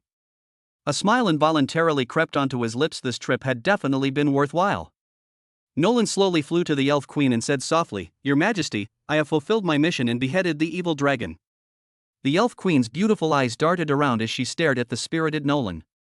I could feel that the magic power emanating from him had become even stronger, and he didn't feel tired at all. Just how strong is Nolan? She doesn't know. Thank you. I will keep my promise. After the Elf Queen finished speaking, she walked towards Nolan. Then the two of them stood together. Then we'll head back now. Your Majesty will be satisfied. After Nolan finished speaking, she took the Elf Queen and flew onto the back of the dark dragon. Soon, the sound of the dark dragon flapping its wings and soaring into the sky echoed through the Wilderness Mountains. Yulong, head to the Wilderness Mountains first. I wonder how Yalin is doing. When Nolan left, Yalin and her knights were still there fighting off the monster army. Nolan soon appeared above the wilderness mountains and found the knights counting their spoils. He quickly made the dragon descend. Brother Lon, I never thought you actually got rid of the dragon. Yalin came up to congratulate Nolan the moment she saw her. How did you know? We heard the dragon's roar and the tremors caused by the collapse. The monsters either ran away or died, there was almost no pressure on them. Yalin was telling the truth. At first, they encountered some stubborn resistance from the magical beasts, but unexpectedly, the magical beasts quickly became demoralized. They met the threat head-on and quickly resolved the conflict in the area. I see. What about the casualties? No one in the knights has died, but there must be over 100 wounded. Upon hearing this, Newlin realized that she was guaranteed to make a profit this time. Unexpectedly, the dragon was defeated with ease, and his strength even experienced a qualitative leap. A huge profit. Nolan led the Yulong straight toward the cave where the giant dragon was. They collected all the gold and silver treasures inside, which could be considered spoils of war. After finishing packing, Nolan, along with Yalin, Hick, and the Elf Queen, set off for Nord City. He will send troops to garrison this place today. From this day forward, everything in the Wilderness Mountains will fall under the jurisdiction of Nord City. Soon. They then appeared in the skies above Nord City. This was the Elf Queen's first time visiting a city built by humans, and she was quite astonished. The tens of thousands of magical plants below are still blooming and bearing fruit. All sorts of birds and beasts are steadily growing stronger. The magnificent palace buildings gleamed with dazzling light at this moment. I never expected that the construction here would be so beautiful. But what surprised her the most was that giant tortoise tree. Lord Nolan, is that the king of tortoise and soft-shell trees? The Elf Queen feared she had misread the situation, since even tens of thousands of tortoise trees might not necessarily produce a single tortoise tree king. She demanded proof. The tortoise tree king is of paramount importance to the elf race. With the tortoise tree king's assistance, her strength will increase like never before. This race of elves is of the wood element. Therefore, she has been seeking to cultivate a king of turtle and tortoise trees. But despite investing so much, there were still no results. I actually saw the tortoise and turtle tree king that I had been dreaming of at Newlan's place. How could I not be excited? Your Majesty, that is indeed the king of the tortoise tree, and its strength is still growing. I plan to have it stationed in the wilderness forest from now on. I wonder why the queen suddenly asked this question. Nolan was a little curious, as the tortoise and turtle tree king wasn't considered particularly rare by him. The dragon beneath my feet is a real dragon. The Elf Queen didn't ask about the nether dragon at all, but instead inquired about the tortoise and tree king, which must be of some help to her. Nolan guessed correctly. That's exactly what the Elf Queen thought. Can I go take a look? The Elf Queen said somewhat shyly. Of course, I'd be delighted. Nolan knew that she was one step closer to her goal. If there's a need, he can solve it. Now that the Elf Queen has shown great interest in the tortoise tree king, he will naturally grant her request. The dragon descended smoothly. Owner. The moment the tortoise and soft-shelled tree king saw Nolan appear, he spoke respectfully. Your Majesty, you may view this at your leisure. After Nolan finished speaking, he turned to look at the Elf Queen. With her here, the turtle and tortoise tree king would naturally obey his every word. Good. After receiving Nolan's permission, the Elf Queen began to examine the turtle and tortoise tree king. The more I looked at her, the more surprised I became. The diameter of this tortoise and turtle tree king is probably so large that it would take 5 people to encircle it, and its thick roots are still spreading outwards and underground. Level 38. So strong. I never expected that Newlan would have such a powerful turtle and tortoise tree king. The Elf Queen's eyes were filled with envy. The tortoise and turtle tree she had been searching for was now right in front of her. But, Lord Norlon, if I agree to your conditions, will I then be able to control the tortoise tree king? The Elf Queen's cheeks flushed crimson, and her voice grew softer and softer. But Nolan heard it very clearly. So that's what I mean. Have I achieved my goal? Your Majesty, of course. Everything here is at your disposal. Good. This time, the Elf Queen did not hesitate at all and gave a decisive answer. Chapter 62 Arranging Things. Your Majesty, what are your thoughts now? Newlan naturally wanted to find out the truth, only then could he feel at ease. Lord Norlon, I can grant your request, but I will bring my people with me. Without my protection, they would have a hard time surviving in the wild. The Elf Queen stated her conditions. Of course. You can arrange everything. For Norlon, this was not a burden, on the contrary, it would add another powerful elven legion to Nord City. It's all beneficial and has no drawbacks. Furthermore, if the Elf Queen has a need for the Tortoise Tree King, then the other elves will have the same need. Nolan was overjoyed. She hadn't expected it to be so simple. So, you can start planning your wedding now. Your Majesty, may I now tell you your name? Nolan felt it was too awkward to keep calling him that, especially since the two of them were about to get married. Lord Newland, my name is Sie. The Elf Queen's cheeks still had a slight blush. Nolan was the first man to know her name. And it was a human being. Elves generally do not have contact with humans, they are the darlings of nature. He was born with a powerful sense of magic. Shiyu? What a lovely name, so beautiful, just like you. Upon hearing Nolan's words, the Elf Queen's cheeks turned even redder. Shiyu has always been very well protected and has never even seen a man's face. How could anyone withstand such teasing from Nolan now? Shiyu, I will now send people to bring all of your elven race to Nord City. You can rest here in peace. This is my elemental staff. Seeing this is like seeing me. Take it, and they will obey your commands. Shiyu conjured the staff she had been holding earlier and presented it to Newland with both hands. However, when handing over the staff, Nolan deliberately shifted her hand slightly, touching the hand of the Elf Queen Sia. Shiyu instantly felt as if she had been electrocuted, and a strange feeling welled up from the bottom of her heart. Lord Nolan, here you are. Shiyu stammered as she spoke, her eyes constantly avoiding Newland's gaze. Sia, we're already engaged, so you don't need to be so reserved. Also, you can call me Brother Lon from now on, it won't seem so formal. Nolan took one look and realized, this won't do. The two of them have come to this point, yet they're still so distant. We must do everything in our power to turn the tide. Lon, Brother Lon. Shiyu accepted Newland's suggestion. Newland would be his other half from now on. When Newland heard this, she felt as if she were bathed in a gentle breeze. This feeling is absolutely wonderful. All right. Shiyu, you are free to move around in Nord City. I have some other things to attend to. Okay, Brother Lon. That gentle voice made Newland's bones feel like they were going to melt. I just have something really important to do right now, otherwise I would definitely have brought Sia to the warm and soft bed to play together today. Soon, Nolan arranged to summon all her subordinates who held important positions. Looking at the solemn faces of the people in the main hall, Newland spoke. Everyone, I believe you understand why I have gathered you here. This is a great time for the development of Nord City. The wilderness plains, the wilderness forests, the wilderness mountains, they've all been taken over by us. From now on, that place will belong to our Nord City. Now, I have 3 things to tell you. I hope you will cooperate fully and do your jobs well. I, Newland, will certainly not treat you unfairly.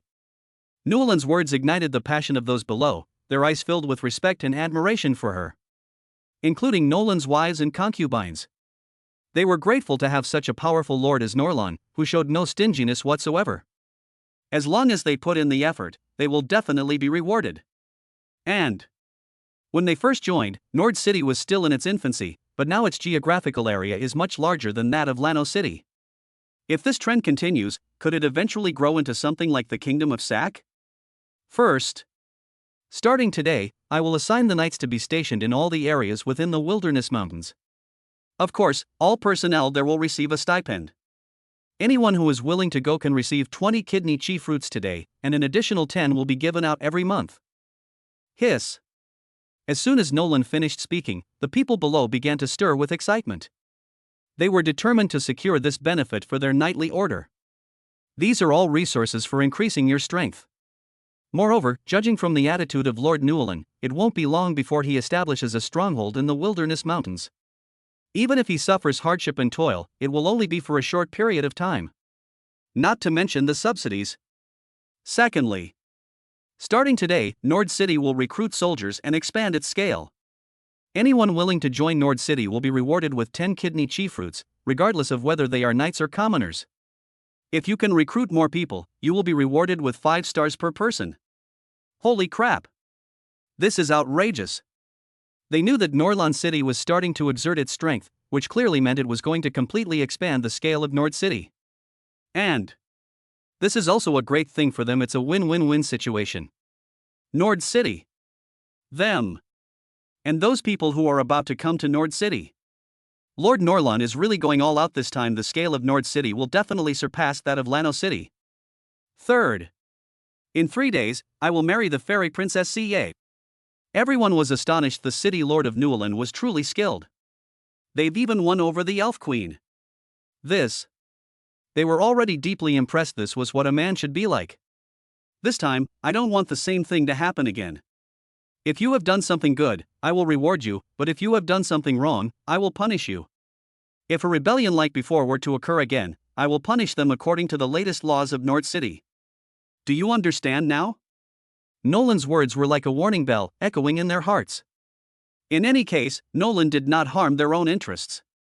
Only benefits should be mutual. He provides these people with cultivation resources, so in return, these people naturally have to fulfill their responsibilities to Nord City. That's beyond doubt. Moreover, they now have a general understanding of Newland's temperament. As long as it's not a particularly serious problem, she's usually fine. Chapter 63, Taking a Concubine, Level 49. 3 days later. Nord City was in full bloom, bustling with activity, with people coming and going in an endless stream. Today is the wedding of their city lord, Nolan. Compared to before, there were more lords attending Nolan's wedding this time. Some people came to see this renowned lord. It's more like some people were fans of Nolan in a past life. They were also Nolan's little fans. Nolan was very generous and treated the wedding guests well. During this period, all food is free, and you can even get a magical plant. In just 3 days, Nord City has gained 20,000 people, and fresh blood is still pouring in. Nolan was not discouraged by the loss of those resources. On the contrary, he was very happy. With the addition of these personnel, Nord City's development will reach new heights. Inside the main hall, as everyone chatted, a series of long, melodious voices drifted from the entrance. Lord Lan Nua has arrived. Prince Danua has arrived. Dean Yenli has arrived. All the nobles of Lan Nua City have arrived at this moment. They couldn't refuse the Lord of Newland City's request. This was a rising star. They must cultivate a good relationship with them. Even if they cannot become allies, they must never become enemies. This is their principle. Nolan was dressed to the nines and stood in the center of the crowd, receiving compliments from many people. But he didn't care too much. His current status is far beyond the ordinary, and he is incomparable to these people. Brother Newland, congratulations. In just a few days, you've conquered the entire wilderness mountain range. I have to admire your strength. The speaker was the city lord of Lan Nua City. As his son-in-law, Newland was naturally the stronger the better. Although Naran took away a portion of the population from Lano City, he didn't mind. If Nolan continues to develop like this, it will definitely become a country like the Kingdom of Sak in the future. Then, a city lord? Is that even a big deal? With just one word from Newland, he could have 10 cities. Invest. The same applies to the Prince of Danua. He was overjoyed to see Neweli's marrying Lord Newland, and now that Newland was thriving. Not only will his daughter not suffer, but she will live a life of luxury. He also benefits from this, as Nolan sends them a certain amount of magical plants every now and then. Even if you just stay home and do nothing now, you don't need to worry about anything else. The most awkward situation now is for Dean Yanley, even though Nolan poached Emily, the Grand Magister of his academy. However, compared to the city lord of Lano and Prince Danua, he was still somewhat distant. They were more surprised than anything else that Newland's strength had become so formidable. They slaughtered the dominant dragons of the wild mountains. This is absolutely unbelievable. Is this still the same sickly Lord Nolan from before? As everyone marveled, the elf queen Sia appeared in the main hall with light, graceful steps. She wore a gilded jeweled crown, crystal and glass shoes, and a light gauze dress, her graceful figure appearing and disappearing in the shadows. The lining of her clothes did not conceal her proud breasts at all, and her soft waist swayed in the air. Her flat, smooth abdomen was thus displayed before everyone's eyes, and as she turned her body, her fair back was faintly visible. Long, slender legs peek out from between the slits in her skirt, showcasing an alluring figure. This attire did not detract from the elf queen's image. On the contrary, it made her appear even more holy, elegant, and her delicate face was flawless. At this moment, she looks like a celestial being descended to Earth. The moment Shiyu appeared, everyone's eyes widened, regardless of age or gender. Some people even shattered their back molars. Even half-elves require an extremely high price to acquire. Not to mention elves. What's more, Nolan is now marrying the Queen of the Elves. If they hadn't come to attend Nolan's wedding, they would never have seen the Elf Queen's face in their lives. It wasn't until they saw the Elf Queen's face that they understood why elves were always so expensive. The Elf Queen Sia attracted everyone's attention at this moment, and Nolan standing next to her didn't seem out of place at all. On the contrary, they complement each other perfectly. But the people inside the hall could only sigh in admiration. They would never have such good fortune in their lives. Even though they belonged to the nobility, there were still differences among nobles. Putting aside their overall strength, even in terms of financial resources, they are worlds apart from Nolan. They were just a minor lord. Anyone who owns a certain amount of land, has several thousand people under their command, and possesses a noble title can call themselves a lord. Their gold content is extremely low, because lords are also divided into different ranks. Now, Nolan has transcended this level and is no longer on the same level as them. The lords were subordinate to the cities, and they were considered their subordinates. And now, Nolan remains on par with Lano City, and even shows a trend of surpassing Lano City. Once the Wild Mountains are fully developed, they will definitely surpass Lano City. Nolan and Sia were surrounded by stars in the center of the hall. Blessings and condolences kept pouring in. Lord Nolan, I never imagined that you would develop your territory to this extent in just a few months. Even if we ride at full speed, we still can't catch up. Lord Nolan is truly an extraordinary person. I never imagined that in just a few days, he would achieve something that we could never reach in a lifetime. I admire him, I admire him. Moreover, Lord Nolan's wives and concubines are all beautiful and powerful. They will definitely be one of the most powerful figures in the world in the future. Everyone boasted that they should communicate more with Nolan, because if she took a liking to them, they would be transformed into a phoenix rising from the ashes. In the past, such gatherings might have been used for transactions or collaborations. Now, they all stared at Nolan. Their so-called deal was utterly worthless here. It has absolutely no value. After receiving everyone's blessings, the Elf Queen Sia returned to her bridal chamber to await Nolan's arrival. Her heart was pounding. After finishing her social engagements, Nolan arrived at the door of the bridal chamber. Unlike before, this time Nolan was truly drunk. Because of her happiness, the power of Nolan's territory has been visibly improving in recent days, even to the point of being unbelievable. Nolan will not forget his roots. He deeply remembers the mission that made Nolan stronger again. Chapter 64. The Queen Awakens. Expanding his influence was his harbor, and also a shortcut for him to increase his strength. While Nolan was enjoying herself, she suddenly heard the system's voice. Congratulations, host, for triggering the rare quest, the Elf Queen's Path to Growth. Help the Elf Queen fully awaken her wood elemental power and unlock her talent, the Elf Queen's Arrogance. Duration, 30 days. Reward, Mastery of Wood Element. Nolan carefully reviewed the task and understood why a 30-day time limit was given. The main challenge is collecting a lot of materials, most of which are quite rare. We can only take it one step at a time. But a mastery of the wood element is quite good.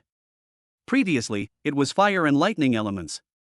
If you get wood element, then you will have 3 elements.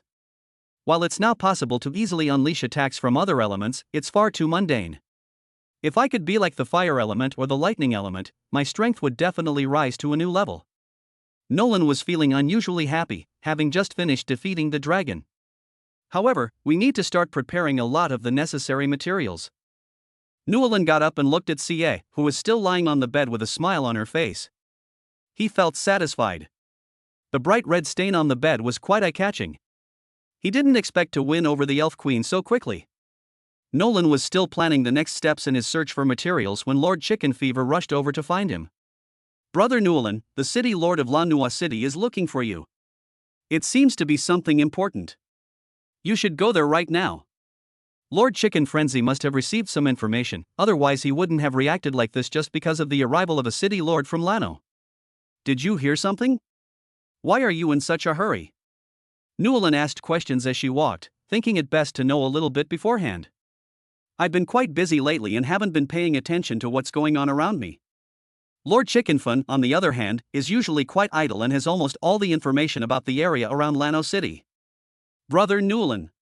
This is fantastic news, but I can't tell you right now. You'll find out when you get there. Nolan? The Chicken Lord's face was filled with barely suppressed joy, which only aroused Nolan's curiosity even more. No matter what it is, there's no need to get this worked up. When Lord Chicken Fever married off his daughter and received those magical plants, he behaved like this. But what haven't I seen in Nord City now? It shouldn't be like this in Lano City at least. So now something really has happened. Nolan stopped asking. Since it was the city lord of Lanua who sought him out, he would naturally find out when they met in a while. With that thought in mind, Newlin spurred her horse on and soon arrived at the main hall. The city lord of Lano City seems to have been waiting for a long time. Brother Newlin, how was your day yesterday? The city lord of Lanua naturally had to ask with concern. This is my son-in-law. Furthermore, they had never even seen the Elf Queen, let alone touched her. Since Newlin is the one who can get close to her, it's only natural to ask her about it. Dude, stop teasing me. Tell me, what important matter do you have to discuss with me? Nolan would definitely not talk about such private matters. Instead, she would get straight to the point. Inquire about the purpose of the city lord's visit to Lanua. As far as he knew, the city lord of Lanua City only came when invited to his wedding. So, the reason you came to see him alone today must be because you have something important to discuss. Ha ha. Brother Newlin, I do have something important to discuss with you. However, it still depends on your opinion. After all, this is a major event concerning the future of Nord City. The more mysterious the Lord of Lanua City said, the more confused Newlin was. What exactly was going on? It's one thing for Lord Chicken Frenzy to keep things mysterious, but I never expected the Lord of Lano City to be like this too. Dude, just tell me already. You can't keep me guessing like this. Nolan was already feeling a bit exhausted, and she didn't expect that the two people she met so early in the morning would be in the same state. Brother Newlin, I'm not teasing you anymore. What I want to tell you is that I want to incorporate Lano City into Nord City. Dude, what did you say? Did I hear that right? You heard me right, I said merging in. Nolan now understands why Lord Chicken Fever was the way he was before. This is indeed a big deal. Merge in. This is not a cooperative or allied relationship. This is a direct merging of two into one. Moreover, it's centered around Nord City. This. Just like Norlon, they were also shocked. The scale of Lano City is still slightly ahead of Nord City. Population size. In terms of overall strength, Nord City is stronger.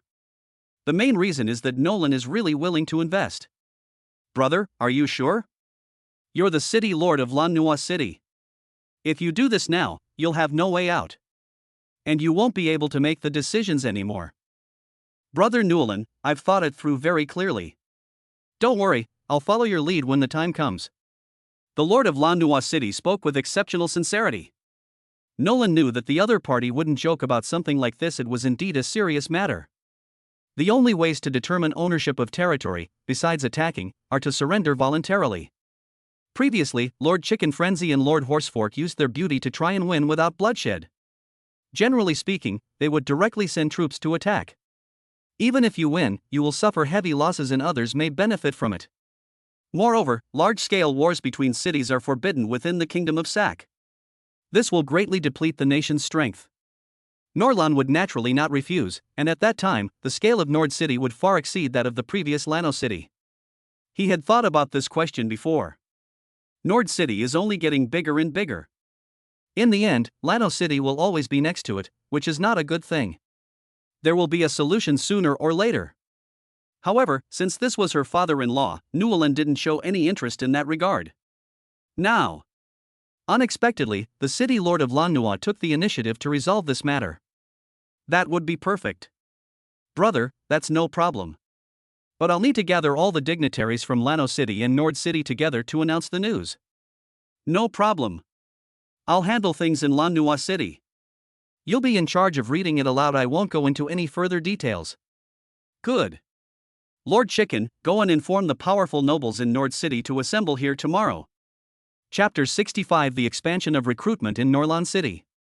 The next day, all the nobles and dignitaries from Lano and Nord gathered in the main hall. They looked at each other, bewildered, not knowing what had happened. The main reason is that the day before yesterday was the wedding of the Lord of Newland City, so they naturally received an invitation in advance. This time, however, there was no notification whatsoever, and it doesn't look like a wedding is being held at all. In fact, Newland's weddings are happening far too frequently, making these people subconsciously think that if they come here, it must be Newland City Lord's wedding. If not, they were quite disappointed. Everyone, I've gathered you all here today to announce something important. A matter of great importance concerning your future. Newland stood on the main hall, her voice loud and clear, as if it could penetrate the hearts of everyone. They were even more confused, their faces showing bewilderment and helplessness. However, they dared not raise any questions now. After all, Newland was the lord of a city, and they could not question him at will. I won't keep you in suspense any longer. Lano City will be merged into Nord City. From now on, there will be no more Lano City, only Nord City. As soon as Newland finished speaking, everyone's eyes turned to the lord of Lanua City. They were somewhat puzzled. Lanua City was already quite large. Why did they choose to merge with Nord City? This is absolutely unbelievable. Isn't it better to be the boss? Actually, the city lord of Lano had already considered this issue. Nord City was developing far too fast. This will be a problem later, so it's better to do a favor now. Everyone, this is my own choice. From now on, there will be no more Lano City, only Lord Norlan of Nord City, and I will no longer be the lord of Lano City. Seeing that everyone was staring at him, the city lord of Lanua City felt he had to step forward and offer a brief explanation. He didn't realize how wise his choice was. After all, it wouldn't be good if people misunderstood. I thought Newland had used some underhanded methods. Actually, as for those people below, they didn't have such a strong opinion about who should be the city lord. As long as it doesn't threaten their interests, they naturally won't care. I hereby announce that Hans, the lord of Lano City, will henceforth be the deputy lord of Nord City. Nolan announced it directly to the public, which was the result of his consideration for a whole day. After all, the city lord of Lanua City is very sincere, so I can't treat him too poorly. Now that Nord City and Lano City are almost the same size, if they can do this, Norlan must treat them well. Moreover, this is also an opportunity to establish one's authority. As long as you follow him, he will never mistreat anyone. Lord of Nolan City, I am also willing to offer up my territory. Lord Chicken Fever was the first to shout. At times like these, he must take the lead. Although Lano City governs all the lords, the city lord ultimately only serves as a check and balance. Every lord has his own private territory, which even the kingdom cannot directly interfere with. To relinquish one's territory means to relinquish one's authority. Nolan looked at Lord Chicken Fun and felt a little touched. At times like these, someone needs to step up. Now that he has merged the two cities, he must reorganize the power structure. He wants to concentrate all power in his own hands and then hand it over to trustworthy people around him. Only in this way can they consolidate their rule. The crowd below began to look at each other in bewilderment. Now that Lord Hans of Lano City and Lord Chickenfin had both handed over their territories, what should they do? After a brief silence, several more people stepped forward and offered up their territories. Among them was Lord Matcha. He had long envied the life of the Chicken Lord, and even if he could never reach that level, it wouldn't be any worse than it was now. This was his choice. A chance to defy fate. One by one, people stepped forward and relinquished control of their territories. But the last few remaining people, however, were unwilling to give up their rights. Nolan did not force them now. Lano City and the Wilderness Mountains are all under his rule. The remaining small piece of land is nothing to worry about, it will be his sooner or later. Thank you all for your support. Of course, I will not take over your territory for nothing. Here's what we'll do, everyone can receive 10,000 magical plants, plus 10 magical beasts, as compensation. As for your positions, we'll arrange that later. No sooner had Newland finished speaking than some people surrendered. We never expected Lord Newland to be so generous. From now on, we will definitely follow your lead. Lord Newland, we will follow your orders. They're getting so much all at once, and there will be positions available in the future, so maybe they can even climb up to the position of Chicken Lord. The last few people couldn't sit still any longer, mainly because the temptation was just too great. 10,000 magical plants. And there are also 10 magical beasts. They had seen all the magical beasts in Nord City, including some mutated species. Its value is extremely high. At last, they still couldn't resist the temptation and surrendered their rule. Nolan naturally didn't mind. Now, by paying a small price, he could resolve the territorial dispute, which was a very worthwhile deal for him. That's it. Nolan has completely become the master of this land. Moreover, their strength is already in the middle of Texas. The Kingdom of Sac is divided into hundreds of states, and each state contains thousands of cities. These cities vary in size, with the smallest having a population of 50,000 and the largest having over 1 million. The total population of the Kingdom of Sac is now around 200 million. We are still far from being an empire. But Nolan isn't concerned about that right now, it's still a long way off for him.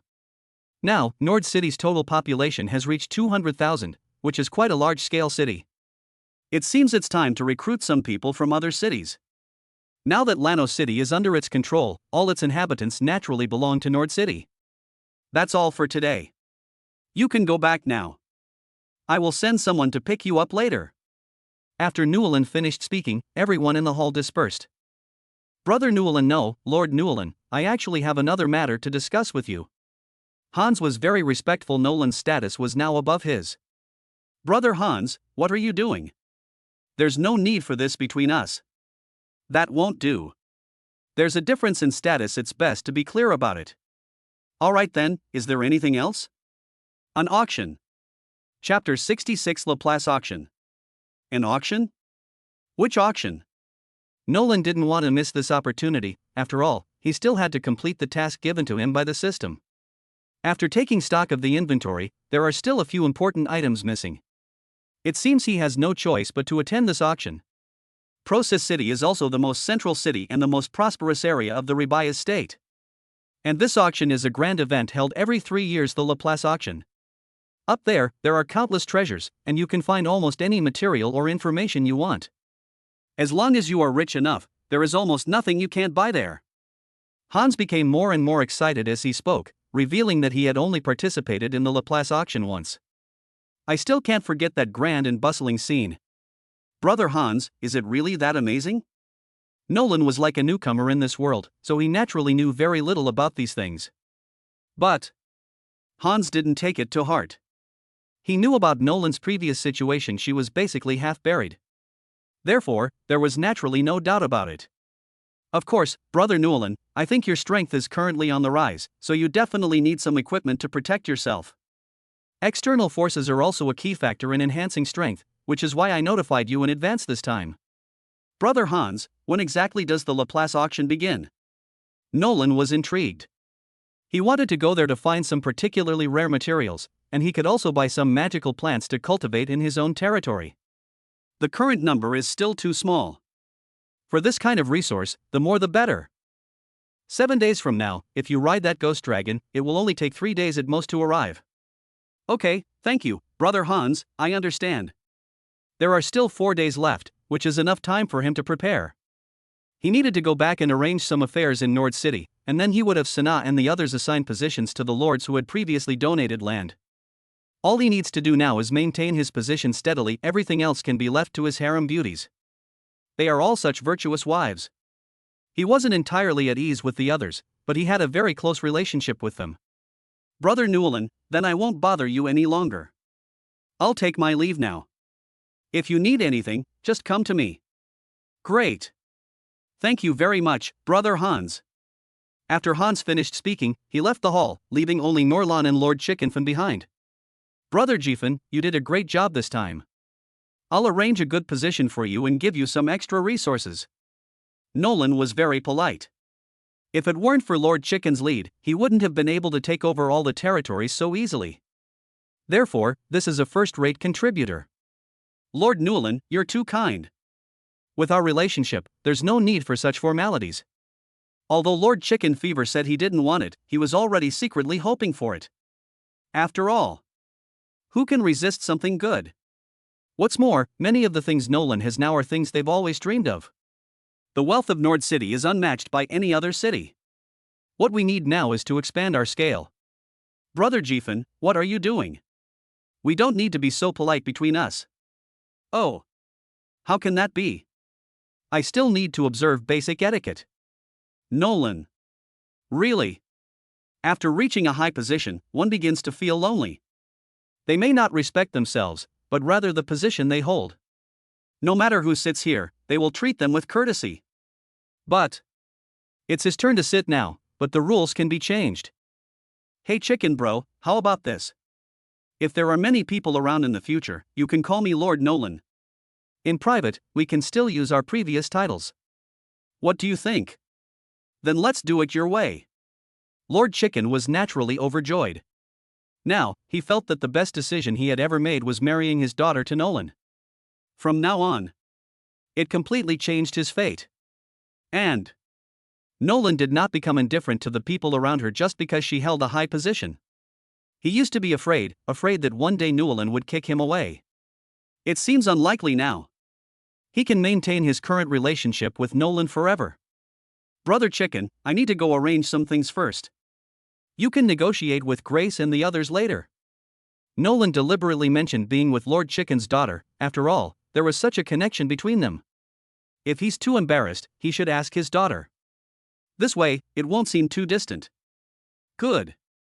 After saying that, Nolan walked towards his palace, which was his bedroom. His wives and concubines would usually entertain themselves there if they had nothing else to do. Nolan arrived at the back garden and found that, with the exception of a few individuals, almost everyone was gathered there. Brother Lon. Brother Lon. Nolan's appearance attracted the attention of all the women, who put down what they were doing. Brother Lon, has everything been taken care of? It's all taken care of. However, I might have to leave the day after tomorrow, so I'll need your help to protect Nord City then. Looking at the beautifully dressed and graceful women in front of her, Nolan's heart couldn't help but race. Ah. Brother Lon, why are you leaving again? Yes, you've been so busy ever since Nord City was founded that you haven't had time to spend with us. That's right. You leave us alone in our rooms every day. I don't care, you have to be with us today. Okay, I'll stay with you. Even if you didn't say so, I would still stay with you. Who wants to go first?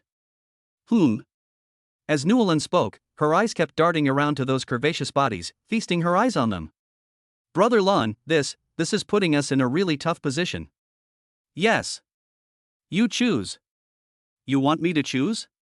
Okay. Alright, except for Hikrai, Yalan, Sia, and Yulong, all of you come in with me. Brother Lon, Sia isn't here, she's still cultivating. I know, this reveals everything about Nord City, doesn't it? Otherwise, how am I supposed to handle it if you send someone to inform them later? As he spoke, Nolan pulled Grace and Yang Xian into his arms. He had no choice but to treat them equally, and he had been too busy lately to spend much time with his wife.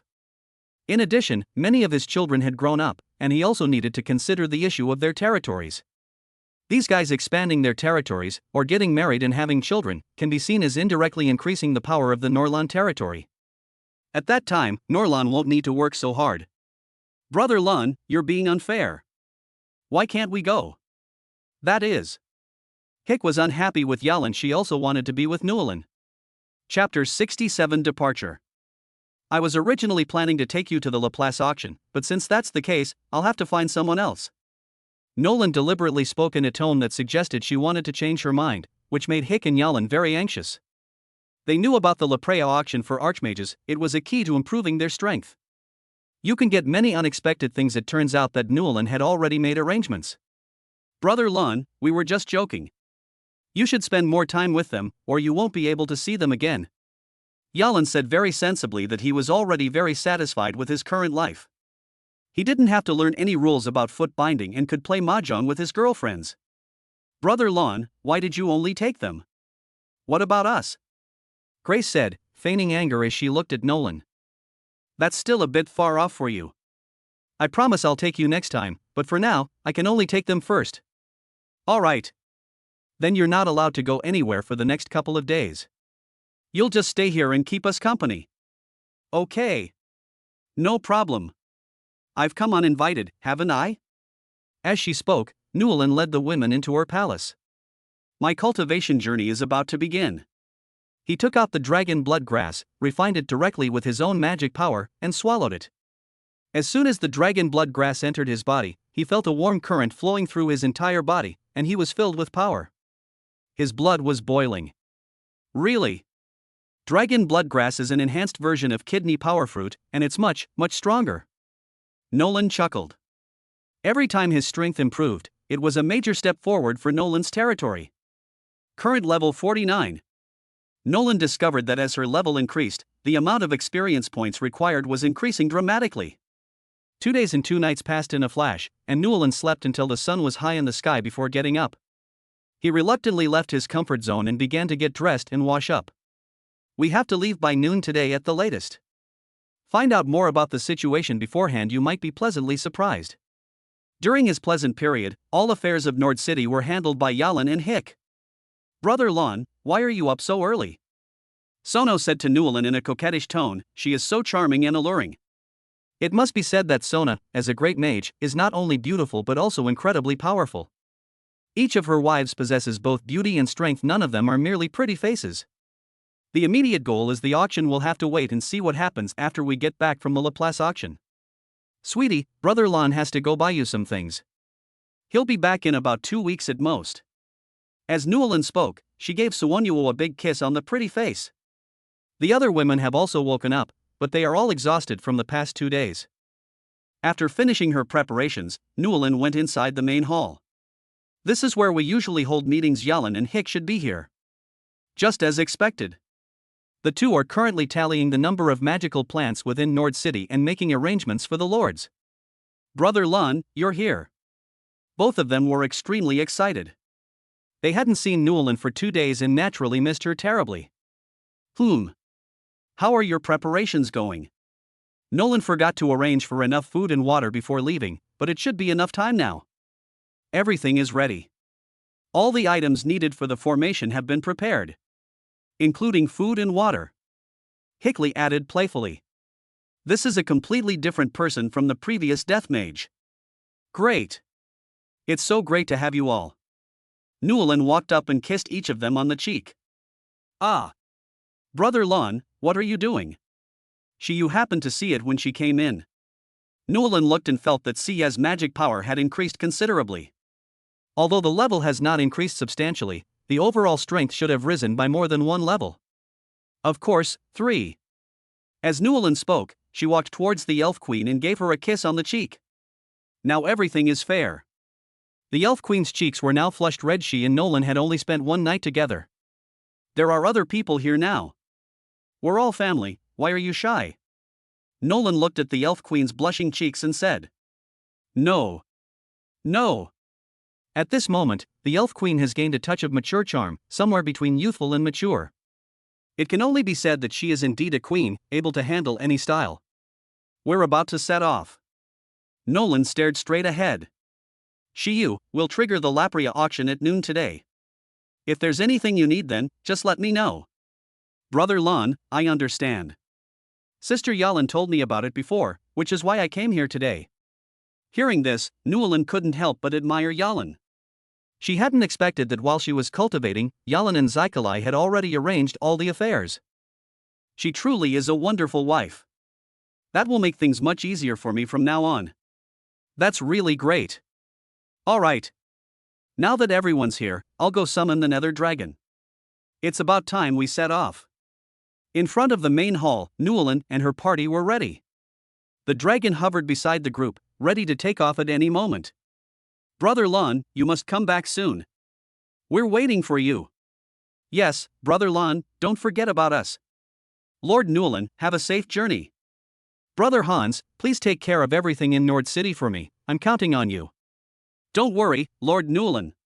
Standing on the back of the Yulon, Newlin began to say goodbye to everyone. This was the first time he had left Nord City and traveled to such a faraway place. This was completely foreign to everyone. However, the journey is full of both dangers and opportunities. This can be considered a new journey for him. I need to seize the opportunity so that I can lead Nord City to go further. Yulong, let's go.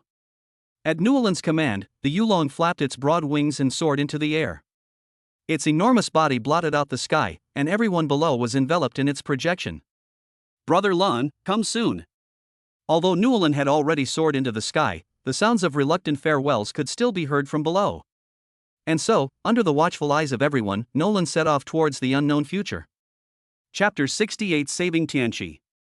Newlin and the others rode the nether dragon to the clouds. Below are lush trees and mountains with strangely shaped rocks, and of course, various monsters rampage around them. However, Nolan and the others didn't seem to care much about these things. After all, the nether dragon is powerful, and flying magical beasts are relatively rare, so they generally don't encounter any danger. Nolan simply pulled the elf queen into her arms, and they continued walking like that. He really wants to cultivate here. But the main problem is that it's high in the air, and there's also the possibility of encountering other humans. The impact is simply too great. I must say, Dragon's Blood Grass is a wonderful thing. Although he fought for 2 days and 2 nights, he still did not feel tired at all. With this Dragon Blood Grass, I won't have to worry about being exhausted during battles anymore. It's already afternoon, but the Dark Dragon is still flying extremely fast. In order to reach the next city, they had to ride as fast as they could, otherwise they would have to set up camp in the wild. Suddenly, a sharp, unusual cry for help shot straight into the sky and reached his ears. He immediately bent down to look. Now that he was level 49, his senses had been enhanced many times over. Looking in that direction, you can see a group of people chasing a deer. Wrong. It's not just a simple elk. The deer had 4 antlers on its head, which were twisted and turned, making it look extremely strange, but it didn't feel out of place at all. It even added a lot of gorgeous color to her. Tianqi. Nolan looked at it carefully for a while and recognized it. The Tianqi clan belongs to the deer spirits.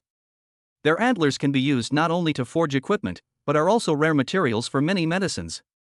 Some people even use Tianqi horn as decoration. Endless and ingenious uses. Perfect timing. One of the materials Sia needs is Tianqi horn, which is exactly what Newlin was looking for. It seems it's time to go down and ask. Yulong, go to Tianqi. After receiving the order, Yulong reminded Newlin and the others to keep their balance, and she began to swoop down. In the blink of an eye, the nether dragon arrived above the forest. Without delay, it spun around and stood on the vast land. A cloud of dust rose from the ground, and the earth seemed to shake. Once the dust settled, Newlin could clearly see everyone's appearance. His gaze had been entirely focused on Tianqi. 3 men and 2 women, all of whom were level 30 or above, with the highest level being 39. After taking a look at their combat strength, Newlin naturally made a judgment in her mind. There's nothing to fear. Who are you people? How dare you block our path? Are you tired of living?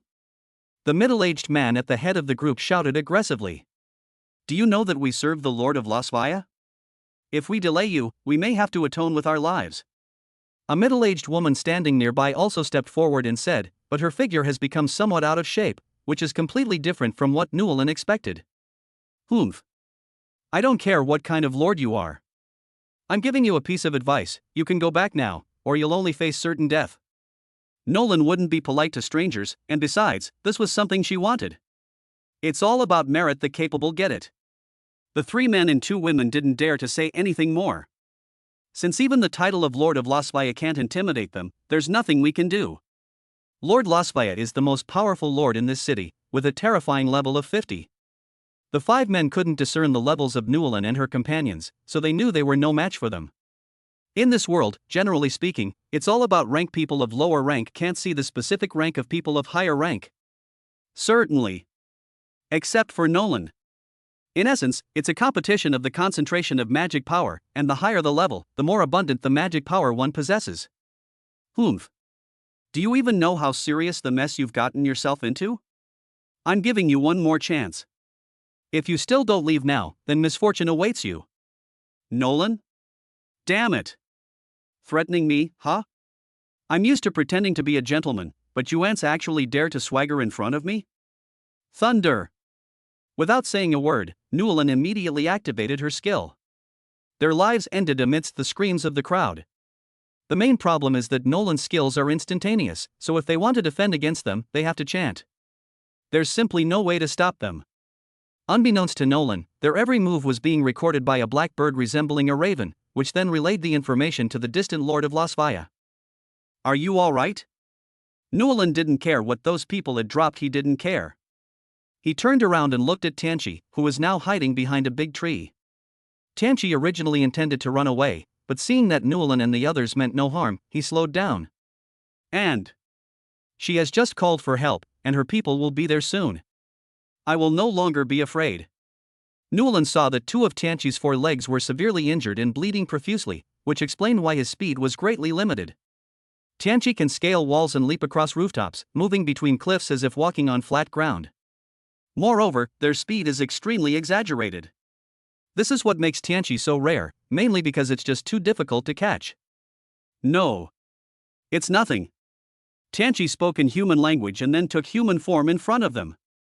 This was the first time Newlin had ever seen such a scene, and she couldn't help but widen her pupils. In this world, monsters can generally transform into human form after reaching level 30. If it is a magical beast with a good bloodline, it may even have the ability to transform into human form at a few levels. Nolan took out some healing potions and used magic to control them, handing them to the humanized Tianqi woman. His most important task right now is to gain trust. He can't just go up and break someone's corner, can he? This is just too cruel and inhumane. A recovery potion can alleviate your injuries. Thank you. The woman could also see that Newlin had no ill intentions towards her. Otherwise, with Newlin's strength, she wouldn't need to deal with her here. She slowly poured the medicine into her mouth, and within a few breaths, the wounds had scabbed over, and the pain was much less intense. It really worked. Why would this blonde, blue-eyed, exceptionally handsome human help him? May I have your name? Before Newlin could finish speaking, a series of chaotic sounds came from afar, like people hurrying on their way, and they were very anxious. You despicable humans, let go of Tianqi Ma. A frenzied roar erupted. Chapter 69 Evolution. Newlin saw a group of Tianqi rushing towards her, and when they got closest, she transformed into human form. Standing next to Tianqi Mo, Newlin glanced at them and saw that there were at least 40 or 50 Tianqi. Holy crap! Encountering so many rare magical beasts all at once is truly overwhelming.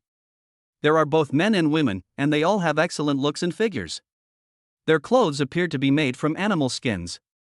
Tianqi Ma, how are you? Are you all right? The man in the lead stood directly in front of Tianqi Ma and glared at Newlin and the others. Their race hates humans the most. Only humans would endlessly slaughter them. I'm fine. They're not bad people, on the contrary, they're my benefactors. Tianqi Shon, please don't misunderstand. Impossible. Why would humans save us? They must have some ulterior motive. Newlin gave Tianqi Shon a thumbs up in her heart. He really did need a favor from him. If there was nothing wrong, why would I be standing here? Ahem. Tianqi Shon, please don't be rude, I'm sorry. I was just anxious to save people, but the main problem is that Lord Lasvaya has been hunting down our companions, and there's nothing we can do about it. At that moment, an elderly man, nearing the end of his life, emerged from the crowd. His face was covered with wrinkles that resembled rugged ravines. Her skin looked like withered tree bark, and she was incredibly old. Grandma, these humans are definitely up to no good. There's no need to be polite to them. Although Tianqi Shon's eyes were rather fierce, his tone was incredibly gentle. Newlin thought this guy was only capable of getting angry. Grandma, it was nothing more than a small favor. Besides, I have more than just humans around me, Siye. As soon as Newlin finished speaking, Siye revealed her original appearance and resumed her identity as an elf. Elf? The elf queen? Most of the Tianqi had only ever seen ordinary elves, never the elf queen. Only this elderly man recognized her because of the elf queen's extraordinary and refined aura. Grandma, what are you saying? There's no elf queen here. Tianqi Shon, however, did not take it seriously. The woman was indeed beautiful, but why would the elf queen appear in a place like this? Step back. We apologize for our neglect. Please come into our cave for a chat. Grandma, what's wrong? Shut up. Tianqi Shon hesitated, as if he wanted to say something but stopped himself. It seemed that something important had happened. Nolan didn't ask any further questions, only saying, thank you. Then they followed Tianqi into their cave. Tianqi doesn't have a magnificent palace like humans, but passing through the cave is like entering a paradise. Birds are singing and flowers are blooming, bees and butterflies are fluttering around. It's so pleasant. Thank you so much for saving him, or. We have no way to repay you, so please accept this small gift. Newlin looked at the thing handed to her. Wasn't this the Tianqi horn? How? This. I can't figure it out right away. I haven't even asked for it yet. Why did you just hand it back to me? Send them your men, this is what humanity needs most. Seeing that Newlin was hesitant, the old man directly put the Tianqi horn into Newlin's hand. Grandma, No need for further thanks, we have nothing to express our gratitude for, except that this Tianqi horn is quite precious. But I know what you're trying to say. These are all from the deceased Tianqi, peeled off their bodies. However, the effect is not much different from usual. The old man, leaning on his cane, patiently explained to Newlin. You can leave now. Our Tianqi clan will not keep you here overnight. Nolan? This pace is so fast. We don't know anything about it yet? And why are they suddenly kicking people out? Aren't you leaving yet? Do you know that the Tianqi clan has never brought humans here before? You are already very lucky. Tian Qishong said bluntly. Grandma, what exactly happened here? Why do you all seem so nervous? Shiyu helped the old man up and asked. She is an elf, and the Tianqi clan is considered a type of nature spirit, so they are quite close. It's alright to tell you, tonight is the night of the full moon, which is also the time when Princess Tianqi Linglan evolves, and she awakens her bloodline. However, the human lord here, Lasvaya, also received this news. He wants to obtain Linglan's heavenly horn to strengthen his own power. They should be on their way here now. Recently, humans have been hunting Tianqi and somehow managed to track us down. The old man said with a hint of helplessness. Grandma, why don't you move away? It's too late. When Linglan evolved, her position was already chosen. If she had successfully evolved, she would have led the Tianqi clan to even greater heights. Our Tianqi clan's combat strength is not high to begin with, and on the night of the full moon, we must select 9 of the strongest Tianqi to assist Linglan in completing this evolution. All the magic arrays have been set up, we can't leave. We don't want to drag you down with us. You can still leave now. If night falls, the human army will definitely raze this land to the ground. Newlin understood the Tianqi clan didn't want to implicate them. Princess Tianqi? Tianqi Linglan. I need to find a way to see him myself. Congratulations, host, you have triggered the mission, help Tianqi Linglan successfully complete this evolution. Reward, 5,000 Dragon Blood Grass Plants Thunder Demon Towers area of effect doubled again. Gain skill, Heavenly Leap. The system's notification further strengthened Newlin's resolve to meet Tian Killinglan. Grandma, we want to see Tian Killinglan. Maybe we can help you. You? The old man looked at them with a suspicious gaze. Nolan unleashed her magic power without reservation. Seeing this, the 4 women beside them also revealed their respective ranks. The intense magic attracted many Tianqi people to come and watch. Grand Archmage? And there were 5 of them. The highest level is actually level 51. Maybe it really can help them. The old man pondered for a moment, then asked again, your lives may be in danger then, so you should think it over carefully. Grandma, don't worry. We'll make our own decision. All right. Then follow me. Under the watchful eyes of the Tianqi tribe, Newlin and her group followed the old man through an endless sea of flowers. After about half an hour, they arrived at the foot of a cliff. Chapter 70 Princess Linglan.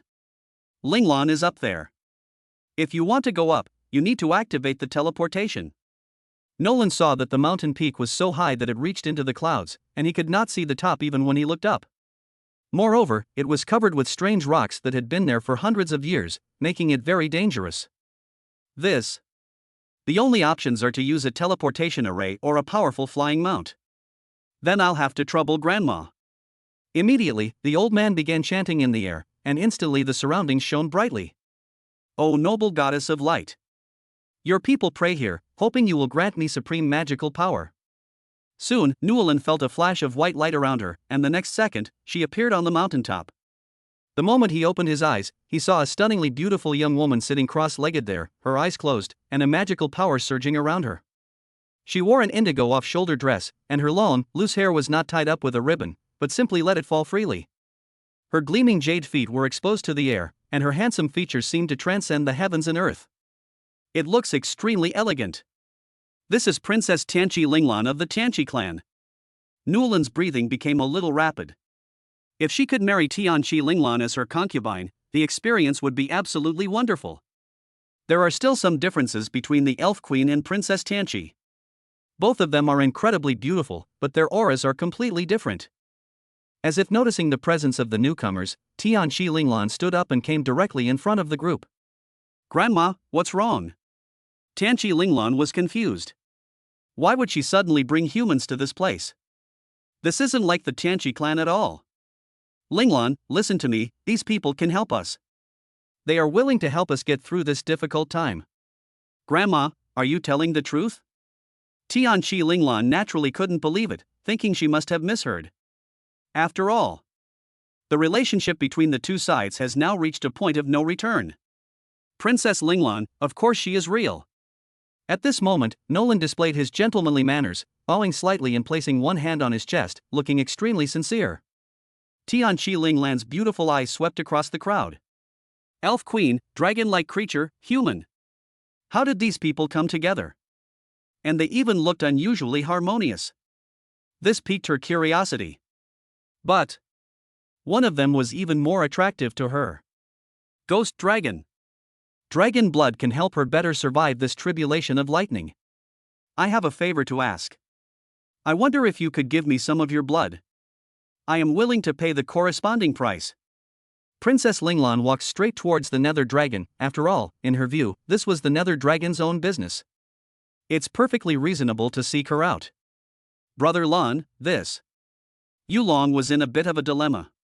She still needed to consult Newlan about this matter, since she also belonged to Newlan. Her cool eyes looked at Newlan, awaiting his reply. Tianqi Linglan? She didn't understand. This ghost dragon's level is basically the same as this human's. Moreover, monsters are inherently stronger than humans, let alone dragon-type creatures. Sure. But you have to tell us why you can see right through the Nether Dragon's true form? Nolan was quite curious, could it be that she had the same eye technique as herself? I'm using the power of the Heavenly Horn, which is a unique skill of mine that no other Heavenly Horn possesses. Upon hearing this, Newlan's determination to marry Princess Linglan became even stronger. Possessing special abilities. Princess Linglan, I want you to be my wife. Just as Princess Linglan was about to retort, Newlan interrupted her. He hasn't even stated his conditions yet. It's not too late to refuse after you've heard the whole story. Princess Linglan, I can solve the trouble you are in right now. Oh? Princess Linglan became interested and wanted to see what insights this human had. Firstly, I can give you the blood of the Nether Dragon, which is enough to help you survive this tribulation. Since Princess Linglan asked about the Nether Dragon, then the dragon's blood must be of great use to her. Newlan should now consider her own best interests first. Secondly, I can guarantee that you will not be disturbed by anyone during your evolution, and I can greatly reduce your losses, and even ensure that your people are unharmed. Nolan knew that races that were different from humans would take special care of their people if they held high positions. Princess Linglan absolutely did not want to see her people slaughtered because of her. He had already made up his mind the moment he saw Princess Linglan. Thirdly, I can help the Tianqi clan completely resolve their difficulties, kill the Lord of Lasvaya, and also help you find a new foothold where no one will dare to covet your Tianqi horn. Newlan began by discussing Princess Linglan's own perspective, then her clan, and finally the future. From small to large. From specific points to a broader perspective. One thing leads to another. But Princess Linglan, however, felt that Newlan was exaggerating. Lord Lasvaya is a level 50 archmage, and he also commands various knightly legions. It's not realistic to rely on just these 5 people. Only one of them is level 50, the others haven't even reached the threshold, which is a bit of a fantasy. At first, she could still believe him, but Newlan's words became more and more outrageous. Everyone knows the value of Tianqi Cape. Wherever you go, people will keep thinking about you. I appreciate your kindness, but you should leave now. This is not a quagmire for you. Princess Linglan was clearly disappointed, mainly because the man in front of her was far too arrogant. Princess Linglan, do you not trust us? How can you expect me to believe you? How about this? If I help you overcome this difficulty and fulfill all the conditions I promised, then you will marry me, how about it? Newlan had already seen through Princess Linglan's worries. If it were an ordinary person, they would naturally not be able to do these things. But he is Newlan. Can Although Princess Linglan hated humans, she was even more unwilling to watch her people die before her eyes. This is her bottom line. So she said it without hesitation, without any deliberation. If sacrificing her alone can help find a better place for the Tianqi clan to live, then it will definitely be worth it. However, if you perish here, please do not blame the Tianqi clan, it will all be my responsibility. Princess Linglan added. Don't worry, Princess Linglan, I will take you home safely, there won't be any doubts. Nolan's words were filled with unwavering determination. Chapter 71. The army presses in. Princess Linglan's cheeks instantly turned bright red. She had never encountered such a bold man before. And he was so confident.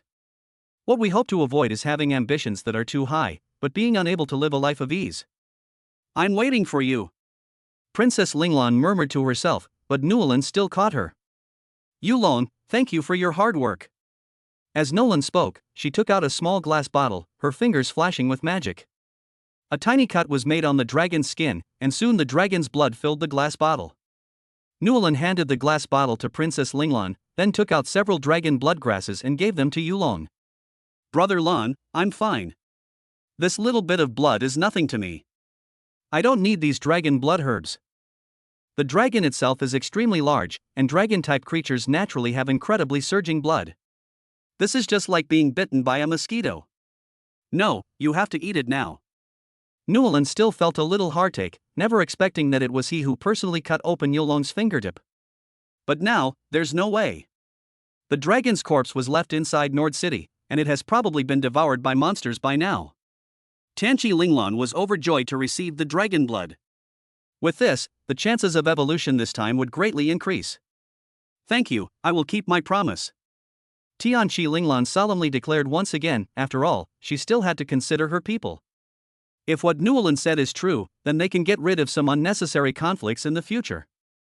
That would be perfect. Then you can stay here and do your own thing, we won't bother you any longer. Nolan has now achieved her goal.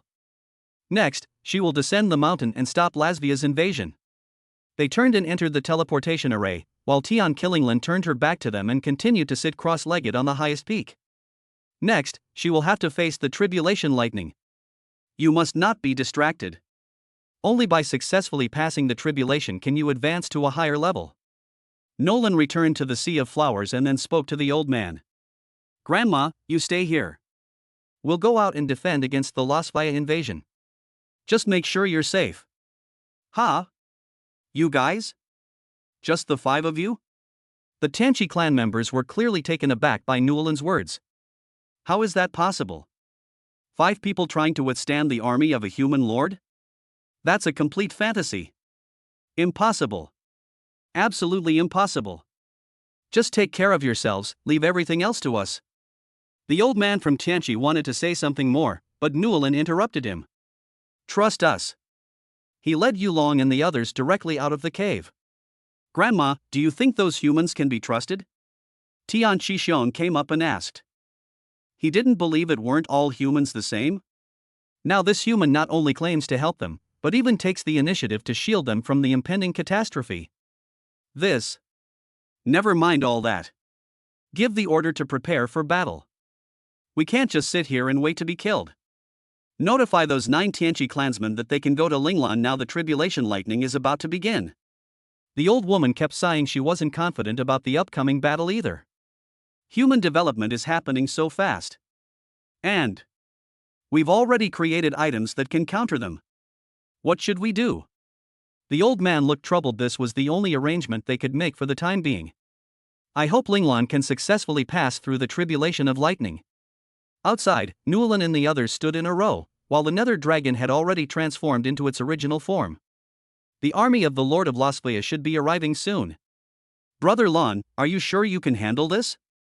If it's just that guy, we'll definitely be fine. But if he leads a group of knights, then things might get a little complicated. Heathcliff can hold off Lasvia all by himself, but who knows how strong his subordinates are. This is a very serious problem. And knights can cooperate with each other.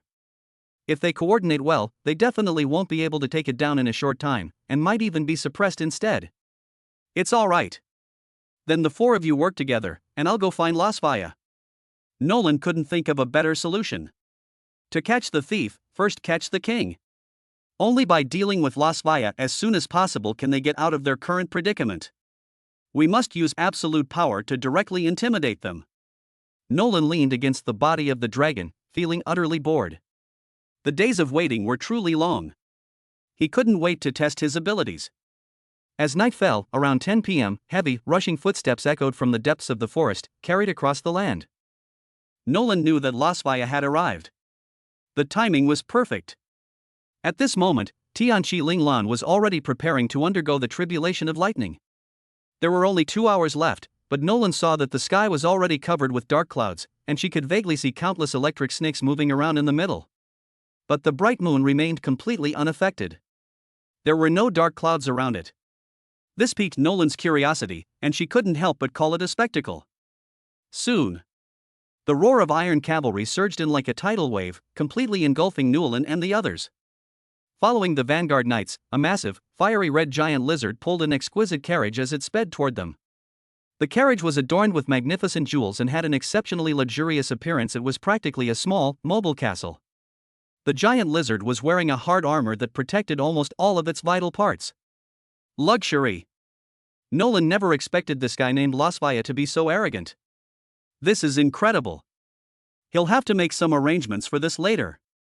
I'm not that bad. Upon seeing Nolan and the others, the vanguard knights immediately stopped. Nolan and the others have already unleashed their full power. This is exactly the kind of direct pressure they want.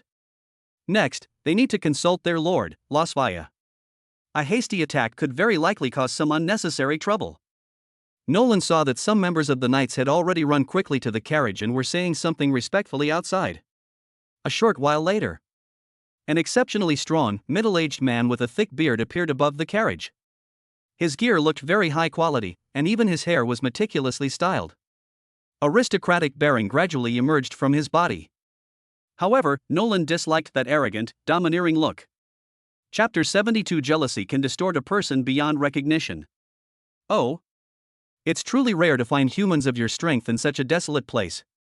Lasvaya spoke with a hint of disdain, holding his staff and wearing a crown, standing on the roof of the carriage. I have business to attend to today. If you step aside now, I can let bygones be bygones. But if you make a mistake, don't blame me for being impolite. Lasvaya's tone became noticeably stronger and even carried a threatening undertone. He wasn't worried at all, as he had brought a 2,000-strong elite knight order with him, just to ensure that nothing went wrong. Now, he wasn't afraid of the 4 people, including Nolan. However, if this continues, it may delay the best opportunity to obtain Tianqi Corner. So it's best to handle this without bloodshed. If we could bring these people under our command, that would be the best outcome. Lasvaya, I will protect the Tianqi clan. If you leave now, I can forgive and forget. But if you remain obstinate, I will have no choice but to kill you right here. Nolan was just trying to provoke him. He needed to seize the opportunity when his opponent made a move. That's how you intimidate everyone here. Humph. Kid, don't be so arrogant. This is our most powerful lord of Lasvaya. How dare you speak so arrogantly? You're practically courting death. Yes. Don't think you can be arrogant just because you have some strength. Little did they know, there are mountains beyond mountains, and skies beyond skies. Nolan has now recovered to the appearance of someone in their early 20s, and naturally looks incredibly young. Before Lasvaya could react, the knight in front couldn't take it anymore. They directly launched a verbal attack on Norlan, who was their greatest lord Lasvaya. His reputation must not be disrespected by others. So there's no room for negotiation? Lasvaya's eyes turned cold, and he spoke in a chilling tone. Talk? I'm trying to talk to you properly, but you won't accept it. Then there's no need to say anything more. Carrie, send your vanguard knights first. Whoever kills this guy will receive a bounty of 200,000 gold coins and a set of elite equipment. As soon as Lasvaya finished speaking, the knights erupted in cheers. What a luxurious reward. However, for Nolan at level 49, this reward isn't so easy to obtain. Yulong, go. Nolan doesn't want to make a move right now. He wants to make a name for himself and secure the victory immediately. Alternatively, stalling for time here might be a good option. Yulong took a step forward and arrived directly in front of Nolan and the others. Roar! A dragon's roar soared straight into the sky. Even the trees behind trembled, and countless magical beasts began to flee from this place. Dragon beast. A true dragon. Lasvia's eyes revealed longing. Someone of his status still didn't own a real dragon head. The giant lizard beneath his feet only contained a trace of true dragon blood. Otherwise, why would he have chosen such an incredibly ugly magical beast? When he first saw Yulong, he didn't observe him carefully and thought that Newlin was just a little luckier than him. A hybrid dragon with dragon blood. But from the moment the nether dragon revealed its true power, Lasvia knew she was wrong. That's completely wrong. A real dragon. He hasn't seen it yet. He must have this ghostly dragon. We can even give up Tianchi Corner. With the blessing of the nether dragon, his status will surely rise significantly in the future. Who knows, maybe then we can soar straight to the sky. Lasvia's ambition to establish a completely new kingdom is already well known, but it will be a long process. Carrie, spare that ghost dragon's life, I've got my eye on it. Yes, sir. Nolan naturally saw the fervor in Lasvia's eyes. Who wouldn't want a dragon-type monster? Its preciousness on this continent is self-evident. Brother Lon, let me lend Yulong a hand. She walked to her side, her gentle voice blowing into Newlin's ear like a spring breeze. Okay, be careful. Nolan saw that the highest-ranking member of the opposing knightly order was a guy named Carrie, who was level 43. However, the combat strength of this knight order is unusually balanced, with the overall level fluctuating between 35 and 38. An abnormal equilibrium. It seems the Vanguard Knights have their own set of rules. If Lasvia can be so confident, then the Vanguard Knights must have accomplished a great deal. But Nolan still has confidence. Not to mention the immense strength of the Nether Dragon, even Shiyu's strength has improved by leaps and bounds after a period of training. And wood makes fire. With Shiyu's support, Yulong's strength will only reach new heights. It haunts my dreams. Shiyu clasped her hands together and began to unleash her magic, instantly binding all the Vanguard Knights with thick wooden vines. Moreover, it also has a slight numbing effect. Only the guy named Carrie noticed something and managed to hold them off for the time being. But that's enough. Dragon Flame. A scorching heat emanated from the dragon's gaping maw, the flames of hell, the call of the abyss of death. The endless sea of fire cheered and danced with joy as it charged toward the knights. The already unbearable heat, coupled with the thick vines, caused the fire to spread even more severely. Flames shot into the sky. The heat is unbearable. The Vanguard Knights suffered heavy losses without any resistance. How could Lasvia not feel heartbroken? He hadn't even noticed that the stunningly beautiful woman was actually the Elf Queen. He thought it was just an ordinary elf. They're just trying to befriend humans. I never expected her to be the Elf Queen. What does this mean? It's simply unbelievable. One person can actually enslave the Elf Queen. Moreover, there was a magical beast with true dragon blood by his side. Who exactly is this person? Lasvia couldn't help but wonder if it was one of the powerful families in the kingdom. But I've never heard of any family gaining the favor of the Elf Queen. There are indeed real dragons, and he knows that too. Moreover, this person looks so unfamiliar, it's highly unlikely that it is him.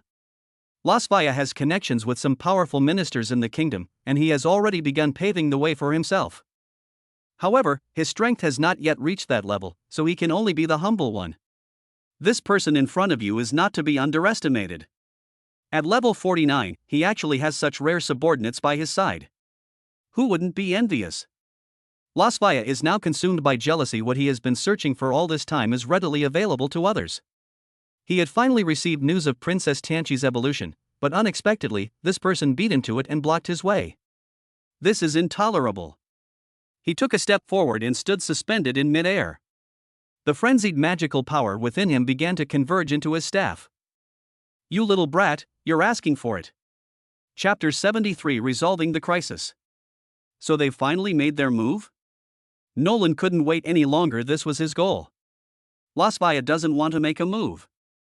This Vanguard Knights order was created by him with countless resources and painstaking effort. He made countless outstanding contributions.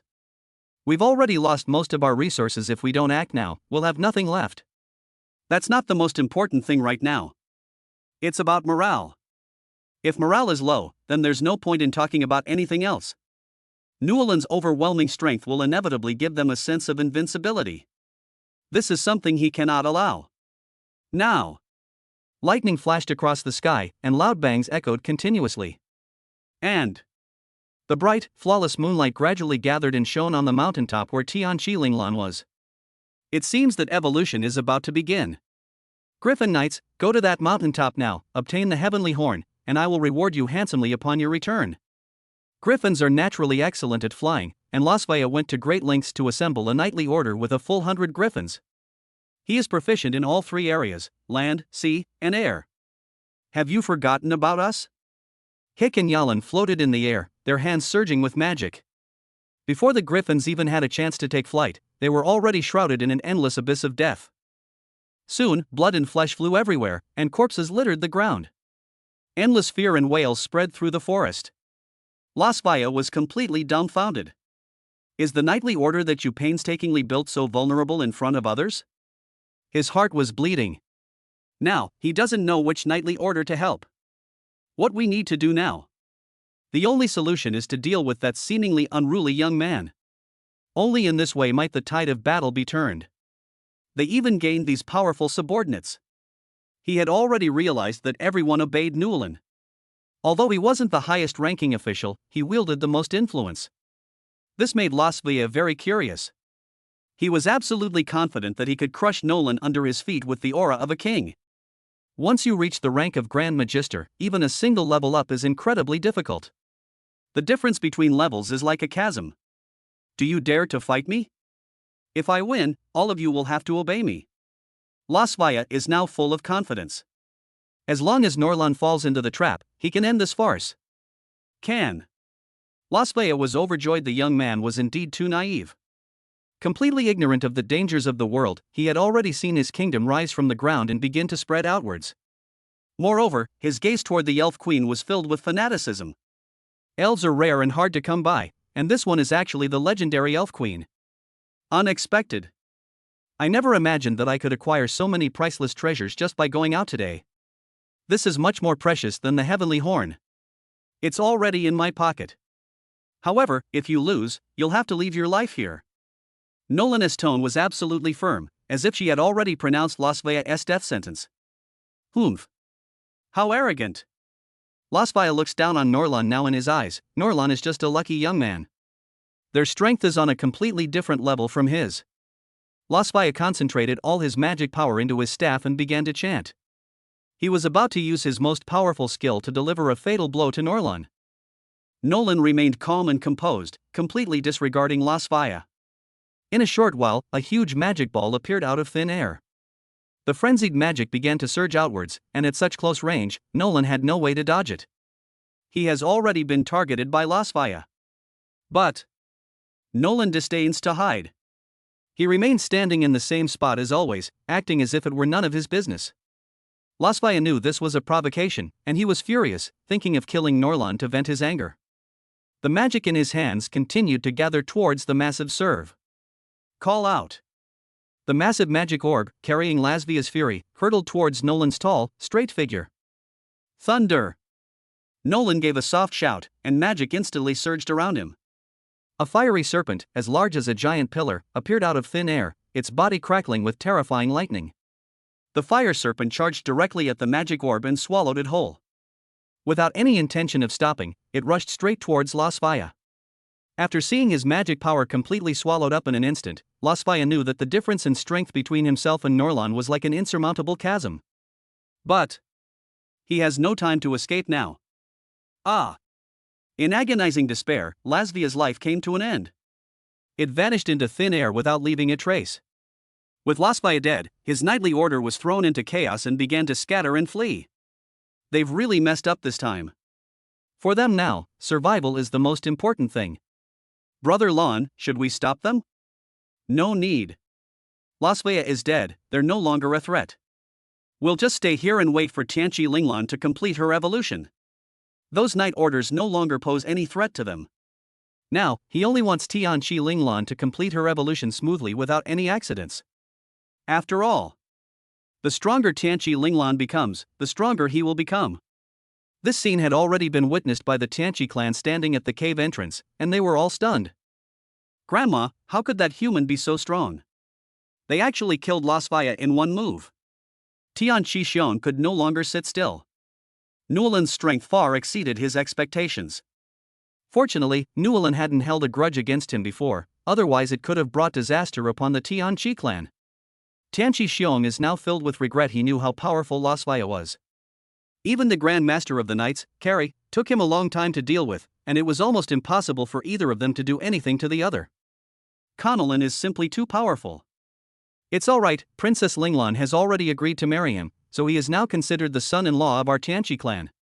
What? Grandma, how could you do this? Tian Xixiong's affection for Tian Qilinglan is not uncommon among the Tianqi clan. He was considered one of the best among the younger generation, but Tian Qilinglan seemed to treat him only as a member of the same clan. But how could it be intercepted by a human who suddenly appeared out of nowhere?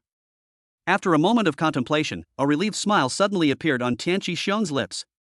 How could I possibly compare to Nolan? He almost single-handedly defeated Lasvaya, and what did he have? Chapter 74 Mission completed. Lightning flashed and thunder roared across the sky, and a fierce wind blew. Newland and the others unconsciously looked up at the sky. The bright, flawless moonlight completely enveloped Tian Qilinglan, and the magic circle shimmered with dappled light around her. Suddenly, a muffled thunderclap boomed from within the thick, dark clouds. Boom! First, a bolt of lightning as thick as an arm struck down, hitting Tian Qilinglan squarely in the body. She let out a muffled groan, her body trembled slightly, but she quickly regained her composure. Then, a second one. The third time. The energy of lightning grows ever greater, and this can be fully discerned simply by its appearance. Until the ninth time. A long dragon of lightning, as thick as a bucket, swayed continuously in the sky. It let out a series of roars and hovered in the air for a while before choosing its target Tian Qilinglan. The lightning-fast dragon pounced directly at Tian Qilinglan with lightning speed. Tian Qilinglan's body was already covered in blood and looked somewhat unsteady. Unexpectedly, the number of lightning strikes increased with each one, and the last one was even more powerful than the previous 8 combined. Tian Qilinglan's eyes were somewhat unfocused. Can I keep going? At that moment, she transformed into her original form. Tianqi. A graceful elk came into view. Electricity crackled within her intricately patterned, modeled, and strangely shaped horns, and upon closer inspection, one could even discern the flowing magical energy within them. This is why Lasvaya wanted to obtain the Tianqi Linglan horns. At this moment, the value of Tianqi corner is unparalleled. If you absorb it completely, it can greatly enhance your own magic power. Tianqi Linglan let out a long roar and charged straight at the thunder dragon. She didn't want to sit idly by and wait to die. In this situation, we have no choice but to take a gamble. She used the remaining dragon blood to carve an intricate inscription on her body, which shimmered on her forehead. Boom! All anyone heard was a loud bang. However, Tian Qilinglan was nowhere to be seen. The 9 people who were assisting had already been blasted off the cliff, but fortunately, the Tianqi clan was extremely agile and their lives were not in danger. Everyone is searching for Tianqi Linglan. Grandma, Linglan didn't perish in the lightning tribulation, did she? Tian Xixiong said anxiously, his panicked expression revealing his inner thoughts. He cannot allow anything to happen to Tianqi and Linglan. Sigh. Is this fate? The old man was also somewhat frustrated. He had prepared so many things for Tianqi Linglan's evolution, thinking that everything was foolproof. Unexpected. In the end, this is still the result. How can anyone accept this? Tianqi Linglan is related to the fate of the entire Tianqi clan. She felt something was unusual after seeing the lightning tribulation. How could Tian Qilinglan attract such a massive lightning tribulation? And it happened a full 9 times. 9 times? At that time, the highest potential of the Tianqi clan was only 6 times. She was overjoyed. She was worried. My mind is in complete turmoil. The sight before him caused the old man a pang of sorrow. If only we hadn't insisted on Tianqi Linglan's evolution. Perhaps this situation wouldn't have happened. Nolan was a little curious. He could clearly sense that Tianqi Linglan's energy was still lingering between heaven and earth, so why couldn't he find anyone? Could it really be that he died and his spirit vanished? Nolan was filled with doubt. No. It can't be that simple.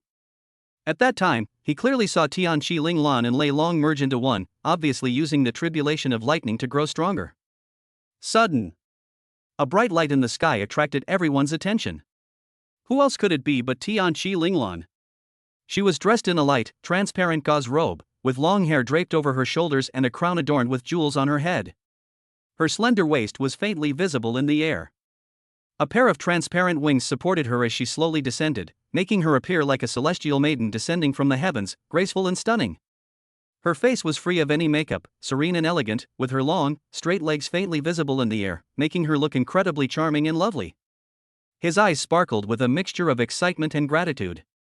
Tianqi Linglan slowly flew towards Nuolan's location. Thank you. Tianqi Linglan bowed slightly, offering Nuolan the highest form of courtesy of the Tianqi clan. Nuolan saw that Tianqi Linglan's breasts were half covered, and her proud figure swayed constantly under his gaze. He seemed a little lost in thought. After Tianqi Linglan completed her evolution, she was completely different from before. She was already stunningly beautiful before, and now she's even more breathtakingly beautiful. Even though Nuolan's harem was filled with beautiful women, at this moment, they were all captivated by Tianqi Linglan and could not look away for a long time. Thank you for protecting my people and helping me successfully complete my evolution. I will keep my promise and fulfill my vow, so please rest assured. Tianqi Linglan showed no reluctance whatsoever. She now knew Nuolan's strength. Although she didn't see the whole picture, she deduced from the appearance of the people in front of her that they were extremely relaxed.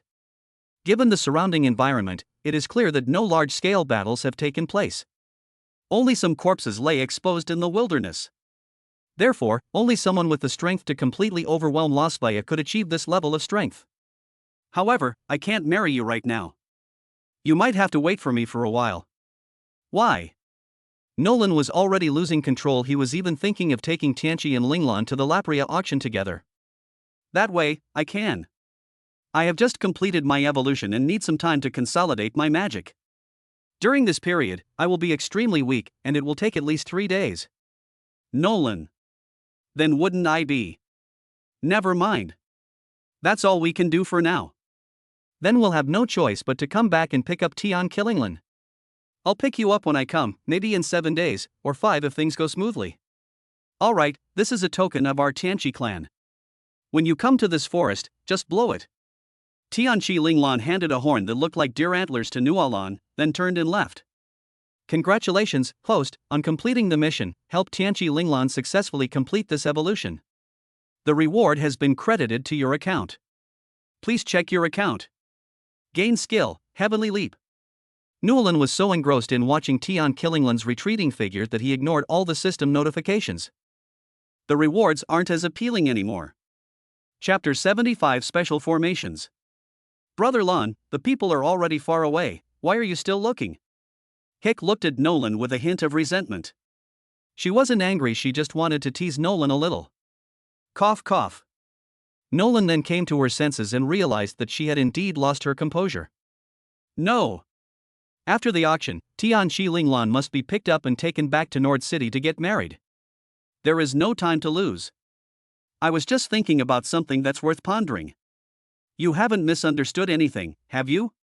It's clear that Brother Lon is thinking very deeply, as if he's one with the universe. Yellen couldn't help but laugh. She simply couldn't make up any more stories. Nolan felt something was wrong with his body, and then Hick and the others started joking with him. All he wanted to do right now was to teach them a lesson. Are you feeling itchy again? Nuolan looked the group up and down and found that the women were indeed extraordinary, with celestial beauty. Even if Nuolan wants to give a few people a break, she should be careful. This is still the Tianqi clan's territory. Even if you want to be in the wild, you have to pay attention to your appearance. Brother Lon, shall we leave here? Where are you going? It's so late now, the city gates must be closed by now. You'll see once you come with me. Yulong, it's up to you now. Okay. As soon as Hick finished speaking, the Yulong carried the group onto its back and soared into the sky. There. Guided by Sickle, the dark dragon soon landed on a plain. The surrounding area is full of flowers and plants, and a gentle breeze often blows by briefly. This is absolutely wonderful. What are you doing here? Nuolan was puzzled. What were they doing here? Yalan simply covered his eyes and said softly, "You'll find out in a moment." Newland stopped guessing and followed Yalan's lead, only to find that it was an extremely beautiful place. It is not only filled with various beautiful flowers and plants, but also has a refreshing fragrance. Just smelling it is incredibly refreshing. Where is this? Nolan couldn't help but ask curiously. Yalan stood with her hands behind her back, looking very proud and smug, like a proud little swan showing off the fruits of her labor. I had someone set this up. Do you like it? Nolan nodded. It was indeed good. Yulong also came over and said with a smile, Sister Yalan's arrangement is indeed very good, I like it too. Yalan chuckled. Hick was also very pleased, as this place was a magical arena, and staying here long term would only bring benefits and no harm. Nolan naturally noticed this, as Lexi was the only one present who had the ability to set up a magic circle. I never expected that the hastily set up formation would be so powerful. As expected of a Grand Magister, his level is extraordinary. Let's take advantage of this time and cultivate properly? The group had the same idea. The journey had made them restless and they really needed to cultivate themselves properly. The dragon spat out a bunch of magical potions, including dragon blood grass and various kinds of magical fruits. In an instant, the magical energy within the entire formation became extremely abundant. After a night of exertion, Newland's restless heart found a brief moment of peace. Furthermore, their strength has also been greatly enhanced. Brother Lon, we should set off now, or we'll be running out of time. Hick leaned against Nolan's chest and said softly. What's the rush? It's barely dawn. Nolan could clearly see the sky outside through the gaps in the tent. The sun had just begun to peek out. Coincidentally, so was he. Let's rest a little longer. As Nolan spoke, she lay down and fell fast asleep, having finally found such a wonderful place. Even his room has this magical array that not only soothes him but also calms his mind. Hick was helpless. 3 poles in the sun. Newland stretched, and someone came to serve her. Now he doesn't even need to do his own dressing, which makes others extremely envious. You did a great job this time, but Lexi, could you set one up in our room too? Hick shook his head and leaned against Nolan's body. The geographical location here makes it very suitable for setting up this kind of formation. It might not be possible to succeed in another place. Now that she belongs entirely to Newland, she naturally wouldn't lie. Newland sighed helplessly, not expecting this place to be such a dead end. As the name suggests, magic arrays can only be set up in such places.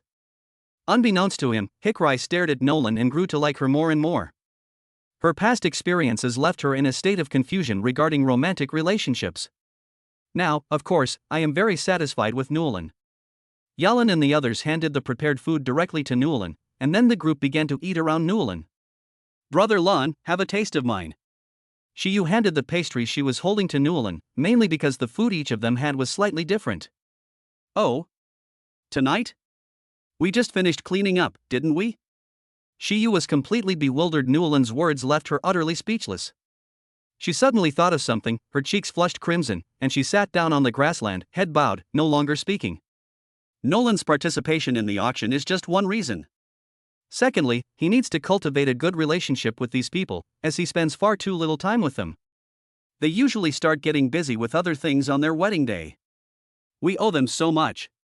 While eating, Newland teased the girls repeatedly, causing a stir among the guests. About half an hour later, Newland and the others got up, packed up all their things, and prepared to leave. Sudden. A voice carrying a hint of chill entered everyone's ears. Hickle, you really are here. Newland felt a fragrant breeze waft by, and before her eyes appeared a tall, curvaceous, and stunningly beautiful woman. Her entire body was covered in black, tight-fitting clothes, which perfectly showcased her figure. That's really interesting. Newland noticed that the woman's body was twitching as she spoke. However, there seemed to be a certain familiarity between those eyes and brows, so Nolan turned to look at Hick. Sure enough, they're exactly the same. No wonder it felt so familiar. But, unlike Heathcliff, the woman in black did not cover her face. She stared at Hick with a cold, disdainful look. Could this woman be connected to Hickley? This was the first thing that came to Newland's mind, but why would the other party be here? Hickley was very similar to the other woman, except that the woman had a very strong murderous aura and didn't look like a kind person. Chapter 76 The Sisters from Hick?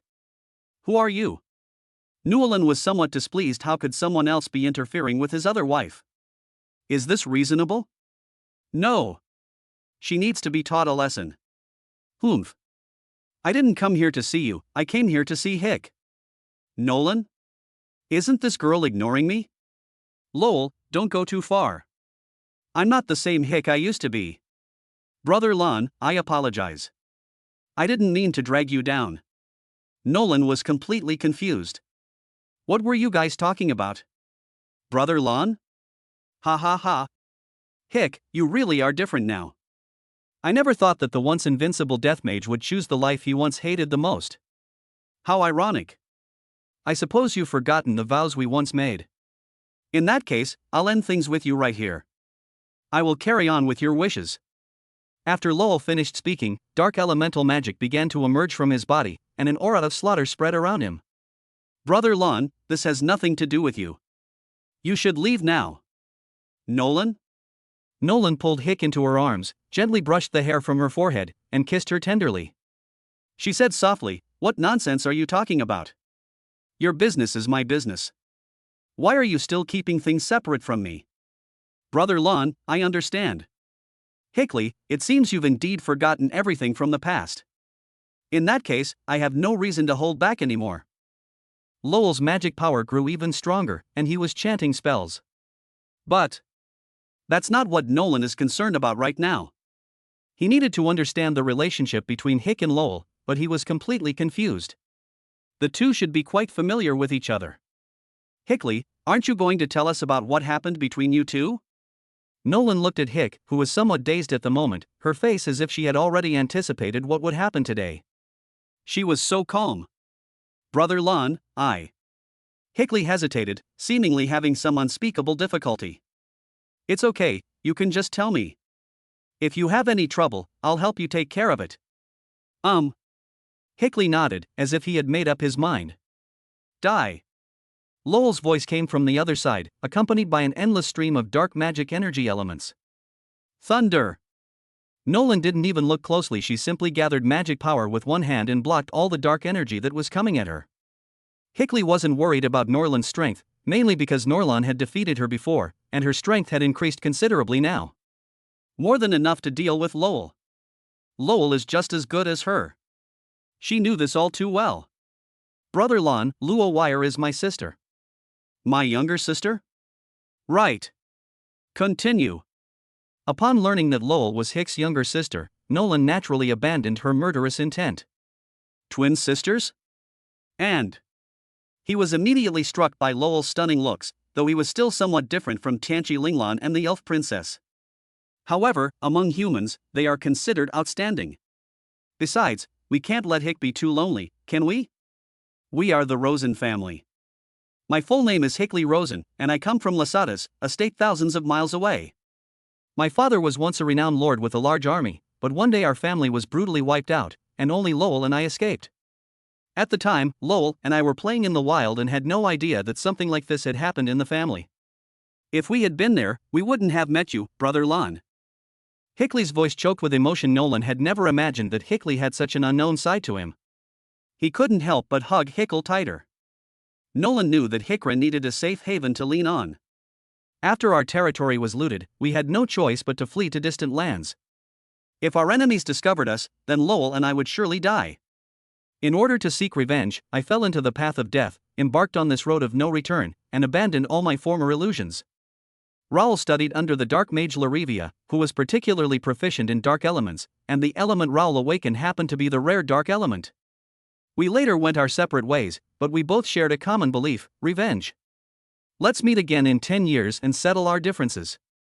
Then we'll join forces to fight our enemies and wash away this shame. If one of them breaks the oath, then the other shall personally take her place. Tears silently streamed down Hickley's cheeks. It seemed that it truly was a past he could not bear to recall. Nolan thought that Hick was cold-blooded and ruthless, but she never expected that he was so tender-hearted. It seems rumors are harmful. I had only heard rumors before, but now I truly understand. Don't worry, your business is my business. I'll avenge you. Nolan knew that this was Hickley's inner conflict. All the magic she had learned was for revenge. It cost her almost her entire life. Have you found out who the murderer is yet? Nolan was a little curious. Wasn't it forbidden for lords to kill each other in the kingdom of Sac? How could such a horrific family annihilation tragedy occur? There's definitely something fishy going on here. It's not as simple as you think. No, it's just suspicion about the governor of Lasadas, but there's no direct evidence. Nolan wiped away the tears on Hick's face and said gently, I'll help you with this. Brother Lon. Hickley wanted to say something more, but before he knew it, Nolan kissed him directly. Why? Lowell simply couldn't stand it anymore. Newlyn could barely withstand her attack with one hand, but she even went so far as to flirt with her good-for-nothing sister. Adulterous couple. You all should die. Lowell immediately revealed his equipment and then disappeared from everyone's sight. Brother Lon, Luo Ware is missing. Shiyu spoke up to remind her. Nolan could clearly sense that Lowell was still nearby. The residual and surging magic power was absolutely undeniable. Brother Lon, please don't kill her. Hick felt a pang of heartache. After all, she was his own sister. Don't worry, I won't kill her. Nolan couldn't bear to do it. Even if Hick hadn't said anything, he wouldn't have done it. But how can we persuade Lowell? This is a question worth pondering. Chapter 77 Showdown. Brother Lon, Luo Wire has worked hard and become an assassin. She should be invisible now. Nolan's guess was correct. Lowell really did not leave. A murderous intent locked onto Nolan and Hick, and she floated silently in the surrounding air. I understand, it's okay. Nolan stood confidently to one side and pulled Hick into her arms. He said loudly, Lowell, look at your sister Hick, isn't her life good now? I can give you a chance. As long as you put down the dagger in your hand and deactivate your stealth skill now, I will take you back to Nord City. Pa! You dog! Lowell cursed inwardly. She has shown exceptional beauty since childhood, and with her physical development in recent years, she has become the object of desire for many men. Only. They're all just a bunch of shifty-eyed scoundrels. Some nobles and royalty proposed to her, but she rejected them all. Later, she had her teacher, Larivia, intervene directly, which eliminated these problems at their root. In Lowell's eyes now, Nolan is nothing more than a complete scoundrel. Hickley has no idea why he would take a liking to something like this. She has now distanced herself from Hick and no longer acknowledges him as her sister. Even the deepest hatred can be forgotten. She doesn't deserve it. Lowell hesitated to make a move because he was waiting for the perfect opportunity to strike. The other side had many people, while she was alone.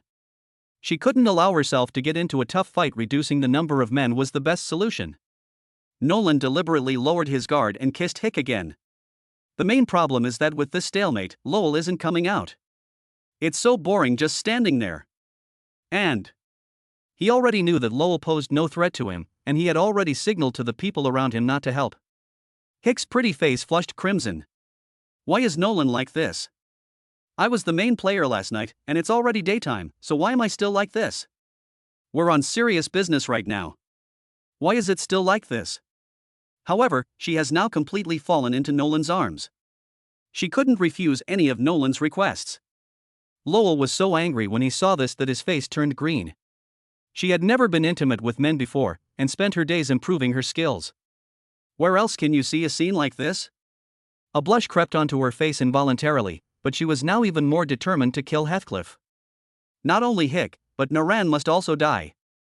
Since you like it so much, then you might as well go and be buried with it. At the moment when Nolan was lost in the kiss, Lowell moved, her body shooting towards Nolan like an arrow released from a bow. In the blink of an eye, they were already beside the two. Just as the dagger was about to pierce through Hickley's body, Nolan grabbed Rowell's arm with one hand. What? Lowell exclaimed in surprise. That's impossible. That's absolutely impossible. She's an assassin. Moreover, with training from a young age, there are no problems with judging and mastering the timing. What Newlyn just showed was clearly. Could it be? Was it just to lure herself into a trap? How did he discover it? If the man in front of her had already discovered her whereabouts, why didn't he expose her? Do we really have to wait until the very last minute? Lowell doesn't understand. But she reacted quickly, tossing the dagger in her right hand to her left and then slashing at Nolan's arm. Nolan didn't resist, she chose to let go. In fact, he had no idea where Lowell was. However, a murderous intent lingered in the air, refusing to dissipate for a long time. For someone who has lived 2 lives, this is far too sensitive. In addition, he himself was quite strong, so he was able to grab her the moment Lowell made a move. If it had been any slower, Hickley might have been injured. Brother Lon, are you alright? Hickley naturally saw Lowell's figure as well, and she quickly checked Nolan's arm to make sure that he was unharmed. Lowell Wire, this is between us and has nothing to do with Brother Lon. Please don't hurt him anymore. Hick stepped forward and stood in front of Nolan, completely blocking him from view. Snort. My dear sister. What's so good about this man that you'd be willing to die for him? You haven't realized he's lying to you yet, have you? He's just a lecherous man who lusts after your body. Look at these women around you, aren't they all just like you? After a while, once I get tired of you, I'll naturally kick you aside. I simply cannot bear to see you suffer again. Today, I will bury you right here. Lowell licked his dagger, his eyes gleaming with ferocity, like a young female leopard ready to pounce and deliver a fatal blow to her prey. Lowell Wire, listen to me, Brother Lon is not as simple as you think. Enough.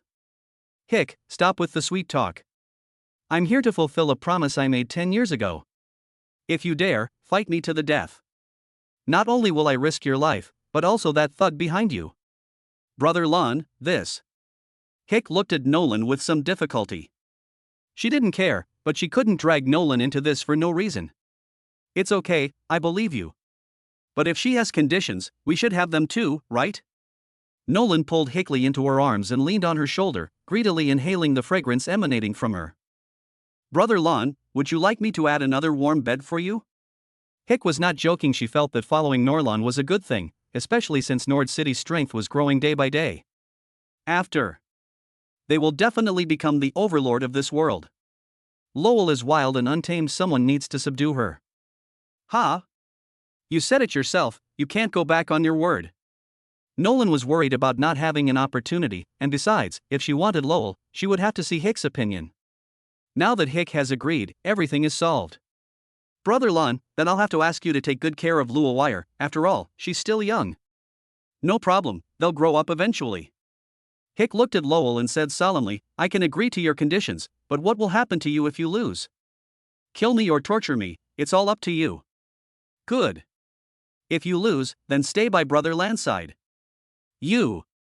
Lowell hadn't expected Hick to drag her into this, but on second thought, she figured she was sure to win. After all, the person in front of her, Hick, was not worthy of being her opponent. Chapter 78 Sisters Showdown. Can. Lowell agreed immediately, not believing that Hickley could compare to her. She is proficient in dark elemental magic, has been taught by Larivia, and is extremely good at concealing her presence. These are all her advantages. Although Hickley was a death mage, the decisiveness in her eyes was no longer visible. She is no longer the fearsome death mage she once was. Lowell certainly wouldn't let such an opportunity slip by. Hickley, are you confident? Nolan asked with concern. After all, Lowell might not be much to him, but he was still a bit of a problem for Hick. Once a mage is caught in close combat, it becomes very difficult for them to escape their predicament. Nolan can ignore these problems because of her extremely high magical power. If it were an ordinary person, it would be quite difficult. Don't worry, Brother Lon, after training with you for so long, my abilities have improved quite a bit. Hick said with absolute certainty.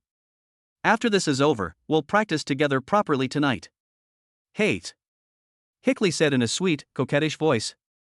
Lowell felt a chill run down his spine at the sight. What a nuisance. Hey! Can you stop disgusting me?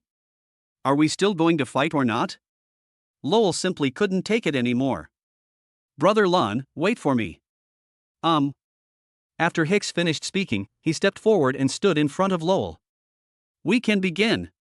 After she finished speaking, Lowell vanished from the spot without leaving any trace. Hickley remained calm and stood still, though magical energy circulated around her. Lowell suddenly appeared behind Heathcliff, his dagger aimed directly at Heathcliff's heart. But Hickley remained rooted to the spot, making no move whatsoever. Seeing this, Lowell's lips curled into a smile. Just as he had guessed, Hickley's strength was no longer what it used to be. She didn't stop shooting, and continued to hurtle towards Hick.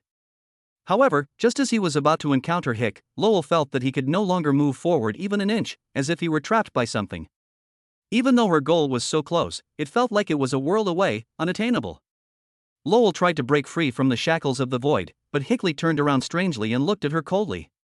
Lowell felt a little uneasy under Hick's gaze, mainly because the killing intent in Hick's eyes was too chilling. It was like a sharp steel knife, constantly piercing her body and slowly eroding her inner defenses. The fearsome death mage, Sickly, has not disappeared. In fact, he is stronger than before. Lowell realized he had underestimated Hick's arrival. Her strength had increased dramatically. How did you find me? Seeing that Heath hadn't attacked her immediately, Lowell wanted to ask why. It's very simple. I simply turned this land into death energy, and you are the only living person here, so you are naturally easy to identify.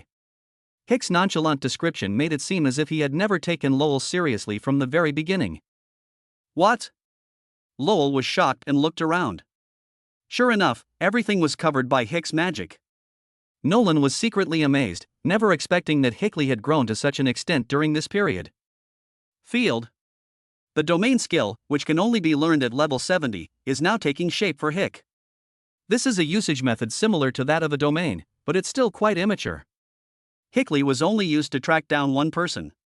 At first, Nolan was a little worried, but now she doesn't need to worry about anything. Lowell looked to her side and felt something wrapped around her waist. Since Hick says this is death energy, then it's not some special control skill. Gradually, the surrounding scenery was revealed. Really?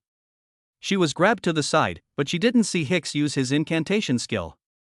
If we can't pinpoint her location, then using skills indiscriminately is just a waste of time. Moreover, it will expose a huge flaw.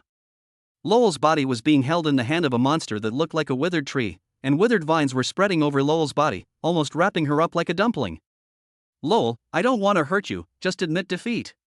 Hickley, you don't think I'm so easily defeated, do you? Before Lowell could finish speaking, that alluring body vanished from everyone's sight in an instant. Only a body made of dead wood and weeds remained in the original location. Substitution technique. This is a unique skill for this moment. In a critical moment, it can save your life. Lowell, don't you think this is a lot of trouble? How about we stop wasting time and just settle this in one round? Hick doesn't want to hurt Lowell, but he has to defeat her, and more importantly, he needs to participate in the Lapria auction. If this continues, who knows how long we'll be stuck here. Hickra, how do you want to compete? Lowell has also appeared, and now that Hick has located her, assassination is no longer the only option. How about we have a head-to-head magic contest? Good. Lowell's own magic power was not inferior, and since it was dark elemental magic, it would have a certain corrosive effect, so she was not worried. Seeing this, Hickory didn't hold back, and the problem became much simpler. All we need to do is defeat Lowell here in one blow. The magic power within her began to gather and rage across her staff. Lowell's side has almost finished gathering, and she is confident that she can defeat Hick. Bring it on! Lowell shouted and threw endless magic power at Hick. Hickley, not to be outdone, also unleashed his magic to meet the oncoming wave of light. Boom! A loud bang exploded across the grassland. The surrounding trees and bushes rustled in the wind, and the hems of Newlin and the others' clothes became disheveled. This is no ordinary battle between magicians. They're all Grand Magisters. Its destructive power is evident. Both Hick and Lowell were completely focused at this moment, neither of them wanting to admit defeat. They both carried the responsibility of not being able to lose. The raging elemental energy continued to rage in the air, and the two sides remained deadlocked. Nolan briefly analyzed the situation and concluded that they were evenly matched. Will this fight go on until dark? If things continue like this, it might actually be possible. But it seems like there's nothing I can do right now. Chapter 79 Reconciliation. Hickley, you're doomed. Lowell's dark element has begun to erode Sickle's magic. If this stalemate continues, she will surely be the one to win in the end. Hickley, however, remained calm and composed, saying casually, "Oh? Is that so?" Wrong. Upon seeing this, Lowell quickly became alert. The Archmage's control over the battle situation is extremely precise. For Hick to say such easy words now, it is definitely not without reason. I must have forgotten something. Sudden. I felt a fierce gust of wind coming from my side, and it was also carrying an extremely strong killing intent. Lowell suddenly realized something. But now in a dilemma. If she gets distracted and tries to stop him, she will definitely be defeated by Heath. But if this stalemate continues, she will undoubtedly lose. How to choose? She didn't know for a moment. But fate made the choice for her. In that moment of hesitation, she felt a sharp pain in her body and was sent flying. He collapsed in a disheveled state onto the grass, which was already bent low by the weight of the grass. She felt a sweet taste in her throat, and a stream of bright red blood flowed from the corner of her mouth, while her body also felt a burning pain. Before she could even get up, Hick was instantly beside her, and then placed his staff against her fair neck. Lowell, you've lost. A gleam of joy flashed in Hickley's eyes. She didn't make a move, but simply watched Lowell quietly. She didn't want to hurt her younger sister, but she had no choice now. The only thing we can do is to calm her down for now. After all, her bet involved Nolan's life, leaving her no room for carelessness. Cough cough. When exactly was it?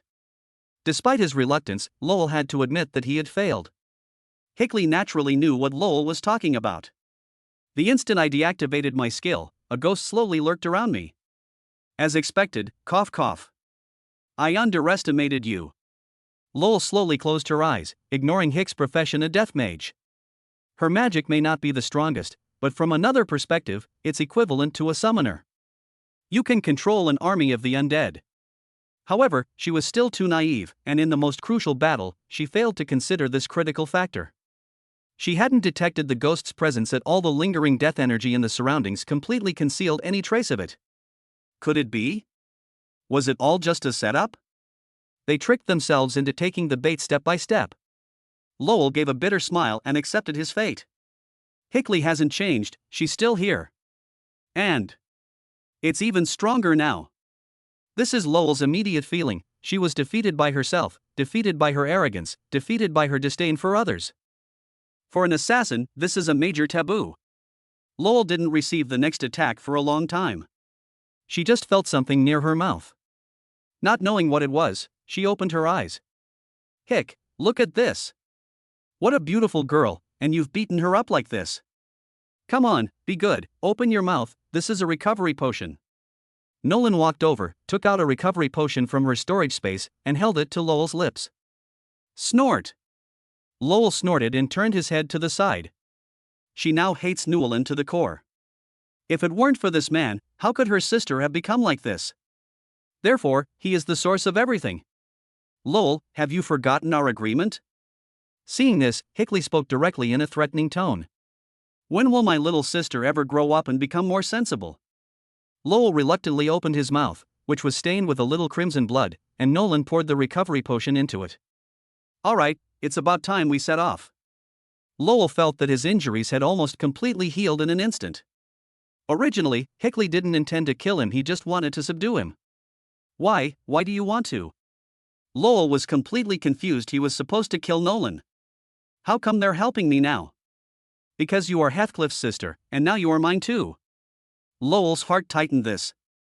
Her face was flushed, and her restless heart was like a frantic little deer, about to leap out of her chest.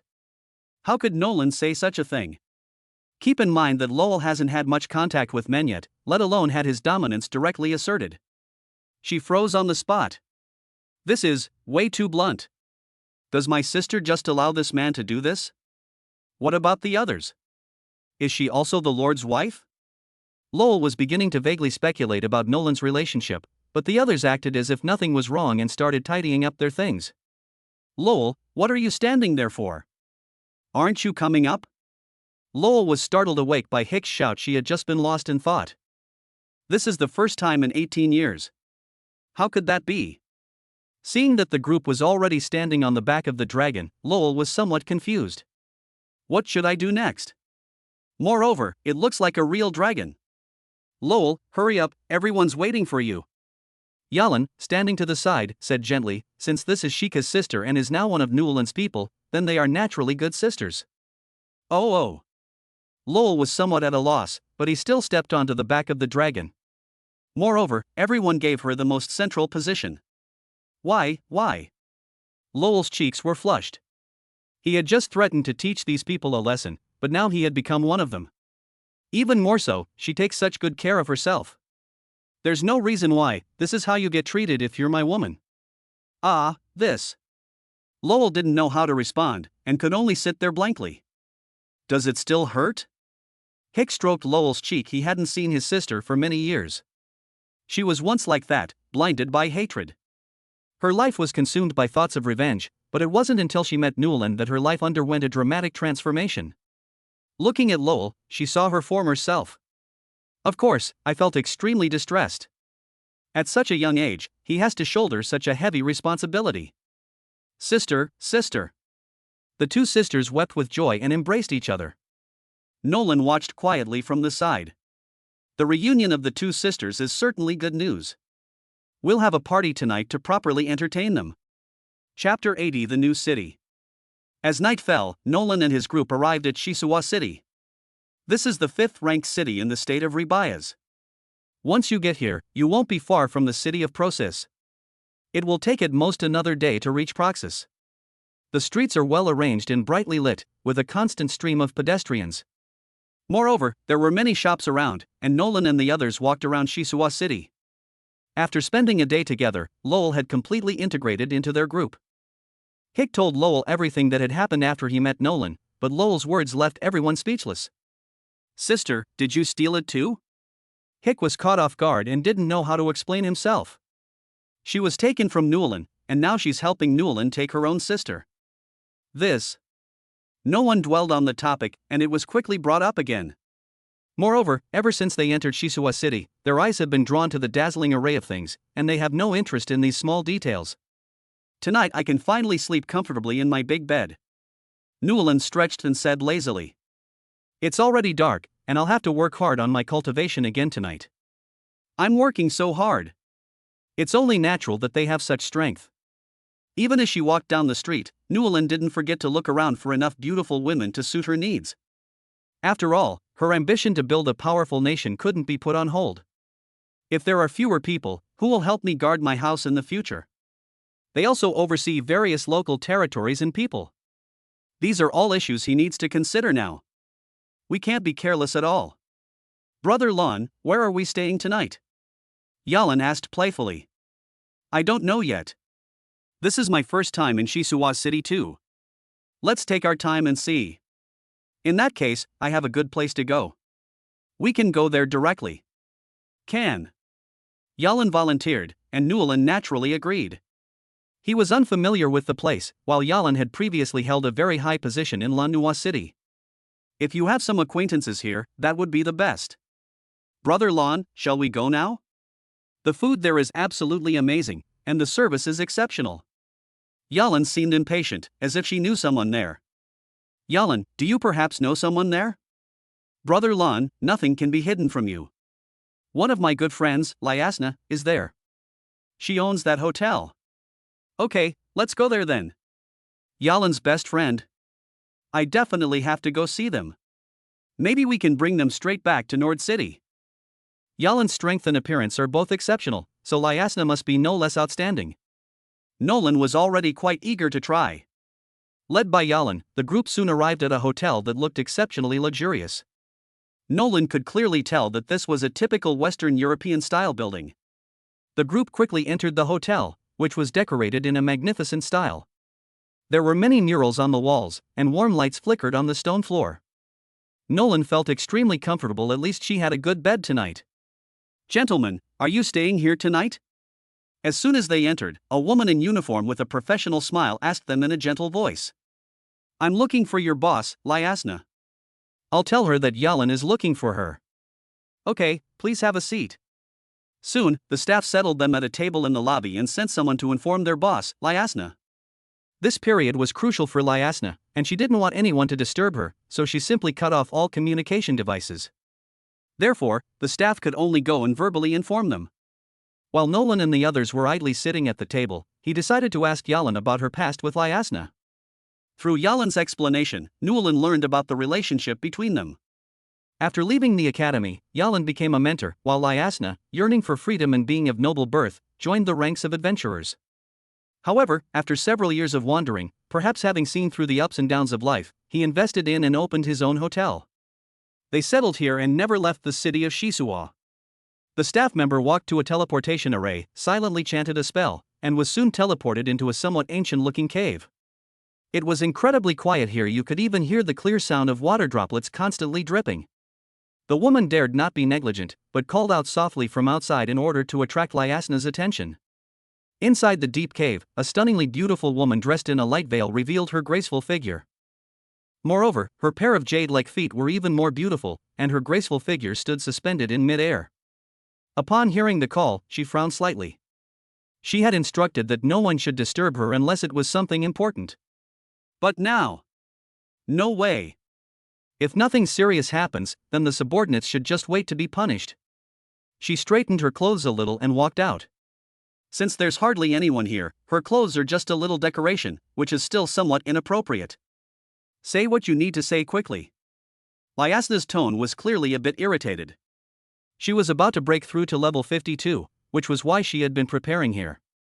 She has some health issues that need to be managed regularly. If left unchecked, they could cause some harm to her body. Boss, someone claiming to be your friend wants to see you. We didn't dare delay, so we're here to let you know. Who? Lyasna didn't have many friends in Shishiwa City. Most of them were business partners or people who coveted her beauty. What kind of friends suddenly appeared out of nowhere? She called herself Yalan. Yalan? Yalan. Lyasna froze on the spot, repeatedly muttering Yalan's name. Overjoyed, the sudden change left the woman somewhat bewildered. She knew her boss well. He was usually someone who never showed his emotions. They always seemed quite serious. I've never seen them like this before. Could something good have happened? Lyasna was already extremely beautiful, and now, with her radiant smile, the woman was completely stunned. Chapter 81 Old Friends. What are you looking at? Aren't you leaving? Lyasna noticed the staff members' unusual behavior and immediately spoke up to remind them. Boss, you're so beautiful. The woman stood there, muttering to herself in a daze, looking somewhat shy and hesitant. Lyasna was somewhat speechless. They were all women. But she had considered some of the reasons, but she didn't blame anyone. She was in a great mood right now, so she naturally ignored these little details. A long time. While Nolan and the others were in a daze, they suddenly heard a clattering sound, and the footsteps seemed a little hurried, as if something important had happened. Could it be Lyasna? Nolan was somewhat lost in thought. She had been waiting here for almost an hour. If Yalan hadn't said she was a beauty, she would never have wasted so much time. Yalan, where is Yalan? Before you see him, you hear his voice. Nolan felt that the words were full of allure, making her feel incredibly numb and intoxicated. Soon, Lyasna, dressed in a bright red dress, appeared in everyone's view. Her curly golden hair and fair cheeks made her look as beautiful as a rose swaying in the wind. Moreover, she wore crystal high heels, a string of exquisite jewels adorning her slender neck, and her bright red lips exuded irresistible allure. Her graceful figure was perfectly accentuated by the tight-fitting long dress, and her stunning figure swayed continuously with the movement of her body. Nolan was stunned. He had never seen such an alluring woman before. She was like a ripe cherry, waiting for him to pluck it. Yalan, it's been so many years, you've finally come to see me. Lyasna noticed Yalan in the crowd immediately. Although Nolan's presence was somewhat abrupt, she didn't pay any attention to it.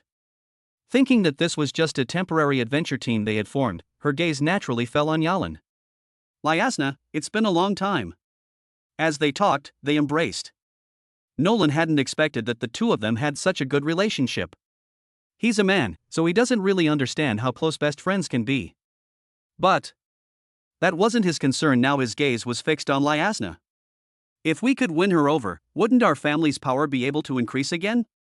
Perhaps sensing Nolan's somewhat intense gaze, Lyasna released Yalan's embrace and asked with a hint of doubt. Who are these people? She knew Yalan's character quite well, and it was clear that being with Yalan wasn't as simple as it seemed. Lyasna, let me introduce you. This is my husband, Nolan. This is the elf queen Sia, this is Yulong with true dragon blood, this is the death mage Ziklai, and this is her sister Luawir. Yalan stood to one side and introduced Nolan and the others to Lyasna.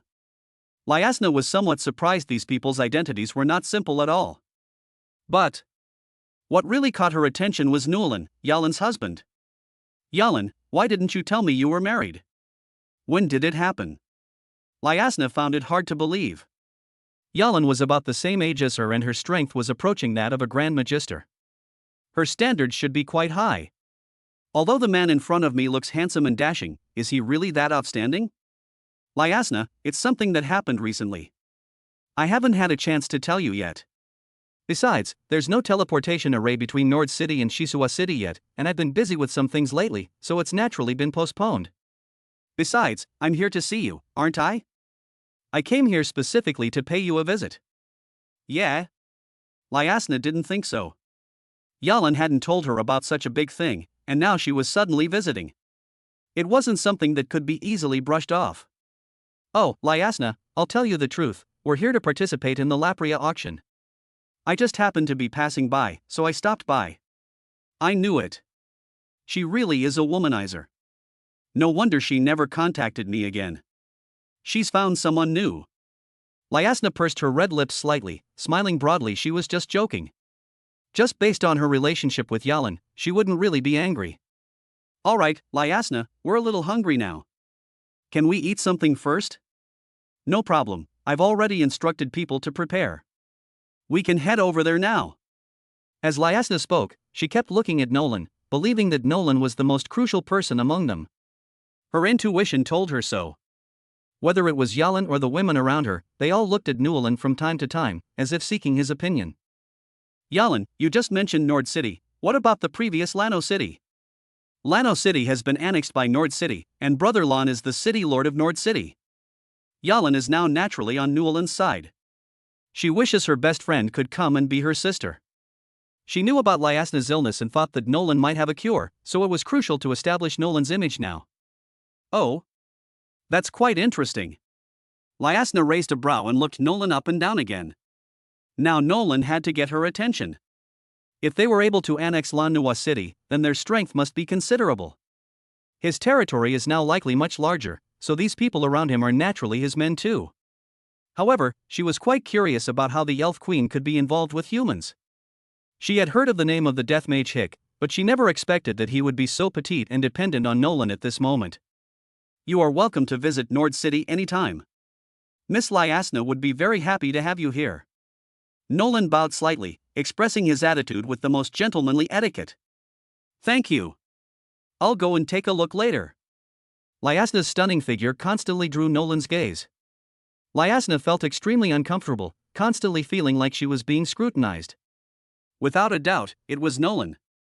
He's the only man here. And this condition only works on the opposite sex, which is really troublesome. Although she was unhappy, Yalan was her best friend, and although Nualan was indeed a good lord, she couldn't act like this. But she didn't show it, but since she hadn't seen Yalan for a long time, she would naturally treat her well, and put other things aside for the time being. Chapter 82 Latches. Chapter 82 The Frenzied Latches. Dinner was particularly lavish, and after they ate, they returned to their rooms.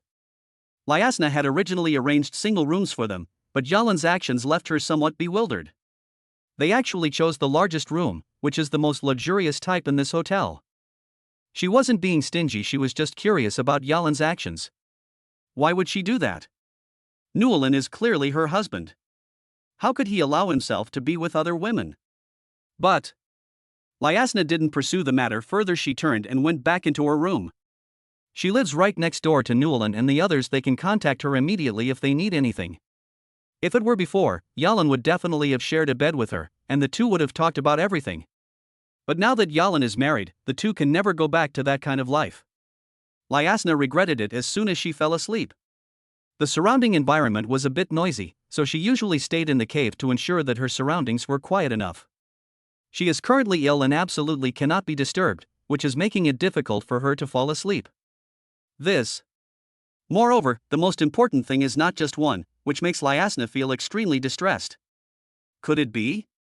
Has my condition worsened again? She felt that she was in a very bad state, and things were getting worse after she left the cave. Lyasna already had a lot of toxins in her body that were difficult to suppress, and she never expected to have to go through this kind of torment. She tossed and turned in the huge bed, and finally just lay down on the cold floor. This will allow her restless heart to find peace. He thought the noise around him wouldn't last long. She remained there, lost in thought, until dawn. She hadn't seen the first rays of sunlight in a long time. But to her surprise, she experienced it again today. Lyasna is completely baffled. What the hell is going on? She dragged her tired body and washed herself in the bathtub, which made her feel a little better. However, the unusual activity around them showed no signs of stopping, and Lyasna was completely numb. I was so tired that I fell asleep without realizing it. Newland was discussing matters with Yalan and the others, since they would soon be participating in the Lapria auction. We must be fully prepared for this. Who knows, we might get something even better this time? That way, the security of your territory will be greatly enhanced. He also took the opportunity to recruit soldiers and expand his territory once again. When the sun was fully visible, Nolan got up to get ready to wash and get ready. He rubbed his tired back. The series of intense meetings had taken their toll on him.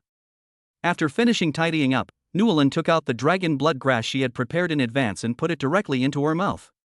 He has now reached level 50, and his lifespan has been extended. He needs to recover quickly, otherwise how can he possibly keep up? Lyasna also needs to be invited to Nord City.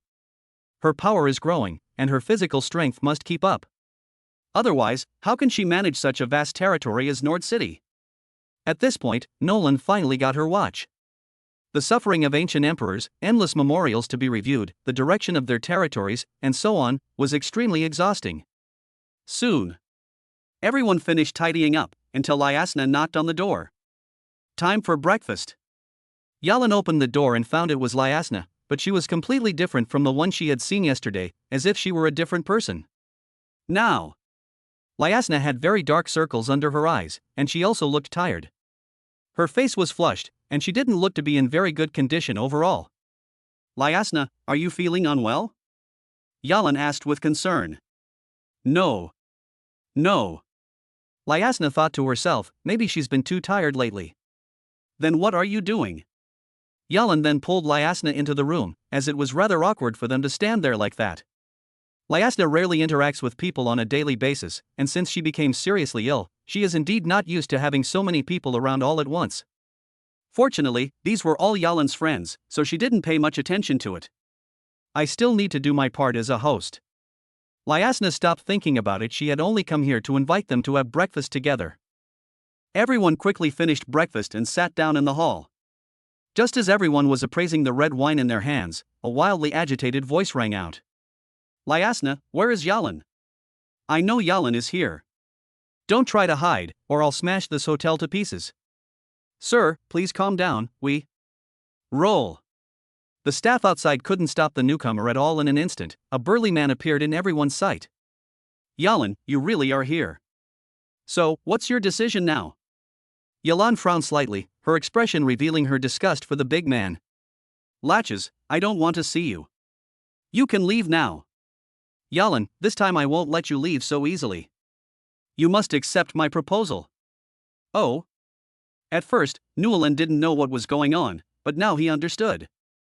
Wasn't this guy just trying to force himself on her? He sized up the big man and found that he was bald and had unusually developed muscles, but they were not aesthetically pleasing at all. Most importantly, this guy is a black man. Damn it. Nolan felt disgusted after reading it. How did this kind of guy get in here? I'm afraid all we can do is rely on brute force. Who are you? I advise you not to meddle in other people's business, or I'll tear you in half. When Latches saw that Nolan was the only man present, his jealousy and anger intensified. Not only Yalan, but also Lyasna, and the others were all stunningly beautiful women. This guy is actually having breakfast with them here. Think about him again. He's someone who's usually looked down upon. Most women would never choose him. If he hadn't broken through to the level of Grand Magister, he wouldn't be so arrogant. I am Yalan's husband. Do you think I should interfere? Nolan looked at the hideous Latches with a half smile. Luckily, she had already finished her breakfast, otherwise she would have been nauseous by now. Chapter 83 Slaughter. What? Impossible. How could Yalan choose a little chick like you? Yalan, tell me this isn't true.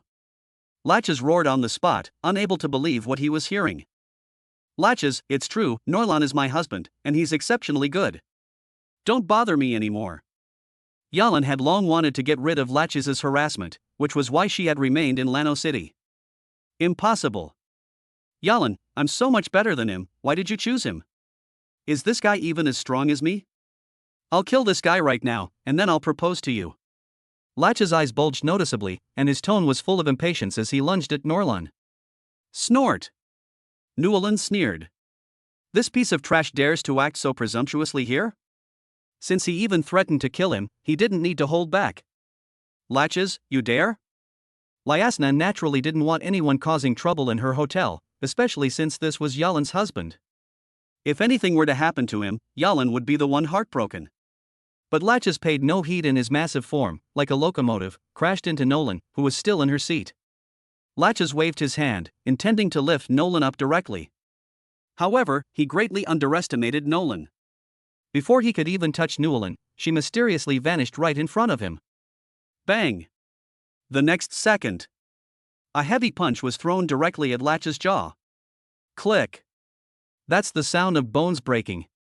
Latch's massive figure crashed heavily to the ground, blood trickling from the corner of his mouth onto the floor. You're asking for it. Latches was furious. He hadn't expected this guy to dare to resist. He endured the excruciating pain and scrambled to his feet from the ground. Then, with his dark hands, he haphazardly wiped his face a couple of times. He had only intended to teach Newland a lesson and prove that he was the best candidate to be Yalin's husband. Unexpected. Newland actually made him lose face in front of everyone, especially Yalin, who witnessed this shameful scene the whole time. Now, Nolan must die. Sharp, rocky spikes. As Latches chanted, several sharp-looking stone pillars appeared directly beside him. They are now eyeing Newland with predatory intent.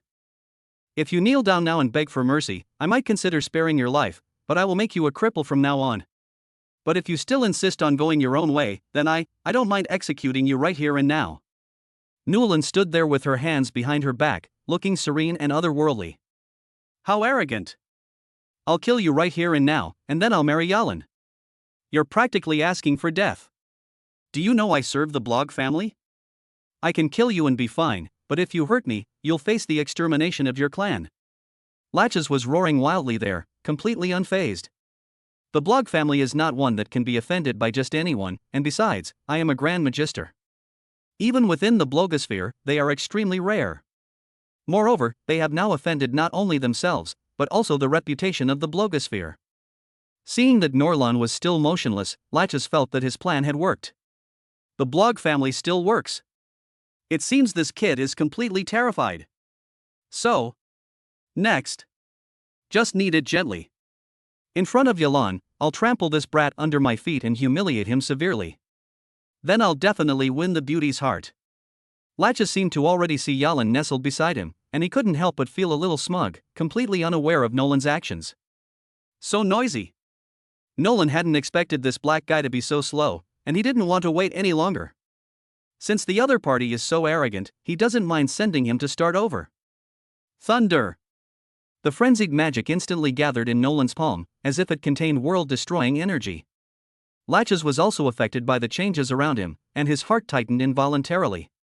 What enormous elemental energy! And why is it still a dual element design? Impossible. Impossible. Dual elemental mages are incredibly rare. How could this kid? But before he could recover, Nolan's magic had already devoured him completely. In the blink of an eye, Latches vanished without a trace. Nothing was left behind.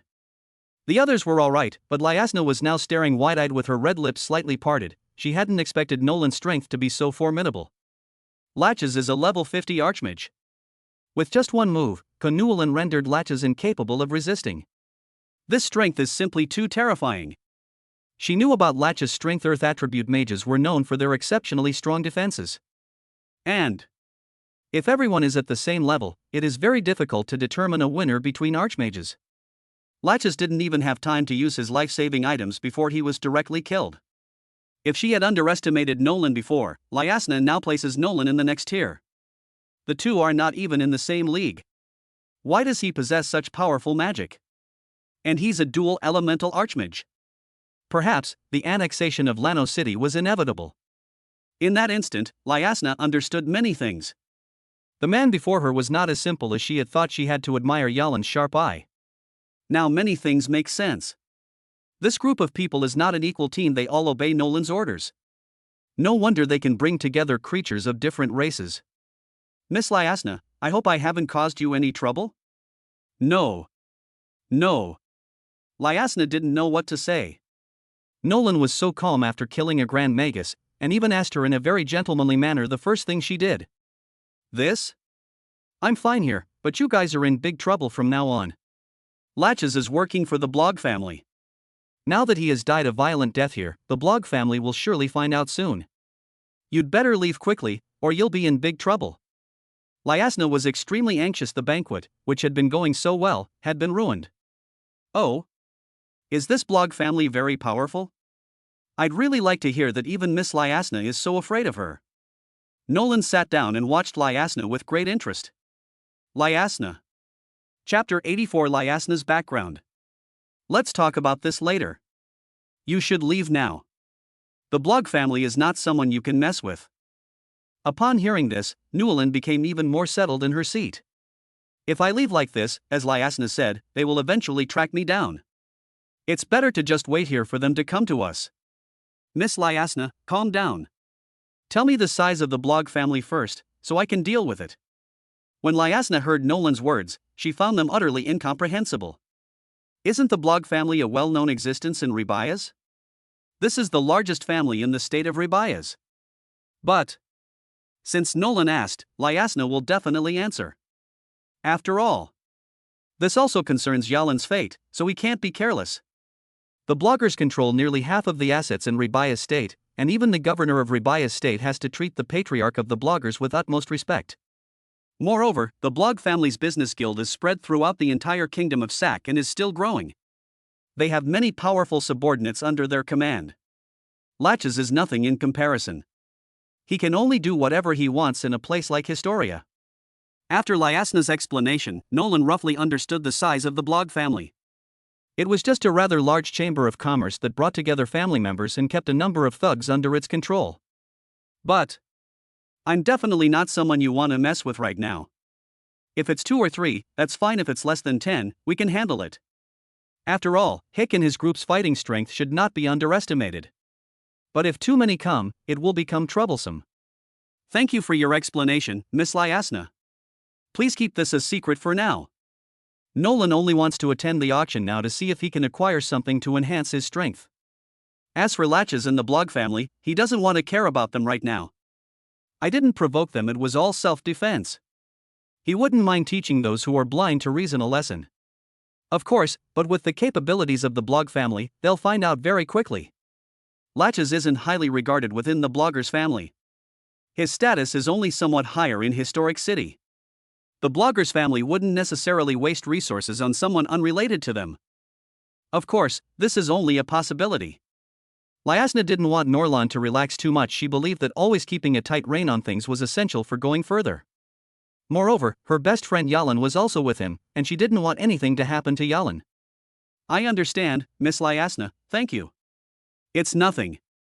After something like this has happened, you should pack up and leave. If the Blog family investigates, they won't be able to find you anywhere in a short time.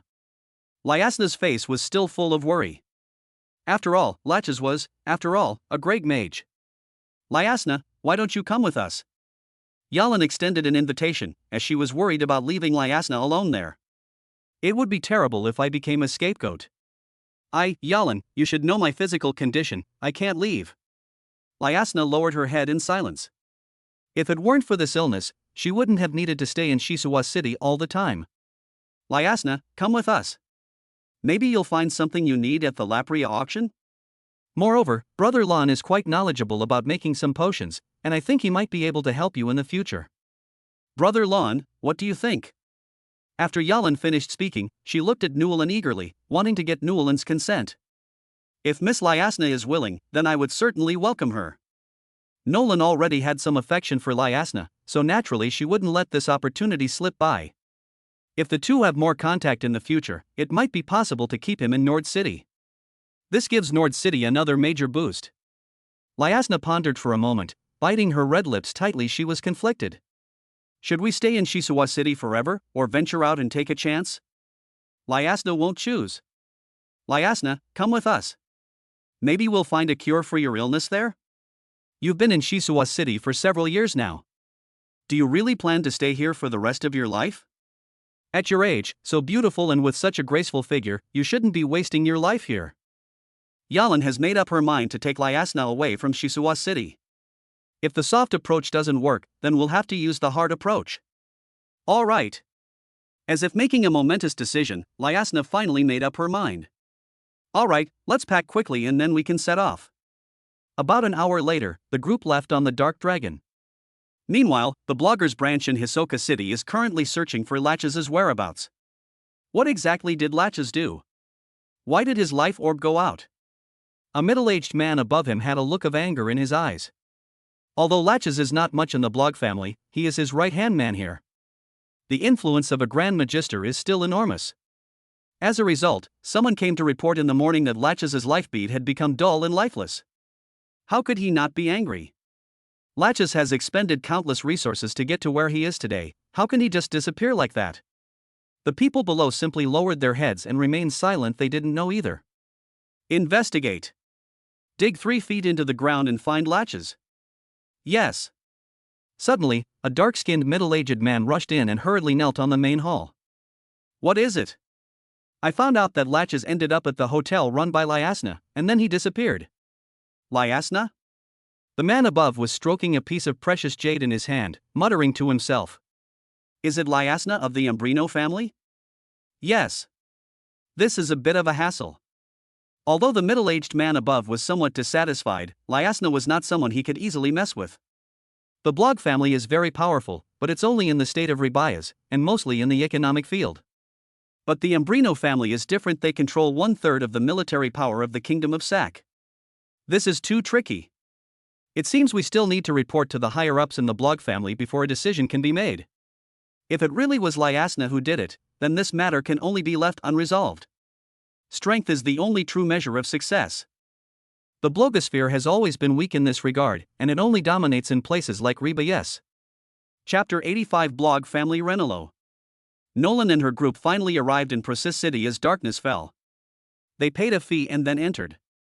Procis City truly lives up to its reputation as the largest city in the Rebias region, bustling with people coming and going. Moreover, the various buildings stand there like divine palaces descending from the heavens, which is simply magnificent. At night, the streets are brightly lit and bustling with activity. Not only that, Nolan also saw many other races arrive due to the Lapria auction. Other regional forces will also participate in this grand event, vying for rare treasures. Has any of you been to Procis City before? Nolan had wanted to hire a guide so she could also learn about the city of Procis. Everyone shook their heads. None of them had been there before. Newelin had originally hoped to rely on Yalan, but seeing Yalan shake her head, she felt somewhat disappointed. It's impossible for Siye to come to a human city. Hick and Lowell are stranded outside, and such a grand event requires an enormous amount of funds. I've been here before. Lyasna, standing in the corner, suddenly spoke up. But I was too young then, so my grandfather brought me here. So, I'm not entirely clear about the situation in Procis City either. Alright, whatever the case, let's find a hotel first and stay there tonight. Nolan stopped worrying about it. That wasn't the point. You'll get used to it gradually. If you run into someone you know, you might be able to ask them for help. He definitely doesn't know anyone there anymore, so he can only rely on others.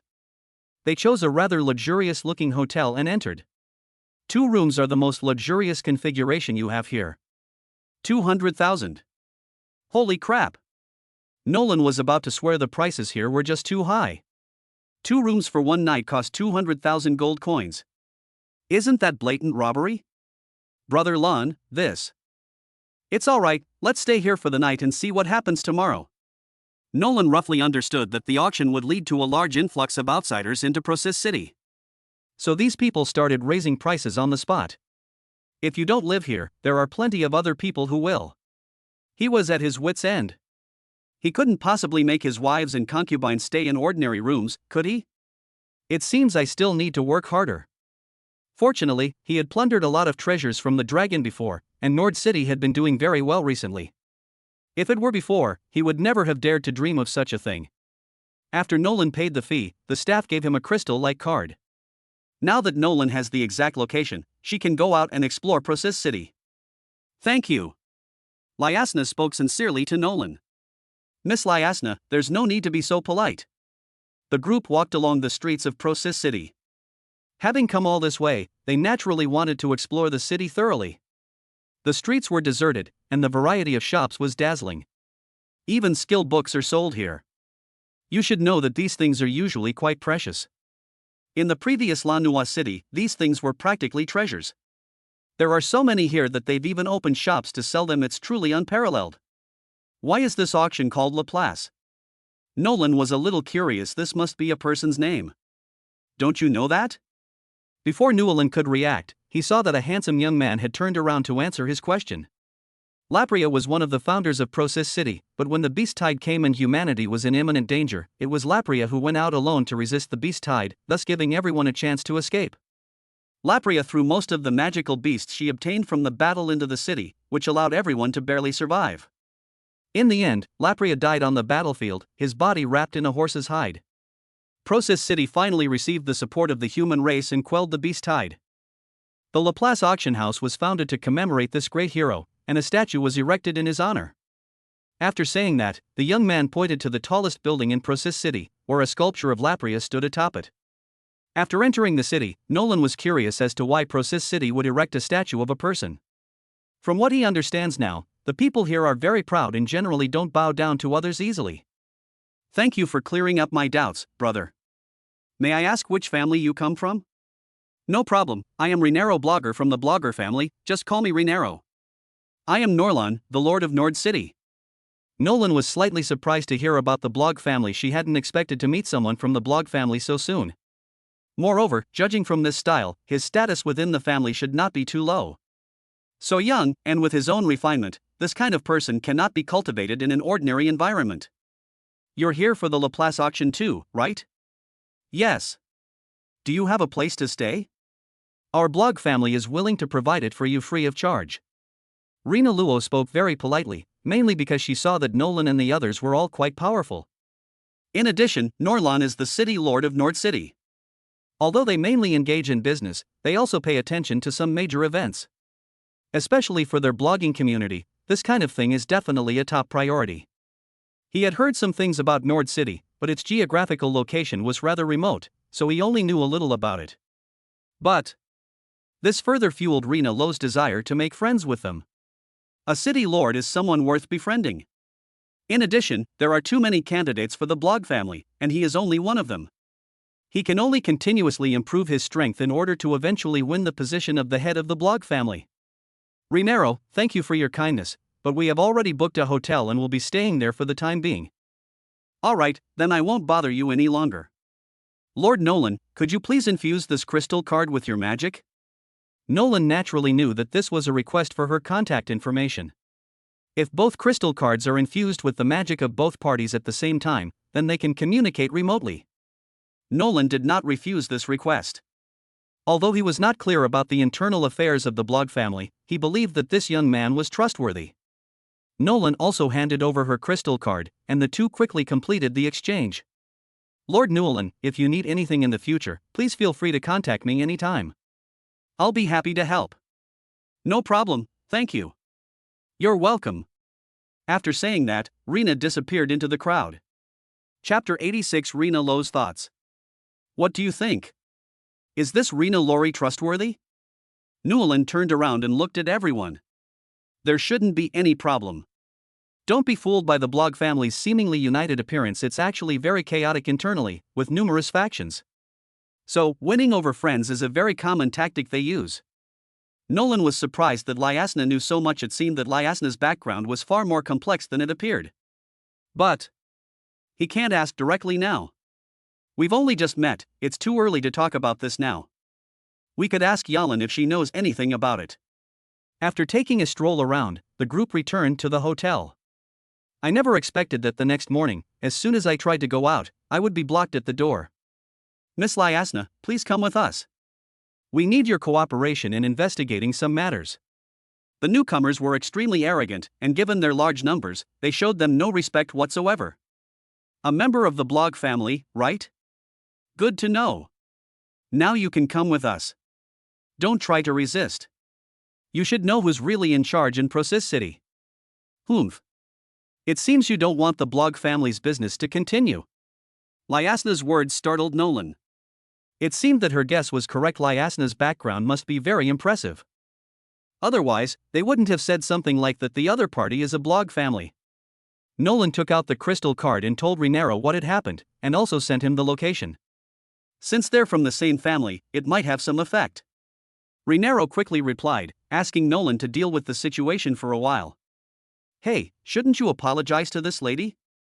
Nolan took a step forward and stood in front of Lyasna. He was the one who caused the trouble, and he couldn't let a beauty like Lyasna take the blame for him. Who do you think you are? How dare you interfere with the blog family's work? The leader was very unhappy. He was used to being arrogant and domineering, and he had never met anyone who dared to challenge the blog family. This kid is just asking for death by stepping forward. I am your grandfather. As soon as Newellyn finished speaking, Lei Yen instantly unleashed his power in his palm, sending the leader flying back outside the hotel. He didn't kill him.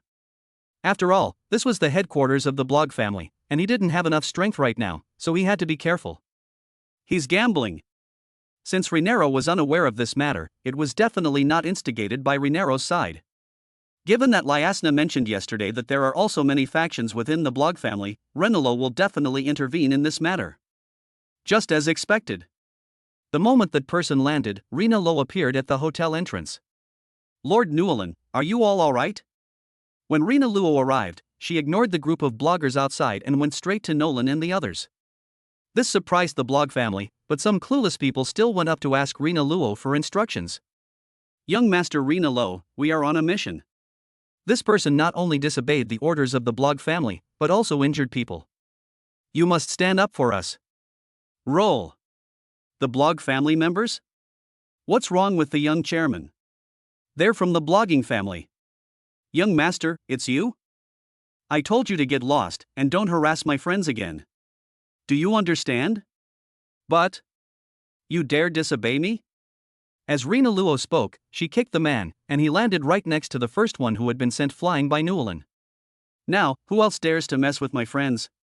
Rena Lo stood in front, exuding an aura of power that only someone who had long held a position of authority could cultivate. The rest of the people left in a sorry state, taking with them two seriously injured people lying on the ground. Everyone, I apologize on behalf of the blog family for the shock you all.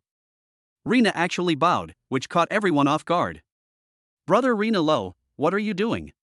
It all started because of me, you don't need to do this. Nolan quickly helped Rena Luo up. She had just heard that Rena Luo was the young president, so it seemed that her background was indeed not low. She should find out more about her. Lord Newellyn, the blog family apologizes for their rudeness just now. Please forgive us. Rena Lo, can you tell us what just happened? And your identity. If we're going to be friends, then we should naturally be honest with each other. Could you please provide us with a private room? Rena quickly led everyone to a quiet and elegant private room. Lord Newellyn, I didn't mean to hide it from you all yesterday. I am the young president of the blog family.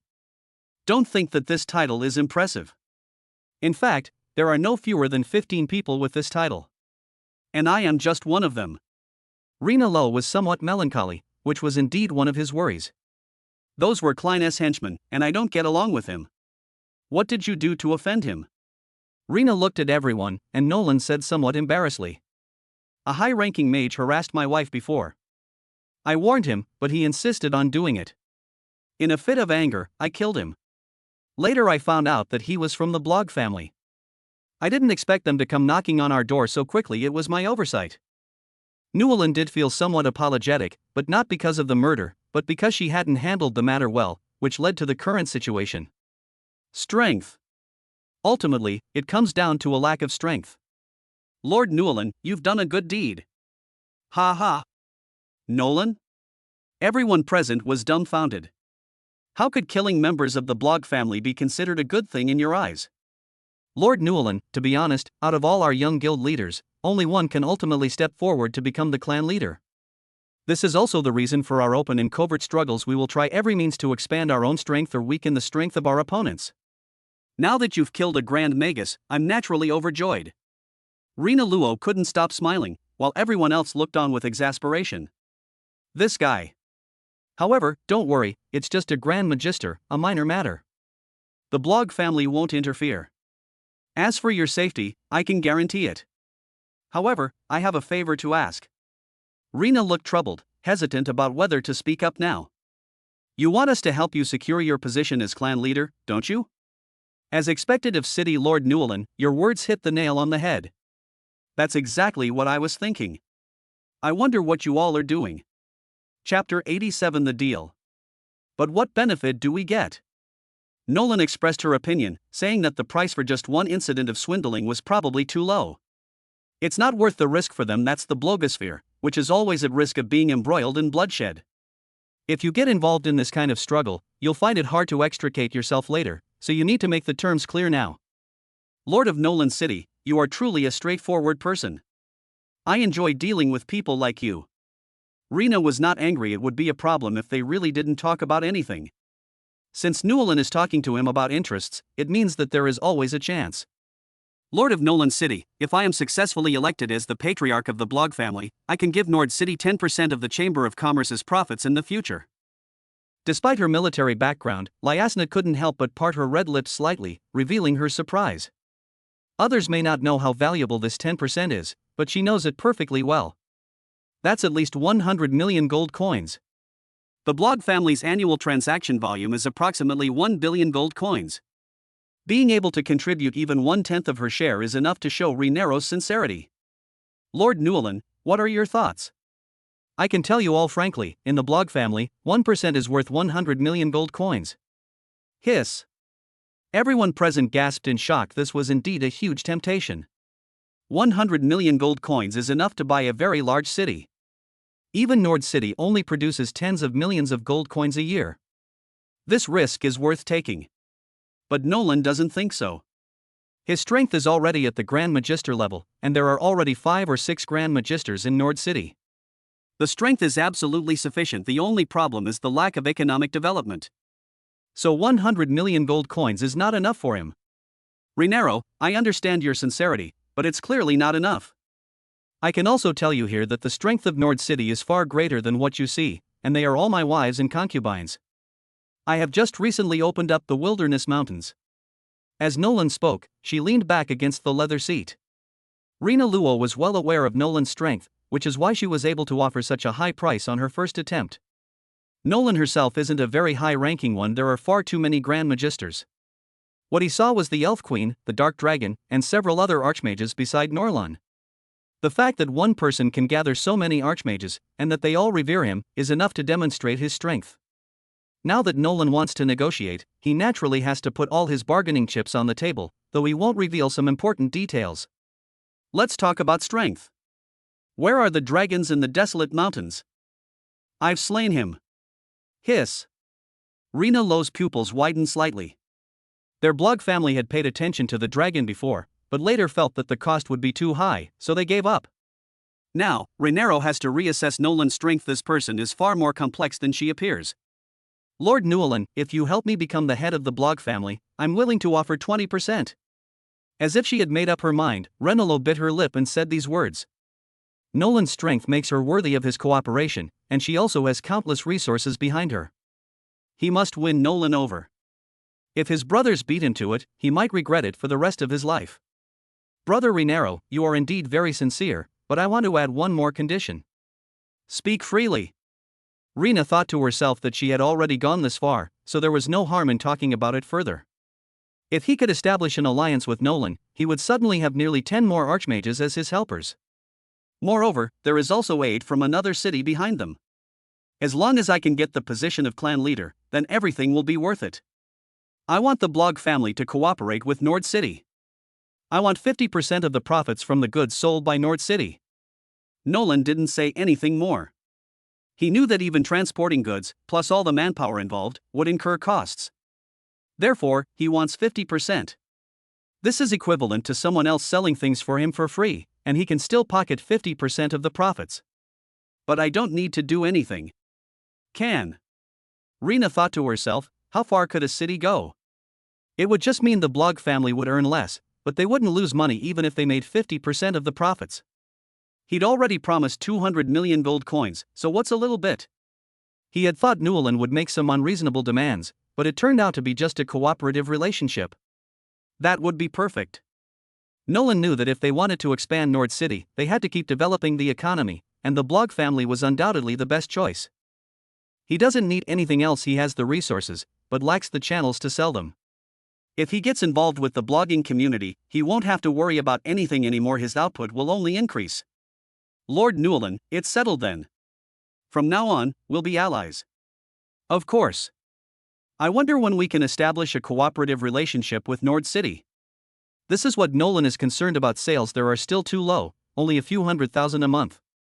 If Lord Nolan doesn't mind, I can accompany you back to Nord City for a visit after the Lapria auction. We can discuss the details then, shall we? No problem. This is exactly what Norlan wanted. It would be a good opportunity to showcase Nord City's strength and deepen their relationship. What exactly do we need to do? The final selection will be held in 3 years. All you need to do then is support me. If anything unexpected happens, then we'll need your help. What if there isn't one? My cooperation with you all still stands. If not, wouldn't it be better if we could all live in peace? This is what Newland wants to hear. If she doesn't hear it, then all her efforts will have been in vain. However, Lord Nolan, I need to make one point. I will not pay those fees during these 3 years, until I become the clan leader. Of course. One more thing, the current cooperation between the blog family and Nord City is only a cooperation between the Chamber of Commerce I personally control and you, and does not represent the entire blog family. I hope you understand. Yes, Rena Lowe, you're very honest. Ha ha. I naturally won't hide anything from a smart person like Lord Newland City. Then I won't bother you any longer. Remember to arrive on time on the day of the auction. Good. After speaking, Rena Lowe left. He was in a great mood, having suddenly gained the support of such a powerful force. Chapter 88 Auction. Brother Lon, can he be trusted? She looked at Newland with some concern and said, as far as I know, humans always like to betray each other. Now that Nolan is cooperating with such a dangerous person, she still needs to be careful. Don't worry, he wouldn't be foolish enough to offend a powerful force. Besides, we now have 6 Grand Magisters. Even if he were the young guild master of the blog family, he wouldn't do something so stupid. Okay, I understand. Soon, the day of the Laplace auction arrived. Nolan led everyone to the outskirts of the Laplace auction early in the morning, until the opening ceremony began. You can just go in and choose any seat if you're a regular passenger. After Newland paid the entrance fee of 100,000 gold coins, the person at the door said somewhat impatiently. The main reason is that those who come here are all high-ranking officials, nobles, and dignitaries, while Nolan, a city lord from a remote area, is simply not worthy of their attention. It's reasonable to treat him differently, especially since he's only here to buy things and nothing else matters. Lord Newland, you've arrived. Please come with me to the private room. As soon as he entered, he saw Rena Lowe standing there waiting. The moment he saw Nolan, he went to greet her. Rena Lowe, this was Nolan's first time participating in an auction, so she still had some questions. The main issue is that the building for this auction looks rather odd. It's cylindrical in shape, with a rather grand-looking high platform in the very center. The seats around it completely enclose it, a design likely intended to accommodate more people and allow for a clearer, more direct view of what is being displayed. Lord Newland, these are all regular seats. Only the private rooms upstairs are VIP. You can share a room with me. Newland was feeling a bit repressed, and he understood the principle of not flaunting one's wealth. With so many people around, some trouble was inevitable. Then I'll have to trouble Brother Renero. Lord Newland, you're too kind. Given our current relationship, this is what I should do. After saying that, Renero led Nolan to a luxuriously decorated private room, where several staff members were standing. It was as if they were there, ready to be deployed at any moment. Lord Newland, please make yourself at home. You can sit here as you please. There is a special shielding array set up here. Only we can see outside, but those outside cannot see inside. So convenient? Nolan realized that she was still ignorant. Indeed, geographical location can determine the lower limit of a person's vision. Many things here are not found in Lano City. I've never even heard of it. Rena Lowe, on the way up here, I noticed a few unfriendly gazes. Nolan felt that this was probably not aimed at him. After all, this was his first time in Process City, and he shouldn't have any enemies. then it can only be the hatred that Rena Lore herself brings. Lord Newlin, those are my brothers. I have 6 of them here, and they naturally looked at me with hostility. Rena said somewhat embarrassedly. Nolan knew that taking sides would cause some trouble, but she didn't expect it to happen so soon. Lord Newlin, the auction will begin in about an hour. You are free to watch here. Just tell the staff what you need. Put everything on my tab. After speaking, Rena looked outside, and it was unclear what she was thinking. After looking around, Newlin realized that there were a lot of people attending the auction, and the room was almost full. Moreover, a constant stream of people is pouring in, mostly unfamiliar faces. No wonder. Hans said he had only participated once, and that the scale of Lanover was nothing special here. The gap in strength is too big. However, one person caught his attention. Prince de Noir. I didn't expect him to come. Nolan thought about it for a moment. After all, they belong to the royal family and nobility, so their status shouldn't be as low as it seemed. However, a figure like Prince Denner could only sit in an ordinary position. That's rather sad. Really? This Laplace auction is sure to be full of hidden talents. He couldn't help but look at Rena Lo. This person's strength didn't seem so simple either. It's impossible for them to rely solely on the reputation of the Blog family. Their own strength must also be unmatched. Nolan never expected that this trip would embroil her in a power struggle. But there are certainly enough benefits for him to do this. After a while, an old man who looked rather frail and thin finally appeared on the high platform in the middle. Ladies and gentlemen, I am Quinn Lofas, the person in charge of this Laplace auction. It was him. Who is he? Lyasna found it hard to believe Norlon had come out naturally to learn about some of the forces outside. Those who can be recognized by Lyasna must be people of considerable wealth. Lord Nolan, this person is the former Lord of Procis City, and he has been in seclusion for almost 200 years. He usually doesn't show up, and there are even rumors that he has retired to his hometown. I didn't expect him to be the one to preside over the Laplace auction this time. It seems they value it quite a bit. Rena Luo explained from the side, and Nolan nodded thoughtfully, then looked back at the old man in the center. Although his body was somewhat hunched, the magical power emanating from him was by no means weak. If you encounter any problems during the auction, you can come to me for help. I will do my best to give you a good shopping experience. The Laplace auction is now officially open. Amidst a burst of revelry below, Quinn Lofas disappeared from everyone's sight. Next up was a young and beautiful woman, dressed in a sheer, light gauze dress, with exquisite makeup, looking incredibly capable. Hello everyone, I am the item presenter for this auction. My name is Lanria Lofas. Next, I will explain it to you one by one. I believe you all already know the rules, so I won't go into too much detail here. Next up, please welcome our first item to be auctioned. What is the relationship between them? Nolan noticed that both of them shared the surname Lofas, and then looked at Renero and said, Lanria is the granddaughter of the current lord of Procis City. Generally speaking, the Lapria auction is hosted by the Lofas family. Moreover, the city lordship is hereditary, so the Lofas family essentially monopolizes absolute power in Procis City. Chapter 89 Top Grade Items. Next up is our first item, Frost Arrow Grass. As everyone knows, the Frost Arrow Grass is a plant-based magical beast that can be planted within territory and moves freely to protect the safety of the territory. There are 1,000 seeds of Frost Arrow Grass here, starting bid 100,000 gold coins. Each bid increase must be at least 1,000 gold coins. As soon as Lanria Lofas finished speaking, Nolan pressed the button in his hand, which Renero had just handed to him. The price increases for each item are clearly indicated above, but the minimum is always 10,000. VIPs receive different treatment and spend significantly more money than others. VIP room number 9 has offered 110,000 gold coins. Is there anything else to add? Lan Ruia looked around. At this moment, she stood in the center of the high platform, her gaze sweeping over the surroundings. 120,000. 130,000. 140,000. Is there anything else to add? 150,000. VIP room number 9 has offered 150,000. Any bids higher? 3, 2, 1. Make a deal. The first item, the Frost Arrow Grass, was won in VIP room number 9. The moment Newlin heard about the Frost Arrow Grass, she made up her mind that she had to get her hands on it.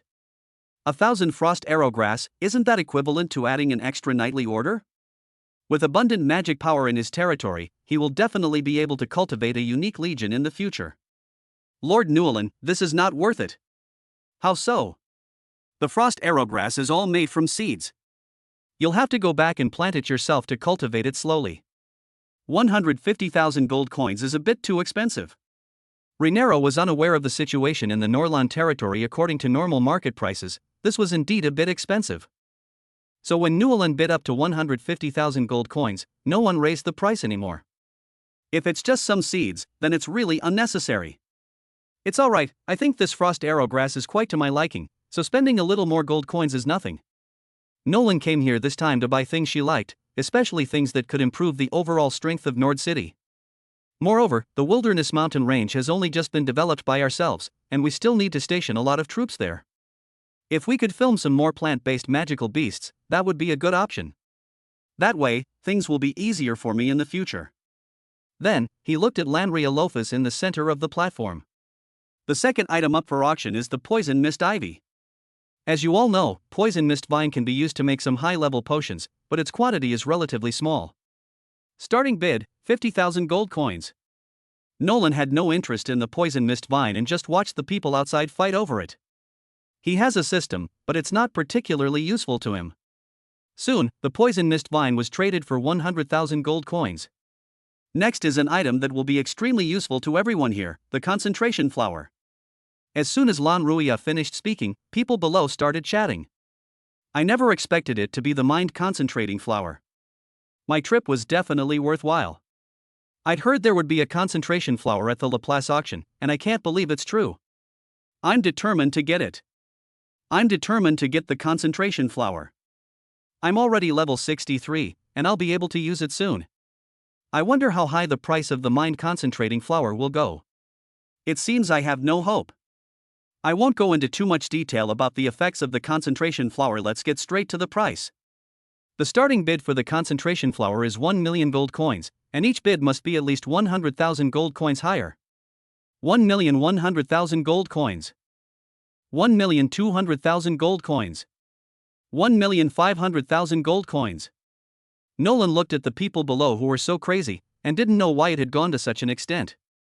What are the effects of this mind concentrating flower? Why are so many people scrambling to buy it? He looked at Rena Lowe. After all, he was the host here, and the two of them were partners, so naturally he would seek his answers. Lord Newellyn, don't you know about the concentration flower? Newellyn smiled bitterly. Should I know? He's only been here for a year at most, and his previous level was so low, how could he possibly have heard of such a thing? No, I'm just ignorant. Please enlighten me, Brother Rhaenyra. This calming flower is actually of little use to ordinary people. Its only effect is to soothe the mind. Is that all? Nolan was a little confused. Was it really worth all this frantic fighting over? There must be some reason for this. However, it is calming when comprehending a domain. When comprehending a domain at level 70, the magic power will run rampant in the body, and you will also see different sights. You might see the scene in the region directly, and you could easily lose focus and miss the best opportunity to comprehend it. This concentration flower can play a certain auxiliary role. A clear mind brings clarity, a tranquil mind brings peace. This is the sole and undeniable effect of the mind concentrating flower. Yes, there are many people in the realm who want to comprehend higher levels, but they all collapse because they cannot withstand the invasion of the magic power in their bodies. Lyasna chimed in. After listening, Newellyn felt that the mind concentrating flower would be of great use to her. Even if he doesn't need it, Yalan, Sia, Saikalai, Luawir, and others can. Their strength will also increase, and they will still have to face this challenge. Better safe than sorry. He pressed the button in his hand. The buyer of VIP room number 9 has raised the price to 3 million gold coins. Are there any higher ones? 4 million gold coins. 5 million gold coins. Is there anything else? Is there anything else? Lanry Alophus's voice echoed throughout the entire venue. The buyer of VIP room number 9 has raised the price to 7 million gold coins. 7 million per time. 7 million twice.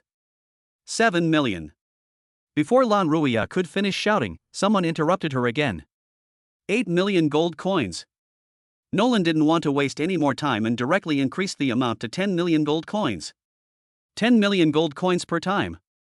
10 million gold coins twice. 10 million gold coins 3 times. Make a deal. Congratulations to the guest in VIP room number 9 for winning the concentration flower. Auction staff will contact you shortly. As soon as Lan Ruia finished speaking, Newellyn felt countless eyes staring at them. This is trouble. Lord of Nolan City, I didn't expect you to bring so much money this time. Rina Luo joked that although he also wanted it, since Nolan had already made a move, there was no need for him to.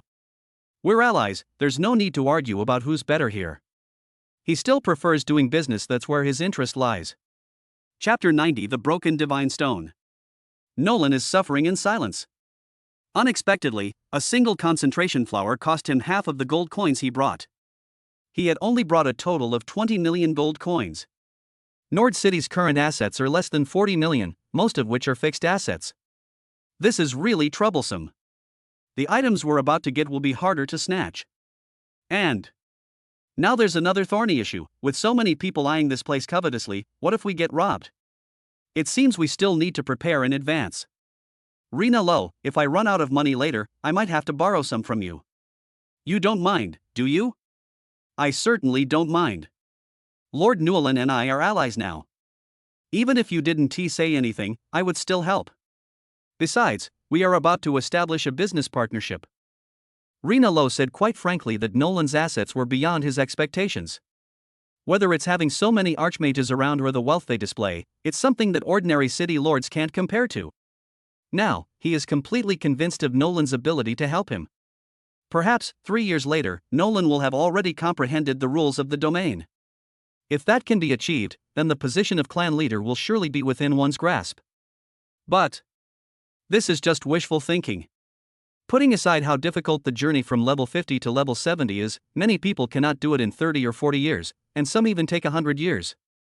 Furthermore, the materials needed to comprehend the rules are countless, not to mention the need to venture into the abyss. That place is not a place that ordinary people can freely enter and exit. The minimum level requirement is 70, and most people perish inside. Rina smiled and realized she had been overthinking things. Even if Nolan has the ability, it's impossible for her to reach this level within 3 years. He's just delusional. The next item up for auction is a piece of equipment, which Nolan doesn't need right now. He just needs to complete the mission and collect the void set. Everything else was just average to him. Next item up for auction, the Elf Queen's Crown, starting bid 300,000 gold coins. Each bid will be increased by no less than 100,000 gold coins. Newellyn saw a longing in Sie's eyes. This was indeed a rare and precious opportunity. I don't know where this laurel wreath came from, but it should be of some benefit to Sie. 1 million gold coins. Nolan didn't want to compete anymore, so she simply raised the price, which was more convenient and less troublesome. 1 million gold coins per attempt. 1 million gold coins twice. 1 million gold coins 3 times. Make a deal. Congratulations to the guest in VIP room number 9 for taking this photo. Everyone looked toward VIP room number 9, wondering who was sitting inside. The secrecy surrounding the Laplace auction was quite good, and it was fortunate that Nolan had met Rina Lo, otherwise, this trip would have definitely attracted a lot of attention. For the next few items, Nolan only bought things that she thought would be useful. As for some magic circles, he didn't buy them. The system within his territory automatically upgrades and also protects the territory, so there's no need to waste money on it. The last item, which is also our final item. A divine stone. Hiss. Everyone gasped in surprise. Would this auction actually put a divine stone up for auction? I never expected to find a broken divine stone. If I could decipher its mysteries, wouldn't I be able to obtain some information in advance? I am determined to obtain this divine stone. If I can get it, I might be able to comprehend a divine skill. This trip was definitely worthwhile. To see something like this is really great. This Laplace auction has produced such a trump card as its grand finale. I absolutely must get it. In this magical world, only those who reach level 100 or above are qualified to become gods. There is now a divine stone. Those below level 100 are all ants. Although lifespan may increase with the growth of magical power, one is still ultimately immortal. There are far too many races in this world. Demons, elves, orcs, dragons, monsters. These are all far superior to human physical abilities. The only thing humanity can overcome is reproduction. This is also an important factor in the enduring prosperity of humankind. Being able to reach the God level ahead of schedule is incredible for everyone. They were unwilling to give up this opportunity. We are determined to win. Ladies and gentlemen, this is just a broken divine stone, but the divine patterns contained within it are still incredibly exquisite. We've already consulted a specialist inscription expert, but they couldn't decipher it, which is why we're putting it up for auction. A broken divine stone, starting price 3 million gold coins, each bid must be at least 500,000 gold coins. 4 million gold coins. 5 million gold coins. 8 million gold coins. 10 million gold coins. The price of the sacred stone is being driven up continuously, seemingly exceeding its own expectations. Lord of Nolan City, are you not interested in this damaged divine stone? Rena looked at Nolan with great interest. He bought very few things at this auction. Nolan did most of the buying. It's still a bit too early for me right now. I don't need it for the time being. Yeah? Since Lord Newland has no intention of competing, then I will give it a shot. 20 million gold coins. When Lan Ruia announced the number, everyone was stunned. This is way too extravagant. We can't beat them. We can't beat them. Many people started shaking their heads, saying that it was still too early to reach level 100, and who knew how far they could go. Moreover, even specialized inscription masters can't figure it out, so how can they do it? After much consideration, they decided to abandon this option. A few million gold coins could be enough for them to forge a set of top-tier equipment, let alone 20 million. This price is not worthwhile, and more importantly, they can't afford that much money. Everyone turned to look at VIP room number 9, wondering who was sitting there. How could they be so wealthy? Considering everything, the total cost of the auction, including this divine stone, amounted to a full 50 million gold coins. Prosis City's annual net profit might not even reach this level. Moreover, there are various expenses and costs to be added. Many of the people inside had already started to have their own ideas. If you can finish it, then it will definitely be a huge success. When you spend your own money, you have to worry about others eyeing it. Now that others are spending your money, you naturally avoid this problem. Some people have already taken this opportunity to leave the venue, and it's unclear what they're discussing. The room was completely silent, as quiet as a library. Chapter 91 Gift. Is there anyone here who would like to raise the price? Lan Ruia's sweet voice was captivating, as if she were questioning them. Joke. The price has already reached 20 million gold coins, are you going to raise it again? This amount is beyond the reach of most people. This is beyond what a normal person can handle. Alright, since no one is willing to raise the bid, I will now announce the final winner of the divine stone. Etc. I'll offer 25 million gold coins. This time, it wasn't Lan Ruia who reported it, but rather one of the VIP rooms. Rena Luo frowned. The voice sounded somewhat familiar, but she still gritted her teeth. The button was pressed. 30 million gold coins. 30 million gold coins per time. 30 million gold coins twice. 10 million gold coins, 3 times. Lan Ruia called out very slowly the last time she did it on purpose. After all, this was discovered by the Lofas family. The more they sell, the better. Unfortunately, no one raised the price this time. Finally, she had no choice but to announce the winner of the divine stone, the guest in the VIP room of Building 9. Thank you all for your support today. The Lapria auction is now concluded. We hope to see you all grace Proxis City with your presence again next time. Of course, we will also give back to everyone. Starting today, Prosis City will be bustling for 3 days, and everything will be 40% off. Hope you all have fun, thank you. After Lan Ruia finished speaking, she bowed to the surroundings and then disappeared from the high platform. Rena Lo, what do you need this divine stone for? Nolan was puzzled as to why Rena was so obsessed with a broken divine stone, ultimately spending 30 million gold coins. That's a considerable sum. Now, 30 million gold coins can buy the entire city of Nord. Lord Newland, you'll find out soon enough. Immediately afterwards, 2 people appeared within the magic circle of the VIP room, one of whom was Quinn Lofas. Standing next to him was a young and beautiful girl, whose face was covered by a veil, but her charming figure could not be hidden. Young President Rena Lo, all the auction items are here. Please take a look. Quinn Lofas recognized Rena Lofa at a glance, and all his suspicions vanished. The young president of the blog family can still afford this amount of money. But his attention was drawn to Nolan and her group nearby. Why were there so many archmages here? Moreover, there's an aura of another race. When did Rena Lo's strength become so immense? However, that's not something he should be concerned about. His only responsibility was to bring everything. Thank you, Lord Quinn. Here is my crystal card. You can use it to deduct all the gold coins. Okay. Quinn quickly disappeared into the magic circle with the woman beside him. Rena Lo, can he be trusted? Aren't we completely exposed now? Nolan was a little worried that if there was a problem of embezzlement, it would be a bit tricky. Don't worry, the Lofas family wouldn't be foolish enough to lay a hand on their guests if they wanted to stay in Procis City. Moreover, even the Lofas family has to give the blog family some face. Lord Nolan, there's no need to worry about that. Since Rena has said so, then let's just leave it at that. Nolan just wanted to grab her things and leave as quickly as possible, otherwise she would inevitably get into some trouble. No secrets stay hidden forever. Lord Newland, this is for you. Rena Luo placed the broken divine stone she had just won at auction in front of Nolan, who was somewhat bewildered. Rena Lo, you? Nolan found it unbelievable this was a stone worth 30 million gold coins. Why would you be willing to give it to yourself? Lord Newland, this is just a small token of my appreciation, a token of our sincerity in cooperating. Please accept it. This.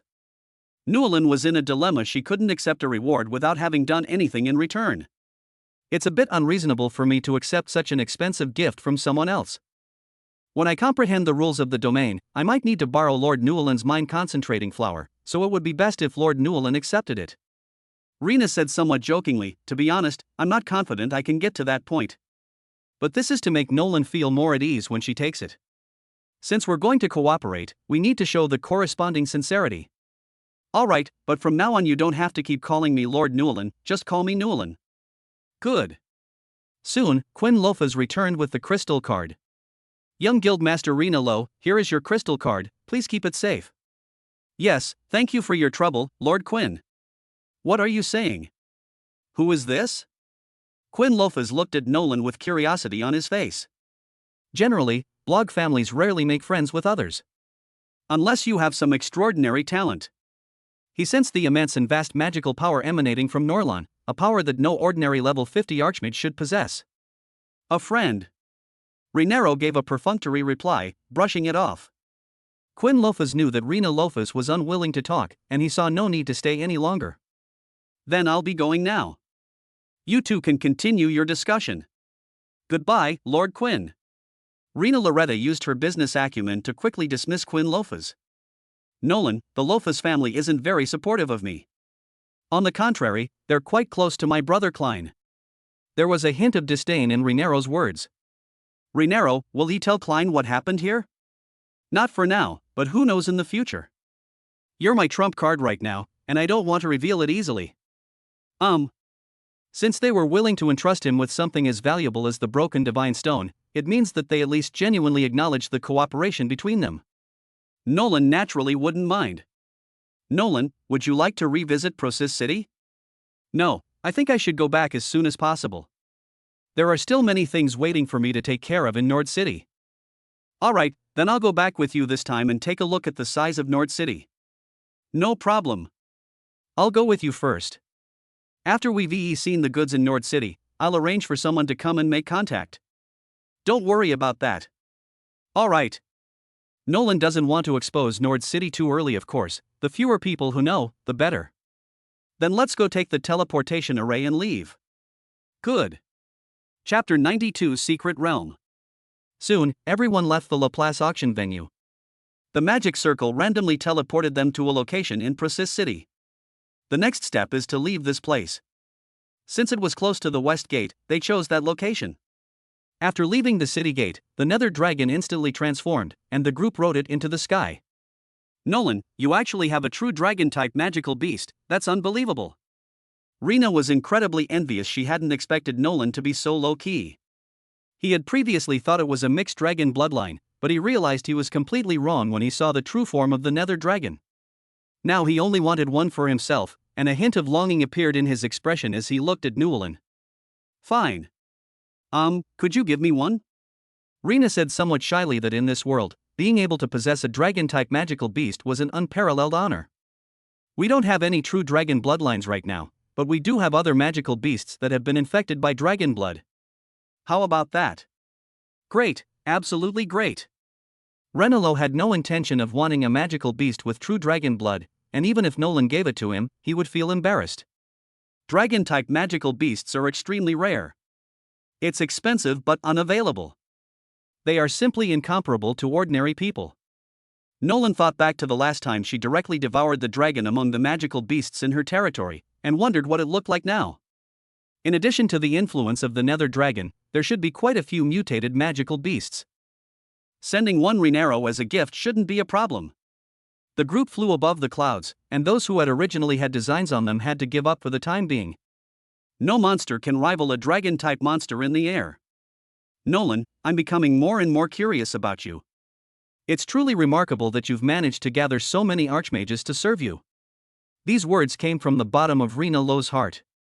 Norland's level is not very high, only level 50, and Nord City is not well known at the moment. Yet so many archmages were still willing to follow his orders, including Liasna. With the Elf Queen and dragon-type magical beasts, their strength surpasses that of many cities. It's nothing, it's just that we both agreed. Rena Luo didn't ask any further questions. Nolan's statement that both parties were willing was enough to explain the situation. It's all about personal charm. After flying for several hours, suddenly a bright beam of magical light shot straight into the sky from a forest ahead. This attracted Nolan and her group's attention. This is a secret realm. Hickley spoke first. Brother Lon, secret realms are not common. Shall we go down and take a look? Nolan, I think you can go too. Rena Lo was also eager to try. In this magical world, the probability of a secret realm appearing is extremely low, but the chance of finding treasures inside is very high. These are usually things you can only come across by chance.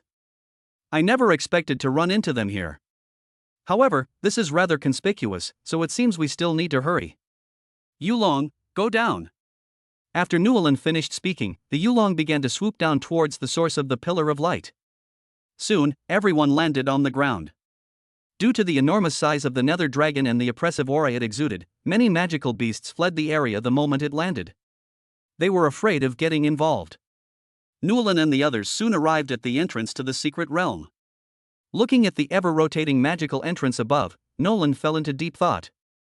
Everything in this magical world was completely unfamiliar to him. We still have no idea what's going on inside. He himself would be fine if he went in rashly, but he was mainly worried about Yalan and the others.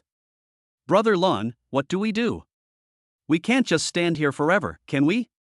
Hickley was eager to try. She had encountered the secret realm before, so she was quite proactive. The main problem is that we don't know what the situation is inside, or whether there's any danger. Nolan didn't want anyone to die here. The treasure was good, but you had to be alive to get it. Brother Lon, don't worry, there might not be any special situations after we go in. I've been to the secret realm twice before, and I felt fine both times. Hickley didn't want to miss this opportunity. The resources needed would only increase as time went on, so he couldn't let this opportunity slip by easily. Since joining the ranks of Grand Magisters, the amount of experience points required has become much greater. Without any extraordinary encounters, it's difficult to improve your strength this way. It would be good if I could cultivate with Newlin. It would be fine if I were alone, but there are so many people here now. And her turn came even less often. So we still have to go into the secret realm. Nolan, I also want to go in and take a look. I've never been to a secret realm before, and now that I've come across one, I don't want to miss this opportunity. Rena Lo looked at the entrance to the secret realm and was also somewhat tempted. If we can get something from inside, it might be enough to secure victory. When he's vying for a position in the family, he'll have a voice. Before he met Newlin, he couldn't even make it into the middle ranks, so he was very anxious. You have to be strong yourself to forge iron. He understands this principle. Therefore, he would never let go of such an opportunity to improve his strength. In addition, he is the young president of the Blog family, so even if he is defeated, he has a lot of life-saving equipment to escape, so there is no need to worry about that. But if they fail in the struggle for power later, then it will truly be too late to turn the tide. If the future clan leader targets him, he has no hope of surviving. So he took the risk. Have you decided to go in? Nolan asked the people around him again. He still needed to ask carefully about such a matter of life and death. At this moment, he didn't want to decide other people's fates. Letting them choose for themselves is the safest approach. Sure. Everyone answered in unison, crucial and sharp. Good. Then I won't try to persuade you any further. Once inside, your first priority is to ensure your own safety. If you're outmatched, run away immediately. If we are accidentally separated, we should prioritize finding others to reunite with. One person's strength is ultimately limited. Do you understand what I mean? Understood, Brother Lon. Nolan, don't worry, it might be surprisingly easy to get in. Renalo was just trying to lighten the mood. If the secret realm were easy, it wouldn't be a secret realm. Opportunities and risks go hand in hand. This is the secret realm. Okay, let's go. Nolan set an example by entering the secret realm first, so that he could detect any danger immediately. That way we can be prepared to respond. Chapter 93 Trap. Shortly after Norlan and his group went inside, a human night order arrived. The leader was a strikingly beautiful man who held a paper fan in his hand, covering his face. Then several powerful magical beasts arrived, and the atmosphere instantly became tense. Gentlemen, there's no need to argue here. I've already seen some people go in. If you want to fight, go inside. I don't want to fight to the death here without seeing anything. There's no need for that. A seductive fox said, and then she transformed into a bewitching woman. Her bare shoulders and slender waist, like a willow branch, swayed gently in the air, her jade-like feet hovering above the ground, untouched by a speck of dust. Every smile and frown of hers was full of charm, which made the human knights very excited. I agree. Let's not waste time fighting here. Human, you don't mean to bring your knights in, do you? A tiger-like magical beast said with a hint of disdain. There are usually limits on the number of people allowed in secret realms. This guy brought so many people at once. Is he out of his mind? Of course not, these are just my attendants. Only I and my steward went in. That's good. Then let's go in now. Humph. Just because we're not attacking you from outside doesn't mean we're afraid of you. Go in and bring it on. After saying this, the humans and the monsters disappeared together. Only the knights, numbering around 200, remained standing, waiting for their master to return. However, they overlooked the magical beasts in the forest. Suddenly, countless snakes emerged from all directions and charged towards the knights. Monsters are here. Everyone be on alert. A knight in front shouted immediately. He was a squad leader of one of the branches, and in this critical moment, it was natural for him to step forward and take command. You guys? Suddenly, a woman dressed in a light veil, with a small indigo snake adorning her head, appeared before the group.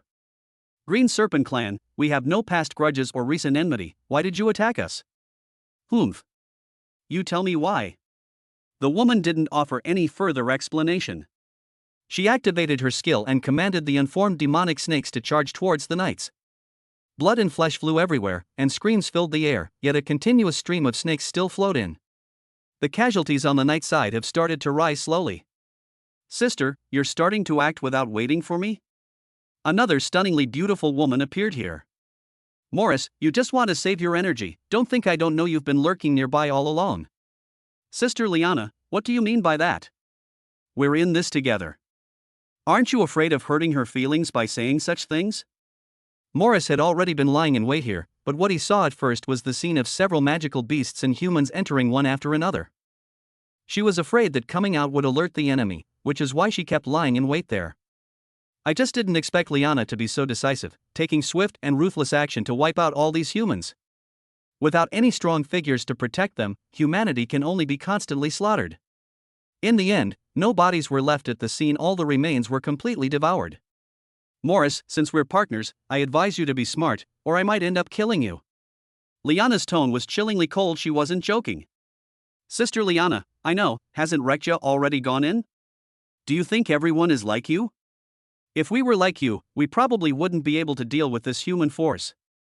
Sister, how many people in Thanos City do you think will fall for this trap we've set up? I'll kill as many as they come. I will definitely take my revenge. Liana's eyes were filled with murderous intent. Everything was now under her control. Nolan and the others never imagined that this was not a secret realm, but a trap set by someone. Green Snake Clan, Scorpion Clan, Red Fox Clan. This was orchestrated by them in concert, solely to eliminate the Tequila family within the city of Thanos. The two sides have now reached a point of no return, so they are willing to spend a lot of money to create this secret realm, just to bury all the members of the Takura family here. Liana and Maurice also entered, bringing some magical beasts with them, and then the entrance closed. The secret realm wouldn't have opened if they hadn't taken the initiative to do so.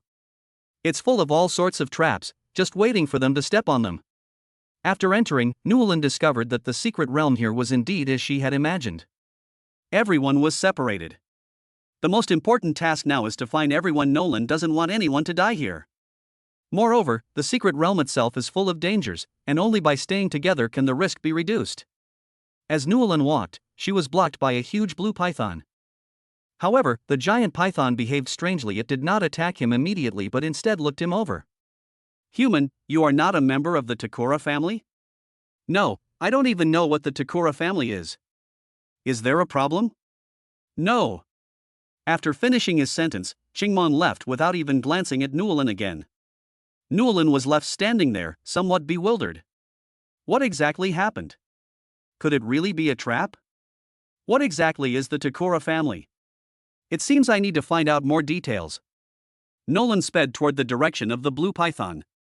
This was the first time he had ever seen a magical beast that did not show any aggression toward humans.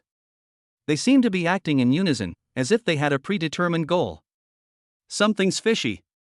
What would Hick and his companions do if they encountered magical beasts? Does Warcraft also not attack? No. Nolan dares not gamble on this. Does anyone know what the rules are here? It's best to ask clearly. Newland quickly caught up with Chingmon, then looked at him and said, "Brother Chingmon, can I ask you a question?" Cannot. Nolan. I'm going to ask anyway. Is this a secret realm? Yes and no. Really? There's something wrong with the secret realm. It was still an oversight. But now we can't find the entrance, so we have to ask someone for directions. The green python in front of me seems to have a good temper, so maybe I can get some information out of it. Brother Green Python, is this a deliberate action by you? If you're looking for someone from the Takura family, maybe I can help you find them. You? The blue python looked at Newland with suspicion. Chapter 94 Red Fox Clan Rekja. If you're looking for someone, I can help you, but you also need to do me a favor. I'm also looking for someone, but not the Takura family you're looking for. Nolan can only pin her hopes on this blue python. Now it will be more convenient for the locals. Okay. As long as the people you're looking for aren't from the Takura family, they shouldn't encounter any danger here. Thank you very much, Brother Green Python. My name is Blue Viper. As long as you don't interfere with our search for members of the Takura family, everything else is fine. Good. Nolan's only thought now is to find Hick and the others, and then leave this place. As for what reward there is, there's nothing about it here. This is just a trap set by someone else. The purpose was to target members of the Takura family, but fortunately they were not hostile to them. Otherwise it would be terrible. It's bound to be another bloody battle once we get in. It could even be life-threatening. As Newland followed the green python, two people suddenly appeared in front of her. Moreover, they all wore the same uniform insignia. People of the Takura family, die. Upon seeing her, Blue Viper immediately charged forward with red eyes, while the leading man simply tucked his paper fan into his waistband. Then a magic wand appeared out of thin air in his hand. Light spell, radiant waves. Nolan felt a blinding light, and then she couldn't see anything clearly. Immediately afterwards, a heavy thud was heard. Without a doubt, Blue Viper had been knocked down. Blue Viper, don't overestimate yourself. You think you can fight me? I think I'll have to send you to hell to meet your brethren. The flamboyant man's voice was somewhat shrill, and coupled with his physique, Newland found it rather disgusting. This guy is neither male nor female. While speaking, he put one hand on his hip and made a delicate pinky gesture with the other, which was utterly speechless. Blue Viper, are you all right? Nolan quickly jumped to Blue Viper's side and asked, "This python didn't attack me immediately and even gave me some information, so I can't die here." We'll still have to rely on him next. Who knows, we might encounter some tricky problems that will require Blue Viper to handle. He needs to be saved. Hey, who are you? You're standing with Warcraft, are you trying to become their accomplice? Seeing Newellyn walk over, the leading man said something rather strange. Newellyn felt a chill run down her spine, and then she unleashed a sharp, venomous tongue. He had only inquired about Blue Viper's situation, and he immediately accused himself of something sharp. However, the truth is indeed as you think. Since you said so, if I don't do it, wouldn't I be letting down all your efforts? I'm fine, you can go now. I hope when you see those 3 women, you'll tell them that Romine Tekala is here. Ha! You should go and tell them yourself. I haven't found the person I'm looking for yet. Nolan stood in front of Blue Viper. He was determined to protect this python. It seems you really have guts. You're just a lowly level 50 archmage. Do you really want to protect that stinking snake? A fool's dream. Rominer shouted sarcastically at Nolan. Humph. Whether it can be saved or not, we'll see after the fight. Just as Newellyn was about to make her move, a shout came from afar. Brother Lon. She you. That's Sia's voice. I didn't expect her to be nearby. Very good. As long as we don't encounter any monsters, that's fine. Shiyu, what are you doing here? I heard a loud bang here and knew there must be a battle, so I rushed here without stopping. I didn't expect to find you here, Brother Lon. It's so good to have you here. Newellyn was originally going to fight 2 opponents alone, but now with Sia's help, it will be much easier for her. The Elf Queen? Blue Viper noticed it immediately. How could there be an Elf Queen here? Could it be that many outsiders have entered this secret realm? Not just the Takora family. This is getting a bit complicated. We need to find Liana and explain the situation to her when we can. Big brother, I want that Elf Queen. No problem. I'll spare her life, and you can do whatever you want with her when we get back. The two had already begun discussing how to deal with Newellyn and the others, mainly because the opponent's level was too low. Both of them were level 50. They were at level 55 and 54 respectively, not even on the same level. You two have quite the refined taste. Have you forgotten about me? Rekja appeared, landing directly beside Blue Viper and asking with concern. Blue Viper, how are you? Don't worry, we won't die. How many people did the Takora family send this time? Just 2. What? We've made all this preparations and only 2 people have come? Blue Viper was clearly unable to accept this outcome. Hadn't all that effort been wasted? It's alright, the 2 who came are big fish. One is the city lord of Thanos City, and the other is the deputy city lord. Alright. Then we must leave them here. The Takora family will be much easier to deal with then. Blue Viper also transformed into a human, becoming a rather bold and forthright-looking man. Now it's 4 against 2. Aren't you being too naive?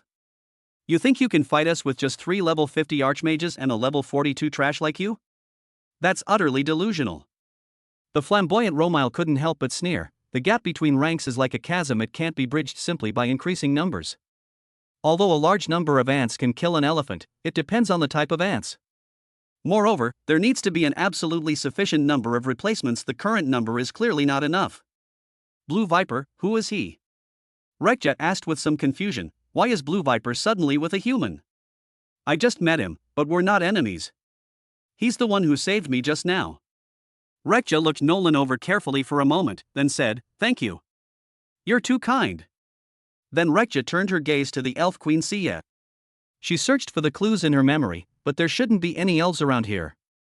Otherwise, with the support of the elves, Takora wouldn't be so rampant. Queen of the elves, you are not of this race? I come from the distant city of Nord, and I am merely passing through here.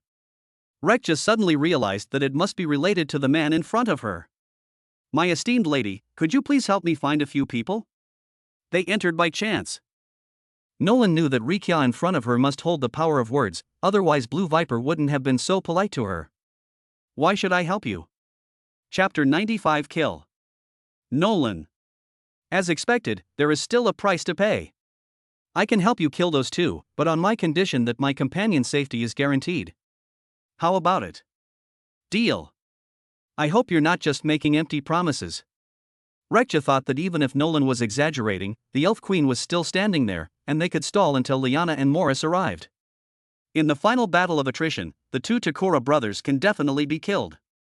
Immediately, Rekja transformed into a red fox, let out a long howl towards the sky, and then reverted to her original form.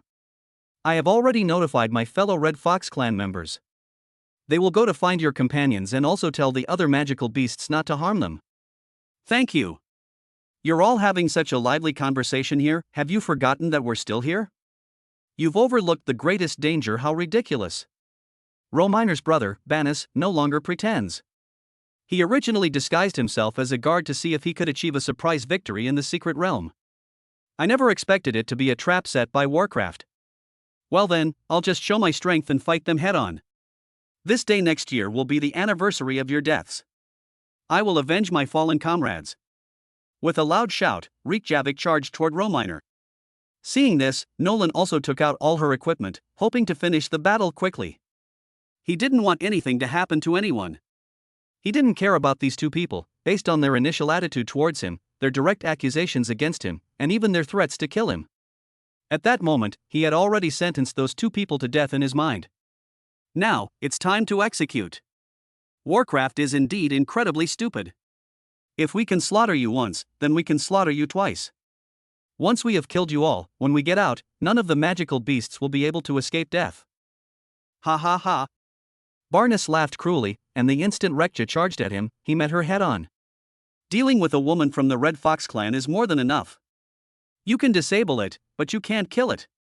Otherwise, there won't be any fun left. Newland and Sia rushed towards Romine. This guy was the most troublesome one. Level 55. It's not that easy to kill him. If you now pledge allegiance to the Takura family, I may consider sparing your lives and even allowing you to serve as guest elders in the Takura family. If you remain obstinate, I wouldn't hesitate to kill you all right here and now. Rominer's words were filled with a chilling intent, and he meant what he said. Although Barnes said he would spare the Elf Queen's life, there's no time for such considerations on the battlefield. A moment's hesitation could mean certain death. You should say those words in your coffin. Nolan directly activated the fire element, and endless flames enveloped Rominer within them. The Elf Queen's vines transformed into a cage, completely restricting Romine's movements. A trivial skill. Rominer began to unleash boundless, frenzied magic, and in an instant, the wooden cage was shattered. Nolan brandished her blazing flames and flew directly towards Rominer, but they were all blocked by the magic shield. Your strength is not bad. If I were a level 50 Grand Magister, I definitely couldn't beat you, but I'm not. There's a huge gap between us. I'll give you one more chance. If you pledge allegiance to me now, my word will still stand. Humph. I don't want to say the same thing twice. Nolan responded to Romine with nothing but endless rage. What a pity. Even if you are a genius, you can only perish here today. Rominer said softly, and then some magical ripples appeared on his body. They blocked all of Nolan's attacks from the outside. He then chanted a spell, and more magic power gathered towards him, slowly transforming into a spear on his staff. A straight and sharp spear. Since you are so stubborn, then I have no choice but to send you to hell. Light magic, Spear of Light. The Spear of Light is the strongest single target attack I've ever seen. Once it locks onto you, it's almost certain death. You have no way out. I want to see who will die first, you or you. Rominer's words were full of sarcasm. These people in front of him were nothing more than his toys. A bunch of ants, how dare they spout nonsense here? The difference between levels also represents the difference in magic power. Electricity crackled in Nolan's hand. He no longer bothered to hide it, and terrifying magic raged across the spear he had conjured. Rominer was also somewhat surprised, but he still had more faith in his Spear of Light. Go! Rominer's initial target was Nolan, the human who dared to defy him, whom he would never allow to live. Call out. The luminous spear hurtled toward Nolan with tremendous force, and he had no idea how to deal with it. The only option is to throw out your own spear and see whose magic is stronger. Put.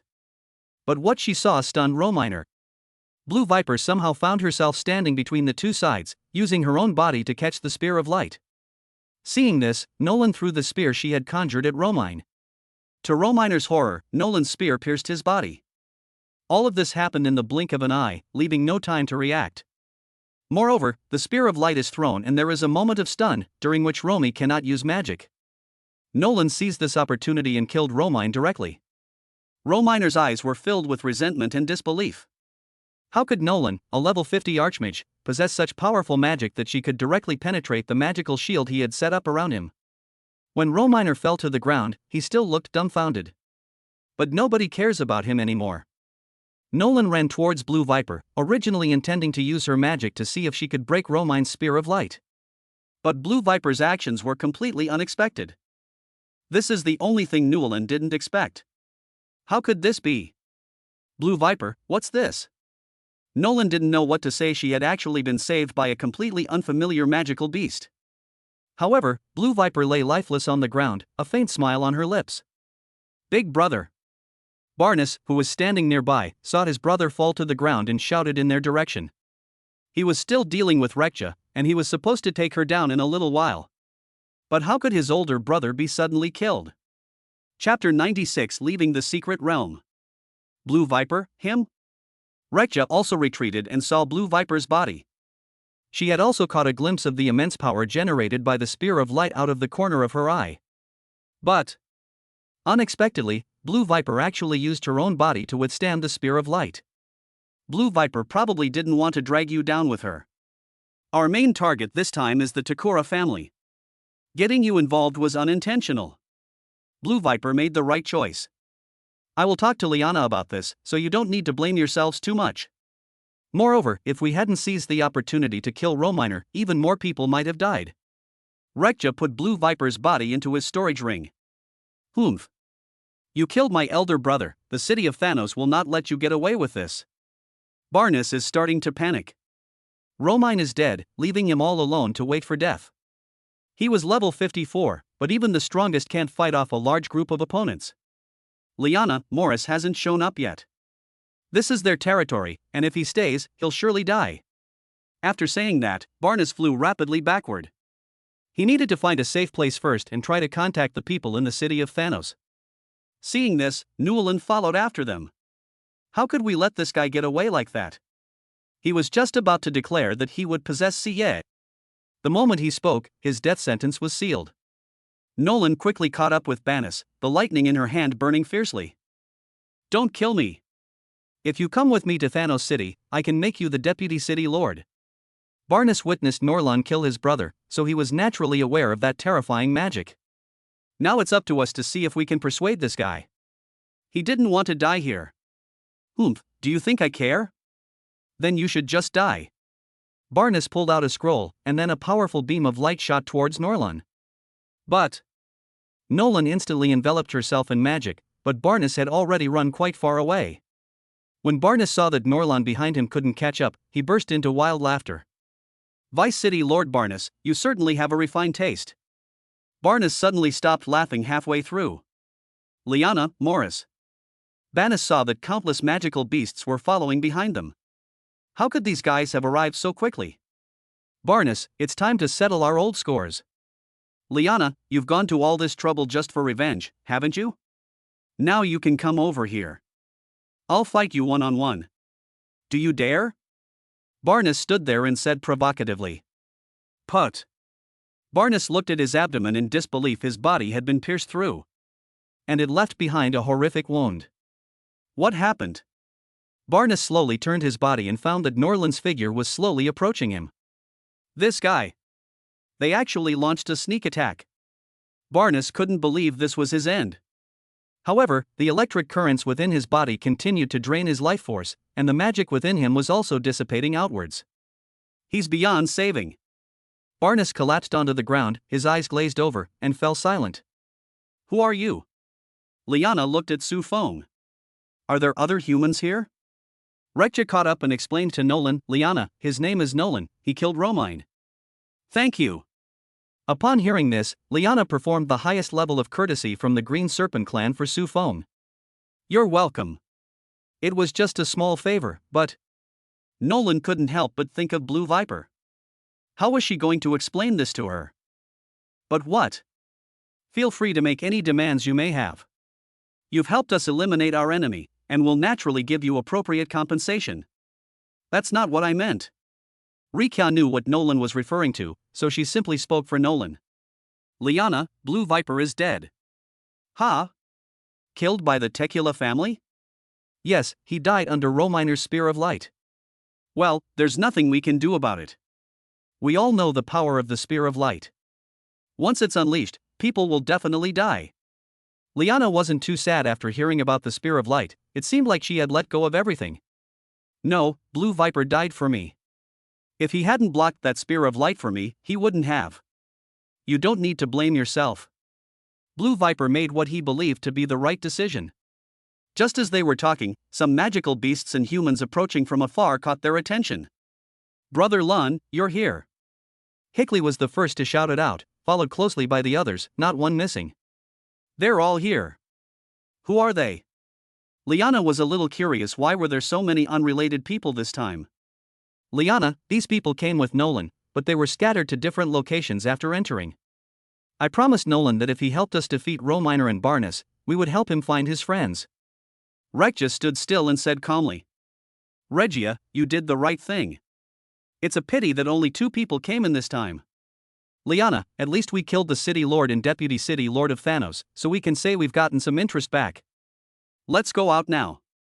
Since the battle is over, there's no need to stay here. Of the 3, Liana was clearly the leader, and their opinions were mainly listened to. Nolan and her group followed them to the outside of the secret realm, where everyone who had been there had disappeared. But when Nolan saw Liana and the others, she understood.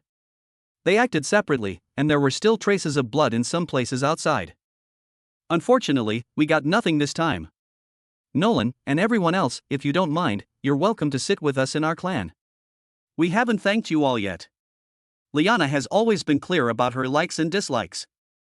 Nolan pondered for a moment, then said, all right. He could get to see the orc tribes firsthand, and these 3 orc tribes seem to be quite powerful.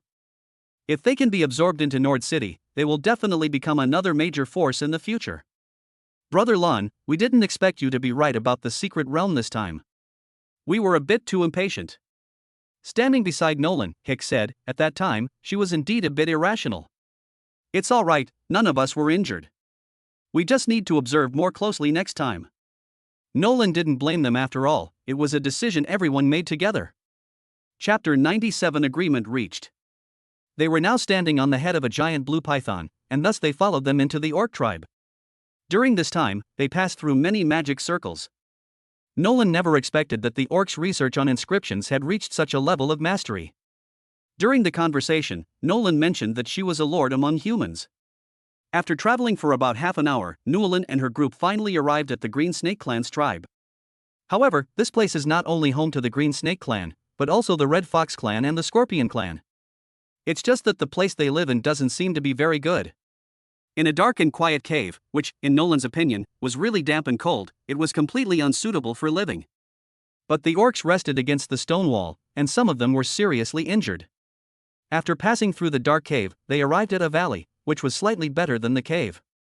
However, sunlight was extremely scarce, and the environment seemed rather ordinary.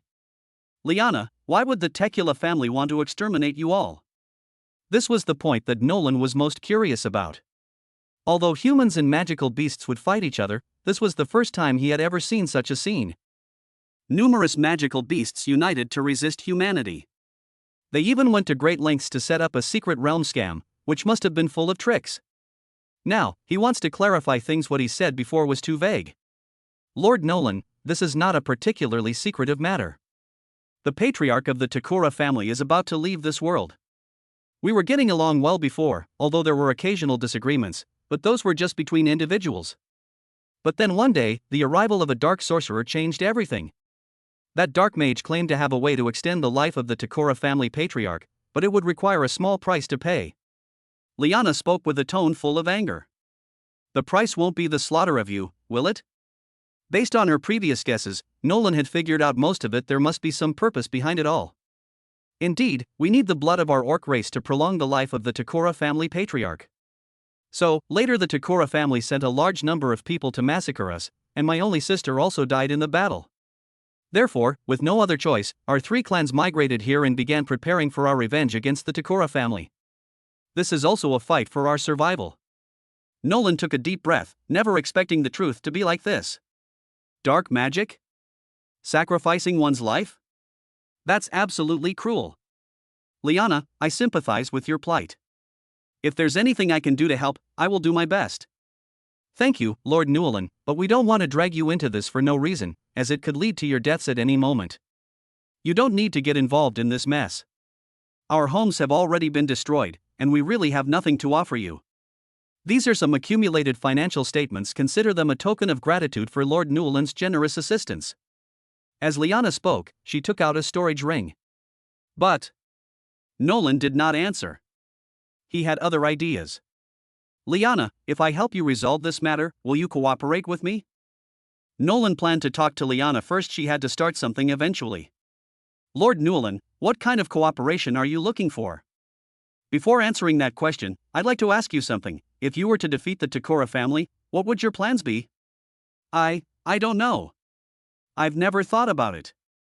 Liana had never considered that kind of thing. It was far too far away for them. Perhaps he would perish accidentally during the battle with the Takora family? Who can say for sure? Alright, Liana, I can help you defeat the Tekula family, and I can also provide you with a place to live. Nolan has laid out her terms, and the current situation is essentially a negotiation process. Lord Newlin, what do we need to do? Liana was naturally very tempted. She had witnessed the magic contained within Nolan before. It cannot be measured by ordinary standards. However, there's no such thing as a free lunch. Nolan wouldn't help them for no reason, so it's best to explain everything now. I only need your 3 races to be stationed within Nord City. If there's anything I can do to help, just do your part. You don't need to worry about anything else. Moreover, Nord City will provide cultivation resources for every member of your clan. Liana, what do you think?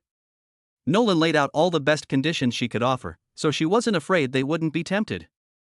In their current state, what they need most is a safe and secure place. And this is exactly what Nolan has. Liana, I think it's feasible. Even if we defeat the Tekula family, there won't be many left. With the help of the Lord of Newelin City, and the conditions he has promised us, why shouldn't we be able to make a comeback? Rekja had witnessed Norland's true magic, and he also had a beautiful woman like the Elf Queen by his side. So, based on this alone, it's enough to show that Nolan can be trusted. The Elf Queen generally doesn't interact with humans. Lord Newlin, how can you guarantee that you will grant us the terms we request? Morris, who had been silent until now, finally spoke. Although she was also tempted, the other party was, after all, a human. What if they have ulterior motives? I can't prove anything right now, but you can ask them if I can meet the conditions I'm talking about. Nolan pointed to the Elf Queen beside her and said. Among them are an Elven Queen, humans, and dragons. They all gradually came together. I didn't force them to do anything. If you don't believe me, you're welcome to ask around. I'm not in a hurry. Nolan spoke very calmly, and Liana had been observing Nolan's expression the whole time, but it was too calm from beginning to end. Completely calm. Lord Newlin, I trust your character, but if you fail to meet the conditions you promised us, we will leave on our own. Can you accept this? After a brief moment of contemplation, Liana gave her answer. Absolutely no problem. You can make your own choices then, and I won't interfere. It's a deal. It's a deal. Chapter 98 has helpers. Liana, I need to leave for half a day to find a helper. It might have unexpected benefits. Help? Does Lord Newelin City know anyone here? It's not here, but it's not far. Newelin remembered the journey she had taken. It was only about 200 or 300 kilometers away from the Tianchi clan. If she rode the Yulong, she could make a round trip in half a day at most. Moreover, Tianchi Linglan should already be ready. Lord Newelin, at this critical moment, please forgive my suspicions. It's all right. One of you 3 can choose to leave with me, but I will only take you along with me.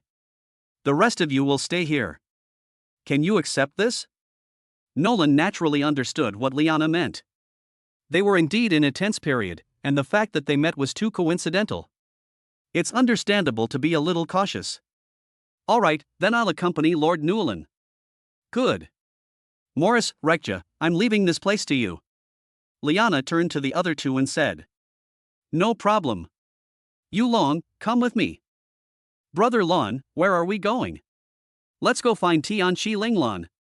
Good. Brother Lun, what about us? You all stay here for now, I'll be back soon. Everyone responded in unison. Seeing that Nolan had left so many wives and concubines here, Rina Lua was relieved.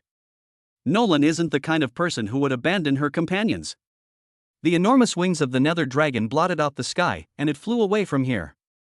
Liana looked at the dragon's figure with some envy. This was the first time she had ever seen a real dragon. Lord of Nolan City, you are very lucky to have obtained a real dragon. Ha ha. Thank you for the compliment, Miss Liana. Newland felt the cool breeze blowing around her. She had indeed seen a lot on this trip. But it also got involved in a lot of fighting. It seems that Nord City won't be so peaceful from now on. But this is a process that Nord City must go through to grow and expand, and Norlan has no choice but to accept it. After all, his ultimate goal is to build an empire, so he needs to continuously absorb external forces. Only in this way can we move step by step toward our goals. Yulong clearly remembered the location of the Tianqi clan. About an hour later, they appeared above where the Tianqi clan had once been. But in just a few days, this place has changed so much. You can clearly see the Tianqi clan playing happily in the forest, as if nothing had happened before. The Tianqi people also noticed the huge ghost dragon in the sky, and someone quickly came to inform Tianqi Linglan. Newlin let the Yulong land smoothly, and just then she saw Tianqi Linglan running out in small steps. Lord Newlin, I really underestimated you. I never imagined you could be connected with the Tianqi clan. Liana now feels that her choice was very wise, as everyone knows the importance of the Tianqi horn. Moreover, most humans are greedy and insatiable, so the Tianqi clan should not have any connection with humans. But things seem a little different here with Newlin. Lord Newlin, you've arrived. Tianqi Linglan stood in front of Nualan, somewhat shy. I told Newlin before she left that I would come back to pick her up. I didn't expect it to be so soon. Princess Linglan, I would like you to come with me. I've encountered a tricky situation and need your help. Good.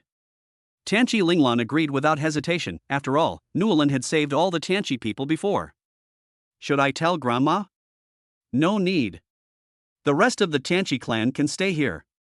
We'll come back in a few days and take them with us. Good. After Newlin finished speaking, she took Tianqi Linglan's hand and walked onto the back of the Yulong. Tianqi Xiong, please say hello to Grandma for me. No problem. Tianqi Xiong has now let go of his resentment and has no hostility towards Newlin at all. In fact, he sincerely admires her. Linglan, have you encountered any danger during this time? No, ever since they defeated the human lord, they only dare to operate on the outskirts of the forest. So my people can roam freely in the forest, all thanks to you. Liana was somewhat surprised. This was the princess of the Tianqi clan. How could you be so polite to Nolan? Moreover, judging from her tone, Newlin had once helped the Tianqi clan. Princess Tianqi, if I may be so bold as to ask, what is your relationship with Newlin? Liana was genuinely curious, mainly because the two were behaving rather intimately.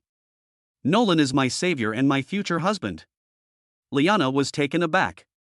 How did Nolan manage that? They actually managed to win over the princess of the Tianqi clan. And it seemed that the other party didn't seem to mind at all. Could you tell me how Newlin helped you? Sure, our Tianqi clan has always suffered persecution from humans, and that day just happened to be the day I was about to complete the evolution of my bloodline. The human lord's army pressed in, but in the end, it was only Nolan and a few others who held the outer perimeter alone and repelled them. Moreover, our Tianqi clan did not have to lift a finger throughout the entire process. In the end, I agreed to Newlin's conditions and was willing to marry him. Tianqi Linglan recounted the whole story in detail, and Liana looked at Newlin with admiration in her eyes. Previously, she hadn't trusted Newlin that much. For them, it would have meant adding a Grand Magister to their fighting strength, but now things are different. After hearing everything Tianqi Linglan said, Liana's confidence in this battle at least doubled. Moreover, Nolan is surrounded by powerful figures at the level of Grand Magisters. If someone can gather so many archmages to serve them at once, then that person's charisma is unparalleled. In that instant, Nolan's figure seemed incredibly tall and imposing in her heart.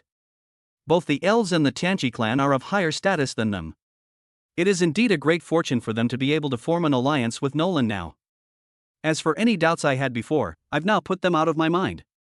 Liana personally apologized to Nolan. Nolan didn't take such things to heart. This was the magnanimity and composure expected of a noble gentleman. About an hour later, they returned to the territory of the Green Serpent clan. Tian Shi Ling Lan silently followed beside Nua Lan, which attracted the attention of everyone around them. They felt that Tian Shi Ling Lan was like a fairy descending to earth, with natural beauty in every smile and frown. Chapter 99 Bloodstains. Nolan, who is this? Rina Luo jogged up to Nolan. She didn't dare to look at Tian Shi Ling Lan too much, she was just too beautiful. Absolutely stunning. My fiancé, Tian Shi Ling Lan. Rina Luo. Never mind then.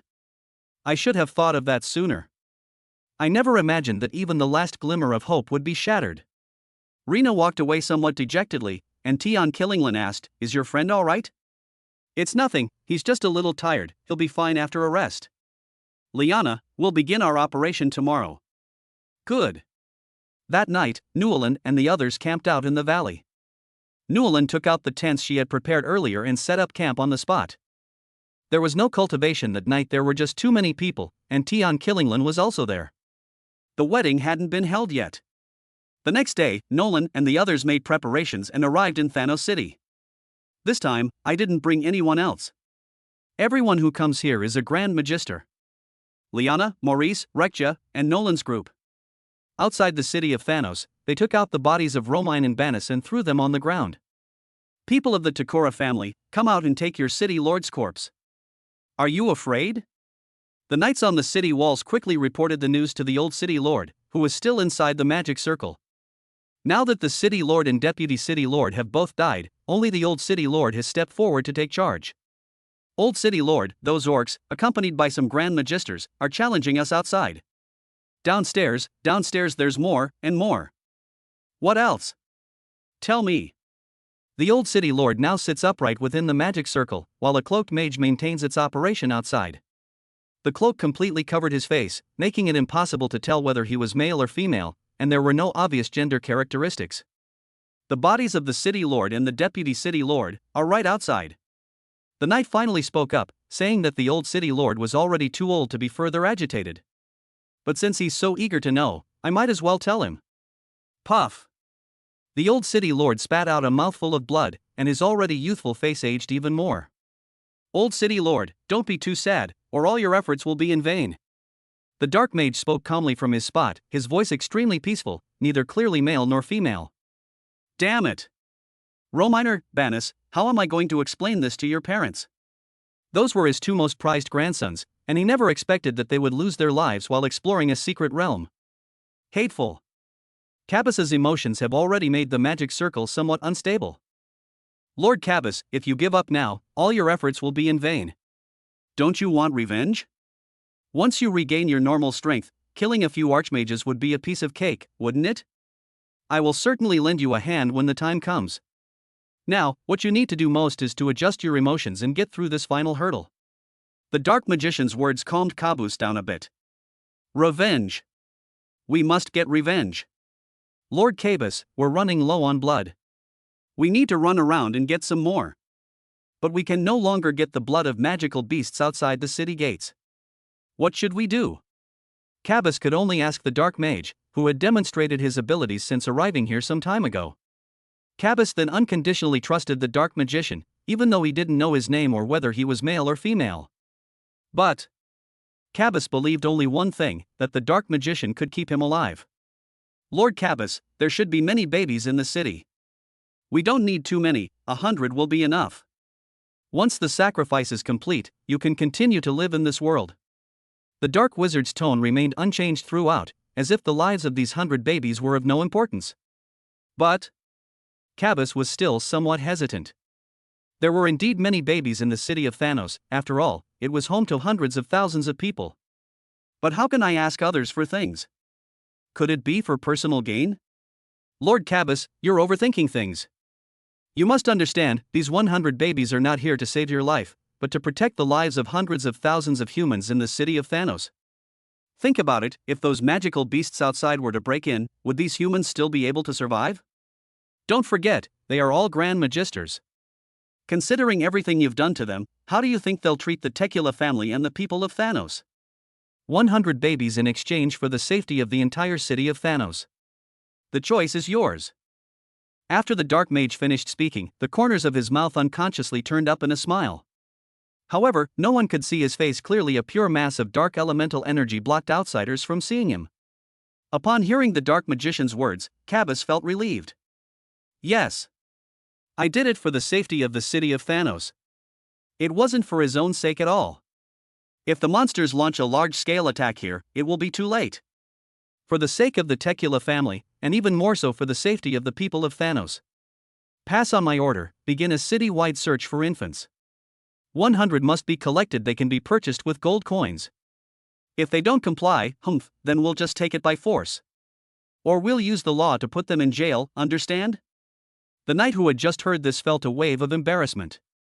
Wasn't this blatant cannibalism? His back was already covered in cold sweat. He never imagined that the once revered lord of Cabus City had fallen to such a state of madness. Did you hear me clearly? Clear. Your Excellency, when is it needed? Cabus held the Dark Magician in high esteem, even willing to humble himself. Tonight. Did you hear that? You must have 100 babies ready by tonight, or you'll end up like them. You have family and children at home, right? If you don't handle this properly, you'll have no choice but to send them to jail. Cabus's tone was full of threat, and now all you could see in his eyes was a desire to survive. Everything else has to step aside. He lives for the safety of the entire city of Thanos. Yes, I will definitely do my best to complete it.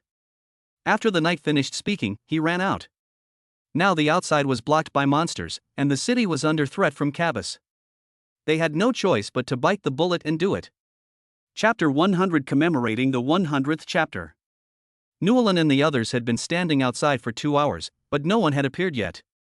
Even the guards on the city walls have been withdrawn. They can't break through now. Either the defensive magic array of Thanos City is beyond their ability to breach. What to do? I have a bad feeling. We should go back and make some preparations.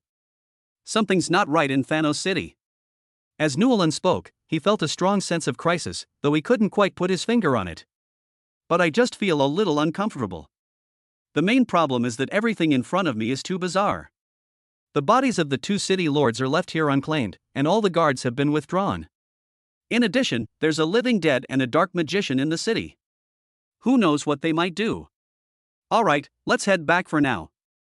I'll have my people keep an eye on everything that's happening in Thanos City.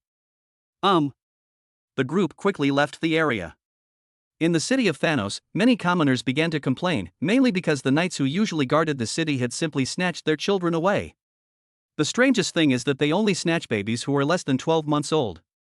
Those knights could only bully those weaker than them. They naturally kept their distance from high-ranking officials and nobles. With hundreds of thousands of people in the city of Thanos, finding 100 babies would be more than enough. However, time was limited, and all the knightly orders joined in. Although some people were unwilling, they had no choice but to obey when they heard the threatening tone of the city lord of Cabus. For the safety of their own families, they now have no choice but to sacrifice ordinary people who are completely unrelated to them. Some people tried to take the opportunity to escape from Thanos City, but it was already under lockdown. Now, entry and exit from the city of Thanos are not allowed. After several hours of crying and screaming, all 100 babies were finally gathered. Cabus was very satisfied. That way he can survive again. Your Majesty, what should we do? Lord Cabus, don't worry, leave everything to me. In just one day, I guarantee your life will be extended by 100 years. There was a hint of sarcasm in the Dark Magician's voice, but Cabus was only concerned with his own lifespan and couldn't hear it at all. How can it only be 100 years? 100 years is not enough, not nearly enough. I want eternal life, eternal life. Cabus shouted loudly within the magic circle, no longer wanting to experience the feeling of death slowly approaching. Lord Cabus, think about it.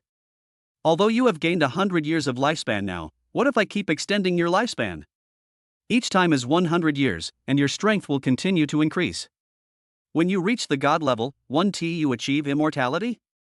Yes. You're right. I was too impatient. Cabus has completely lost his mind. He sits in the magic circle like a madman. His excited expression made his body tremble uncontrollably. Eternal life. Immortality. I want to become a god, I want to become a god, the supreme god. Lord Cabus, you will surely become a god. Now all you need to do is receive the baptism of the Abyss Demon God within the magic circle. I will definitely help you fulfill your long-cherished wish. The Dark Magician never expected that Cabus would go to such extremes. That's fine. It will make it easier for him to implement his plan. The Dark Mage moved all the infants into the magic circle, preparing to begin the blood sacrifice. He began muttering some incantations.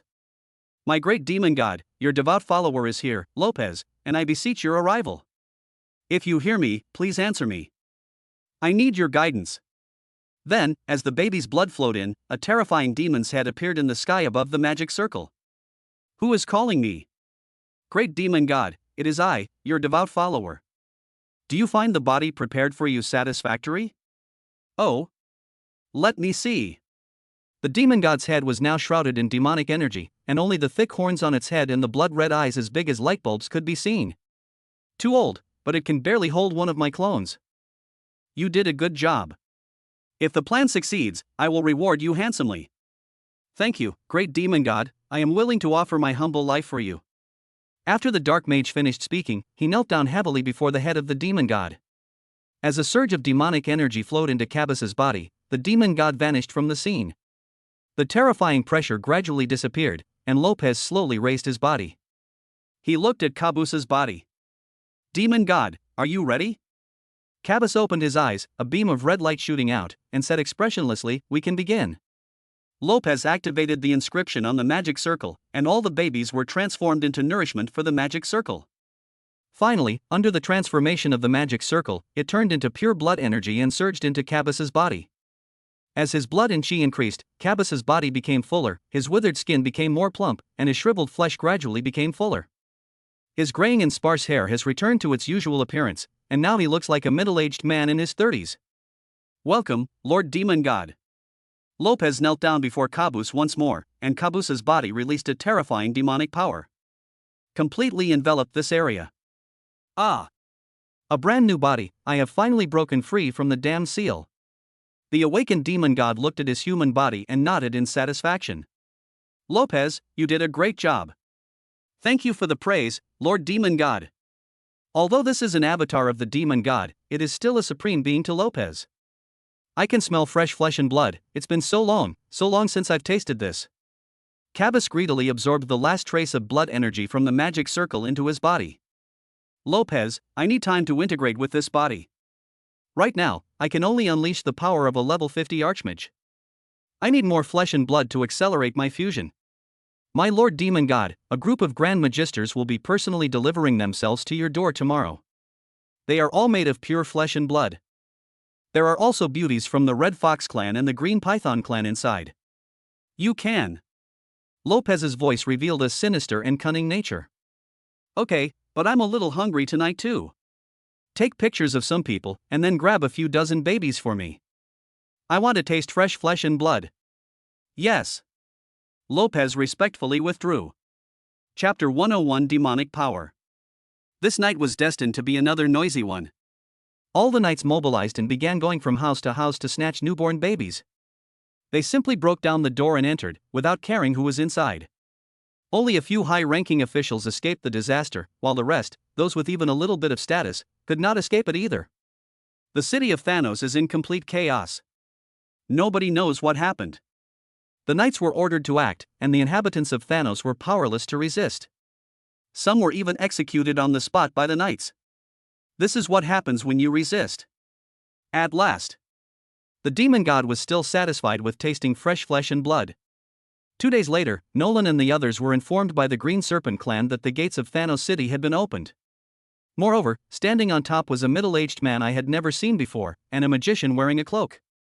No need to think about it. That must be a dark mage. However, the middle-aged man still had to go there to find out.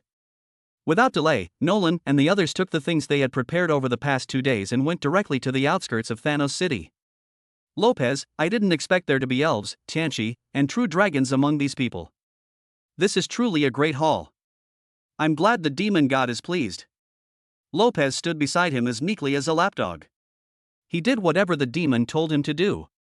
These people are no threat, so it's a good opportunity to stretch out this newly acquired body. As Cabus twisted his joints in place, he looked at Nolan and the others while licking his lips. You must be the Dark Mage, right? Nolan stood at a distance, watching the androgynous magician in the cloak. Humph, how dare you speak so arrogantly in front of the city lord? The city lord? You're saying he's Cabus? Liana looked at the voluptuous man beside her in disbelief. She had seen what Cabus looked like before, old and frail, emaciated, and death seemed almost certain. Has it really turned out like this? Could this be the work of a dark sorcerer? Does this city of Thanos have a second lord? Lopez stood atop the city wall, looking down at the Nolan people below. However, whenever he spoke to Cabus, he would respectfully bend his back. Humph. City lord? The city lord of Thanos is nothing but a bloodthirsty demon. What did you say about Sho? How dare you insult the great city lord? Are you tired of living? Lopez, step back. This city lord will go down and have some fun with them. Cabus took a step forward and leaped directly in front of Nolan and the others. Hiss, humans, you have a scent I like. Cabus's face was contorted, and an expression of despair appeared on his face, as if humanity could no longer sustain itself. Cabus, it's time to settle the score for the massacre of our 3 races. Liana was excited. After all, they had waited so long and finally met the mastermind, Cabus. If it weren't for this old man's massacre of orcs in order to survive, they wouldn't be in this state today. Now, the enemy is right in front of us. All we need to do is bring him to justice, and then we can leave this place of sorrow. The entire clan migrated to the city of Nord in Norlon. Congratulations, host. You have triggered a rare quest, Slay Demons. Reward, gain a sliver of demonic power and master the language of demons. Hiss. No wonder this guy in front of me didn't seem right. It wasn't until she heard the system notification sound that Nolan realized what was happening. This guy in front of me isn't Cabus at all. How could humans possibly reverse aging? Moreover, it has become so powerful that even a dark mage could not possibly have the ability to defy fate. Nolan is now a Grand Magister, so she has mastered most of the information about this world. He had never heard of the possibility of reversing life, and during the 2 days of preparation, he asked others for advice. Even if one could extend their life by sacrificing their own, it would only be a matter of barely clinging to life. The situation in front of us is completely different. No wonder. Moreover, humans generally have a strong aversion to blood. This guy actually chose blood sacrifice to save his life. Furthermore, the Dark Magician's use of the title Cabus might be a bit too reverent. There are only 2 kinds of people who can inspire their awe, demons and the dark goddess they worship. But since the goddess of darkness could not possibly descend upon the world, it must be a demon. Liana, this guy isn't Cabus, be careful. Everyone, pay extra attention to his every move. If you are outmatched, retreat immediately. Nolan doesn't know the exact strength of the demons yet, so she can only tell them to protect themselves. These are all our own people. If they were to be lost here, it would be a huge loss. Moreover, the fact that Cabus dared to appear alone in front of dozens of archmages was enough to demonstrate that he possessed absolute strength. Therefore, we should be even more careful now. Nolan, what did you say? How could he not be Cabus? I saw him in Thanos City before, and his scent was exactly the same. But now his body has a mixed smell of blood, not just orc blood, but also human blood, very fresh, like that of a newborn baby. Liana looked at Nolan from the side and said. Nolan felt a chill run down her spine upon hearing Liana's words. Only demons would have such a fondness for flesh and blood, and the younger the person, the more they will like them. Now that Liana has said that, everything that happened before can be explained. Why is Cabus so aggressively capturing orcs? Why have there been constant wailing and lamentation within Thanos' city walls for the past 2 days? They haven't even gone to besiege the city gates, yet they remain tightly shut. Now, perhaps things are starting to look promising. This guy isn't Cabus. Believe me, Cabus is probably already dead. This guy is just a cuckoo taking over. I'll lead the attack from here, you guys support me. We need to kill him completely here. Although Nolan didn't consider herself a great philanthropist, if this guy was allowed to continue like this, it might eventually affect Nord City. Ultimately, his inaction today may lead to a lifelong regret. The demon was sealed within the abyss due to a great war thousands of years ago. They usually can't get out. Could it be that the seal on the abyss has loosened? What if other demons also escaped? Hateful. Newland cursed inwardly. There's no time to worry about anything else, I just have to deal with this guy first and then investigate later. Chapter 102 The Devil's Gaze. Human, how did you see through my identity? Caboose found it hard to believe. Normally, it would be impossible for an ordinary human to see through his disguise. The human in front of him insisted that he was not Caboose. He even reminded his companions with such certainty that he disliked the way humans planned and strategized. It was during a great war 1,000 years ago that humanity, in alliance with various races, sealed them within the abyss.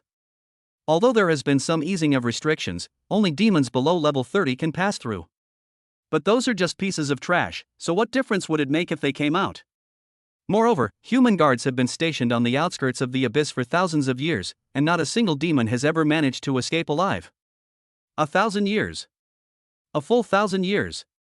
It's time for humanity to pay for its blood debts. Perhaps they have long forgotten their lives dominated by demons. Now, the abyss is about to return. At that time, the whole world will be controlled by demons. 1,000 years of suffering will be transferred to all races of this world. No one is immune. Caboose licked his bright red lips, which were stained with warm, hot blood. You guessed right. Newland was startled. This guy had actually stopped pretending. Seeing that he had been exposed, he made no attempt to conceal his identity, which suggests that he had extreme confidence in his own abilities. Demon. This guy is terrifying. Humph. Don't think you can fool everyone just because you're wearing a fake identity. A beast is still a beast. Even if he disguises himself perfectly, he can't hide the unique scent of a beast. On the surface, Newland appears calm and composed, but in her heart, it's like a raging sea, with endless storms raging. Human, you're asking for death. I'll save you for last and torture you slowly. As for these women, I'll slowly destroy them in front of you. He. Caboose's face was somewhat distorted, and it also revealed a lewd and cunning aura. Everyone be careful. This guy is a demon. We must join forces and kill him here today. Otherwise, we'll never have a peaceful life again, and we'll suffer endless harassment. Nolan knew that the devil would not allow someone like him to live in the world. Moreover, demons value their dignity extremely highly, and knowing that they have been insulted like this today, they will surely seek revenge until the very end. What's more, who knows how many demons have run out now? If this guy joins forces with other demons and attacks Nord City directly, that would be terrible. The sense of oppression it exudes is so powerful. With just 10, Nord City will be wiped out. No suspense. They can leave, but what about the common people in the city? And what about Sanaa and the others? His own descendants are still infants. Since Caboose is still alive, let's kill him again right here. We absolutely cannot allow this problem to fester. Human, it seems we can't let you live. With the abyss descending, people like you will only hinder our progress. Today, I will kill you right here and now, and then I will take down all your clansmen, he. As Caboose spoke, a terrifying black aura appeared in his palm. That's the energy of the devil. Everyone get ready. It's the same plan as before. I'll lead the attack, and you all just support me. Brother Lon, but they were somewhat worried, as the power of demons was far beyond what ordinary people could match. Moreover, this guy in front of me clearly came prepared. With the help of a dark sorcerer, teleported into the human world. Don't worry about anything else, we have to kill them even if we can't. Even if we leave today, this guy will slowly track us down like a lapdog. The only sure thing is to kill him here, and then we can go back and discuss this further. Nolan's tone left no room for argument. He now has a reason to kill him. If we could obtain even a trace of demonic power, perhaps we could slowly analyze it. Even if it doesn't work out, it's always great to have another skill. This will further enhance our strength. Okay, Brother Lon. Nolan, we'll listen to you. Everyone echoed this sentiment. Everyone, those who are slightly weaker should stay away from Quas's body. We outnumber him, so we can take it slow. For now, Nolan has no choice but to probe Quas's strength first. I heard that Caboose was a level 60 powerhouse in his previous life. I wonder how much of his strength the demon can unleash now that it has taken over his body. In addition, their demonic abilities should not be underestimated. You ants, trying to outmaneuver me with a war of attrition? I can wait until you're ready. You decide who goes first. Is it you? Or is it you? Or are you deciding to attack together? As Caboose spoke, his fingertip pointed at Nolan and her group in front of him. The royal family among the demons is extremely arrogant. It seems we've met them today. This isn't your average demon, it's going to be a bit tricky. How arrogant. Nolan wouldn't give this guy any face right now. The thing she couldn't afford to lose was her momentum. Are there really so many of them going to be pinned down by a demon? Cacabus's original intention was to slowly erode the psychological defenses of these humans step by step, so that he could slowly savor the fear they felt.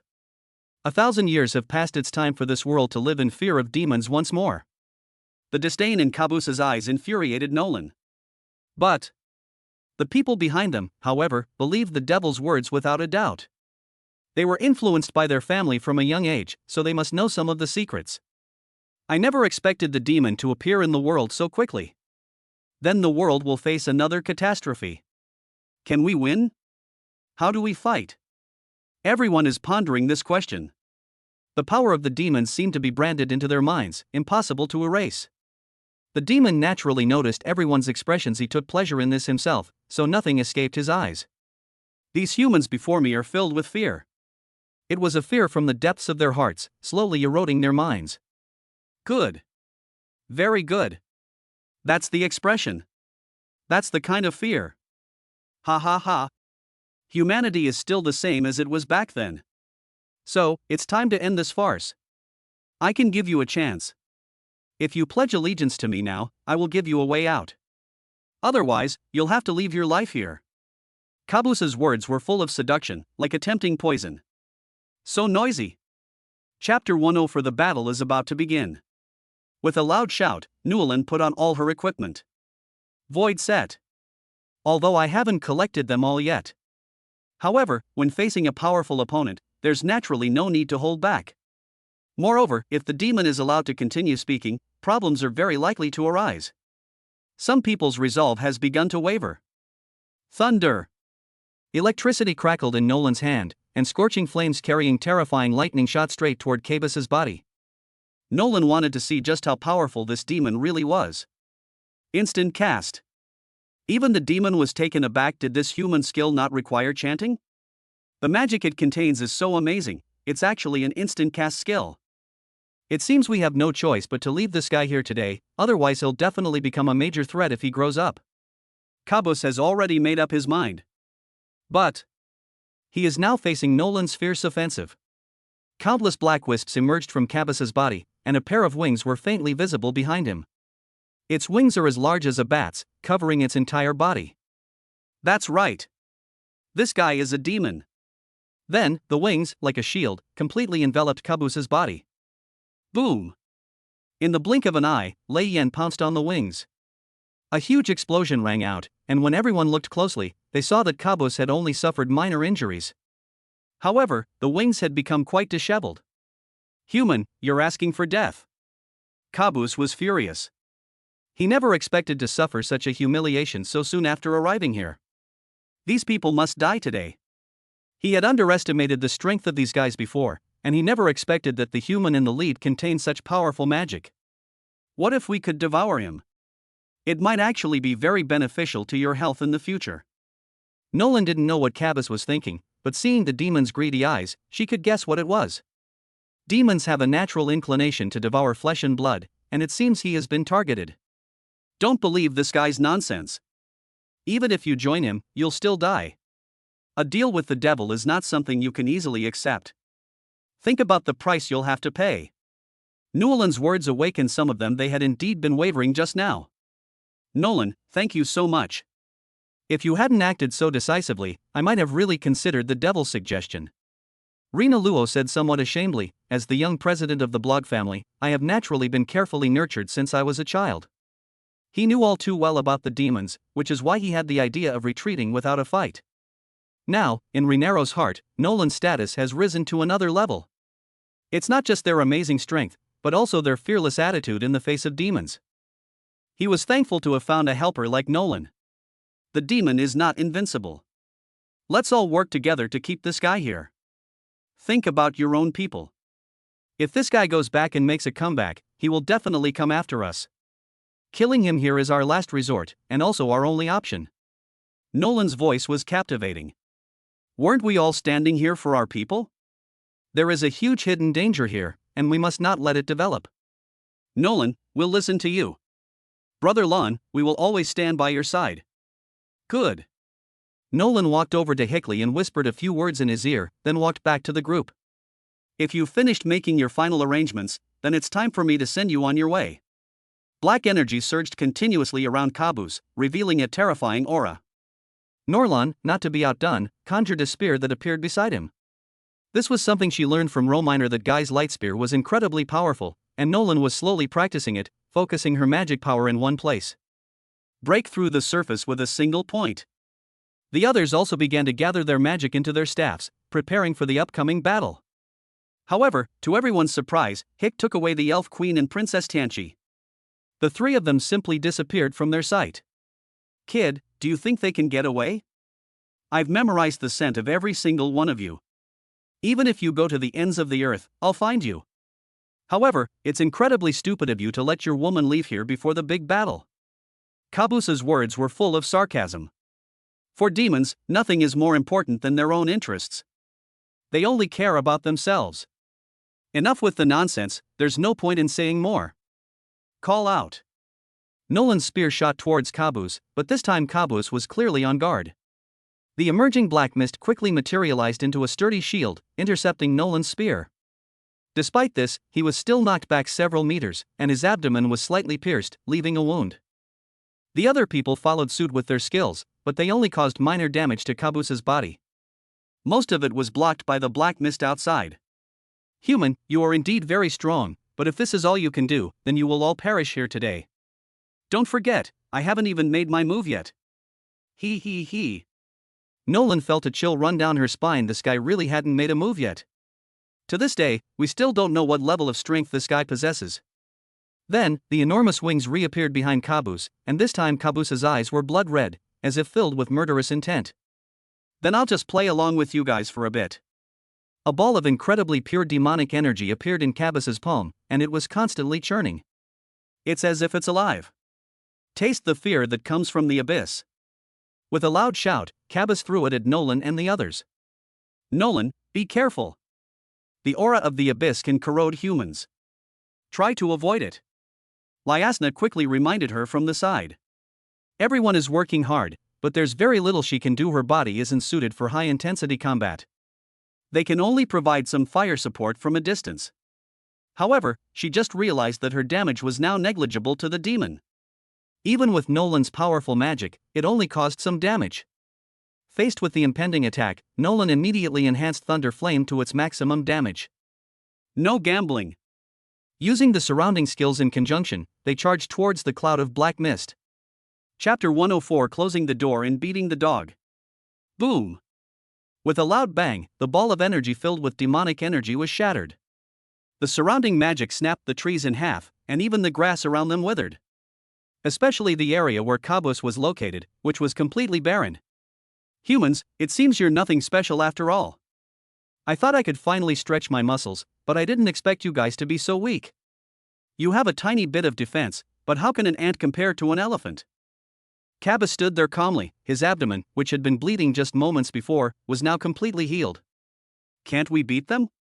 Nolan now has a basic understanding of the demon's strength. This guy is not only powerful, but also has amazing self-healing ability. Much better than Rominer. Wrong. Rominer was caught off guard by his own attack. Who knows what would have happened if he had reacted in time. However, the best thing is that the demon doesn't have a lock-on skill. That way there's still a chance of stopping it, as long as no one dies. Hey, if you're so powerful, why do you need to rely on a body that's about to die of old age? Newland needs to buy some more time now, since CA and the other two aren't here. Their combat strength has been reduced by more than half. Lowell is primarily an assassin, so he can't go there now. He doesn't even dare to get close. He can only slowly probe the demon's strength step by step. Taking risks could lead to irreparable losses. Liasna is unwell and unable to launch a large-scale attack.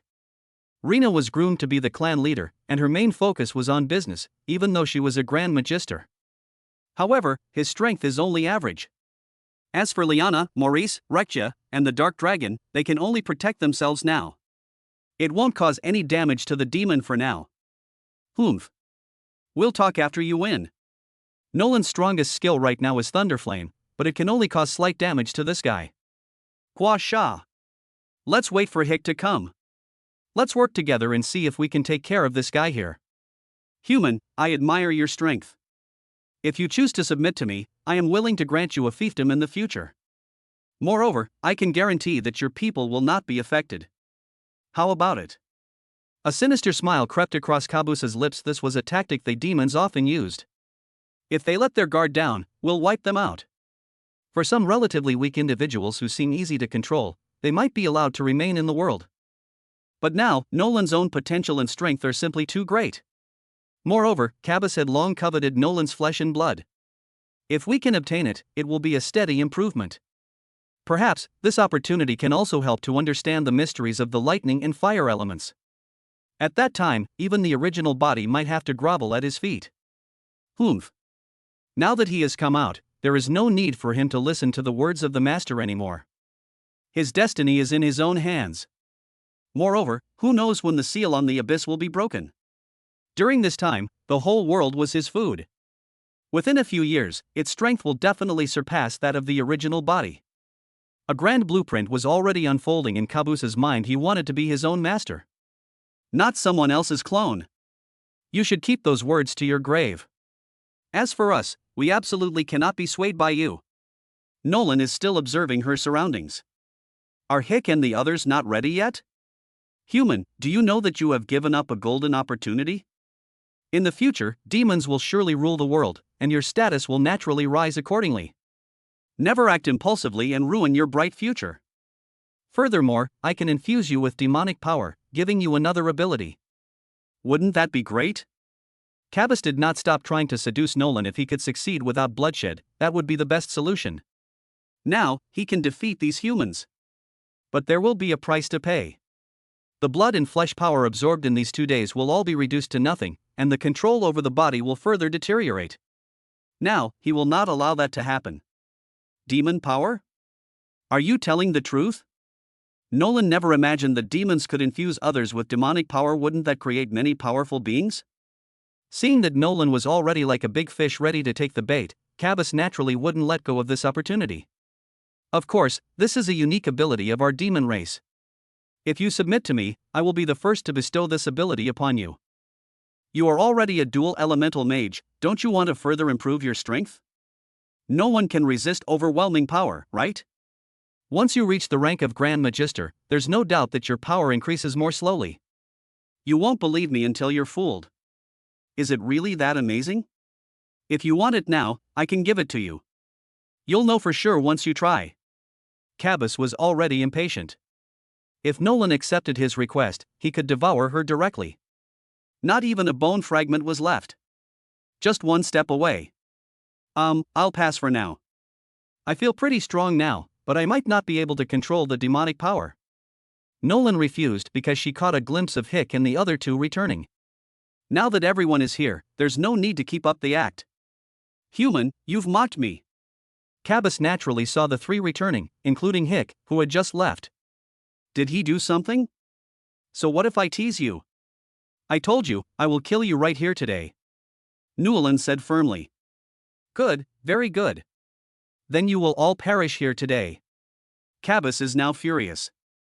He never expected to be so easily fooled by a mere ant-like human. It seems he will still suffer some losses. However, before Kabus could finish speaking, he saw a magic circle forming around them, enveloping them all. Moreover, it was covered with many inscriptions, some of which I had seen before. 1,000 years ago, this part was incorporated into the memories of the main body. I didn't expect you to have gone to prepare a magic array, but it's not very useful. You'll find out soon enough whether it works or not. We're just trying to trap them. What if you run away? Where will we find you? Nolan's eyes were filled with mockery. Chapter 105: Severely Injuring the Demon. This guy doesn't seem to be very bright. Moreover, he is extremely arrogant. Now, we can finally unleash our full power. Hikrai, Linglan, Siye, how are the preparations going? Brother Lon, everything is ready. Alright, then our only task now is to keep this guy here forever. After Nolan finished speaking, lightning flashed in her hand, and another bolt of lightning struck directly at Cabas's body. Shiyu followed closely behind, using thick vines to completely imprison Cabas in place. Cabas has now become a sitting duck and is temporarily unable to extricate himself from the situation. Hickley then controlled his undead army to charge towards Cabas, tearing and biting at his body. However, there was clearly no harm done. It can't even break through the surface of the skin. Humph. Pathetic humans, you don't think you can kill me like this, do you? I don't know who gave you the wrong impression that your magic array wouldn't imprison me here, but instead trapped you here instead. That saves me the trouble of catching the little mice later.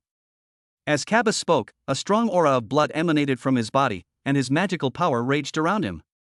Bang! All the vines and the undead were shattered and fell onto the ground beside them. I was thinking of saving money, but you forced me to. I'll use your flesh and blood to replenish the demonic energy I've lost. Cabas roared, his entire being transforming into a terrifying and ferocious figure. His hands had completely transformed into those of a demon, and the wings behind him had materialized. Its blood-red eyes revealed endless killing intent, and it had 2 sharp teeth in its mouth, making it extremely terrifying. The Cabas of today have completely transcended the realm of humanity. Everyone be careful, just stay behind me. We need to work together to kill this guy. Nolan remained calm and composed. Since it was a demon, it must have some unique abilities. This guy is just revealing his true form now. Humph. You're asking for death. The demon flew directly towards Nolan. His only target was Nolan. Once he dealt with this human, the others would fall by their own. Brother Lon, watch out. Don't come any closer. The terrifying lightning in Nolan's hand kept flashing, and the scorching flames enveloped his entire body. Now, there can be no room for carelessness. Thunder! Nolan shot the lightning bolts toward the direction the demon was coming from, leaving the rest to protect his body. Seeing this, the others also turned their attention to the demon, while those who possessed some auxiliary skills buffed Nolan. Now, Newlin is their hope. If Newlin falls, everyone here will die. None were spared. The only option is to fight with all our might. The arrow is on the bowstring, and it must be released. You brat, die. The demon completely enveloped his body in black mist, which formed a suit of armor on his body. Then he rushed towards Newlin's location, completely ignoring Lei Yan's damage, which he had already witnessed before. The black energy can block most of it. As long as Newlin is completely devoured, it's worth suffering some minor injuries. The frenzied elements raged across the demon's body, while his black armor continuously mitigated the damage. Nolan remained standing in the same spot, continuously channeling her magic. This is the only way now. However, the demon's body was not seriously damaged. On the contrary, Nolan was already in the demon's clutches. He. Humans are nothing more than this. The demon, seeing that he was about to succeed, had already begun to celebrate in his heart. However, the moment his claws landed on Nolan's body, his expression changed. This guy is fake. Projection. No, to be precise, it should be called a phantom. Where did that person go? Immediately afterwards, a sharp, lightning-struck spear pierced through the demon's back, pinning him to the spot. The demon's body shed copious amounts of crimson blood, and the rampant magic emanating from him diminished somewhat. Despicable humans. Nolan's body appeared above the magic circle, along with Tion Killinglin, whose hands radiated endless light. At this moment, she stood beside Nolan like a goddess of light, with a pair of holy wings on her back. The goddess of light? An angel? What exactly are you? The demon roared in place, feeling his life force beginning to drain away. No wonder this human could inflict such immense damage on him. The demon saw the giant spear embedded in his body, which was actually filled with light elements. Damn it! I got scammed. It turns out that everything before was just a delaying tactic. There isn't just one magic circle here. There are also those that enhance elemental damage. How did that guy even get there? Hasn't he always been here? How could it have slipped away right under my nose and even ended up in the air?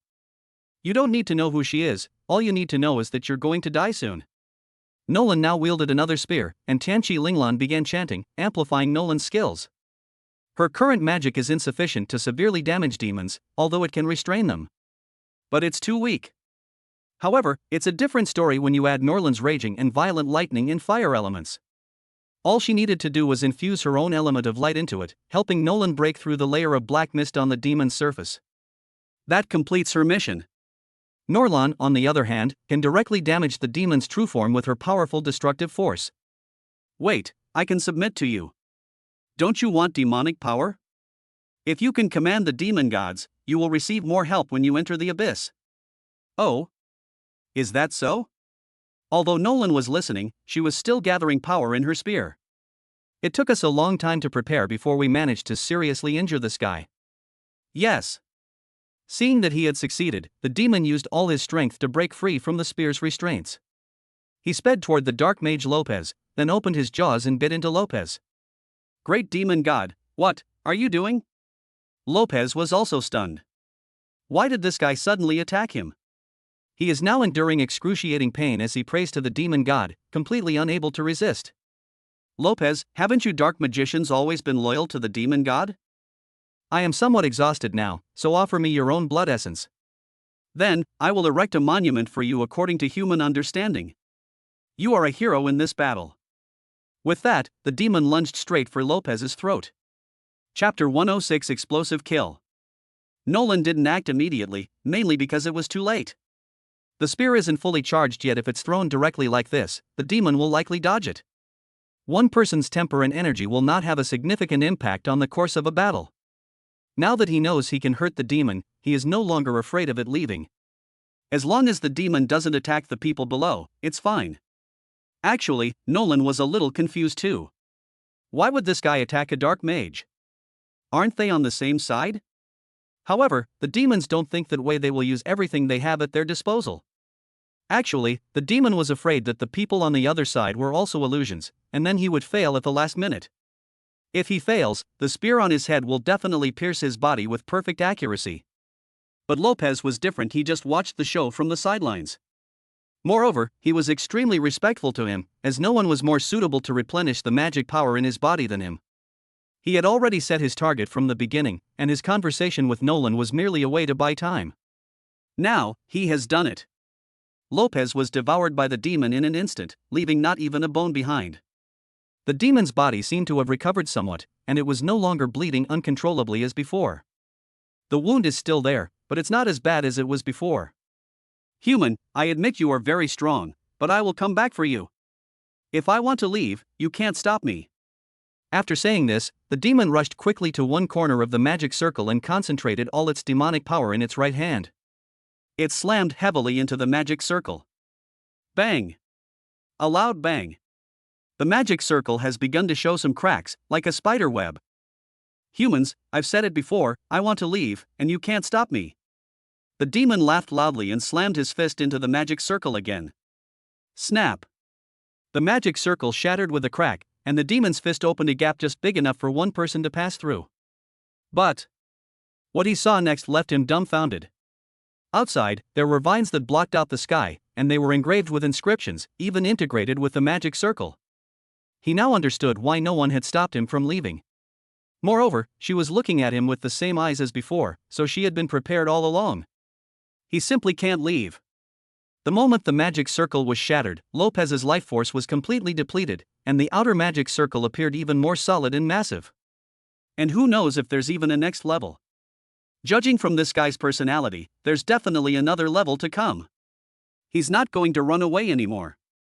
Even if all the demonic power is exhausted, it can only barely open the magic circle in front of us. But what if there's another layer on the outside?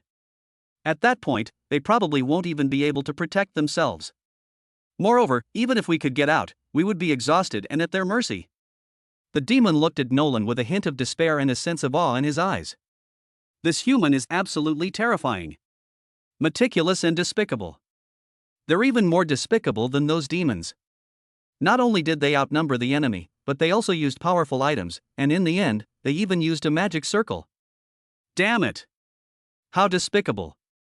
That's despicable. Run! Why have you stopped running? Nolan looked at the demon with a hint of mockery, determined to make him despair from the bottom of his heart. Don't you like to scheme against others? Do you enjoy experiencing other people's fears? Have you ever imagined that one day you too would be a lamb to the slaughter? Snort! I am willing to submit to you and offer up all my demonic power. As long as you spare my life, I will do anything. The demon actually knelt down on the spot and begged for mercy from Nolan. All he wants now is to get back down. What nonsense about royal dignity? He's not the original body anyway. As long as I survive, I will definitely get my revenge in the future. Find an opportunity to escape to a place where humans can't find them, and then devour the flesh and blood of thousands upon thousands of humans. Once we're strong enough, everyone here will die. The humiliation and suffering he has endured today will be returned to this lowly human being 1,000-fold. Let me guess, what are you thinking right now? You must be thinking of surviving for now and then looking for an opportunity to take revenge, right? The demon felt a chill run down his spine. How could this guy know what he was thinking? You must be wondering how I know what you're thinking, right? The demon was horrified. How could this guy be? Is it really possible to see through his heart? I should have played it safe for a while, but I ended up listening to that guy Lopez. They haven't even figured out the strength of these humans. How infuriating. What a terrible teammate. Cabas, no, you should be addressed as Lord Demon God. No, I'm not some kind of demon god, I'm just an ordinary demon. As long as you're willing to spare my life, I will absolutely follow your lead. The demon now knew that he could no longer feign anything in front of Norlan. This guy can guess what he's thinking, so he'd better act honest. Survival is the top priority. My Lord Demon God, I still prefer your previous unruly self. Why don't you revert to your old self? Demon? Isn't this guy just deliberately messing with me? You are the god, I am just an ant, can you please just ignore me like a fart? I promise I will never appear in front of you again, absolutely. Everyone was horrified, never expecting that the legendary demon was kneeling on the ground begging for mercy. This was something they never dared to even dream of, but Newland had actually done it. Moreover, it was basically an overwhelming victory. Everyone was secretly relieved that they had been able to form an alliance with such a powerful human as Nolan. Moreover, the demons have now found a way to escape human blockade. Then, another calamity will surely follow. Following Newland might save my life. If they were to encounter the demon alone, they would be torn to pieces and ultimately devoured mercilessly. Great demon god, what are you doing? You just threatened to kill me. How come you're acting like this now? A million curses ran through the demon's mind. Why did this guy have to bring up the most sensitive topic? Just as he was preparing how to deal with it. Put. His heart was pierced by a lightning spear enveloped in flames, which was also covered with holy light elements. He looked at his wound in disbelief, never expecting that this would be his end. With a look of fear, the demon's body collapsed completely onto the ground. Congratulations, host, on completing the mission. Rewards are being distributed, please check your account. Chapter 107 Departure. Nolan felt a different kind of power emerge within her body. However, it is still very weak, so he did not show it here. After all, it's still unstable right now generally, only demons can control demonic power. If he reveals himself now, it will inevitably cause some trouble. Therefore, it's best to avoid such things if possible. Newland slowly descended to the ground with Tianqi Linglan, and then used a scorching flame to completely incinerate the demon's body. Nolan didn't want to leave any trouble behind. It would be terrible if the demon could regenerate. Brother Lon, you actually killed the demon. Nolan, your strength is truly amazing. Brother Lon, I really want to know how you did it. How were you able to guess what that demon was thinking? Yalan, with her bright, sparkling eyes, leaned against Newland and asked curiously. I knew it. That guy clearly hates me terribly, but he still pretends to be harmless. The second one is even simpler. If someone guesses your inner thoughts, you'll definitely wonder how they knew. Plus, this guy's already feeling guilty, so isn't it a sure thing to get him under control? This is really too simple. When Nolan came here from another world, she had studied some psychology. Playing tricks on your opponent once in a while can be a great option. The main problem is that guy never took them seriously. If he had gone all out from the start, the outcome would be uncertain now. Pity. That guy is far too arrogant. However, Nolan also learned a lot this time. It seems I still need to improve my skills. That's far from enough. The power of demons is beyond doubt. If the abyss falls in the future, he must at least create a safe haven to protect those he is meant to protect. This is a great start. This completely alarmed Nolan. Strength is the most important thing. Liana, let the humans in Thanos City go. They had no choice. They didn't know that their city lord's body had already been possessed by a demon. Moreover, the mastermind behind this has now been brought to justice, and the city of Thanos can no longer cause any more trouble. What do you think? Nolan was just making a suggestion. The final decision rests with Liana, Morris, and Rekja. Moreover, he didn't want them to be blinded by hatred. If this implicated ordinary people, they would definitely regret it for the rest of their lives. Nolan, we'll listen to you. We were able to take revenge thanks to you. We will keep our promise and set up camp in Nord City. Good. Nolan knew that he had demonstrated extraordinary strength, so the power of discourse was now naturally in his hands. Moreover, he has so many powerful archmages by his side. We're sure to go even further in the future. Now, by forming an alliance with him, we'll have a stable backer in the future. No one would be so foolish as to make a choice that is detrimental to themselves.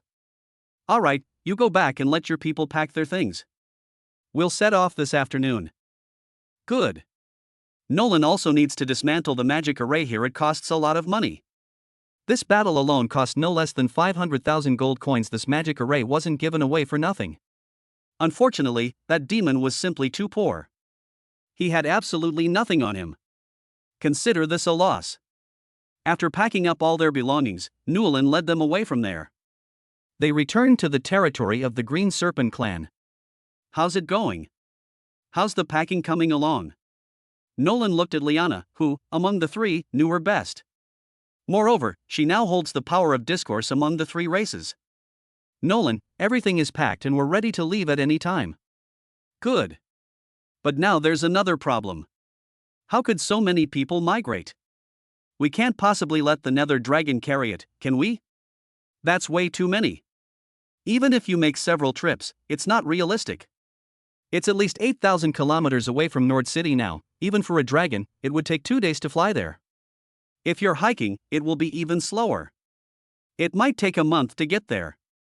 We can't afford to waste that much time. We need to find a solution. Nolan, what are you thinking about? Seeing that Nolan was standing there in a daze, Liana knew that she must be thinking about something. I was wondering if there was any tool that could transport you to Nord City, which is at least 8,000 kilometers away. If we just walk like this, it might take a very long time. I can't just leave you here. Newlin frowned. This matter was indeed somewhat tricky. You're worried about this? This is not a big problem. Our Green Serpent clan can help, and that's what I was thinking too. Liana, however, didn't think it was a problem. She had already considered it before. I just didn't expect that Newlin would start to consider their needs, and I couldn't help but feel a little touched. Do you have any good solutions? That's exactly what's troubling me right now. You must have seen Blue Viper's body before, right? I've seen you before. What's wrong? Our Green Serpent clan can take you with us when the time comes. Although we can't match the speed of your Nether Dragon, we won't be too far behind. We can usually cover a distance of tens of thousands of kilometers in 5 days.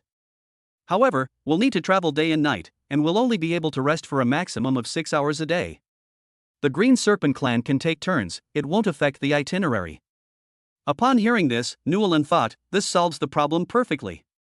I never expected that Liana would sacrifice herself like this, which truly puts all the burden on the Green Serpent clan. Alright, Liana, I will reward your people when we return to Nord City. Everyone has worked hard for a few days, but once we arrive in Nord City, we won't have to worry about anything. Good. Nolan, when do we set off? The sooner the better. Let me know in half an hour if we can set off. No problem. Half an hour later, the Green Snake clan, the Scorpion clan, and the Red Fox clan all gathered here. Then the green snakes next to her transformed into their original forms. Newlin checked them and found that they were all around level 30, which was good. No wonder it can grow so big. It seems that the size of the Green Serpent clan is linked to their level and the strength of their magic. Nolan told Liana the location of the Tianchi clan, as he was now going there to bring the Tianchi clan back with him. Now Nord City's strength is greater than ever before.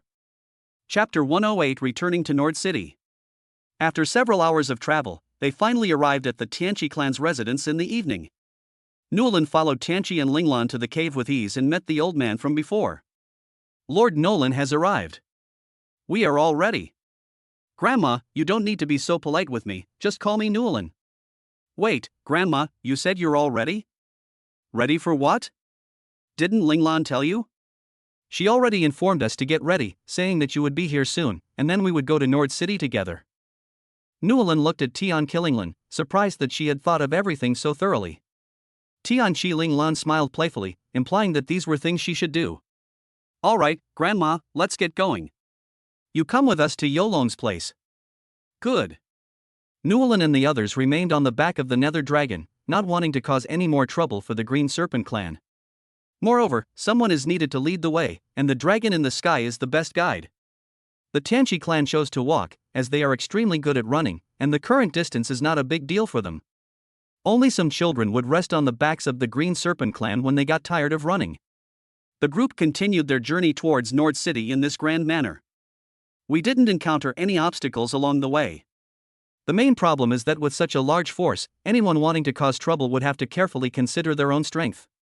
Several archmages are also in charge, making this a tough nut to crack.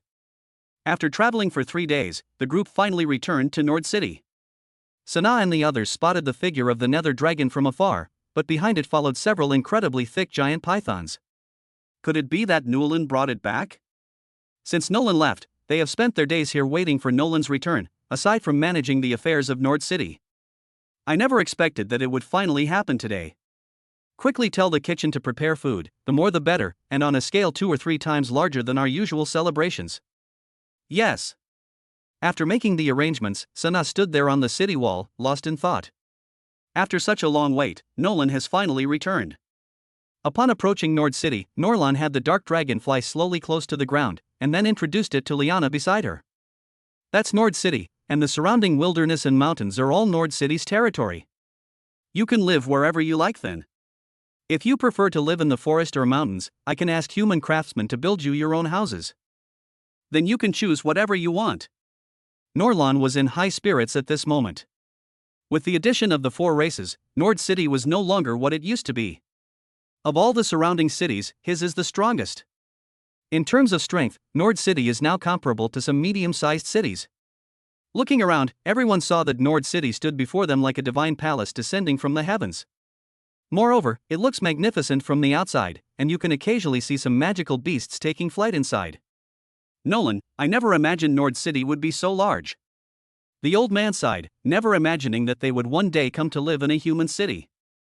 Gentlemen, let's enter the city now. Led by Norlan, the group entered Nord City in a grand procession. Sana and her group were already waiting at the door.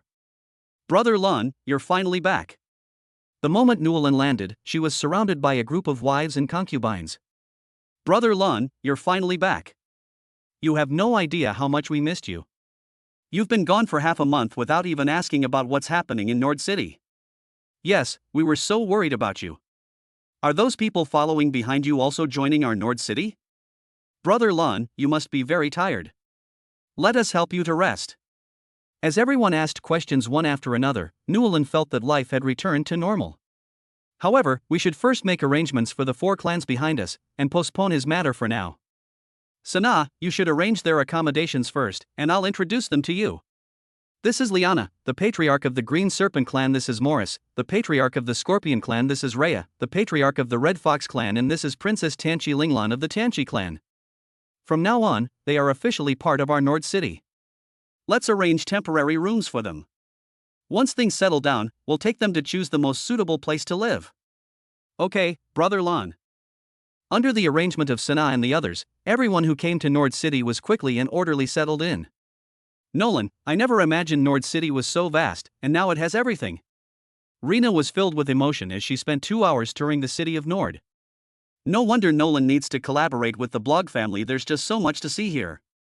Moreover, there is even a turtle and soft-shelled turtle tree king, and countless other magical plants that strengthen the body, such as kidney power fruit and dragon blood grass. Rena is now incredibly grateful that the city Nolan built is just as powerful as he is. No wonder he has such great strength. And what surprised him most was not this, but Newland's wives and concubines. With several archmages already present, Rena Lo felt that was powerful enough. There are just more in Nord City, although their overall strength is currently fluctuating around level 30. But for Nord City, this is already a very powerful force. The city of Nord has many elite soldiers and generals, and their eyes are all shining with hope for the future. Nolan, could you tell me your methods for training soldiers? I also want to have a brave and skilled army. Look, my own strength is only so-so right now, so I can only seek external help. Rena Luo asked the question sincerely, and he felt that Nolan's experience was definitely worth learning from. Ha ha. There are no shortcuts. I just made each of them feel that they were valuable here. Perhaps you only care about those archmages or even grand archmages, but I'm willing to train them from scratch. They used to be several levels of novice mages. Nolan just smiled calmly, as if not much time had passed, and Nord City had already developed to such a scale. Nolan, what did you say? Train them from scratch? You're not kidding me, are you? Rena was greatly surprised, as this was completely contrary to their business philosophy. Chapter 109 Mutant Dragon Vulture. Why would I lie to you? It is because I nurtured them that they have such a strong sense of belonging. Not only that, but I will also give them extra rewards as a way of rewarding and giving back to them as long as they complete the corresponding tasks.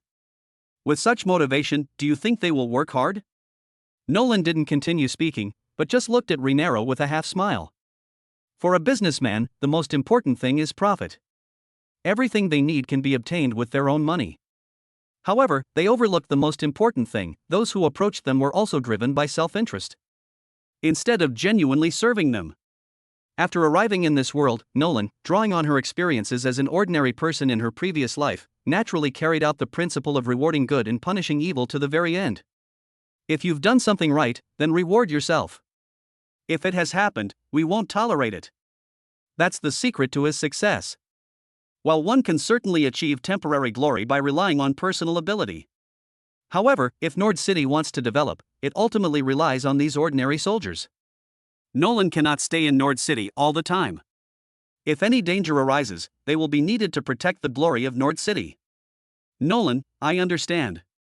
No wonder you've achieved what you have today. I think I was somewhat misguided before, only focusing on immediate gains, which ultimately won't take me far. Today was a very good lesson, and I will keep it in mind. Rena was very humble. During the few days she spent with Nolan, Rena's mindset changed a lot. The fact that Nolan was able to gain the recognition of those orcs was itself an extraordinary achievement. This precisely demonstrates Nolan's strengths. Renero has reached her current position for a reason: she has exceptional abilities. At this moment, Nolan is a very good teacher to her. Rena Lo, didn't you say you wanted a magical beast with dragon blood? Nolan's words pulled Rena Lo back from her endless reverie. What? Don't you want it anymore? Nolan took the opportunity to joke. Yes, how can I not want it? Alright, come with me. With a mix of excitement and trepidation, Rena followed behind Nolan. He was finally going to have a dragon-type magical beast. Following behind Nolan, they passed through lush forests and countless magical plants, and arrived at the cliff where the dragon eagles were kept. As soon as Rena arrived, she was greeted by a sky full of flying dragon eagles, and magical energy was constantly raging around them. He didn't come here during his previous visit, he only saw it as a gathering place for monsters from afar before leaving. He'd be in big trouble if the monster attacked a stranger. Renero, the strongest creatures here right now are the dragon eagle and the dragon rhinoceros over there. Which one do you want? Rena looked in the direction Nolan pointed and indeed found a large number of dragon rhinoceroses circling in place. Moreover, its unusually large size gives it a powerful and imposing presence. Nolan, I want the dragon eagle. Renero almost didn't hesitate. While the dragon rhinoceros was indeed imposing, the dragon eagle could fly. In this respect alone, neither dragons nor rhinoceroses can compare. Being able to fly can solve many problems. Okay, I'll help you pick the best one. You lone, have all the dragon vultures come here and line up. Newellin shouted, addressing the nether dragon in the sky. Upon hearing this, the dragon roared, its cry echoing through the heavens. In an instant, all the dragon vultures flew to Nolan's side. Moreover, they were arranged in an orderly manner, looking incredibly well behaved. Renero, you can start choosing now. Pick the one you like best. As Rena looked at the thousands of dragon vultures, she couldn't help but swallow. Nolan's investment is really too big. He had seen many griffins, but nobles rarely chose them as their mounts. But this was the first time he had ever seen so many dragon vultures, and they all exuded a terrifying aura. However, some are strong and some are weak. It is perfectly normal for the assimilation process of the nether dragon to be different. Renelo looked at it for a while, but she really couldn't make a decision. He had his eye on more than 10, but couldn't tell the quality of them, so he turned his attention to Nolan. Nolan, I'm having trouble telling which one to choose. Could you pick one for me? Rena said somewhat embarrassedly, but since her own abilities were limited, she could only ask Nolan for help. Okay, please wait a moment. Nolan activated her reconnaissance eye and quickly scanned all the dragon eagle bodies. A dragon eagle that looked somewhat weak caught his attention. The mutated dragon eagle's bloodline mutation has reached 98%. That one. Nolan answered without hesitation, saying that he had the nether dragon and would not lack magical beast mounts. However, the fact that Renero was willing to give up 20% of the Blog family's profits was enough to show his sincerity. Now that he was being asked to choose a good warcraft, he naturally wouldn't be stingy. Nolan, you're not kidding me, are you? Rena looked at the dragon eagle that Nolan had mentioned. It was rather small in size, and its magical energy seemed to be fluctuating. It didn't look like a very strong magical beast. Rena Lo, that's just the dragon eagle with the highest degree of mutation here. Once it's fully stabilized, you'll see its potential. I don't want to cheat you on this. If you're not satisfied, we can come back to Nord City to exchange. You're welcome anytime. Nolan didn't want to explain anything further. He was eager to see what level the dragon eagle could reach after its mutation. As long as Yulong is with him, there will definitely be no shortage of such mutated magical beasts in the future. Furthermore, since he had distributed the dragon's flesh and blood to all the magical beasts and plants here, some anomalies were bound to occur in the future. It's just a matter of time. He's not in a hurry. Okay, Nolan, I believe you. Rena walked toward the dragon eagle that Nolan had mentioned, and then stroked its body. Just as he was about to insert a seal from a scroll into the dragon vulture's body, Nolan stopped him. Renero, I don't recommend you do this. Monsters need spiritual communication. This kind of enslavement will not do you any good in the future. I see. Rena put the scroll away. What Nolan said did indeed make sense. No wonder they've achieved this level of success without unique insights. It would be impossible to do it casually. Rena Lo, let's go to the party first. You can take the dragon eagle with you when you leave. Good. Chapter 110 Generous Conditions. That evening, the entire city of Nord celebrated with the biggest party in its history. This time, not only were all the nobles invited, but commoners from outside were also allowed to participate. The status of those former princes and nobles is now vastly different from that of Nolan. Nolan might have needed to pay attention to them before, but not anymore. Nord City has completely annexed Lano City, and now he is the one who calls the shots here. Hans became his deputy lord, and the dean also became one of his men. The change happened so quickly. Ladies and gentlemen, thank you very much for attending this grand event. I have an important announcement to make. Nolan held a bright red wine glass in her hand, and then, dressed in a suit and tie, stood on the high platform.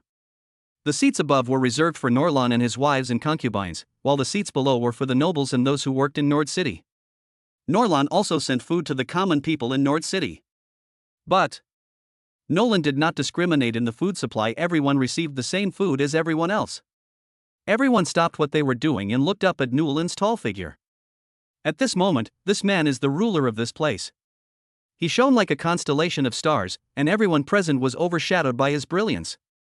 Today, our Nord City will join 4 major clans: the Green Serpent Clan, the Red Fox Clan, the Scorpion Clan, and the Tanchi Clan.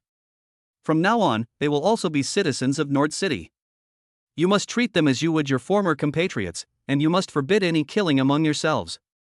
If that happens, I will not let it go lightly.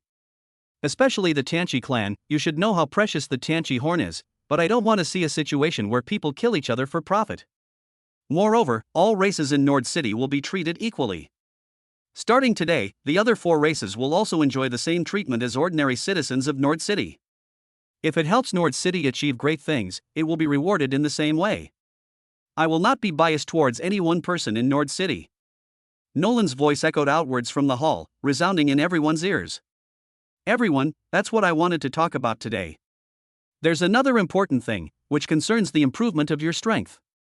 Everyone will receive a resource tomorrow that is linked to your level. This is specifically for your cultivation. You won't have to pay any price. However, I want to see the results of your increased strength.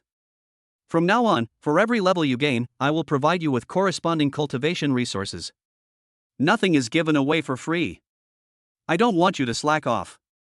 Nord City may face disaster in the future. If you don't have enough ability to protect yourselves, you will be annihilated by this catastrophe. As long as you keep improving, I can give you equipment, mounts, resources, all of these. Starting tomorrow, the guards on duty will be changed to 3 shifts, so there won't be as many people. The others will be free to use their time during this period. I won't force you to cultivate, but I hope you'll think carefully about your future. No one will nurture you like Nord City does. After I finish speaking, who agrees? Who disagrees? Nolan scanned the crowd, their faces beaming with excitement. Nolan was being treated exceptionally well this time. This is practically like training them for free. This is the result of Nolan's careful consideration over the past few days. The Abyss has already undergone changes, and if no action is taken, then they will only be able to be beaten. The demon's power is beyond doubt. These people aren't even cannon fodder. Newland himself knew that he was able to win last time because of Tion Killingland's help. Moreover, this was under the condition that the demon was extremely arrogant. If it were a normal battle, he probably wouldn't stand a chance at all. The most important thing now is to improve the strength of Nord City and itself. Money. You can earn that in the future. Moreover, the magical plants are still being produced continuously, and their numbers will only continue to increase. However, if the status quo is maintained, when the demon army advances, Nord City will only end up in ruins and death. Lord Newland is truly a good leader. He is actually willing to take the initiative to train people like us. I will definitely follow Lord Newland's lead from now on. Who can argue with that? Everyone else receives a fixed military salary, while we already have excellent resources and a sound system, and Lord Newland is still willing to provide us with resources. Such enlightened rulers are extremely rare, even if we look at the whole world. From now on, I will live or die for the people of Nord City. The people below were already cheering and jumping for joy. This was incredibly good news for them. Lord Norlon, now I understand why you were able to bring glory to Nord City. I am completely convinced, and I still need to learn a lot from you in the future. Rena Lowe stood below, holding a glass of red wine. This wasn't flattery, it was genuine admiration. He's a businessman, everything he does is driven by profit. Nolan's appearance directly broke this rule of his. The main reason is that Nolan is just too amazing. Lord Newland, on behalf of the Green Serpent clan, the Red Fox clan, and the Scorpion clan, I express my highest respect to you. Liana wore a long, sheer, turquoise dress, her slender waist subtly revealed, giving her an extremely alluring appearance. That's a real slender waist. Liana bowed slightly, as a way of expressing her respect for Nolan. They never expected to receive such preferential treatment on their very first day in Nord City. Nolan kept her word, and their strength can be further enhanced here. Everyone knows how much cultivation resources are needed to enter the ranks of Grand Magisters, which is normally simply unaffordable. Now, Norlon has actually taken the initiative to promise them that they will also take responsibility for the safety of Nord City from now on, and this is their home.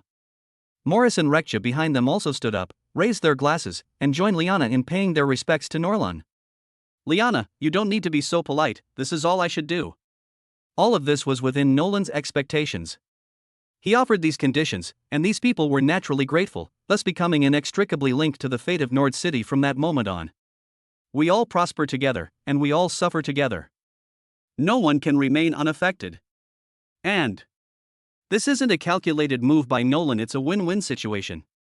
Each gets what they need. The burden he will bear is astronomical, so Nord City's production and sales must now increase. Chapter 111: A Glimmer of Hope. Newland saw that Elder Tanchi, who was sitting in the first row below, was about to get up, and quickly stopped him. Grandma, please don't move, I appreciate your thoughtfulness. Besides, Linglan is now my wife, and it is my duty to take care of the Tianchi clan. Once I am settled, I will hold a wedding ceremony with Linglan. If you need anything, just tell Linglan or me, and I'll meet your needs as soon as possible. Everyone saw that Newland had achieved so much and still didn't look down on her subordinates, which was truly commendable. They became even more determined to follow Nolan. Prince Danua, in particular, and Dean Yanli, now finally realized just how insightful that old man Hans was. Although it seems like a significant loss to hand over La Nua city to Nulan, and he will no longer be in charge, he is now the one who makes the decisions. However, what they received was many times more than Lano City, and this asset continues to appreciate. The only person present now is Dean Yanli, who has no connection with Nulan. The nobles below donated all the land, and they all took on corresponding positions. As for Prince Denner and Hans, they are even closer relatives to Norlan. Moreover, Hans is also the deputy lord of Nord City. A bright future awaits. Only he, whose academy belonged to Lano City, was dedicated to Norlan. As for the orcs, needless to say, their entire tribe surrendered to Nolan. This significantly boosted Nord City's combat strength, essentially multiplying it several times over. Among them are not only Grand Magisters, but also countless others ranging from level 20 to 40. He was extremely embarrassed. He would have to talk to Nulan about it later and see if he could be given a position as well. I misjudged it before. Dean Yanli is now deeply regretful. He was unhappy that Nulan had poached some of the academy's instructors. As a result, they developed to this extent in just a few months. The younger generation is truly formidable. Everyone, please make yourselves at home. Everything is unlimited today, so feel free to eat and drink to your heart's content. Nulan sat on the stage, surrounded by his wives and concubines, all dressed in their finest attire, each with their own unique charm. Nolan was completely engrossed in watching. Even he himself could not have imagined that his life would undergo such a dramatic change. But now is not the time to be complacent. The arrival of the Abyss demons is like a sword hanging overhead, no one knows when it will strike. Therefore, improving our strength is the top priority now. Hans was a little confused. Nolan seemed like a different person when she came back this time, but at the same time, she seemed to have remained the same. He absolutely supports Norland's policies, but the development of Nord City will also hit a bottleneck. He wanted to find an opportunity to ask Nolan why she made such a decision. His role as deputy city lord was originally to help Nulan solve her problems. No matter what choice Nulan made, his unwavering support was enough. Brother Lon, why did you suddenly make this decision? We haven't heard you mention it before. Yes, you seem much more serious since you came back this time.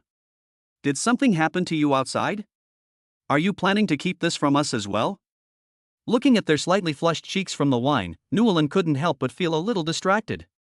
However, he was so busy when he came back this time that he didn't have a chance to spend quality time with them. Faced with the women's questions, Nulan told the truth. Please be patient, let me explain it to you in detail. On the way back, we encountered a demon in the city of Thanos, and it was incredibly powerful. If it weren't for the combined efforts of dozens of us, we might not have been able to defeat it. Nulan put her arm around Sia's waist and then explained to the people around her. Demons? Aren't those things supposed to exist only in the abyss? How could they appear here? Yeah, Brother Lon, did any of you get hurt this time? Brother Lon, you didn't tell us about something so important. Doesn't that make us worry? Nulan sighed helplessly. She hadn't told them because she was afraid they would worry. If she had, things would have been even more complicated. However, seeing how concerned his wives and concubines were about him, Nulan smiled with satisfaction.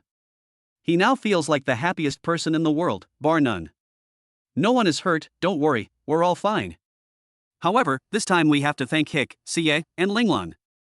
They cooperated perfectly with me and finally defeated the demon. Since the abyss has shown signs of abnormality, the demons have likely already found a way out. My current desire for Nord City to increase its strength is to create a safe haven for you amidst the catastrophe. I don't want to see anything happen to you. You are all my precious daughters. Let me tell you, don't neglect your cultivation, or I'll be heartbroken if you get captured by demons. Nulan told them everything in a cheerful and relaxed manner, leaving everyone somewhat shocked. But seeing her beloved husband sitting right in front of her, she wasn't so worried anymore. What they could think of, Nulan had already thought of long ago. Moreover, they are already making plans for their future. They only need to cooperate with Nulan in managing Nord City. They can't expect him to handle everything alone, can they? Brother Lon, don't worry, even if you don't say anything, we'll still cultivate. We'll practice together tonight, and you definitely won't be disappointed. Yes, we miss you so much. You won't refuse to cultivate with us, will you? Forehead. Oh well. Newlyn didn't want to disappoint them, since she had already been away for quite some time. The proper relationships still need to be maintained. The banquet lasted until the early hours of the morning, and finally, everyone returned to their rooms, slightly drunk. Looking at the bright moon in the sky, Newlyn smiled knowingly. Tomorrow will be another beautiful day. Those who carried the burden of the people returned and relayed Norland's message to their subordinates, including the commoners in Nord City. Tonight is destined to be a sleepless night. The entire city of Nord was going crazy for it, praising Norland's achievements. They will be financially secure from now on, and will also receive corresponding rewards, which undoubtedly brings a glimmer of hope to their lives. Some people even began to carve sculptures of Norlan in order to praise his achievements and ensure his lasting fame. Nolan knew none of this he needed to cultivate right now. Chapter 112. The higher you climb, the colder it gets. The next day. The sun was shining brightly. Newlyn got up from the soft mattress. He still had some things to take care of today, so he couldn't sleep in. Brother Lon, why are you leaving so soon? Yeah, aren't you going to rest a little longer? It's only your first day back. No, I have something to do. You all get some rest. After washing up, Newlyn left the palace where she was resting. He has almost gathered all the materials he needs and should be able to complete that mission with the Elf Queen. When the wood element is added, I will have a complete grasp of all three elements. And this demonic power, Nolan thought, as a terrifying, evil, and murderous aura appeared between his fingers. Moreover, it seemed to be alive, circling around his finger. Upon hearing the sound of someone approaching, Nolan withdrew her demonic power. Lord Nolan, Brother Hans is looking for you, along with Dean Yanley. Do you think you should go there now? The person who arrived was none other than Jifen, which was a privilege granted to him by Newlyn. Others generally cannot reach his palace, but why does this guy still call himself the Lord of Newlyn City? Didn't I already tell him everything? Brother Chicken, what do you mean by this? Didn't we say we'd still be friends normally in private? No. Lord Newlyn, your status has risen so much that I am far too insignificant. Our positions are no longer the same. You've brought back the 4 great orc races this time. Now is the time to establish your authority. How can you break the rules because of me? From now on, I'll call you Lord Newlyn. I'm really happy that you can still treat me the same way as before. However, there is ultimately a difference between master and servant. You are going to be the one to build a kingdom in the future. Will you still address me as your brother then? Newlyn felt helpless. The higher you climb, the colder it gets. Has even Chicken Spirit become like this? Brother Chicken Fervent, you. Lord Newlyn, you need to get used to it now. If you still address me like this when you rule the world, what will others think of you? All right. Nolan sighed inwardly, but finally uttered those 2 words, excited. Ah, that's right, Lord Nolan. What do they want from me? He hasn't said anything yet, but it seems the Deputy City Lord Hans has something he wants to ask you. Okay, let's go there now. Following in Nolan's footsteps, Jifen is now completely immersed in his role. Perhaps, if someone were to ask him about his past now, he would be completely unable to answer. Who can remember that he initially only wanted to acquire Nolan's territory? When Nolan entered the main hall, she saw Hans and Yanley standing in the center, waiting respectfully. Has Hans become like this too? Nolan felt a pang of bitterness in her heart. She had only brought back some forces, so how come these guys had all changed so much? Lord of Nolan City. The 2 of them naturally noticed Newlan's arrival and bowed respectfully. What are you doing? Lord of Nolan City, there is a distinction between superiors and inferiors. Moreover, you are now the lord of a city. This is the proper etiquette we should show you. Yes, please don't take it to heart. Brother Hans, you are like this, aren't you making me feel ashamed? Lord of Nolan City, things are different now. You now rule over more than just humanity. I cannot set this precedent. Nolan. These guys must have planned this all along. Oh well. Let's leave it at that for now. Brother Hans, tell me, what brings you here? Nolan sat on her throne, while the other 3 stood respectfully below. Lord Newlyn, I've come here mainly for 2 matters. First, what did you mean by the calamity you mentioned yesterday? Is this policy change related to him? Secondly, Dean Yanli wants to request a position that allows him to serve Nord City responsibly. Hans bowed his head respectfully, while Yanli remained motionless to the side, keeping his once proud head bowed the entire time. So that's why you've come here. Well then, let me give you a brief explanation. On the way back, we encountered an extremely powerful demon. In the end, it took dozens of people working together to kill it. I'm worried that some problems have already arisen in the Abyss, and that in the near future, the demons within the Abyss may be completely exposed to everyone.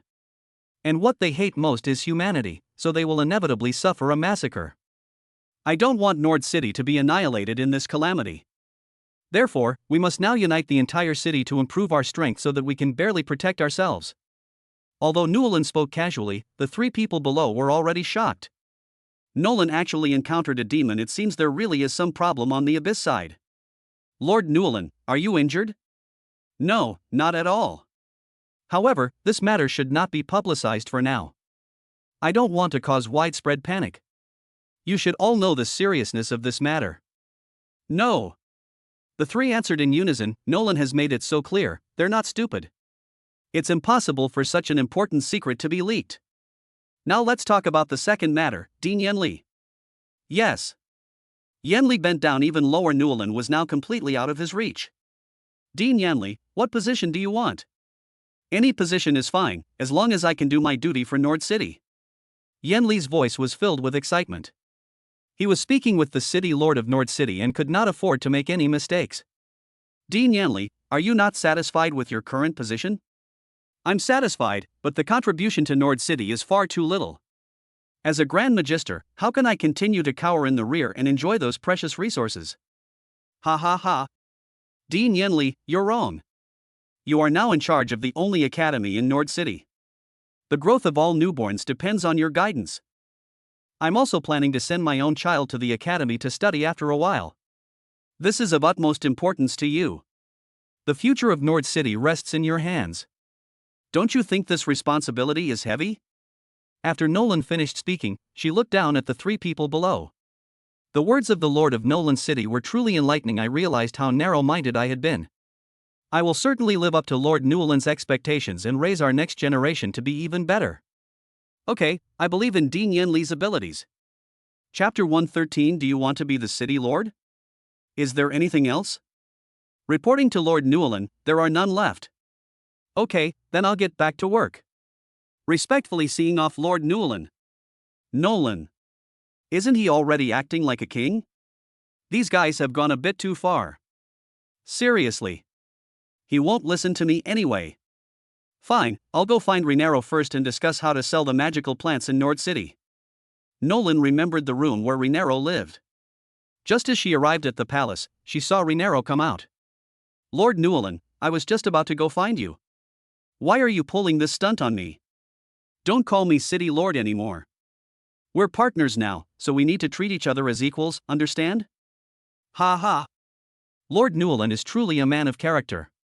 However, I cannot disrespect you in front of so many people. It would be impolite to address you by your first name. Young Master Rina Luo, what are you saying? As Newland spoke, she deliberately teased Rina Luo. If you call me City Lord, then I can only call you Young Master. Okay.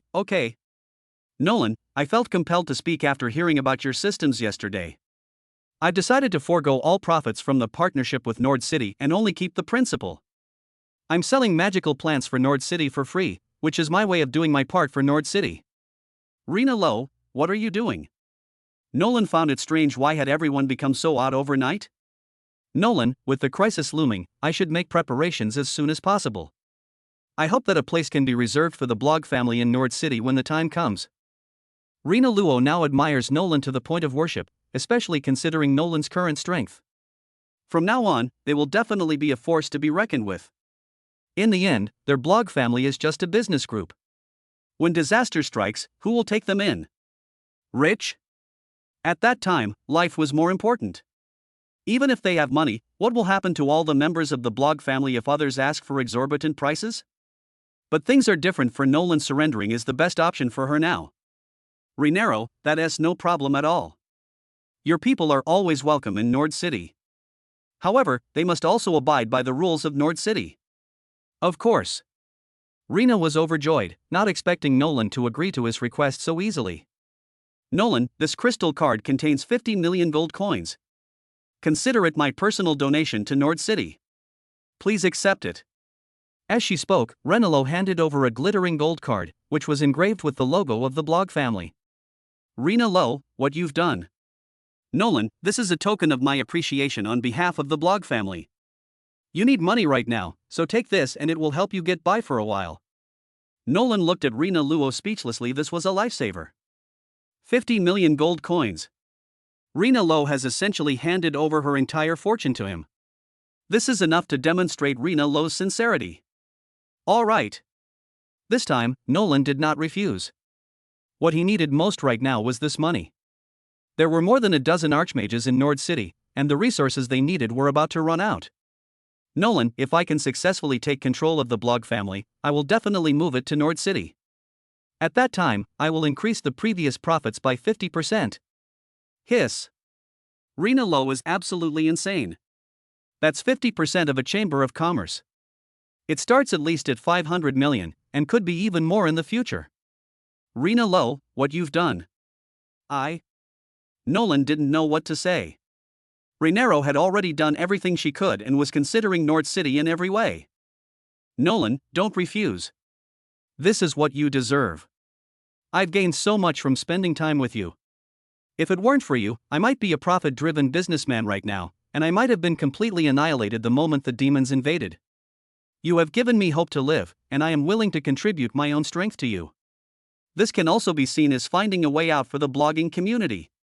Rena said with some emotion, this is the result of my consideration all night. Nolan will surely establish a kingdom, an empire, and even a divine kingdom in the future, and it is already taking shape. What Nolan needs most right now is startup capital, and this is like a timely help in his time of need.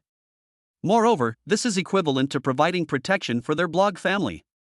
A matter of life and death. Rena Lo, do you want to be the city lord? Newland said calmly. I'm asking if you want to be the city lord?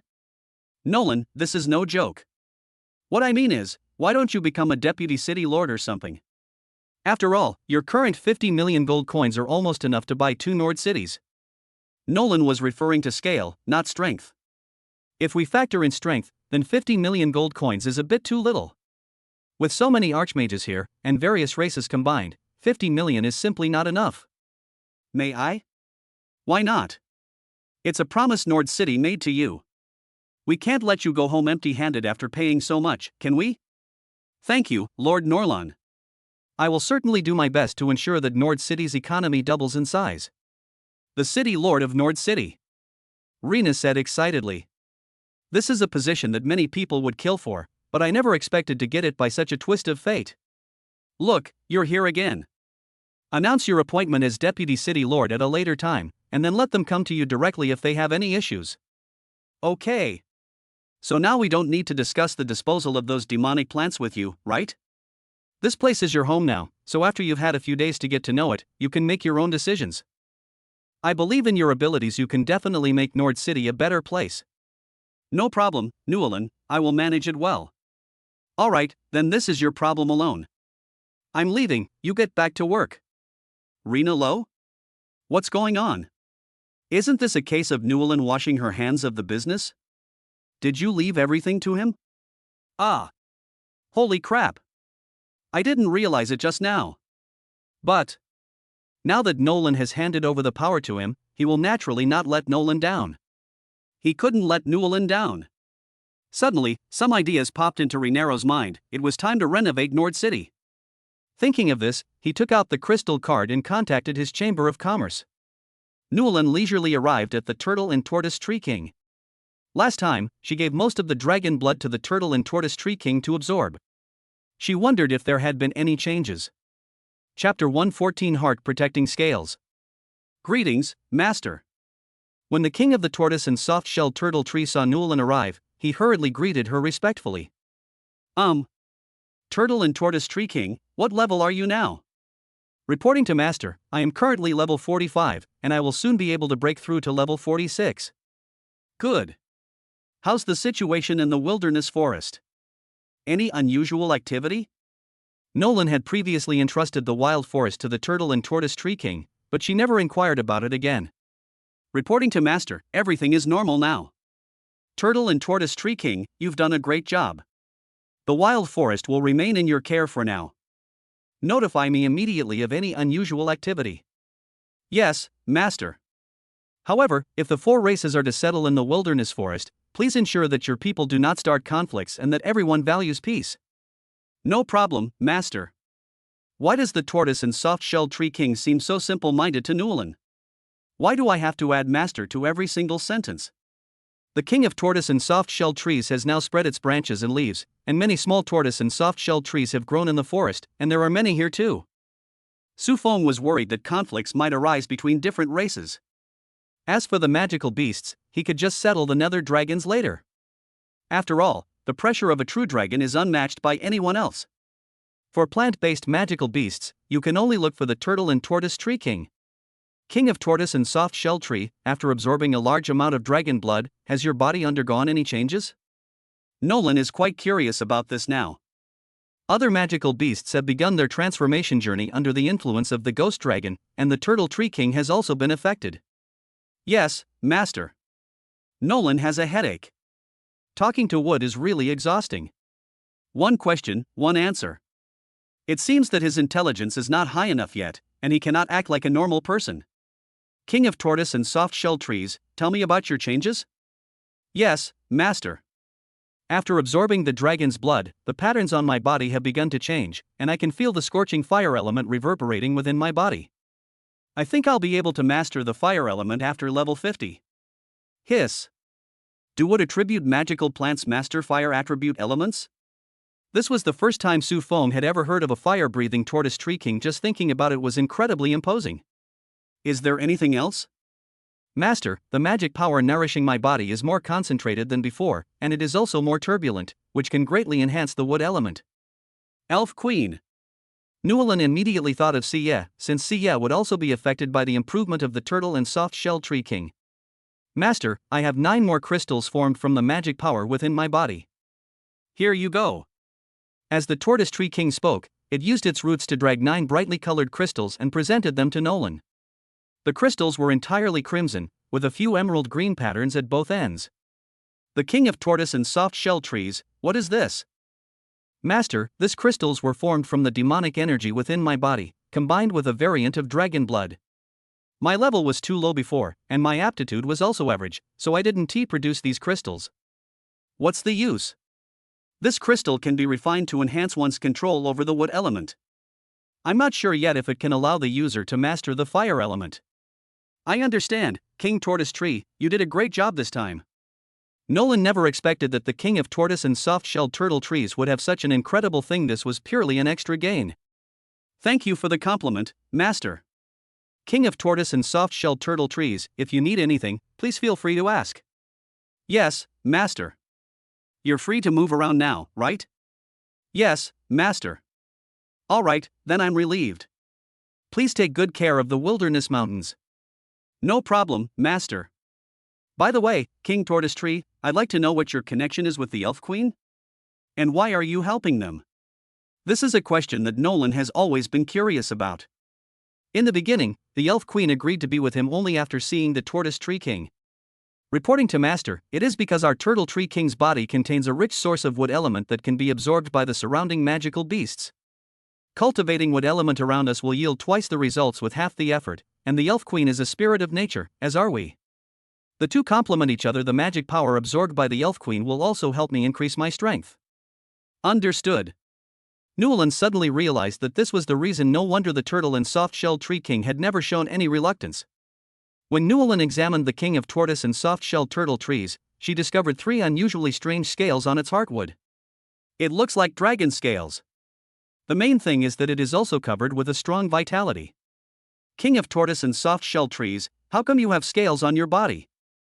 Reporting to Master, these are the heart-protecting scales unique to the dragon race. I didn't expect that they would grow on my body after I absorbed dragon blood. What is the use of these heart-protecting scales? Each heart-protecting scale contains a large amount of magic power, which can heal birth, aging, sickness and death, and can also be used to create some extremely rare items. Nualin didn't know this before, So this heart-protecting scale is a treasure. King of tortoise and soft-shelled turtle trees, if you lose your heart-protecting scale, will your strength decrease? Yes, master. Each heart-protecting scale contains a large amount of dragon magic. If it is removed, it will take decades or even hundreds of years of cultivation to grow back. However, since I am a plant-type magical beast, which is a mutation, my protective scales, while precious, are not as valuable as those of the dragon race. It will take about a year for the heart-protecting scales to grow back. After listening, Newellyn understood a little better the value of the heart-protecting scale varied depending on the race. It seems that the investment in the king of tortoise and soft-shelled turtle trees has been fully recouped. Everything that has appeared now is worth more than the dragon blood was originally. Moreover, the fact that this heart-protecting scale could actually save lives was something Newellyn hadn't expected. This is the greatest value. After helping Sia fully awaken, he can also come here to try cultivating the wood element. We'll see if we can reap any rewards then. King of tortoise and soft-shelled turtle trees, you stay here for now, I won't bother you any longer. Respectfully seeing off our master. Newellyn weighed the 9 crystals in her hand. Now she shouldn't have to worry about Sia's awakening. The king of tortoise trees has also mutated, becoming even more powerful. In addition to these things, if all else fails, we can ask the turtle and soft-shelled turtle tree king for a heart-protecting scale, and then Newellyn will provide compensation. Everything is moving in a positive direction. Newellyn walked towards the palace and let Sia absorb all of this first. We'll come back to the turtle and soft-shelled tree king to awaken it then. Chapter 115 Magic Fusion. Newellyn found Sia and let her fully absorb the crystal in her hand. Brother Lon, where did you come from? It was given to me by the king of tortoise and soft-shelled turtle trees. Has it crystallized by now? Is there a problem? The ancestral teachings state that if the king of tortoise and soft-shelled trees begins to crystallize, it means that its wood element has reached a certain level of saturation. Within the next 3 years, the tortoise tree king will be able to transform into human form and will also awaken new abilities. Shiyu stood there explaining to Newellyn. If Sia hadn't explained it, Newellyn wouldn't have known about this. It seems that even the turtle and soft-shelled tree king doesn't know that the creature grew up here from a young age. If it has inherited memories, they should have awakened slowly. Shiyu, absorb all these crystals completely. Come find me when you're done, and I'll help you awaken. Brother Lon, you're saying you'll help me awaken my powers? That's highly unlikely, isn't it? The main problem is that Shiyu herself doesn't know how to awaken anymore. Some data has been lost from the elf race, so it's not complete yet. It was truly unbelievable that Newellyn told her he could help her awaken. Normally, the awakening of elves is a tradition passed down within their own race, so how did Norlon know about it? What's wrong, CA? Is there a problem? Brother Lon, to be honest, my inherited memories are incomplete, which is why I haven't been able to awaken yet. This is something that usually no one knows. I see. I did obtain a book that contained information about the awakening of your elven race. I wrote it down and then burned it. I was hoping to see it, but now I won't be able to. Shiyu said somewhat dejectedly. Newellyn didn't really want to lie to Shiyu either, mainly because everything he had came from the system. He couldn't very well tell Shiyu that he relied on the system, could he? No one would believe it if I told them. Moreover, when the system issues a task, it specifies in detail what is required and the following steps. Nolan simply did as instructed. Shiyu, you stay here and absorb these crystals first. Once you're fully prepared, I'll take you to awaken. Good. I'm leaving now. Take care of yourself. After saying that, Newellyn left. Sia looked at the crystal in her hand and couldn't help but feel a little moved. These crystals were quite valuable, and Nolan brought them to her immediately, a total of 9 of them. This should be all that the king of tortoise and soft-shelled trees has produced. Shiyu used magic to control all the crystals, and then they floated in the air. Immediately afterwards, the crystal began to shatter inch by inch, and under Shiyu's manipulation, it quickly transformed into pure magic power, which slowly flowed into Shiyu's body. Then, Shiyu looked at the other crystals. Newellyn returned to the training room, where the experience required had increased exponentially since reaching level 50. It's only 99% now, just a little short. Now that everything is taken care of outside, he doesn't need to worry about it too much. Once Shiyu has finished absorbing the elements and awakened, he will possess the wood element. However, Lei Yan's damage hasn't been increased for too long. Nolan released a wisp of demonic power from her body and then summoned Thunderflame in her right hand. What would happen if demonic power were combined with the elements of lightning and fire? Nolan acted immediately. His left hand contained sinister and eerie demonic power, while his right hand wielded terrifying lightning. Nolan dared not allow for a large-scale fusion, carefully letting them blend together. Boom! But these different types of energy seem to repel each other. Elements cannot be fused with demonic power. It exploded the moment it made contact. Fortunately, Nolan used her elemental powers to protect herself beforehand, otherwise she might have been injured in the process. Again! Nolan doesn't believe it. Since they can coexist inside his body, it means they can be fused together. Otherwise, he would definitely have been affected by these two completely different energies and exploded, dying instantly. Nolan began to repeat the operation she had just performed, but this time she was more careful and had taken precautions to protect her body beforehand. Nolan controlled the intermingling of thread-like elemental power and demonic power. Despite being controlled to such a tiny size, it still exploded the moment it made contact. Damn it! I refuse to believe it. Nolan once again contained the two energies in her hand, but this time they were even more subtle. But the result was still the same. Nolan tried more than 10 times before stopping, realizing that it didn't seem to be a problem with the amount of energy. What exactly went wrong? Can they coexist within one's own body? Is it because of his own personality? Nolan then made a small cut on her hand, and a drop of bright red blood floated out from the wound. Nolan used magic to fix it in the air. Then repeat the previous steps, presenting the two energies in your hands respectively. Nolan was now meticulous, slowly controlling the two energies to gradually enter her bloodstream. At first, the blood beads were somewhat unstable, but as the energy increased, they became more stable. Really? The key is his body. It's done. Nolan cut off the energy supply, and the blood bead floated in the air. But now, 3 colors are flickering inside: crimson flames, ghostly blue lightning, and deep black demonic power. The 3 coexisted there without affecting each other in the slightest. I see. I don't know if my magic power is not enough right now, or if I can't control so much energy. Now the only way to store it is through one's own blood. I'm going to test the power of this thing. Nolan summoned Yulong, who then flew out of the outskirts of Nord City. He doesn't know how much damage this thing can cause, he only came into contact with it a little bit. The blood bead is now completely filled with energy. Who knows what will happen next? Therefore, it's best to stay away from Nord City to avoid unnecessary trouble. Brother Lon, where are we going? Find a relatively quiet place. Good. The dragon flew directly towards the desolate mountain range, where there were generally no living beings. The main problem is that the cliffs in the wilderness mountains are too steep for ordinary magical beasts to climb. Furthermore, since this area is now under the jurisdiction of Nord City, many magical beasts have ceased their attacks, making it exceptionally peaceful. They were terrified of displeasing these humans and causing them to be slaughtered. They knew what happened to the dragon. They'd heard it was almost instantly killed by a human. This is a complete disgrace to the dragon race. Chapter 116 Hidden Mission. Nolan stood on the cliff, looking at the distant city of Nord, feeling the cool breeze blowing from the clouds. But this time, instead of admiring it, he quickly took out the drop of blood. All he wants to know right now is the power of this. He doesn't care about anything else. Brother Lon, what's that in your hand? It's just a little gadget, Yulong. Step back a bit, I want to test its power. Good. The dragon, quite sensibly, stood on the edge of the cliff at this moment. She had already transformed into human form. Nolan aimed at the boulder in front of her, then wrapped the blood bead in magic and threw it directly at the boulder. Then, at the very last moment before they made contact, Nolan tore the drop of blood apart. Boom! A tremendous explosion resounded directly from the top of the desolate mountain range. This frightened some of the magical beasts so much that they scattered and fled. They were already like birds startled by the mere sound of a bow.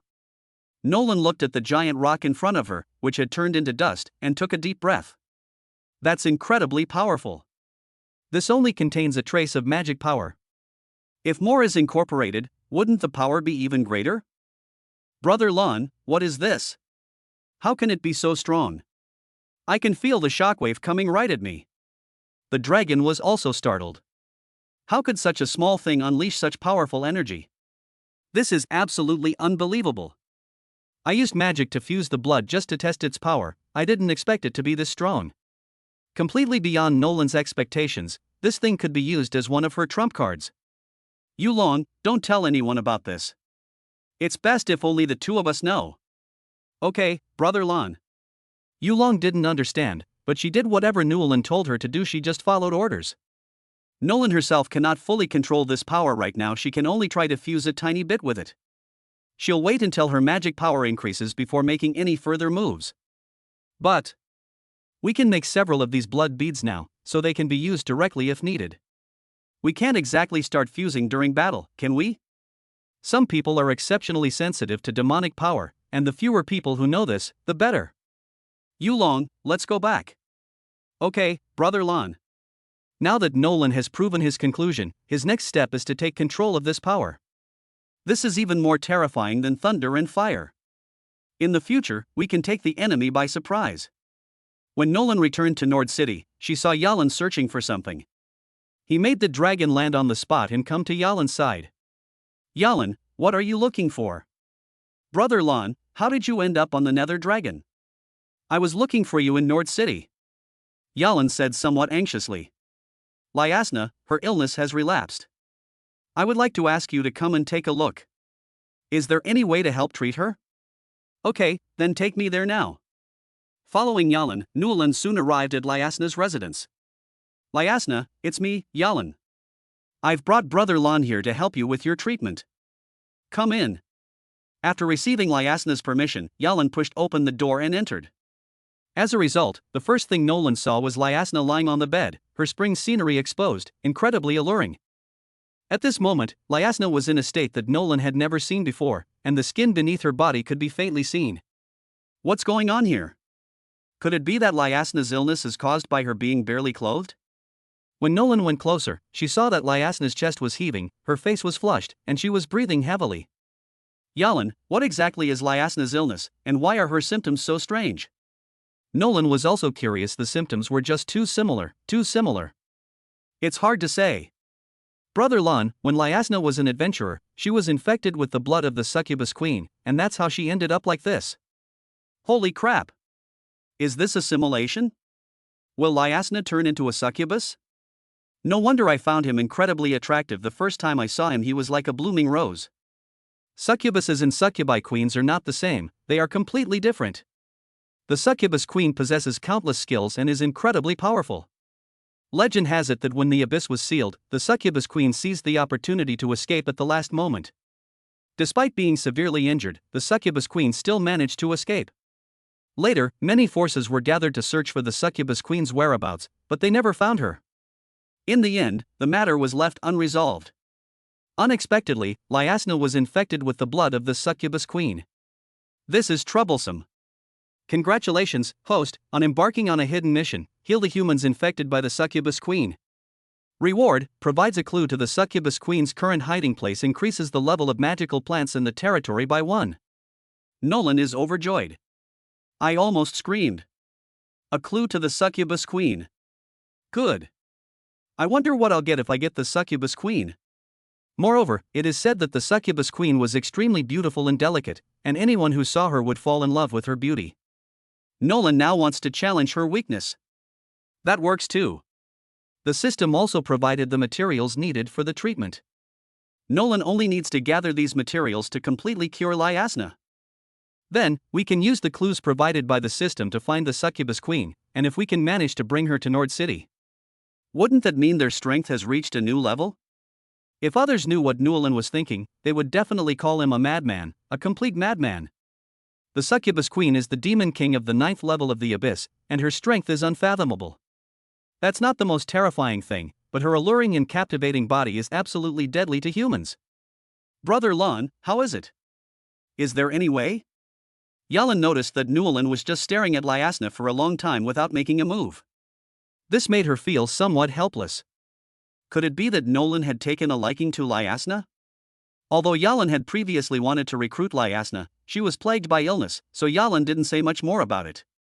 We'll just make contact first, and when Lyasna is willing, things will naturally fall into place. Yes, but I need to prepare some things first. You can take care of Lyasna here for now. Ask her how she usually suppresses the succubus queen's blood within her? Then I'll find her some medicine to drink temporarily. As long as it suppresses the symptoms for a day at most, I can resolve the issue. Newland said with absolute certainty. Nolan, I've used up all my previous special medicines, and there's simply no time to make more. Chapter 117 passed. Ah? Then you'll have to bear with it for now. I have a way to cure your illness completely. We can talk about it after you're cured. Nolan left after speaking, knowing that the situation was urgent and that Lyasna had been suffering from illness for several years. The system just clearly explained this to Nolan in the notification. Creatures infected by the succubus queen will gradually evolve into succubi over several years. At that time, while retaining their original strength, they will only obey the succubus queen's orders. Whether or not there were any prior memories is not explained in detail. However, the succubus queen's power still made Nolan gasp in shock. She could forcibly alter the gaps between species. This is undoubtedly very perverse. Now, Lyasna doesn't know how much longer she can hold on. Fortunately, Nolan has most of the materials here. As for dragon blood, she can ask Yulong for some later. Now we only need 2 materials, ice spirit lotus and geothermal sunflower. Nolan had never heard of these 2 magical plants before. What should she do? Is it possible to collect data within a single day? Never mind. Looks like I'll have to go to the coastal area. It just so happens that he has a wife over there. However, Nolan doesn't plan to go in for a reunion this time. She'll make it up to him later. Saving Lyasna's life is the priority. Nether dragon. Nolan shouted, and the nether dragon descended from the sky in a spiral. Yulong, go to a place with water, preferably one with plenty of water. Okay, Brother Lon. After saying that, he disappeared into the city of Nord. Lyasna watched Nolan's departing figure, feeling somewhat moved. However, she knew that the succubus queen's blood was basically incurable. Her grandfather had already visited various famous doctors for her, but to no avail. That's why she ultimately chose to settle in Shisua City, a place that holds some beautiful memories. Although the doctors said it was impossible to completely cure the disease, there were ways to slow its progression, and Lyasna persisted with those methods. However, the longer a potent drug is used, the higher the body's resistance becomes. Lately, I've often had to take a whole bottle to barely suppress the symptoms. This resulted in Lyasna losing all of the dozen or so bottles of special medicine she carried with her in just half a month. She knew that her time in this world might be running out. However, since Yalan was her only close friend, she chose to stay with Yalan in the end. Family? Those things were somewhat unfamiliar to her. She came from a military family in the kingdom of Seiko, and given her circumstances, she would have been abandoned by the family long ago. She was once a genius. High hopes are placed on them. However, during a later adventure, they accidentally stumbled upon the succubus queen's stronghold. In the end, 3 members of the adventurer team died and 1 was injured, while she remained unharmed. Later I found out that I was not safe and sound at all. Rather, it was the succubus queen who saw her potential and wanted to completely assimilate her. During the years he was gone, the succubus queen neither looked for him nor noticed anything unusual. However, the strange sensations within her body gradually intensified, forcing her to suppress the rising desires within her only in the cool mountain cave. After learning of her illness, her family consulted numerous renowned doctors, but ultimately there was nothing they could do. They had done everything they could to be kind and righteous. Although her grandfather wanted to keep her in the family, Lyasna refused. She didn't want to remain in the family and suffer humiliation with such a face, so she continued her cultivation. With her powerful talent, Lyasna eventually entered the ranks of archmages. But she knew that this was the limit of her abilities. As long as one continues to cultivate, the blood of the succubus queen within the body will begin to spread outwards. Lyasna had to stop her absurd behavior and later simply opened a hotel, thinking she could experience a life she had never had before. Unexpected. This day came so quickly. Lyasna smiled, somewhat relieved. Perhaps I can finally be free for the rest of my life? I still can't quite accept becoming a succubus. It doesn't seem so painful to become a puppet that only does things. Lying in bed, Lyasna watched Nolan's departing figure. She had never been in a relationship before. I never imagined that during the most difficult time of my life, it would be a man I had never met before who was working hard for me. She knew she was beyond saving. But it didn't hurt Nolan. This is Yalan's husband. She had already looked into it. Nolan was a rising star who had never had any medical knowledge before, let alone being a therapist or pharmacist. Now he's actually saying he wants to cure himself. Lyasna knew that Nolan wanted to give her a chance to live. But it's really difficult. The succubus queen is not so easily defeated. Memories flashed through Lyasna's mind like a revolving lantern, and perhaps she still felt a sense of attachment to this world in the final moments of her life. Yalan, I want to see you again. Lyasna said weakly. Lyasna, I'm here, I'll always be by your side. Brother Lan has gone to find a way to save you, you must wait for him to come back. Hang in there, Lan Ji is all powerful, there's nothing she can't handle. Lyasna, don't you want to live with me anymore? You still have so much to do, you must hang in there. Yalan's voice was choked with emotion. Lyasna's face was now unusually pale, and her delicate cheeks and body were covered with large beads of sweat. Lyasna shook her head and said, Yalan, I might really not be able to hold on this time. Last time I fought the demon, the succubus queen's blood took advantage of my weakness. Perhaps I can live a little longer, but that's fine too, I'll be free soon. If I were to become a succubus, I must be killed here. I do not want to be used by the succubus queen and end up killing innocent people indiscriminately. Yalan, everything depends on you. Lyasna, what nonsense are you talking about? You're perfectly fine now. As long as you wait for Brother Lan to come back, he can definitely save you. Don't you want to see my child? Do you know I'm pregnant? Yalan held Lyasna's body, feeling excruciating pain. To avoid Laches's harassment, I didn't visit Lyasna for several years. Yalan is now filled with regret. If only she could have spent more time with Lyasna. Chapter 118 Octopus. Chapter 118 Giant Octopus. Newland arrived at the coastal area, and now, facing the vast and boundless sea, he didn't know where to look for the ice spirit lotus. The system only says it's a place with a water source. Damn it! Brother Lan, what are we doing here? Yulong, do you know about the ice spirit lotus? I've heard of it before, but I don't know what it looks like. Brother Lan, are you looking for the ice spirit lotus? Yes, the antidote for Lyasna requires an ice spirit lotus. Standing on the back of the dragon, Newland looked at the vast and boundless sea, and for a moment he didn't know what to do. System, could you give me some more hints? In the sea. Holy crap! That's incredibly concise. System, could you give me even the slightest hint? Cannot. Damn it. Saving lives is as urgent as putting out a fire. This guy is still unwilling to reveal more at this point. Left with no other choice, Nolan could only fly towards the sea and go take a look. Dark Dragon, fly towards the depths of the sea. Good. The salty sea breeze kept blowing against Newland's face. Although it was a bit pungent, Newland chose to endure it. However, the deeper you go into the sea, the stronger the salty smell becomes. After flying for about half an hour, Nolan saw that the other side of the sea was shrouded in dark clouds, and there was constant lightning and thunder. Every now and then, bursts of roars could be heard. Yulong, go there.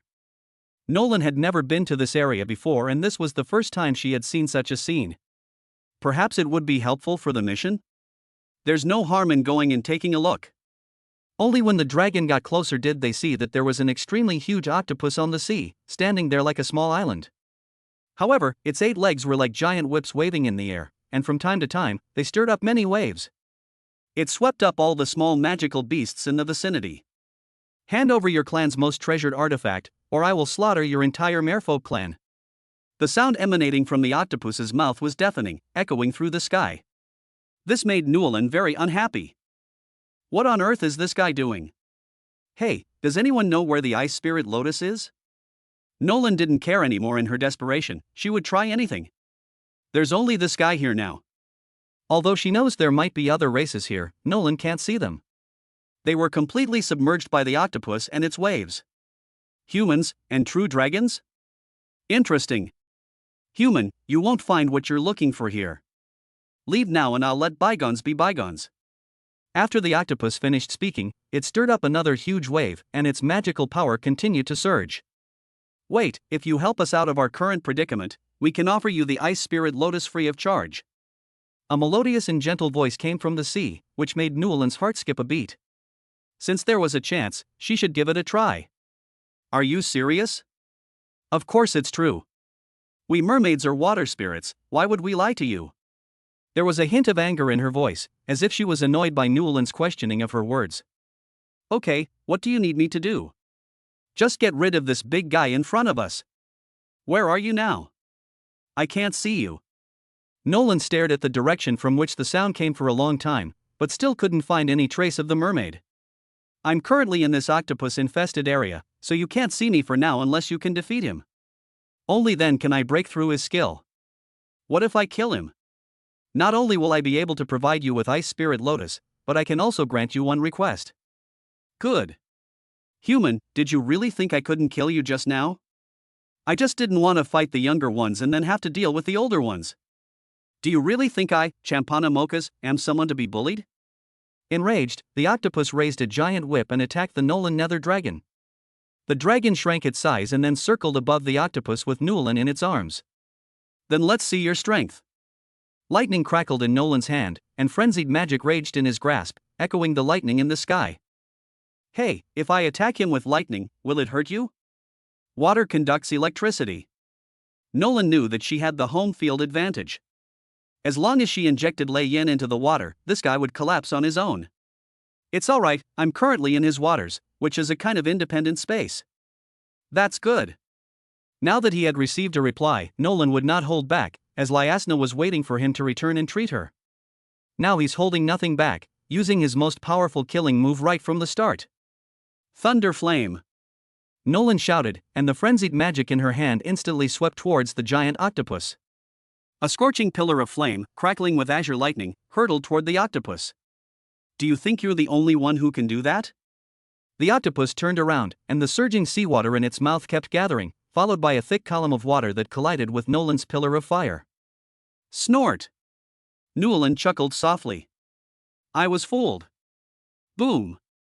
During their exchange of blows, Nolan controlled her azure lightning bolts, heading directly towards the bulky octopus.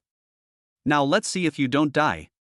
But what happened next was completely unexpected for Nolan. The dark blue lightning did not cause much damage to the octopus. Instead, it simply flowed into the water and disappeared without a trace. Humph. Human, do you think I don't know what you're thinking? I must say, even in the ocean, you are a genius, being able to master two elements at the same time. But you're still too green. Everyone knows that water-type magical beasts are afraid of lightning elements, shouldn't we make preparations for that? He. I already warned you, but you still went your own way. So today, you and this dragon will both become my meal. As the octopus spoke, it continued to wave its several giant whips, trying to knock the dark dragon into the water. However, the dragon was incredibly agile, and the octopus's dozens of attacks went unanswered, which only made it more frustrated. Again! Su Feng conjured the spear in his hand. Both Romine and the demon had died by this spear. This concentrates all the magic power into one point, so there's no fear of not being able to break through this guy's defense. Go! Nolan hurled the Thunderfire spear in her hand fiercely at the octopus. A flicker of fear crossed the octopus's eyes, but he quickly found a solution. What happened next left Nolan dumbfounded. Chapter 119A Plan. Chapter 119A Plan. Put. The Thunderflame spear pierced directly into the octopus's body, but not into a vital area. Instead, it was one of the giant whips. This guy folded one of his legs up and completely blocked the attack of the Thunderflame spear. After breaking through several layers of defense, the Thunderflame spear came to rest within the octopus's giant whip. Humph. Nothing special. Your attack power is indeed strong, but let me ask you, if I defend like this, how will you deal with it? Let me tell you another secret, we octopuses can regenerate. This little bit of damage you sustained will heal me completely in less than half a day. Your attack is nothing more than a thorn stuck in my side. Ha ha ha. Human, this isn't your strongest attack, is it? If you have no other tricks up your sleeve, then I'll have to personally bury you in this sea. As the octopus spoke, it twisted its body, and several giant whips lashed out at Nolan's location. Why is this guy so difficult to deal with? And he's extremely intelligent. No. Lei Yin can't harm him. We need to find another way. Mermaids, you still wanted to use this ignorant human to deal with me? Your plan has failed. If you don't hand over your clan's most treasured artifact, I won't hesitate to exterminate your entire clan. The octopus was furious and kept stirring up waves, creating a huge whirlpool around it. It looked as if it wanted to devour everything. Human, your resistance is futile. I have already placed a barrier over this sea area, and you cannot leave. Go ahead and cause trouble, to your heart's content. When you're exhausted, I'll slowly torture you to death. That's the price for messing with me, jump at Amokas. Today, you will surely die. Nolan was also somewhat taken aback. This octopus was definitely not playing by the rules. This guy is cheating. Even Lei Yan was useless. Even his strongest attack, the Thunder Flame Spear, couldn't inflict any real damage. That guy has almost completely melted the Thunderfire Spear. The magic power on it is constantly diminishing. What to do? What to do? Yulong is currently unable to attack. She must focus on dodging the threat posed by the giant octopus whip. Hateful. Damn it. Even if the two of them joined forces, they couldn't defeat this guy. Their strongest attacks weren't enough, so the Nether Dragon probably wouldn't be able to do anything about it either. This guy isn't afraid of electricity or fire. The main problem is that fire elemental skills can't get through. That guy is currently in the sea, so there's nothing that can do to him. Human, stop struggling. If you come and accept your death now, I might consider giving you a quick death. If you keep hovering around me like an annoying fly, I'll tear you to pieces and slice you into 1,000 pieces in a moment. The octopus was clearly getting angry. The dark dragon was just too fast. His giant whip was always a step too slow. No. That's not how you should say it. It was the Nether Dragon's doing. Each time, just as they were about to touch, the dragon would dodge with unpredictable speed. They've caught it hundreds of times already. Although he knew that this human could not leave his barrier, he couldn't catch him for the time being. If this continues, it could take several days. By then, all my patience will be gone. He came for the mermaid's treasure, not to play games with annoying flies. The octopus simply ignored Newellyn and wanted to focus on dealing with the mermaids. However, the instant he turned around, a scorching and sharp magical power surged towards him. Human, you're asking for death. The octopus used its giant whip to block all the attacks. Nolan looked closely and saw that the creature's body was now covered by a layer of water film. Was it this layer that blocked his attack? The octopus spewed out countless bubbles from its mouth, which were spreading outwards into the enclosed space. Is this guy's skill broken? We know nothing about the enemy. Hey, what's with this guy's bubbles? Are they hurt? Now, Nolan can only ask the mermaids trapped in the water. They must know the specifics of this guy's methods. Don't touch those bubbles. That's one of the octopus's control abilities. If you touch them, it will instantly swallow you whole. Hateful. This guy is really troublesome. Nolan had no choice but to use Thunder Flame to interrupt the octopus's spellcasting. Otherwise, in a few more minutes, the bubbles will fill the entire space, and then he and Yulong will both be unable to escape the clutches of the devil. Thunder Flame Spear. A hint of mockery flashed in the octopus's eyes. How could he not be on guard against the same trick? His two giant whips at the front folded up completely, protecting him firmly behind him. Nolan originally wanted to interrupt, but now this guy was hiding himself and blowing bubbles. Mean. Newellyn also had Yulong adjust his position so he could find a better angle, but the octopus was constantly watching their movements. They didn't give us a chance at all. Fuck you. That guy is so despicable. Nolan felt that this octopus was even harder to fight than a demon. The main problem is that this guy is extremely cautious. He really doesn't leave the slightest opening. Moreover, the previously injured leg has now healed. Nolan was at a loss. He could only throw his Thunder Flame Spear, and the octopus did the same, successfully catching it. However, the brief pain made him temporarily give up blowing bubbles. He looked up and saw that it was about enough. Next, we just have to wait for this guy to be captured. Nolan saw that the bubbles were actually growing bigger and bigger. Although it was very slow, the place would eventually be filled with bubbles in a few hours. This guy. Is obtaining even one Ice Spirit Lotus really that difficult? This is hellish difficulty. Moreover, this guy has absolutely no chance, and his intelligence is extremely high. Etc. Nolan realized he still had one trick up his sleeve. As he watched the octopus spewing out salty seawater, an idea suddenly came to him. Since we can't break it from the outside, let's try from the inside. Nolan took out a dagger, imbued it with her own lightning power, and slashed it at her own palm. Bright red blood droplets began to fall into the sea. Not wanting to waste them, Nolan wrapped them in her magic and slowly carried them to the vicinity of the octopus. The smell of blood quickly caught the octopus's attention, and he looked at Su Feng with a mocking gaze. Now that you're about to die, you're scared? Too late. Don't even mention giving me your blood. Even if you let me eat you, it won't quell the anger in my heart. Chapter 120 Ashes. Chapter 120 I'll scatter your ashes in a little while. Not enough. That's far from enough. Not enough. Nolan unleashed the full power of her lightning and slashed her palm again. As the blood flowed out, he also infused it with all his elemental and demonic power. Ha ha. Kid, I think you've been scared out of your wits. You've actually started hurting yourself. I must say, your blood tastes absolutely delicious. I didn't even have to do anything. If only I had known this earlier, I wouldn't have bothered in the first place. Now you know fear? But it's a bit too late. In your current state, I might let you live a little longer. He. The octopus trembled with excitement, never expecting that the human boy who had just been fighting it would now be hurting it on his own initiative. Such a scene is quite rare. Humph. This is what happens when you go against me, Jumblina. No one can escape my punishment.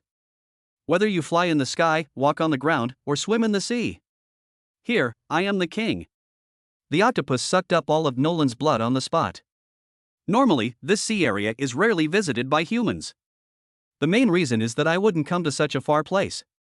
There's a rich kid who rides a dragon-type magical beast, but he couldn't handle it after playing for a while.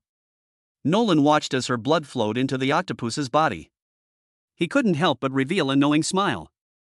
But this is still not enough. Kill them. We must strike with a single, decisive blow. This guy's body is as big as a small mountain, no wonder his defense was so amazing before. Then I'll see if your internal defenses are just as strong. This time, Newelin cut her own arm directly with these. That should be enough. Brother Lon, what are you doing?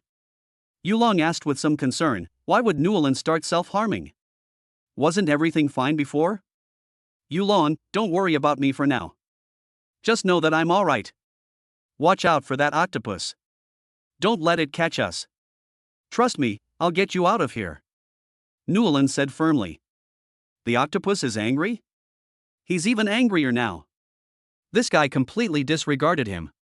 Moreover, they kept making insulting remarks. But he's not in a hurry. This guy's going to get what's coming to him soon enough. Wait.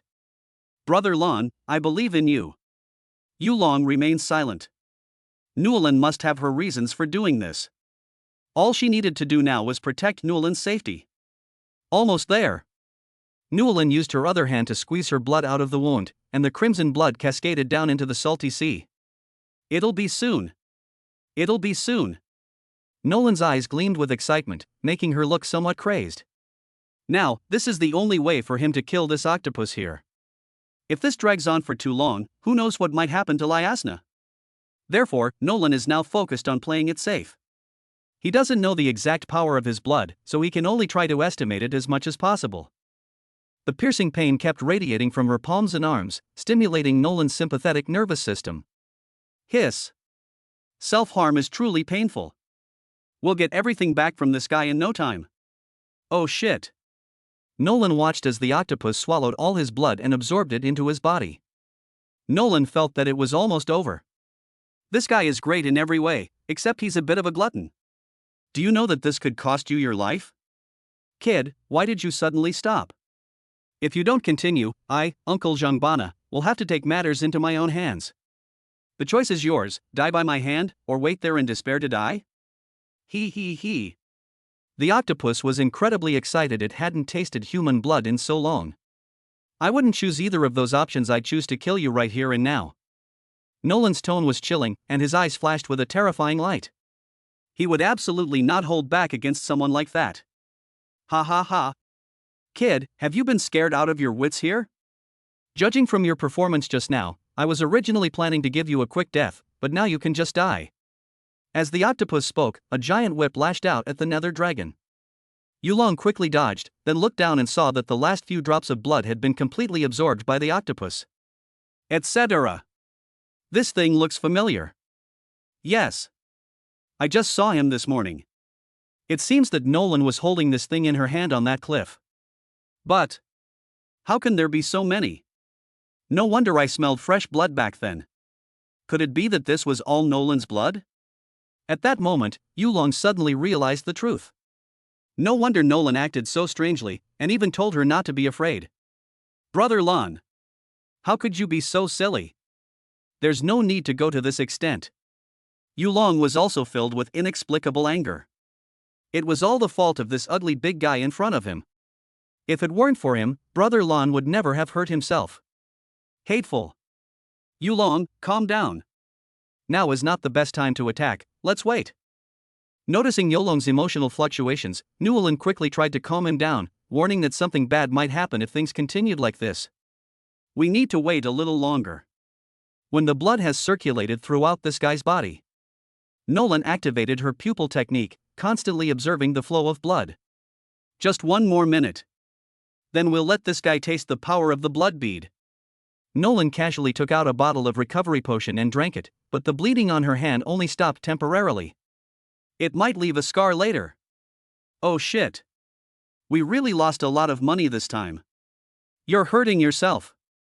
The main reason is that Nolan's skills are extremely powerful now. There's even a smell of roasted meat wafting from the outside of his arm. Nolan steadied herself and refocused her attention on the octopus. Faster. Faster. Kid, you've offended me, and you'll be torn to pieces in a moment. I'm giving you a chance now. Get down yourself, so I don't have to do it. So noisy. We'll scatter your ashes in a little while. I forgot, you're an octopus, you don't have any bones at all. My fault, my fault. Nolan's tone was full of sarcasm. Isn't this a veiled way of criticizing oneself for being spineless?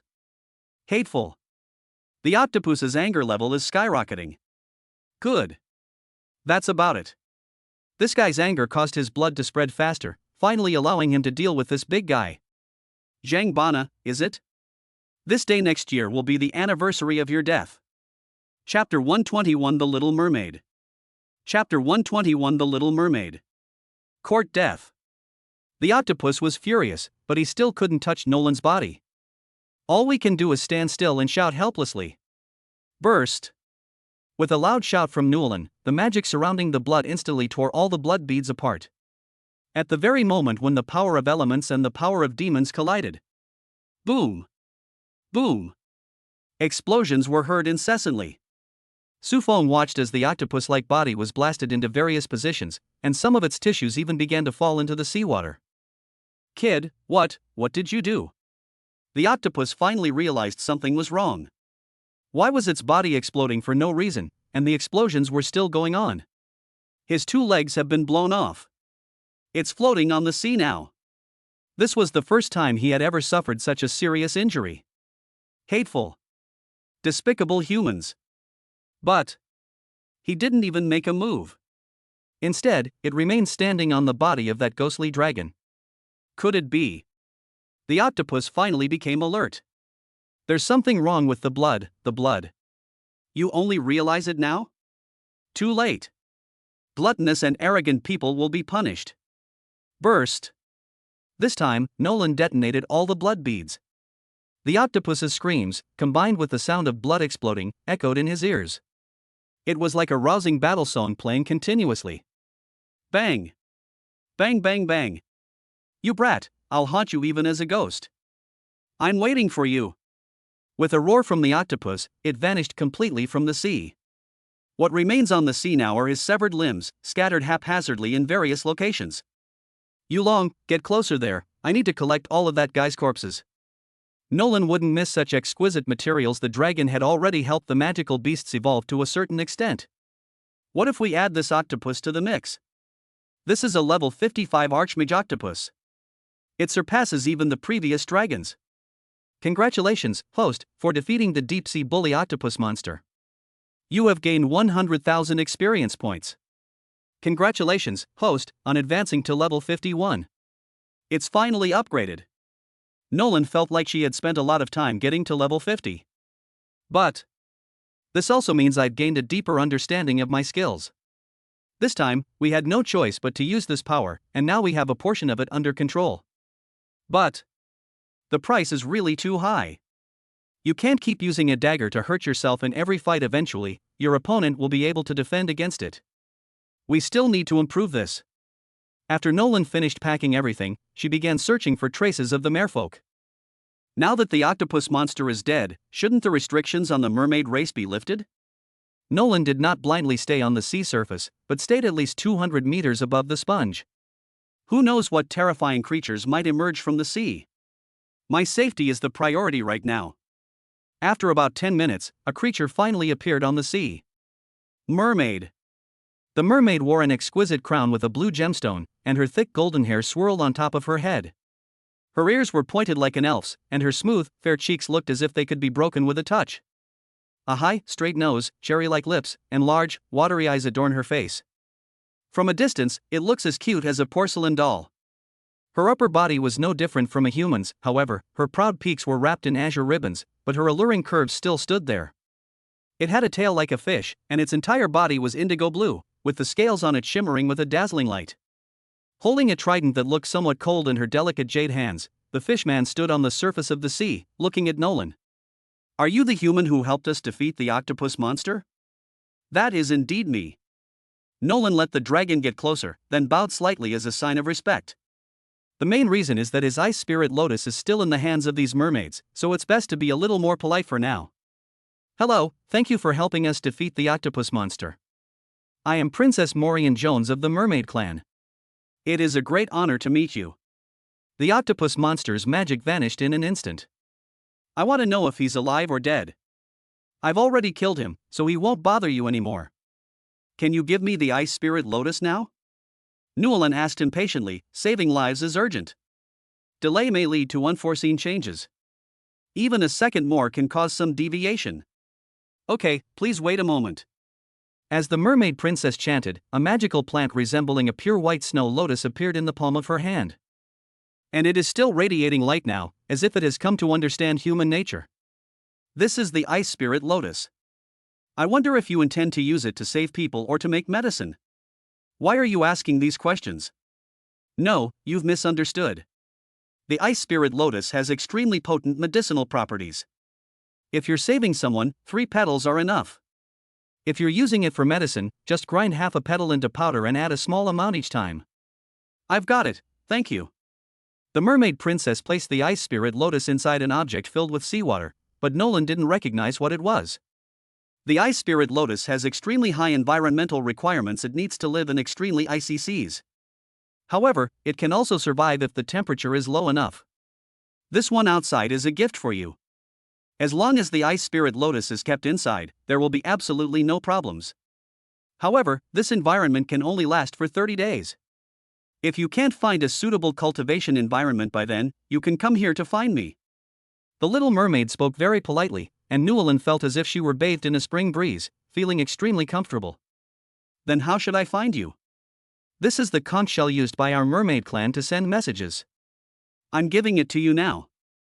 You can come directly to the mermaid clan if you need anything. We will do everything we can to help you. Okay, thank you. We still owe you a request. If you ever think of it, please let us know.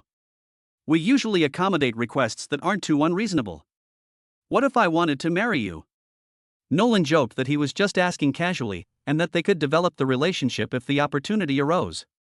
The priority right now was to save Lyasna. You want to marry me? Can't I? Sure. But you must first gain the approval of the sea god. Chapter 122 Giant Hair. Yay! There's hope. But now is not the time to talk about this, and it's about time for Nolan to leave. When I come to pass the sea god's test, can you tell me where the geothermal sunflowers are first? Nolan is more concerned about this right now. As long as she gets the geothermal sunflower, that's all that matters. Wait, you're not taking this as a request from me, are you? Of course not, and the information about geothermal sunflowers isn't particularly valuable. I'm just telling you still have to go and get them yourself. The little mermaid smiled and thought the human in front of her was quite cute. Alright, tell me where the geothermal sunflower is, and I'll come find you later. Geothermal sunflowers are located in the extremely fiery land, 3,000 kilometers to the east of here. They are not considered rare magical plants there, you can find them just by staying in the outer areas. But be careful of the lava giants. They will drive all foreign races out of their territory, and sometimes they will even kill them outright. The Mermaid Princess also told Nolan about these things, mainly because Nolan was a very important benefactor to their mermaid clan. Remember, if you're going to dig up the geothermal sunflower, dig up the soil underneath as well, so that you can preserve the geothermal sunflower intact.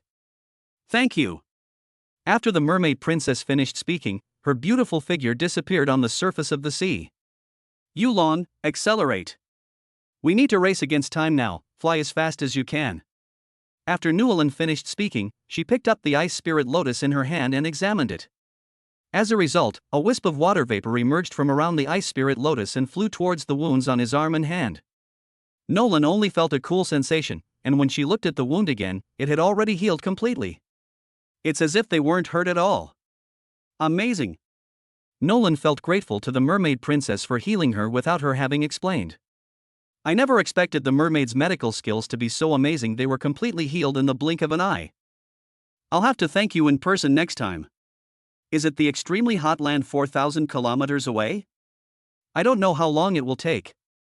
Nolan stored both items given to her by the Mermaid Princess in her storage space, intending to use them when she returned.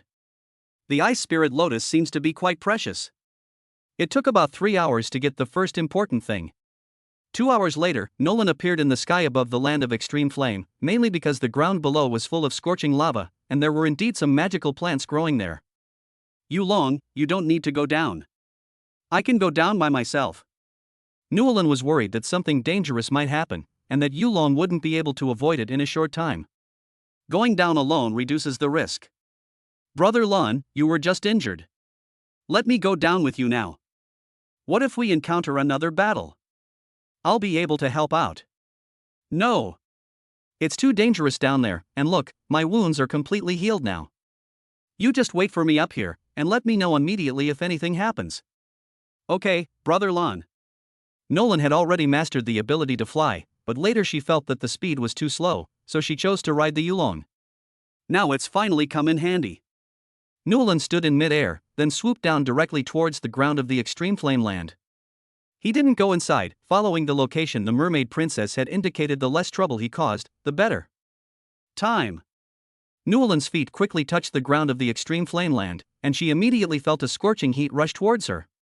It felt as if the heat of the flames was spreading throughout my entire body, and even though I was wearing shoes, I could still feel the intense heat of the ground.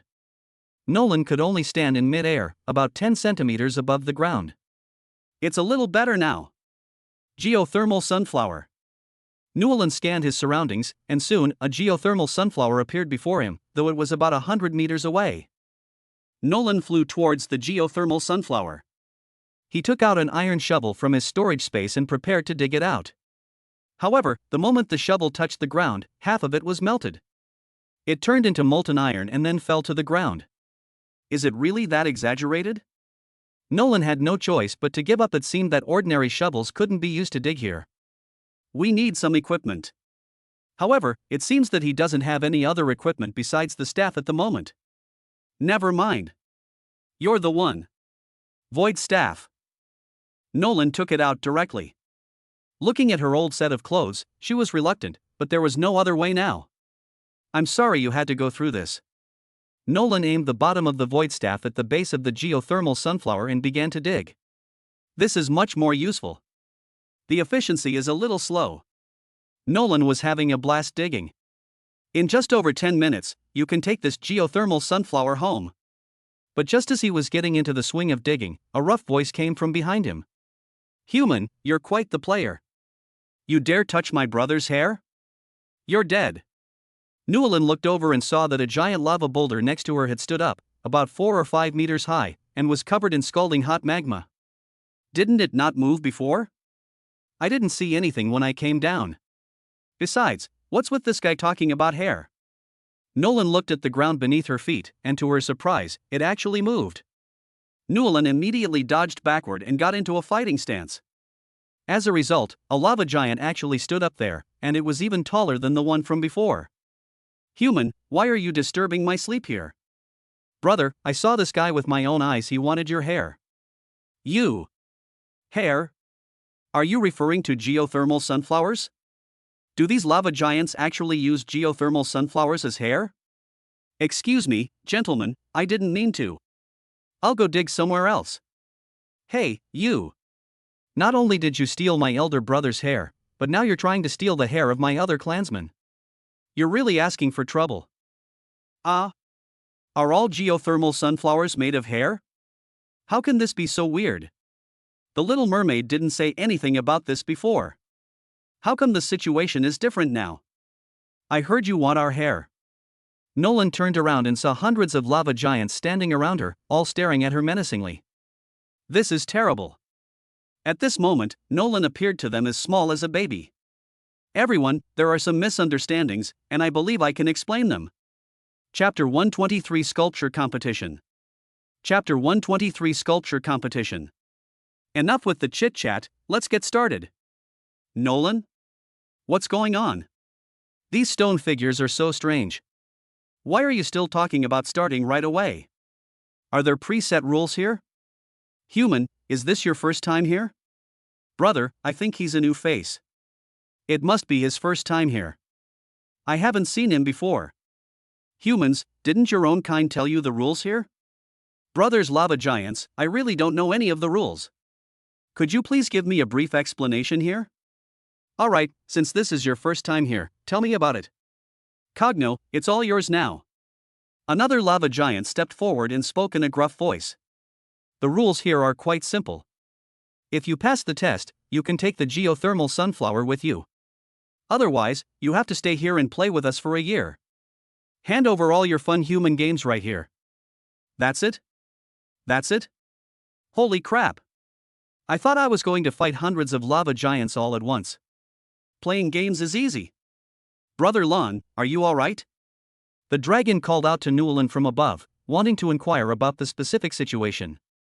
She just saw many stone figures stand up, but they didn't attack Nolan, which is a bit puzzling. That's why the ghost dragon chose to ask. I'm fine, you just stay up here, I'll be up in a bit. You human, why are you out with your lover? You're overestimating yourself, aren't you? If you lose this game, you'll have to stay here and play with us. Hey guys, what game are we playing? Can you at least give me a hint? Nolan sighed helplessly. It seemed that these lava giants weren't very bright and only knew how to play games. Yeah, it seems like we haven't said what games we'll play yet. Where did we go last time? I forgot. How about we start from the beginning? Alright, let's start from the beginning then. Holy crap! You guys are being way too casual. They have absolutely no opinions of their own. Hey, human, you now challenge one of us to a contest of fire elemental power. If you win, his hair is yours. That simple? It's that simple. Then I'm sure I'll win. Su Feng confidently asserted that his fire element skills had reached a level of unparalleled mastery. Are we really not as clever as these great minds? That's impossible. Who wants to go first? Nolan looked up at the lava giants. Now he could only look up at them. These guys are so tall. It's my turn now. We finally got a human here, and you guys always play by yourselves. I haven't had my fill yet. Then you can do it this time. Great. Knock knock knock. Nolan felt the ground begin to shake, and the stone man actually jumped up and down happily. Brother, why don't you guys take a good look at your own weight before you decide whether or not to do this? I'm numb. Nolan sighed helplessly. These lava giants seemed to have a good nature, but they were a bit silly and foolish. It would be a good option to absorb them into Nord City in the future. Humans, are you ready? Ready. Then let's start with best 2 out of 3. For the first round, you'll be competing against me in carving. Huh? What? You're telling me you can carve? This is absolutely outrageous. Nolan stood there dumbfounded, somewhat incredulous. Could it be that these lava giants really possessed artistic talent? Aren't you afraid? It's not that I'm afraid, it's that I'm afraid you'll lose too badly. For the first challenge, each of us will have a giant rock. Using only fire element, we must carve it into the shape we want to carve. We cannot use any tools. If you cheat, you will be disqualified. Good. Sculpting. This suited Newland perfectly. He was a nobleman in his previous life, and his hobby was carving. Although I'm not a famous expert, I should be more than capable of handling this kind of small situation. Bang! Immediately afterwards, a huge rock appeared in front of Nolan. He didn't need to make any preparations at all. Humans, you may begin. All the giants present will then judge. Good. Flames flickered in Nolan's hands. He stood suspended in mid-air, controlling the fire element to carve the stone. If you want to win, then it's your turn. Having seen many works by famous artists in my past life, I shouldn't have any problem borrowing one now. Nolan acted immediately, controlling the fire elemental in front of her, sometimes transforming it into the shape of a hammer, and sometimes into the appearance of a chisel. Half an hour later. I'm done. The stone figure next to him spoke first, and then he walked over to see what Nolan had carved. They were instantly dumbfounded. What is this thing? Can this still be called a sculpture? I finished too. Newland was full of confidence. She looked at the work of that big, clumsy guy next to her. He was practically living in Bungbu. Isn't that just a random drawing on a stone? They pulled some tricks, just like these lava giants here. How ugly. It's absolutely hideous. The large rock itself has remained largely unchanged. If I had to say something, it's that it's not as rounded as it used to be. Please enjoy my work, Venus, the goddess of love. Nolan was making a grand display of the sculpture behind her. This was truly an exceptional performance. If this were in the world of the past, it would have caused quite a stir. My creation, the lava giant. The difference is obvious. I never expected your carving skills to be so poor. Yeah, you don't even know what this is. You've lost this round. Honestly, I thought you were so strong. I didn't expect you to lose so badly in the first game. Nolan listened and nodded. This was the result he had been waiting for. I never imagined that my carving skills could reach such a pinnacle. It's absolutely amazing. This statue is so exquisite, I can't find a single flaw. I am so happy that I can see such a beautiful sculpture one day. I want to keep it as a keepsake and place it right next to me. Hearing the praise from those around her, Newland was already feeling quite euphoric. He retracted his earlier statement that the lava giant was incredibly intelligent. His appreciation of art had reached an exceptionally high level. Hey, human, what are you grinning about? You're still so happy even though you lost? What's wrong with this guy? Humans are such strange creatures. Ah! Nolan's jaw almost dropped to the floor. Chapter 124. Is this even allowed? Chapter 124. The Abstract Stone Man. Aren't these guys just praising themselves? What does it mean to lose? Even in the previous world, this would have been an earth-shattering masterpiece. If Michelangelo were alive today, he would have to come and bow down to me. Human, you lost the first round. Can't you tell what I'm carving? I can't believe it at all. Look at you, what's the meaning of those two stones on your chest? And why is your arm missing here? This is clearly your mistake.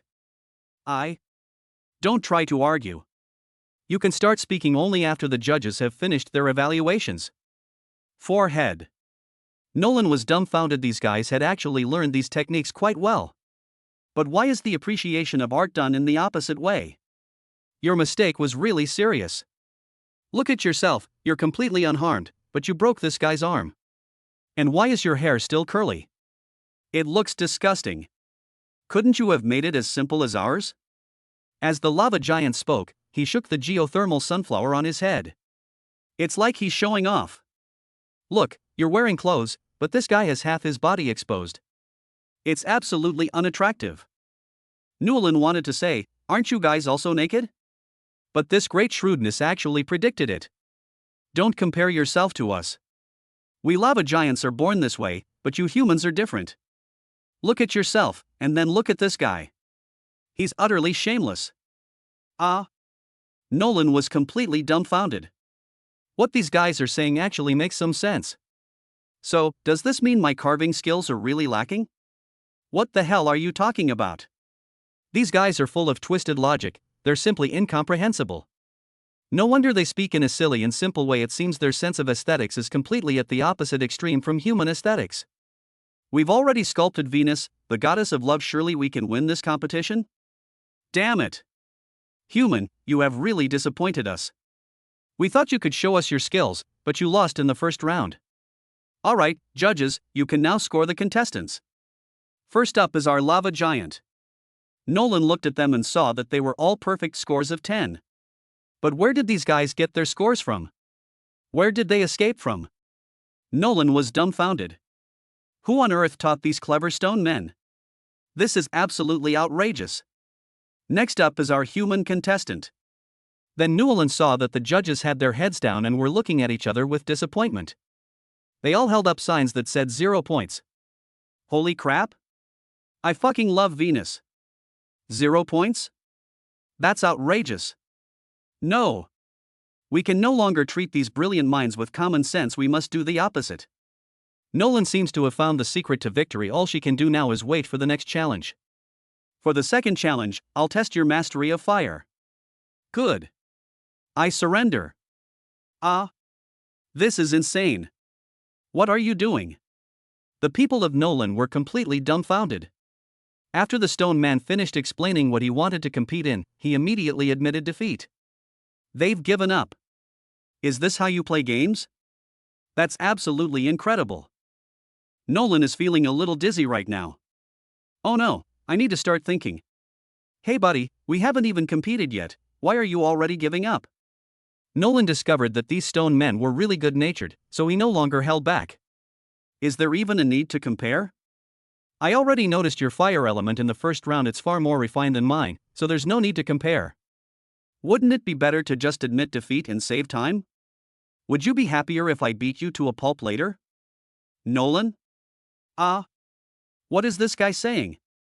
If you know you can't compete, why did you choose this project in the first place? Humans are indeed cunning, they often plot to torment their opponents. It's terrifying. We must be more careful in the future. Yes, look at his unwilling expression. It must be because he has nowhere to vent his resentment that his face is so red from holding it in. Hey, luckily I was quick-witted, otherwise I would have had to take a bath in the lava after being brought to the ground. It's getting late, and I want to keep my body clean. Nolan is completely dizzy right now. The stone man is taking a bath. The stone man can even read human thoughts. The stone man can even whisper. But when you're whispering, can you please keep your voice down? My ears feel like they're going to explode. No, you've misunderstood. I just want to ask the stone man, why did you still challenge me when you knew you were going to lose? No, Nolan must figure this out today, his worldview has been completely overturned. If you don't ask clearly, you might go crazy. I was just following the procedure. And no one said you can't admit defeat. Holy crap. Are you going to be any more willful? Humans are so strange. He's not happy even after winning. Look at his melancholy face, he's definitely up to no good. That was incredibly clever of them, preventing this human from retaliating. He must be feeling extremely resentful right now. Yeah, I got a 0 on the first round. If word got out, people would laugh their heads off. Ha ha ha. Nolan felt a ringing in her ears. These guys don't know how to control their noise. Alright, next up is the third round, a quiz with prizes. Our big brother will ask the questions, there are 5 in total, and the one who answers correctly will be the final winner. Nolan? The stone golem can even hold quizzes with prizes? Their IQ is an unknown quantity. This is way too abstract. Are both players ready? Ready.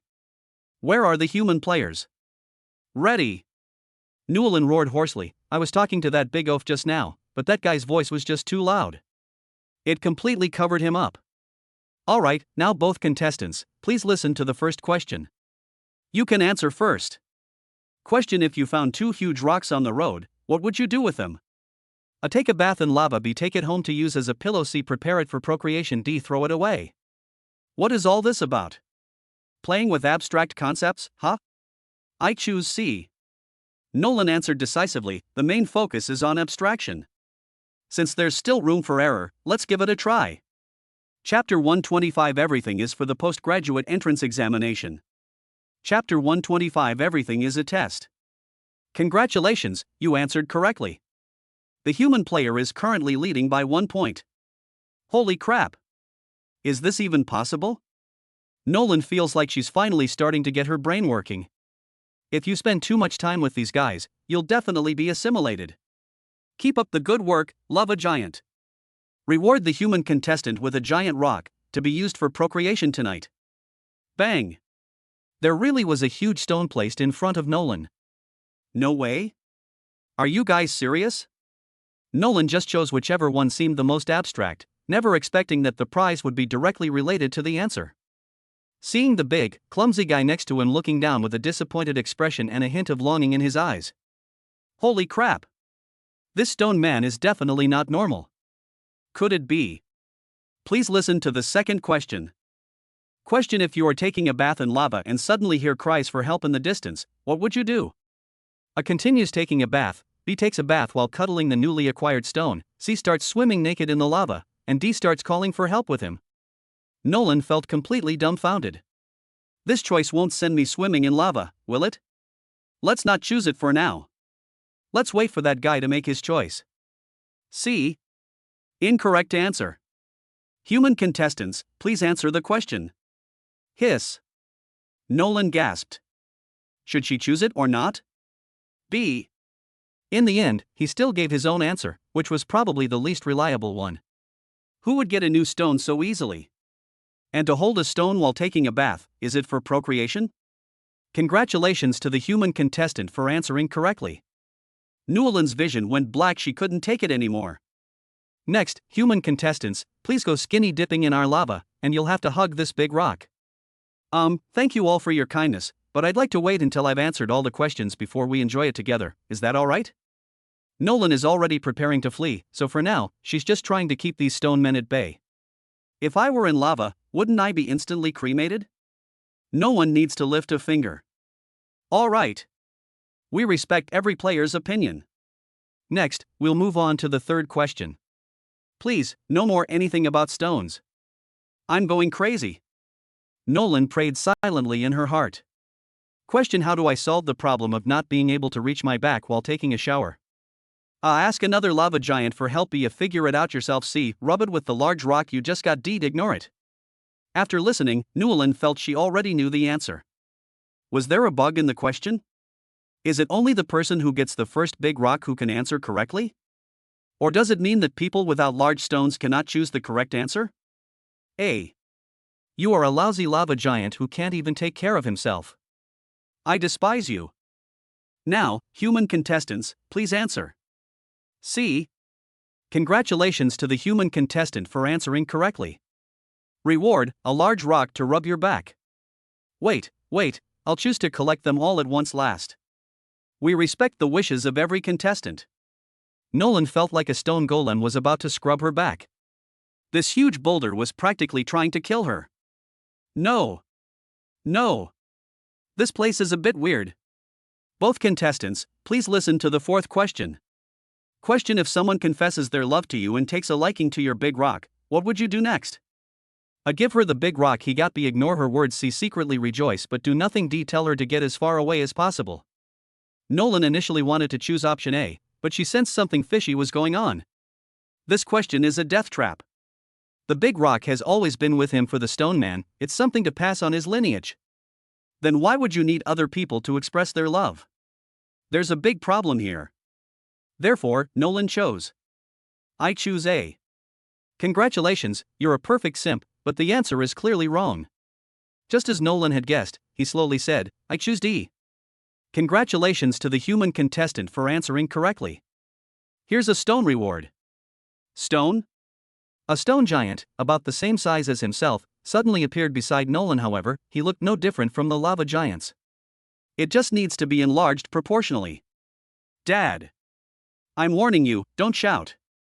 Nolan is a bit out of her mind right now, and there really are little pebbles inside. Could it be that the stone man was really created from a large rock? Could it be that the big rock behind me is already? Human player, don't worry, your big rock is absolutely pristine, brand new and intact, there's nothing to worry about. Call. Nolan exhaled a deep breath. Wait a moment. Who asked me to explain this? Oh no, how could I have thought of something like this? One last question, both players, please prepare. Question: if your little stone is constantly troubled, What will you do next? Take him swimming in lava. B. Slap him to shut him up. C. Throw him into a deserted valley. D. Calm him down. This answer is so anti-human. Only D best matches the normal person. But if I choose D, wouldn't that mean I've lost a point? Fine, I'll just accept losing once. We've already won. It would be good to let this big oaf next to me win this time. I choose D. Congratulations, you answered correctly. Nolan? I win even if I just pick randomly. The human contestant won decisively in the third round. The previous bets will now be awarded to the human contestant. A stone man plucked the geothermal sunflower from the head of the big, clumsy guy next to him and handed it to Nolan. My hair. I have no hair left. The big, clumsy guy actually fled from here with tears in his eyes. Nolan was a little helpless watching him. What on earth was going on? Nolan didn't stand on ceremony and took the geothermal sunflower in her hand. If the geothermal sunflower was the hair of the lava giant, then wasn't this clod of soil his scalp? Nolan felt increasingly uneasy. Congratulations, you have finally upheld the essence of humanity. If you had chosen a different answer, you would have been judged to have lost. All of this? These are all tests for you, but these rewards are real. Then what about this little stone in front of us? He's the newest baby born here, and the most talented one. He needs someone to take him out and broaden his horizons. Don't worry, he's very well behaved. Moreover, he is also very strong in combat and can be of help to you. Thank you. Chapter 126 The Spirit of Flame. Chapter 126 The Spirit of Flame. You? Nolan was a little confused. How did they make their judgments about humans? We are the spirits of fire, and we naturally notice the anomalies in the demon abyss. Deep within the land of extreme flame lies a seal, and we are its guardians. The abyss is indeed facing some problems and won't be able to hold on for much longer. The millennia of peace are about to be shattered once again. The lava giant in front of them said with some emotion that they were also worried about the appearance of demons. Is there a way to remedy this? Newland tentatively asked if there really was a way to remedy this, so that perhaps she could make some preparations in advance. No. Once the seal is broken, it cannot be reversed. All we can do now is try to delay the time it takes for the seal to break. I don't know exactly when the demon will be able to break through the blockade. I see. So you test every human being like this, or is it just targeting me? This is a question that Nolan is quite curious about, mainly because these lava giants are really too strange. I can smell the scent of the elf queen on you, as well as a faint scent of the mermaid princess. Since both the wood elf and the water elf have chosen you, I will naturally test you. We really do play games with humans normally, like in your first round, because we're genuinely bored. The lava giant looked at Nolan and spoke, his heavy voice echoing around them. Are you the only ones living in this extremely fiery land? Of course not. There is another group of fire spirits inside. Their work is even more arduous. They can't get out right now, and the seal needs someone to maintain it. Understood. Nolan didn't know how humans had managed to communicate with the fire spirits and have them guard the seal here. By the way, how did you come into being? Nolan is too concerned about this issue now. The previous test on the lava giant was simply too abstract. We are born from rocks and, after being roasted by flames for a long time, may one day develop intelligence, just like we are now. What about your big rock? Nolan hesitated for a moment before finally asking. That was just a joke. We are all spirits from nature, and we do not need a mother to nurture us. If we really have to say, then this earth is our mother. Call. Nolan finally breathed a sigh of relief. Thankfully, it wasn't. Otherwise it would be too abstract. What exactly is the geothermal sunflower here? Why would you say it's your hair? Geothermal sunflowers are magical plants that grow on our lava giants. However, since they grow right on our heads, and you humans call them hair, we just call them that too. Hiss. Emotions are being modeled after humans. But you have your own beliefs and culture. Thank you for your explanation. I will take good care of Stoneboy. I would like to ask if you could join Nord City so that we can fight against the demons together? Now, Nolan tentatively asked, if there is an opportunity, then Nord City's strength will reach a whole new level. The strength of the lava giant is beyond doubt. With its massive size, high defense, and mastery of fire element, this guy is definitely an extremely powerful helper. Then we'll see how you perform. What kind of performance? If you beat us in the test, we might consider your proposal. Ha? Another test? Nolan was completely numb. She absolutely never wanted to play that kind of abstract game again. Why not? On our turf, we must abide by our rules. Okay. I'll come back when I'm ready. I'll leave this place to you for now. I'll improve my strength as soon as possible. Nolan patted her chest and assured him that she was only a Grand Magister now, and her strength was far from enough.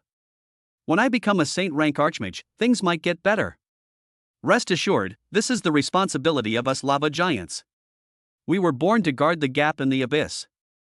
Nolan felt it was about time, and now she could leave. Stone Boy, we should go. Nolan looked at the small lava giant next to him, which was about the same size as him, but the fire element emanating from its body was incredibly hot. It was even comparable to some of the lava giants present. No wonder he's a genius. Talent still plays an extremely important role. Dad. The three little stones spoke in a childish voice from the side, which Nolan found hard to accept. Don't shout like that, I'm not your dad. Hey, aren't you going to teach Stone Boy a lesson? Education? What is education? We all grow up this way, and Stone Boy will go through this process too. Nolan. Never mind. Let's leave it at that for now. Stone Boy, come here, I'll take you up. Nolan enveloped the stone with magic, then used her flying ability to fly towards the nether dragon. They had only gone halfway when they heard the shouts of the lava giants below. Go back and practice your carving skills properly. I have to say, they're absolutely terrible. Nolan. This may not seem like a simple test. This is the aesthetic of the lava giant. There is absolutely no other reason to whitewash this. Nolan felt a black line appear on her forehead. She was already a sculpting master. Unexpectedly, we suffered a setback against the lava giant. But that's not the point now. As long as we get back to Nord City safely, that's all that matters. Dragon, full speed ahead. Nord City. Nolan saw that it was already night, and enough time had already been wasted. It should be enough time to rush back now. Little Stone, do you have a name? No. Then I'll call you Little Stone. I'll give you a proper name when you're a bit older. Thank you. Dad. Damn it. Everyone says you're not your dad. Nolan was speechless. This little guy looks kind of goofy. If others heard this, they would think I have some kind of special fetish, especially since I already have a son. There's absolutely no way to defend myself. Then my lifelong reputation will be ruined. No. This problem absolutely must not happen. I need to have a serious talk with Stone when I get back. Besides, I look handsome, rich, and promising now. Calling him brother is actually quite fitting. Chapter 127 Magic Circle. Chapter 127 Magic Circle. After a 2-hour journey, Nolan and the others reappeared in the skies above Nord City. The guards quickly spotted Nolan and only relaxed their guard after they saw his figure clearly. Nolan is quite satisfied with the current defenses of Nord City. The monsters and humans have joined forces to protect the safety of Nord City. In that case, I can focus on improving my strength. Nolan prepared all the materials during her journey and familiarized herself with the treatment process. Now only one ingredient is needed, the Elf Queen's vines. I still need to go find Siye. The dragon landed on the ground, and Nolan asked it to take care of Shatuzi for the time being, while she ran to Siye's room. Before she could knock, Nolan burst through the door. I just happened to see Siye changing her clothes. Ah. This. Brother Lon, why didn't you knock before coming in? She looked at Nolan with some doubt, but her blushing cheeks had already betrayed her. Siye, change your clothes first, then come with me in a bit. Good. Nolan really wanted to enjoy it, but time was of the essence, and she was afraid it would be too late. You could also see the urgency in Nolan's expression. It seemed she had indeed encountered some tricky problems. Brother Lon, where are we going now? Go find Lyasna. Nolan grabbed Siye's hand and rushed towards Lyasna's room. She wondered how Lyasna was doing after all those hours. Bang bang bang. Enter. Nolan recognized Yalan's voice. She choked up slightly and felt a pang of disappointment. Could it be Lyasna? Without thinking twice, Nolan pushed the door open. Then they saw that Yalan was holding Lyasna, who was somewhat unconscious, and Lyasna's body had already begun to mutate in part. Purple ridges appeared on her originally fair skin. Moreover, sharp nails began to appear on his slender fingers, which looked rather eerie.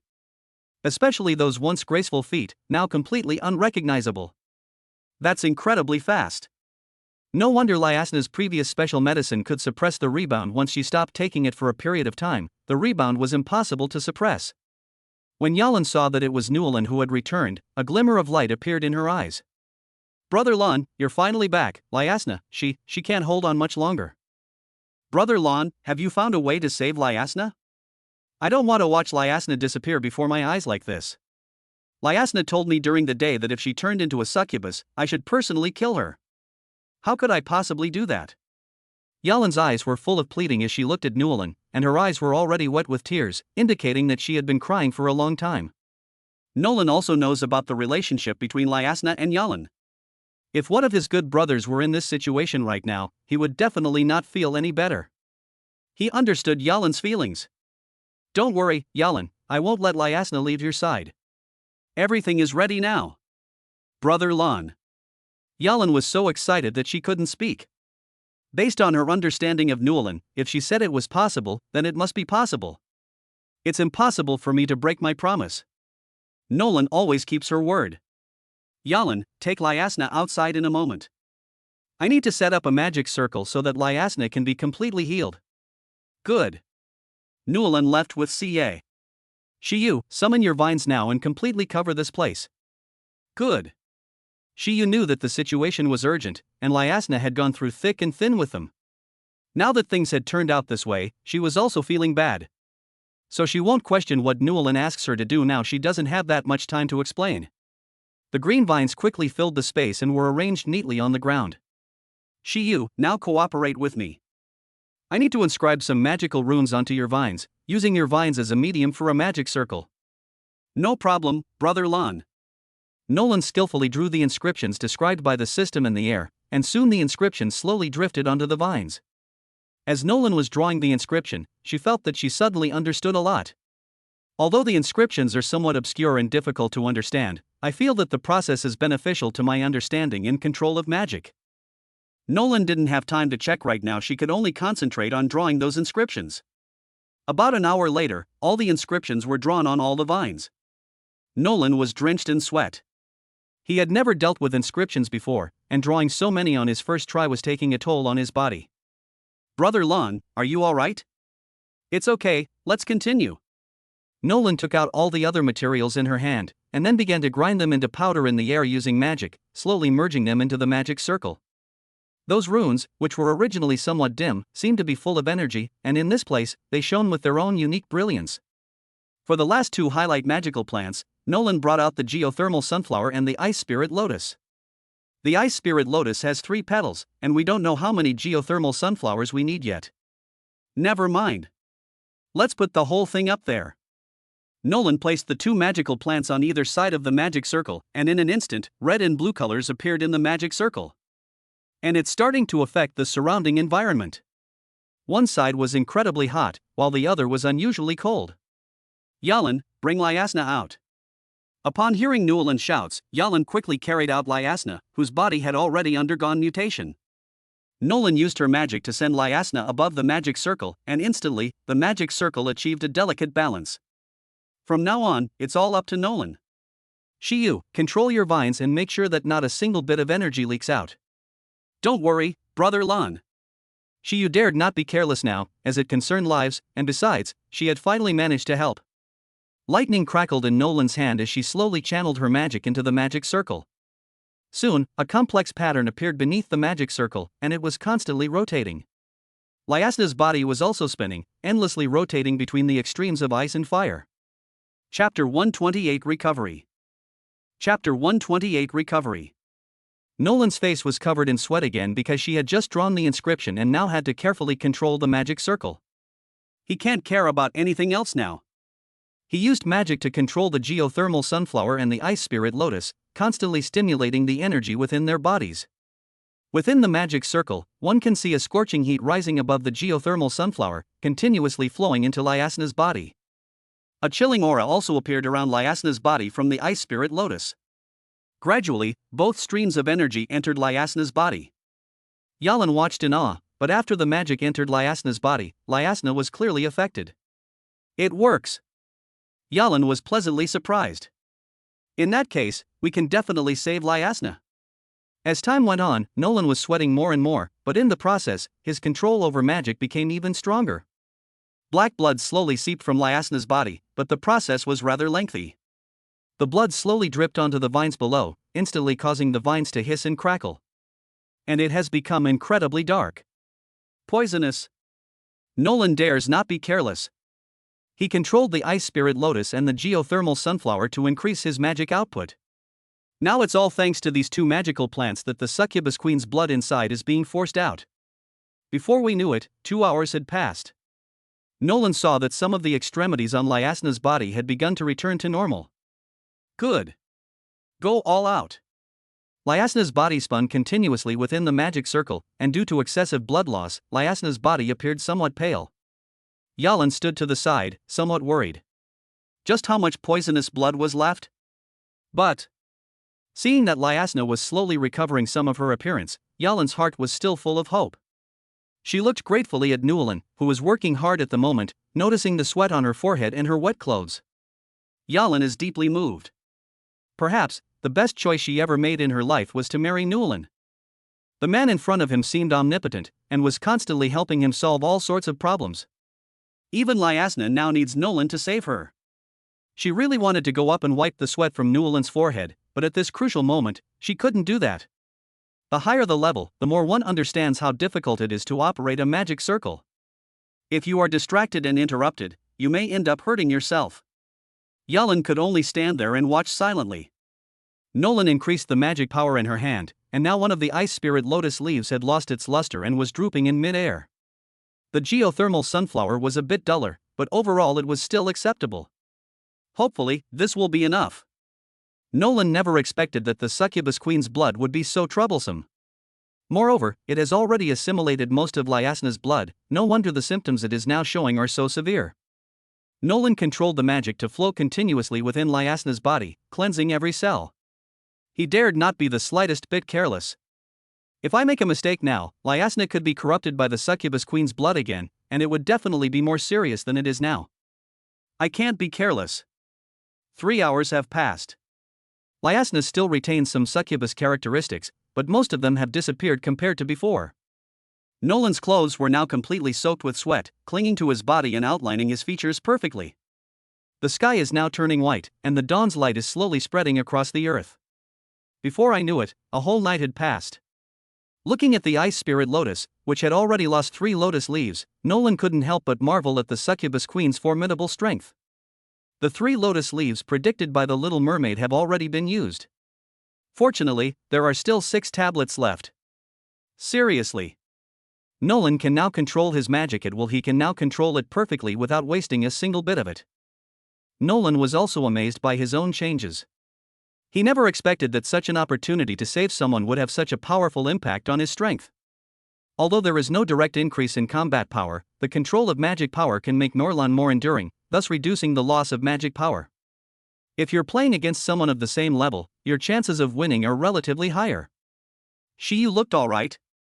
Nolan knew that Shiyu had now finished refining all the crystals and had reached the pinnacle of her control over the wood element. Being a wood spirit, it is definitely much stronger than others in this aspect. Cough, cough, cough. A soft cough drew everyone's attention. Lyasna is awake. It's still a bit hazy, and I don't know what's going on outside. Upon hearing this, Yalan almost jumped for joy.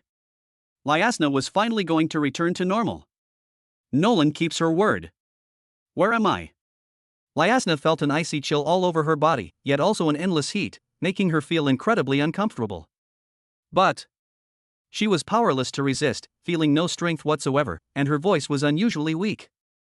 Lyasna, hang in there a little longer, you'll be alright soon. Nolan doesn't want Lyasna to make any other moves right now.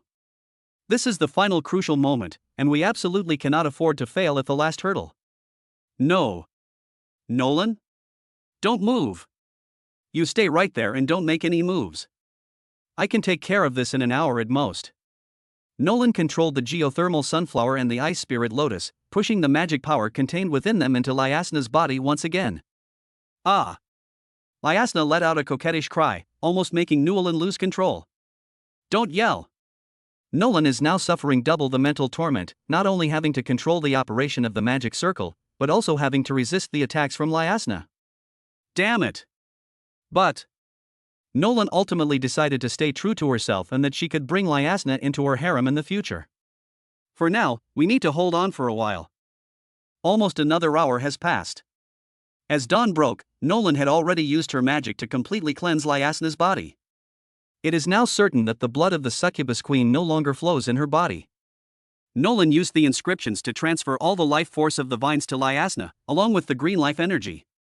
Chapter 129 Teleportation Array. Chapter 129 Teleportation Array. The vines had now become completely withered and lay there on the bluestone ground. Looking at the fourth petal of the ice spirit lotus, which was already somewhat dim, Newlin realized that the mermaid princess's guess was correct. If she knew that it was the antidote to the succubus queen's blood poison, her prediction might be more accurate. The ice spirit lotus is indeed powerful. After a night of depletion, it still retains nearly 2/3 of its magic power. No wonder it's so rare.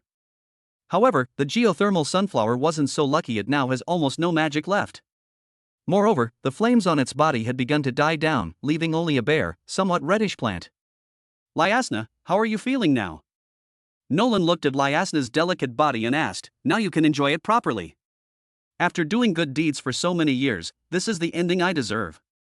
I feel much better, thank you so much, Nolan. Lying there, Lyasna said that she was mainly worried about whether Nolan had finished yet, as Nolan had told her not to move around too much at the end. So she would never move around recklessly unless Newlin told her to. Lyasna, you finally recovered. You scared me to death. Yalin shouted excitedly from the side. Yalin. Nolan, can I move now? About 20 minutes later, Lyasna realized that the magic was no longer coursing through her body. I just don't know why Newlin is still not saying anything.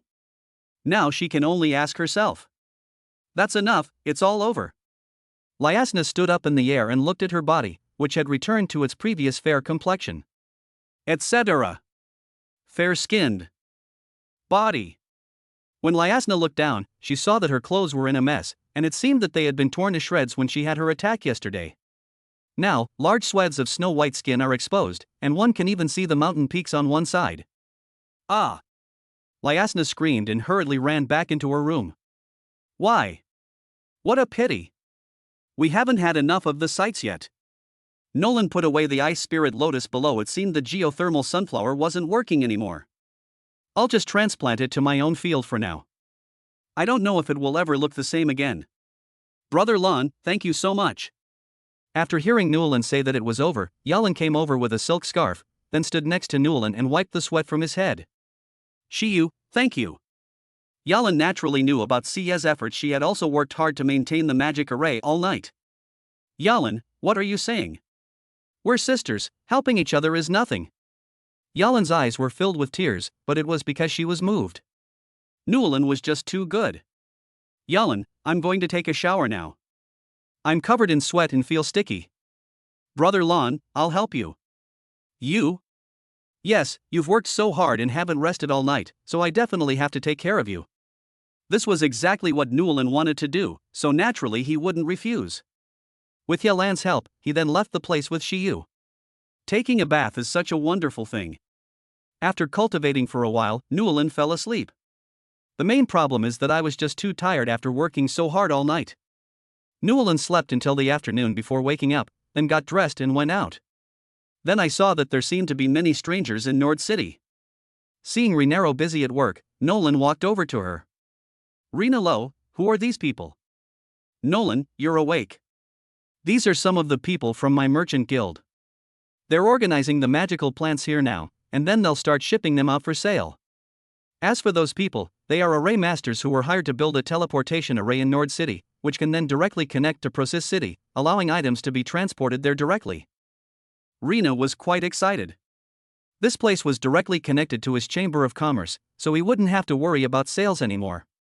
Moreover, Procis City is the most prosperous city here, and the prices there are higher than in some other places. Rena Lowe, building a teleportation array must cost a lot of money, right?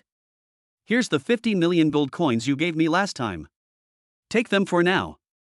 If it's not enough, just ask Sana and the others for more. Nolan returned the ring that Renero had given her. Now that she needed money, how could she keep waving someone else's money around? Nolan, I won't accept it. Building a teleportation array will cost approximately 20 million gold coins. Because we are so far from Process City, the cost is relatively high. I still have some money on me, and I borrowed some from the Chamber of Commerce, so the problem is basically solved. We can use the gold coins from the sale to cover the current losses. Rena Luo didn't mind at all, mainly because the Chamber of Commerce was also his, and the money was just to be handed over to the family the following year. This is considered one of their junior president's achievements, and of course, the more the better. Rena Luo, what you've done. Nolan was speechless. Rena Luo was now treating Nord City as her hometown. With the teleportation array, Nord City will definitely become even larger. Moreover, some things can be better understood through rumors. Renero's plan this time was absolutely perfect. Nolan couldn't help but praise him, saying that it really takes a specialist to do this. If he were to do it, he might not be able to think of such a comprehensive solution. Nolan, I stand with Nord City now, and this is what I should do. Moreover, as the Deputy City Lord of Nord City, I naturally have to consider the future development of Nord City. No problem. Nolan can now completely relinquish her responsibilities as a manager. The economy can be managed by Renero, the city defense by Hans, and his wives and concubines manage the magical beasts and countless magical plants. All I really need to do now is cultivate. Only when he becomes powerful can he lead Nord City to even greater glory. Rena Lowe, then I'll leave it to you. Nolan, what are you saying? If you have any complaints later, you can come to me directly. What could Nolan possibly be dissatisfied with now? Nord City is now developing in the same direction as Process City, and it won't be long before it can rival Process City. He plans to make Nord the largest city in the area. Chapter 130 Succubus Queen. Chapter 130 Succubus Queen. Nolan, have you heard about what happened in Thanos City? Rena asked. What is it? Nolan was curious, wasn't Thanos City the place that the demons had just occupied? All the city lords there are dead. I don't know how things are going. I haven't paid any attention to them since I came back. Nolan, all members of the Tecula family in Thanos City have been executed. The city is now in a state of panic, and many people have already left and gone far away. What's going on? It is said that during the 2 days we were preparing, there was a large-scale capture of babies in the city of Thanos, some of whom were even forcibly taken, and many people were killed in the process. Many nobles were not spared, their children were also taken, but it was later discovered that all the babies had disappeared. In the end, all they found were some severed limbs and bare bones, suggesting that the body was either sacrificed or eaten. Rena Luo recounted everything she had heard, and she was still a little scared. No wonder I felt something was off about that old guy Cabus. It seems he absorbed a lot of the life force of infants. Nolan never expected it to be so cruel, to swallow the baby whole? This is absolutely insane. The status of Thanos City has plummeted. The departure of many people has resulted in the city's decline in size. If this continues, it may no longer be a city. The common people were devastated. After learning of the atrocities committed by the Tecula family, the Kingdom of Sac ordered their execution. No one was spared, which is quite good. At first, we could only hear screams coming from Thanos City, but we had no idea that such a cruel thing had happened. Rena said with lingering fear, I'm a businessman, and although I've seen a lot, this is the first time I've ever heard of something so cruel. No wonder it was so strange back then, and there was a smell of fresh blood on Cabus. That guy deserved to die. Nolan is now cursing both Cabus and the devil. If that old man hadn't been so persistent, how could the demon have taken advantage of the situation? The tragedy that followed was a consequence of the Takura family's actions, and they deserved it. They started by slaughtering the orcs, and later they slaughtered their own people. Killing such scoundrels is far too lenient. Rena Lowe, is there anything else? Nothing for now. There are just rumors that reinforcements appeared outside the city gates and killed Cabus, thus ending his wicked life. Nolan sighed helplessly. It seemed these commoners were glorifying her. He also couldn't stand Cabus's behavior, and more importantly, he wanted to bring the Green Snake, Red Fox, and Scorpion clans to Nord City. Rena Lowe, I understand. You should tell me if something like this happens again. Okay. After saying that, Nolan left. It was time to expand the scale of Nord City. But where should we expand to? Is it over there in the sea? There is Trist over there, but there are many lords in between, and we need to find a way to deal with them. This is how the territories can be connected. With these thoughts in mind, Newelin walked towards the king of tortoise and soft shell trees. Seeing Sia quietly cultivating there, Newelin watched in a daze. Tomorrow is the time to help Sia complete her awakening and obtain her third attribute. Congratulations, host, on completing the hidden mission. Rewards are being distributed, please check. All magical plants within the territory have been upgraded by 1 level. The clues to the succubus queen have been placed in the host's storage space. Nolan then remembered that she had completed a mission. I was really tired yesterday, and my head is still a little dizzy. He doesn't seem very awake. Nolan took out the so-called clues from the storage space, which turned out to be a mirror showing a valley, and then a cave in the valley. And that's it. That's all. Newelin even shook the mirror, but the mirror didn't react at all. Depend on. This is absolutely outrageous. Just one look? Fortunately, I can remember it. But there was nothing around, and with so many valleys, where could they possibly search for the succubus queen? Never mind. It seems that searching is not possible for the time being. The magical plants in all territories have been upgraded by 1 level, which is a pretty good effect. The strength of the tortoise and soft-shelled tree king has increased slightly, and Nolan is very happy to see this. As long as the strength within one's own territory continues to rise, then when the demons arrive, it will be able to stop them. I hope there will be more missions like this in the future. Nolan walked towards the kitchen. She was so hungry. Inside a dark mountain cave, a stunningly beautiful woman leaned against the damp stone wall, gazing wistfully at the valley outside. Interesting. Someone actually lifted the blood curse on me. Looks like I'll have to meet this person again sometime. The succubus queen looked outside and said, her body still recovering. Although he escaped the seal of the abyss, he was severely injured on the way. Demons can only recover faster by absorbing demonic energy within the abyss. However, due to the fatal injury and her reluctance to reveal her whereabouts, her recovery was extremely slow. The succubus queen's strength once fell to the level of a grand magister, but she's doing alright now. Saint rank archmage. If they go out, they can establish their own territory. However, given her special status, she will not put herself in danger until she has sufficient means to protect herself. I was lying in a cave before, who knew that humans would break in. She happened to be short of someone to protect her, and the human woman seemed to have good potential. They simply assimilated it. However, due to the obstruction of some medications, her blood was completely unable to enter the woman's body. But after a long period of accumulation, things finally took a turn for the better. She's already looking forward to her arrival. However, this morning, all communication was cut off. Hateful. Is the abyss about to open again? The succubus queen detected a trace of demonic energy in the air, though it wasn't very pure, but this was still good news for her. If the abyss opens, then she can go back and rest, and then lead her army to advance. Over 1,000 years, they had forgotten that they were once lords of the abyss. Chapter 131 Nothingness. After a night of practice, Newelin felt that she had improved a bit more. Then he brought Sia to the king of tortoise and soft-shelled turtle trees. Today, we can't delay any longer. After obtaining this wood elemental energy, we need to go and explore the sea. We'll see what the Little Mermaid's test is all about. If we have the chance to bring the mermaid princess to Nord City, then we'll have a better chance of winning. Nolan first took out the octopus corpse she had collected. Although a day and a night had passed, the octopus monster's body still retained a lot of magic power. King of tortoise and soft-shelled trees, absorb these and see if they can change you. The turtle and soft-shelled tree king looked at the white bits of flesh on the ground, which emitted a unique fragrance, mainly because the magic contained within them was particularly frenzied. The tortoise and soft-shelled tree king looked at Newelin, then solemnly said, "Thank you, master." The roots of the tortoise tree king quickly penetrated the octopus monster's corpse, and Nolan saw some pure white energy flowing into its body through the roots. The tortoise tree king absorbed all the energy in no time. Nolan asked, "How are you feeling? Can you still absorb it?" "Can." This time, Nolan directly brought out one of the octopus monster's giant legs, which was only a small part of its body.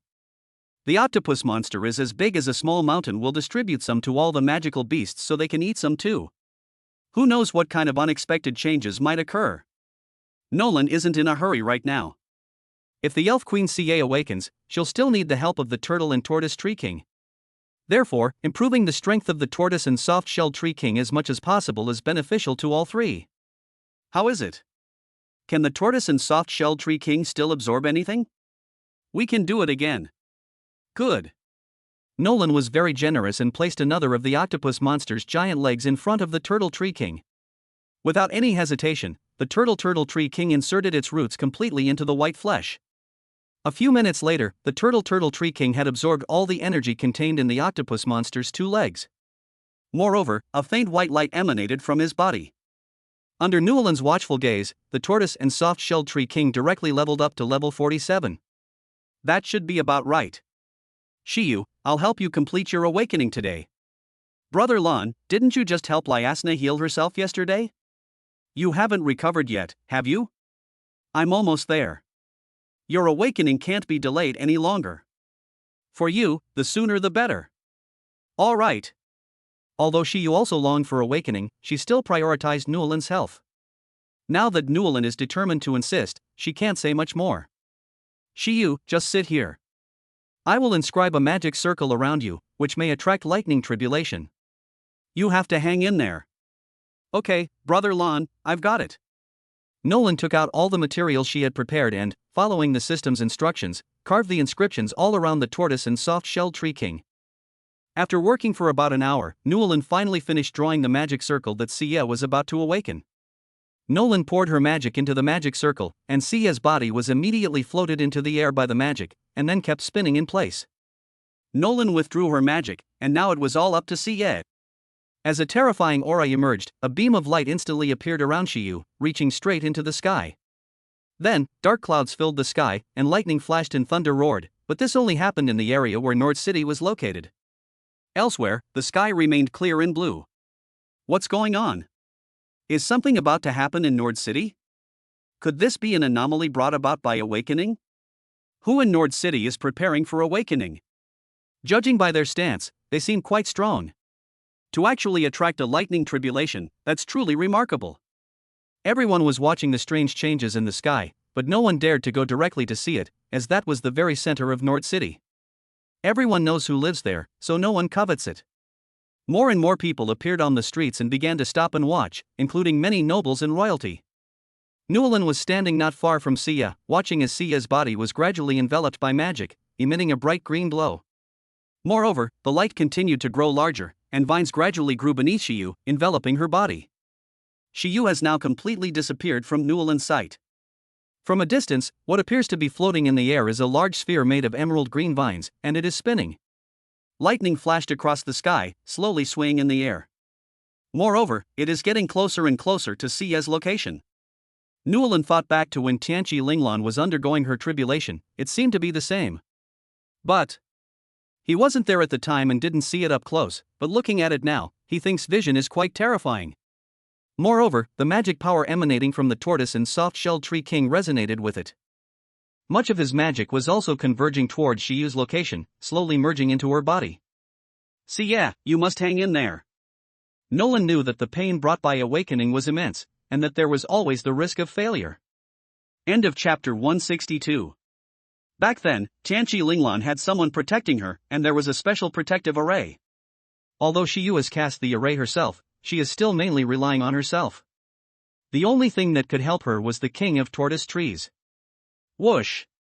Lightning roared across the sky, as if trying to swallow Sia whole. Could this be an anomaly brought about by awakening? Who in Nord City is preparing for awakening? Judging by their stance, they seem quite strong.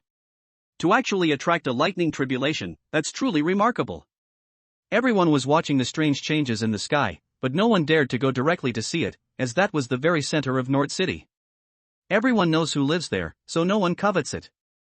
More and more people appeared on the streets and began to stop and watch, including many nobles and royalty. Newland was standing not far from Sia, watching as Sia's body was gradually enveloped by magic, emitting a bright green glow. Moreover, the light continued to grow larger, and vines gradually grew beneath Shiyu, enveloping her body. Shiyu has now completely disappeared from Newlan's sight. From a distance, what appears to be floating in the air is a large sphere made of emerald green vines, and it is spinning. Lightning flashed across the sky, slowly swaying in the air. Moreover, it is getting closer and closer to Sia's location. Newlan thought back to when Tianqi Linglan was undergoing her tribulation. It seemed to be the same. But he wasn't there at the time and didn't see it up close, but looking at it now, he thinks vision is quite terrifying. Moreover, the magic power emanating from the tortoise and soft-shelled tree king resonated with it. Much of his magic was also converging towards Shiyu's location, slowly merging into her body. Sia, you must hang in there. Nolan knew that the pain brought by awakening was immense, and that there was always the risk of failure. End of chapter 162. Back then, Tianqi Linglan had someone protecting her, and there was a special protective array. Although Shiyu has cast the array herself, she is still mainly relying on herself. The only thing that could help her was the king of tortoise trees. Whoosh! Lightning roared across the sky, as if trying to swallow Sia whole. Could this be an anomaly brought about by awakening? Who in Nord City is preparing for awakening? Judging by their stance, they seem quite strong. To actually attract a lightning tribulation, that's truly remarkable. Everyone was watching the strange changes in the sky, but no one dared to go directly to see it, as that was the very center of Nord City. Everyone knows who lives there, so no one covets it. More and more people appeared on the streets and began to stop and watch, including many nobles and royalty. Newlan was standing not far from Sia, watching as Sia's body was gradually enveloped by magic, emitting a bright green glow.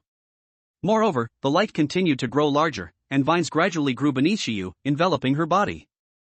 Shiyu has now completely disappeared from Newlan's sight. From a distance, what appears to be floating in the air is a large sphere made of emerald green vines, and it is spinning.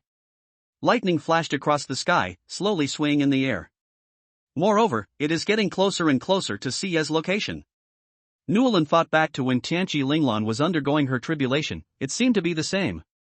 But he wasn't there at the time and didn't see it up close, but looking at it now, he thinks vision is quite terrifying. Moreover, the magic power emanating from the tortoise and soft-shelled tree king resonated with it. Much of his magic was also converging towards Shiyu's location, slowly merging into her body. Sia, you must hang in there. Nolan knew that the pain brought by awakening was immense, and that there was always the risk of failure. Back then, Tianqi Linglan had someone protecting her, and there was a special protective array. Although Shiyu has cast the array herself, she is still mainly relying on herself. The only thing that could help her was the king of tortoise trees. Whoosh! Lightning roared across the sky, as if trying to swallow Sia whole. Slowly, a lightning serpent formed above, flicking its tongue from afar and staring menacingly at Sia.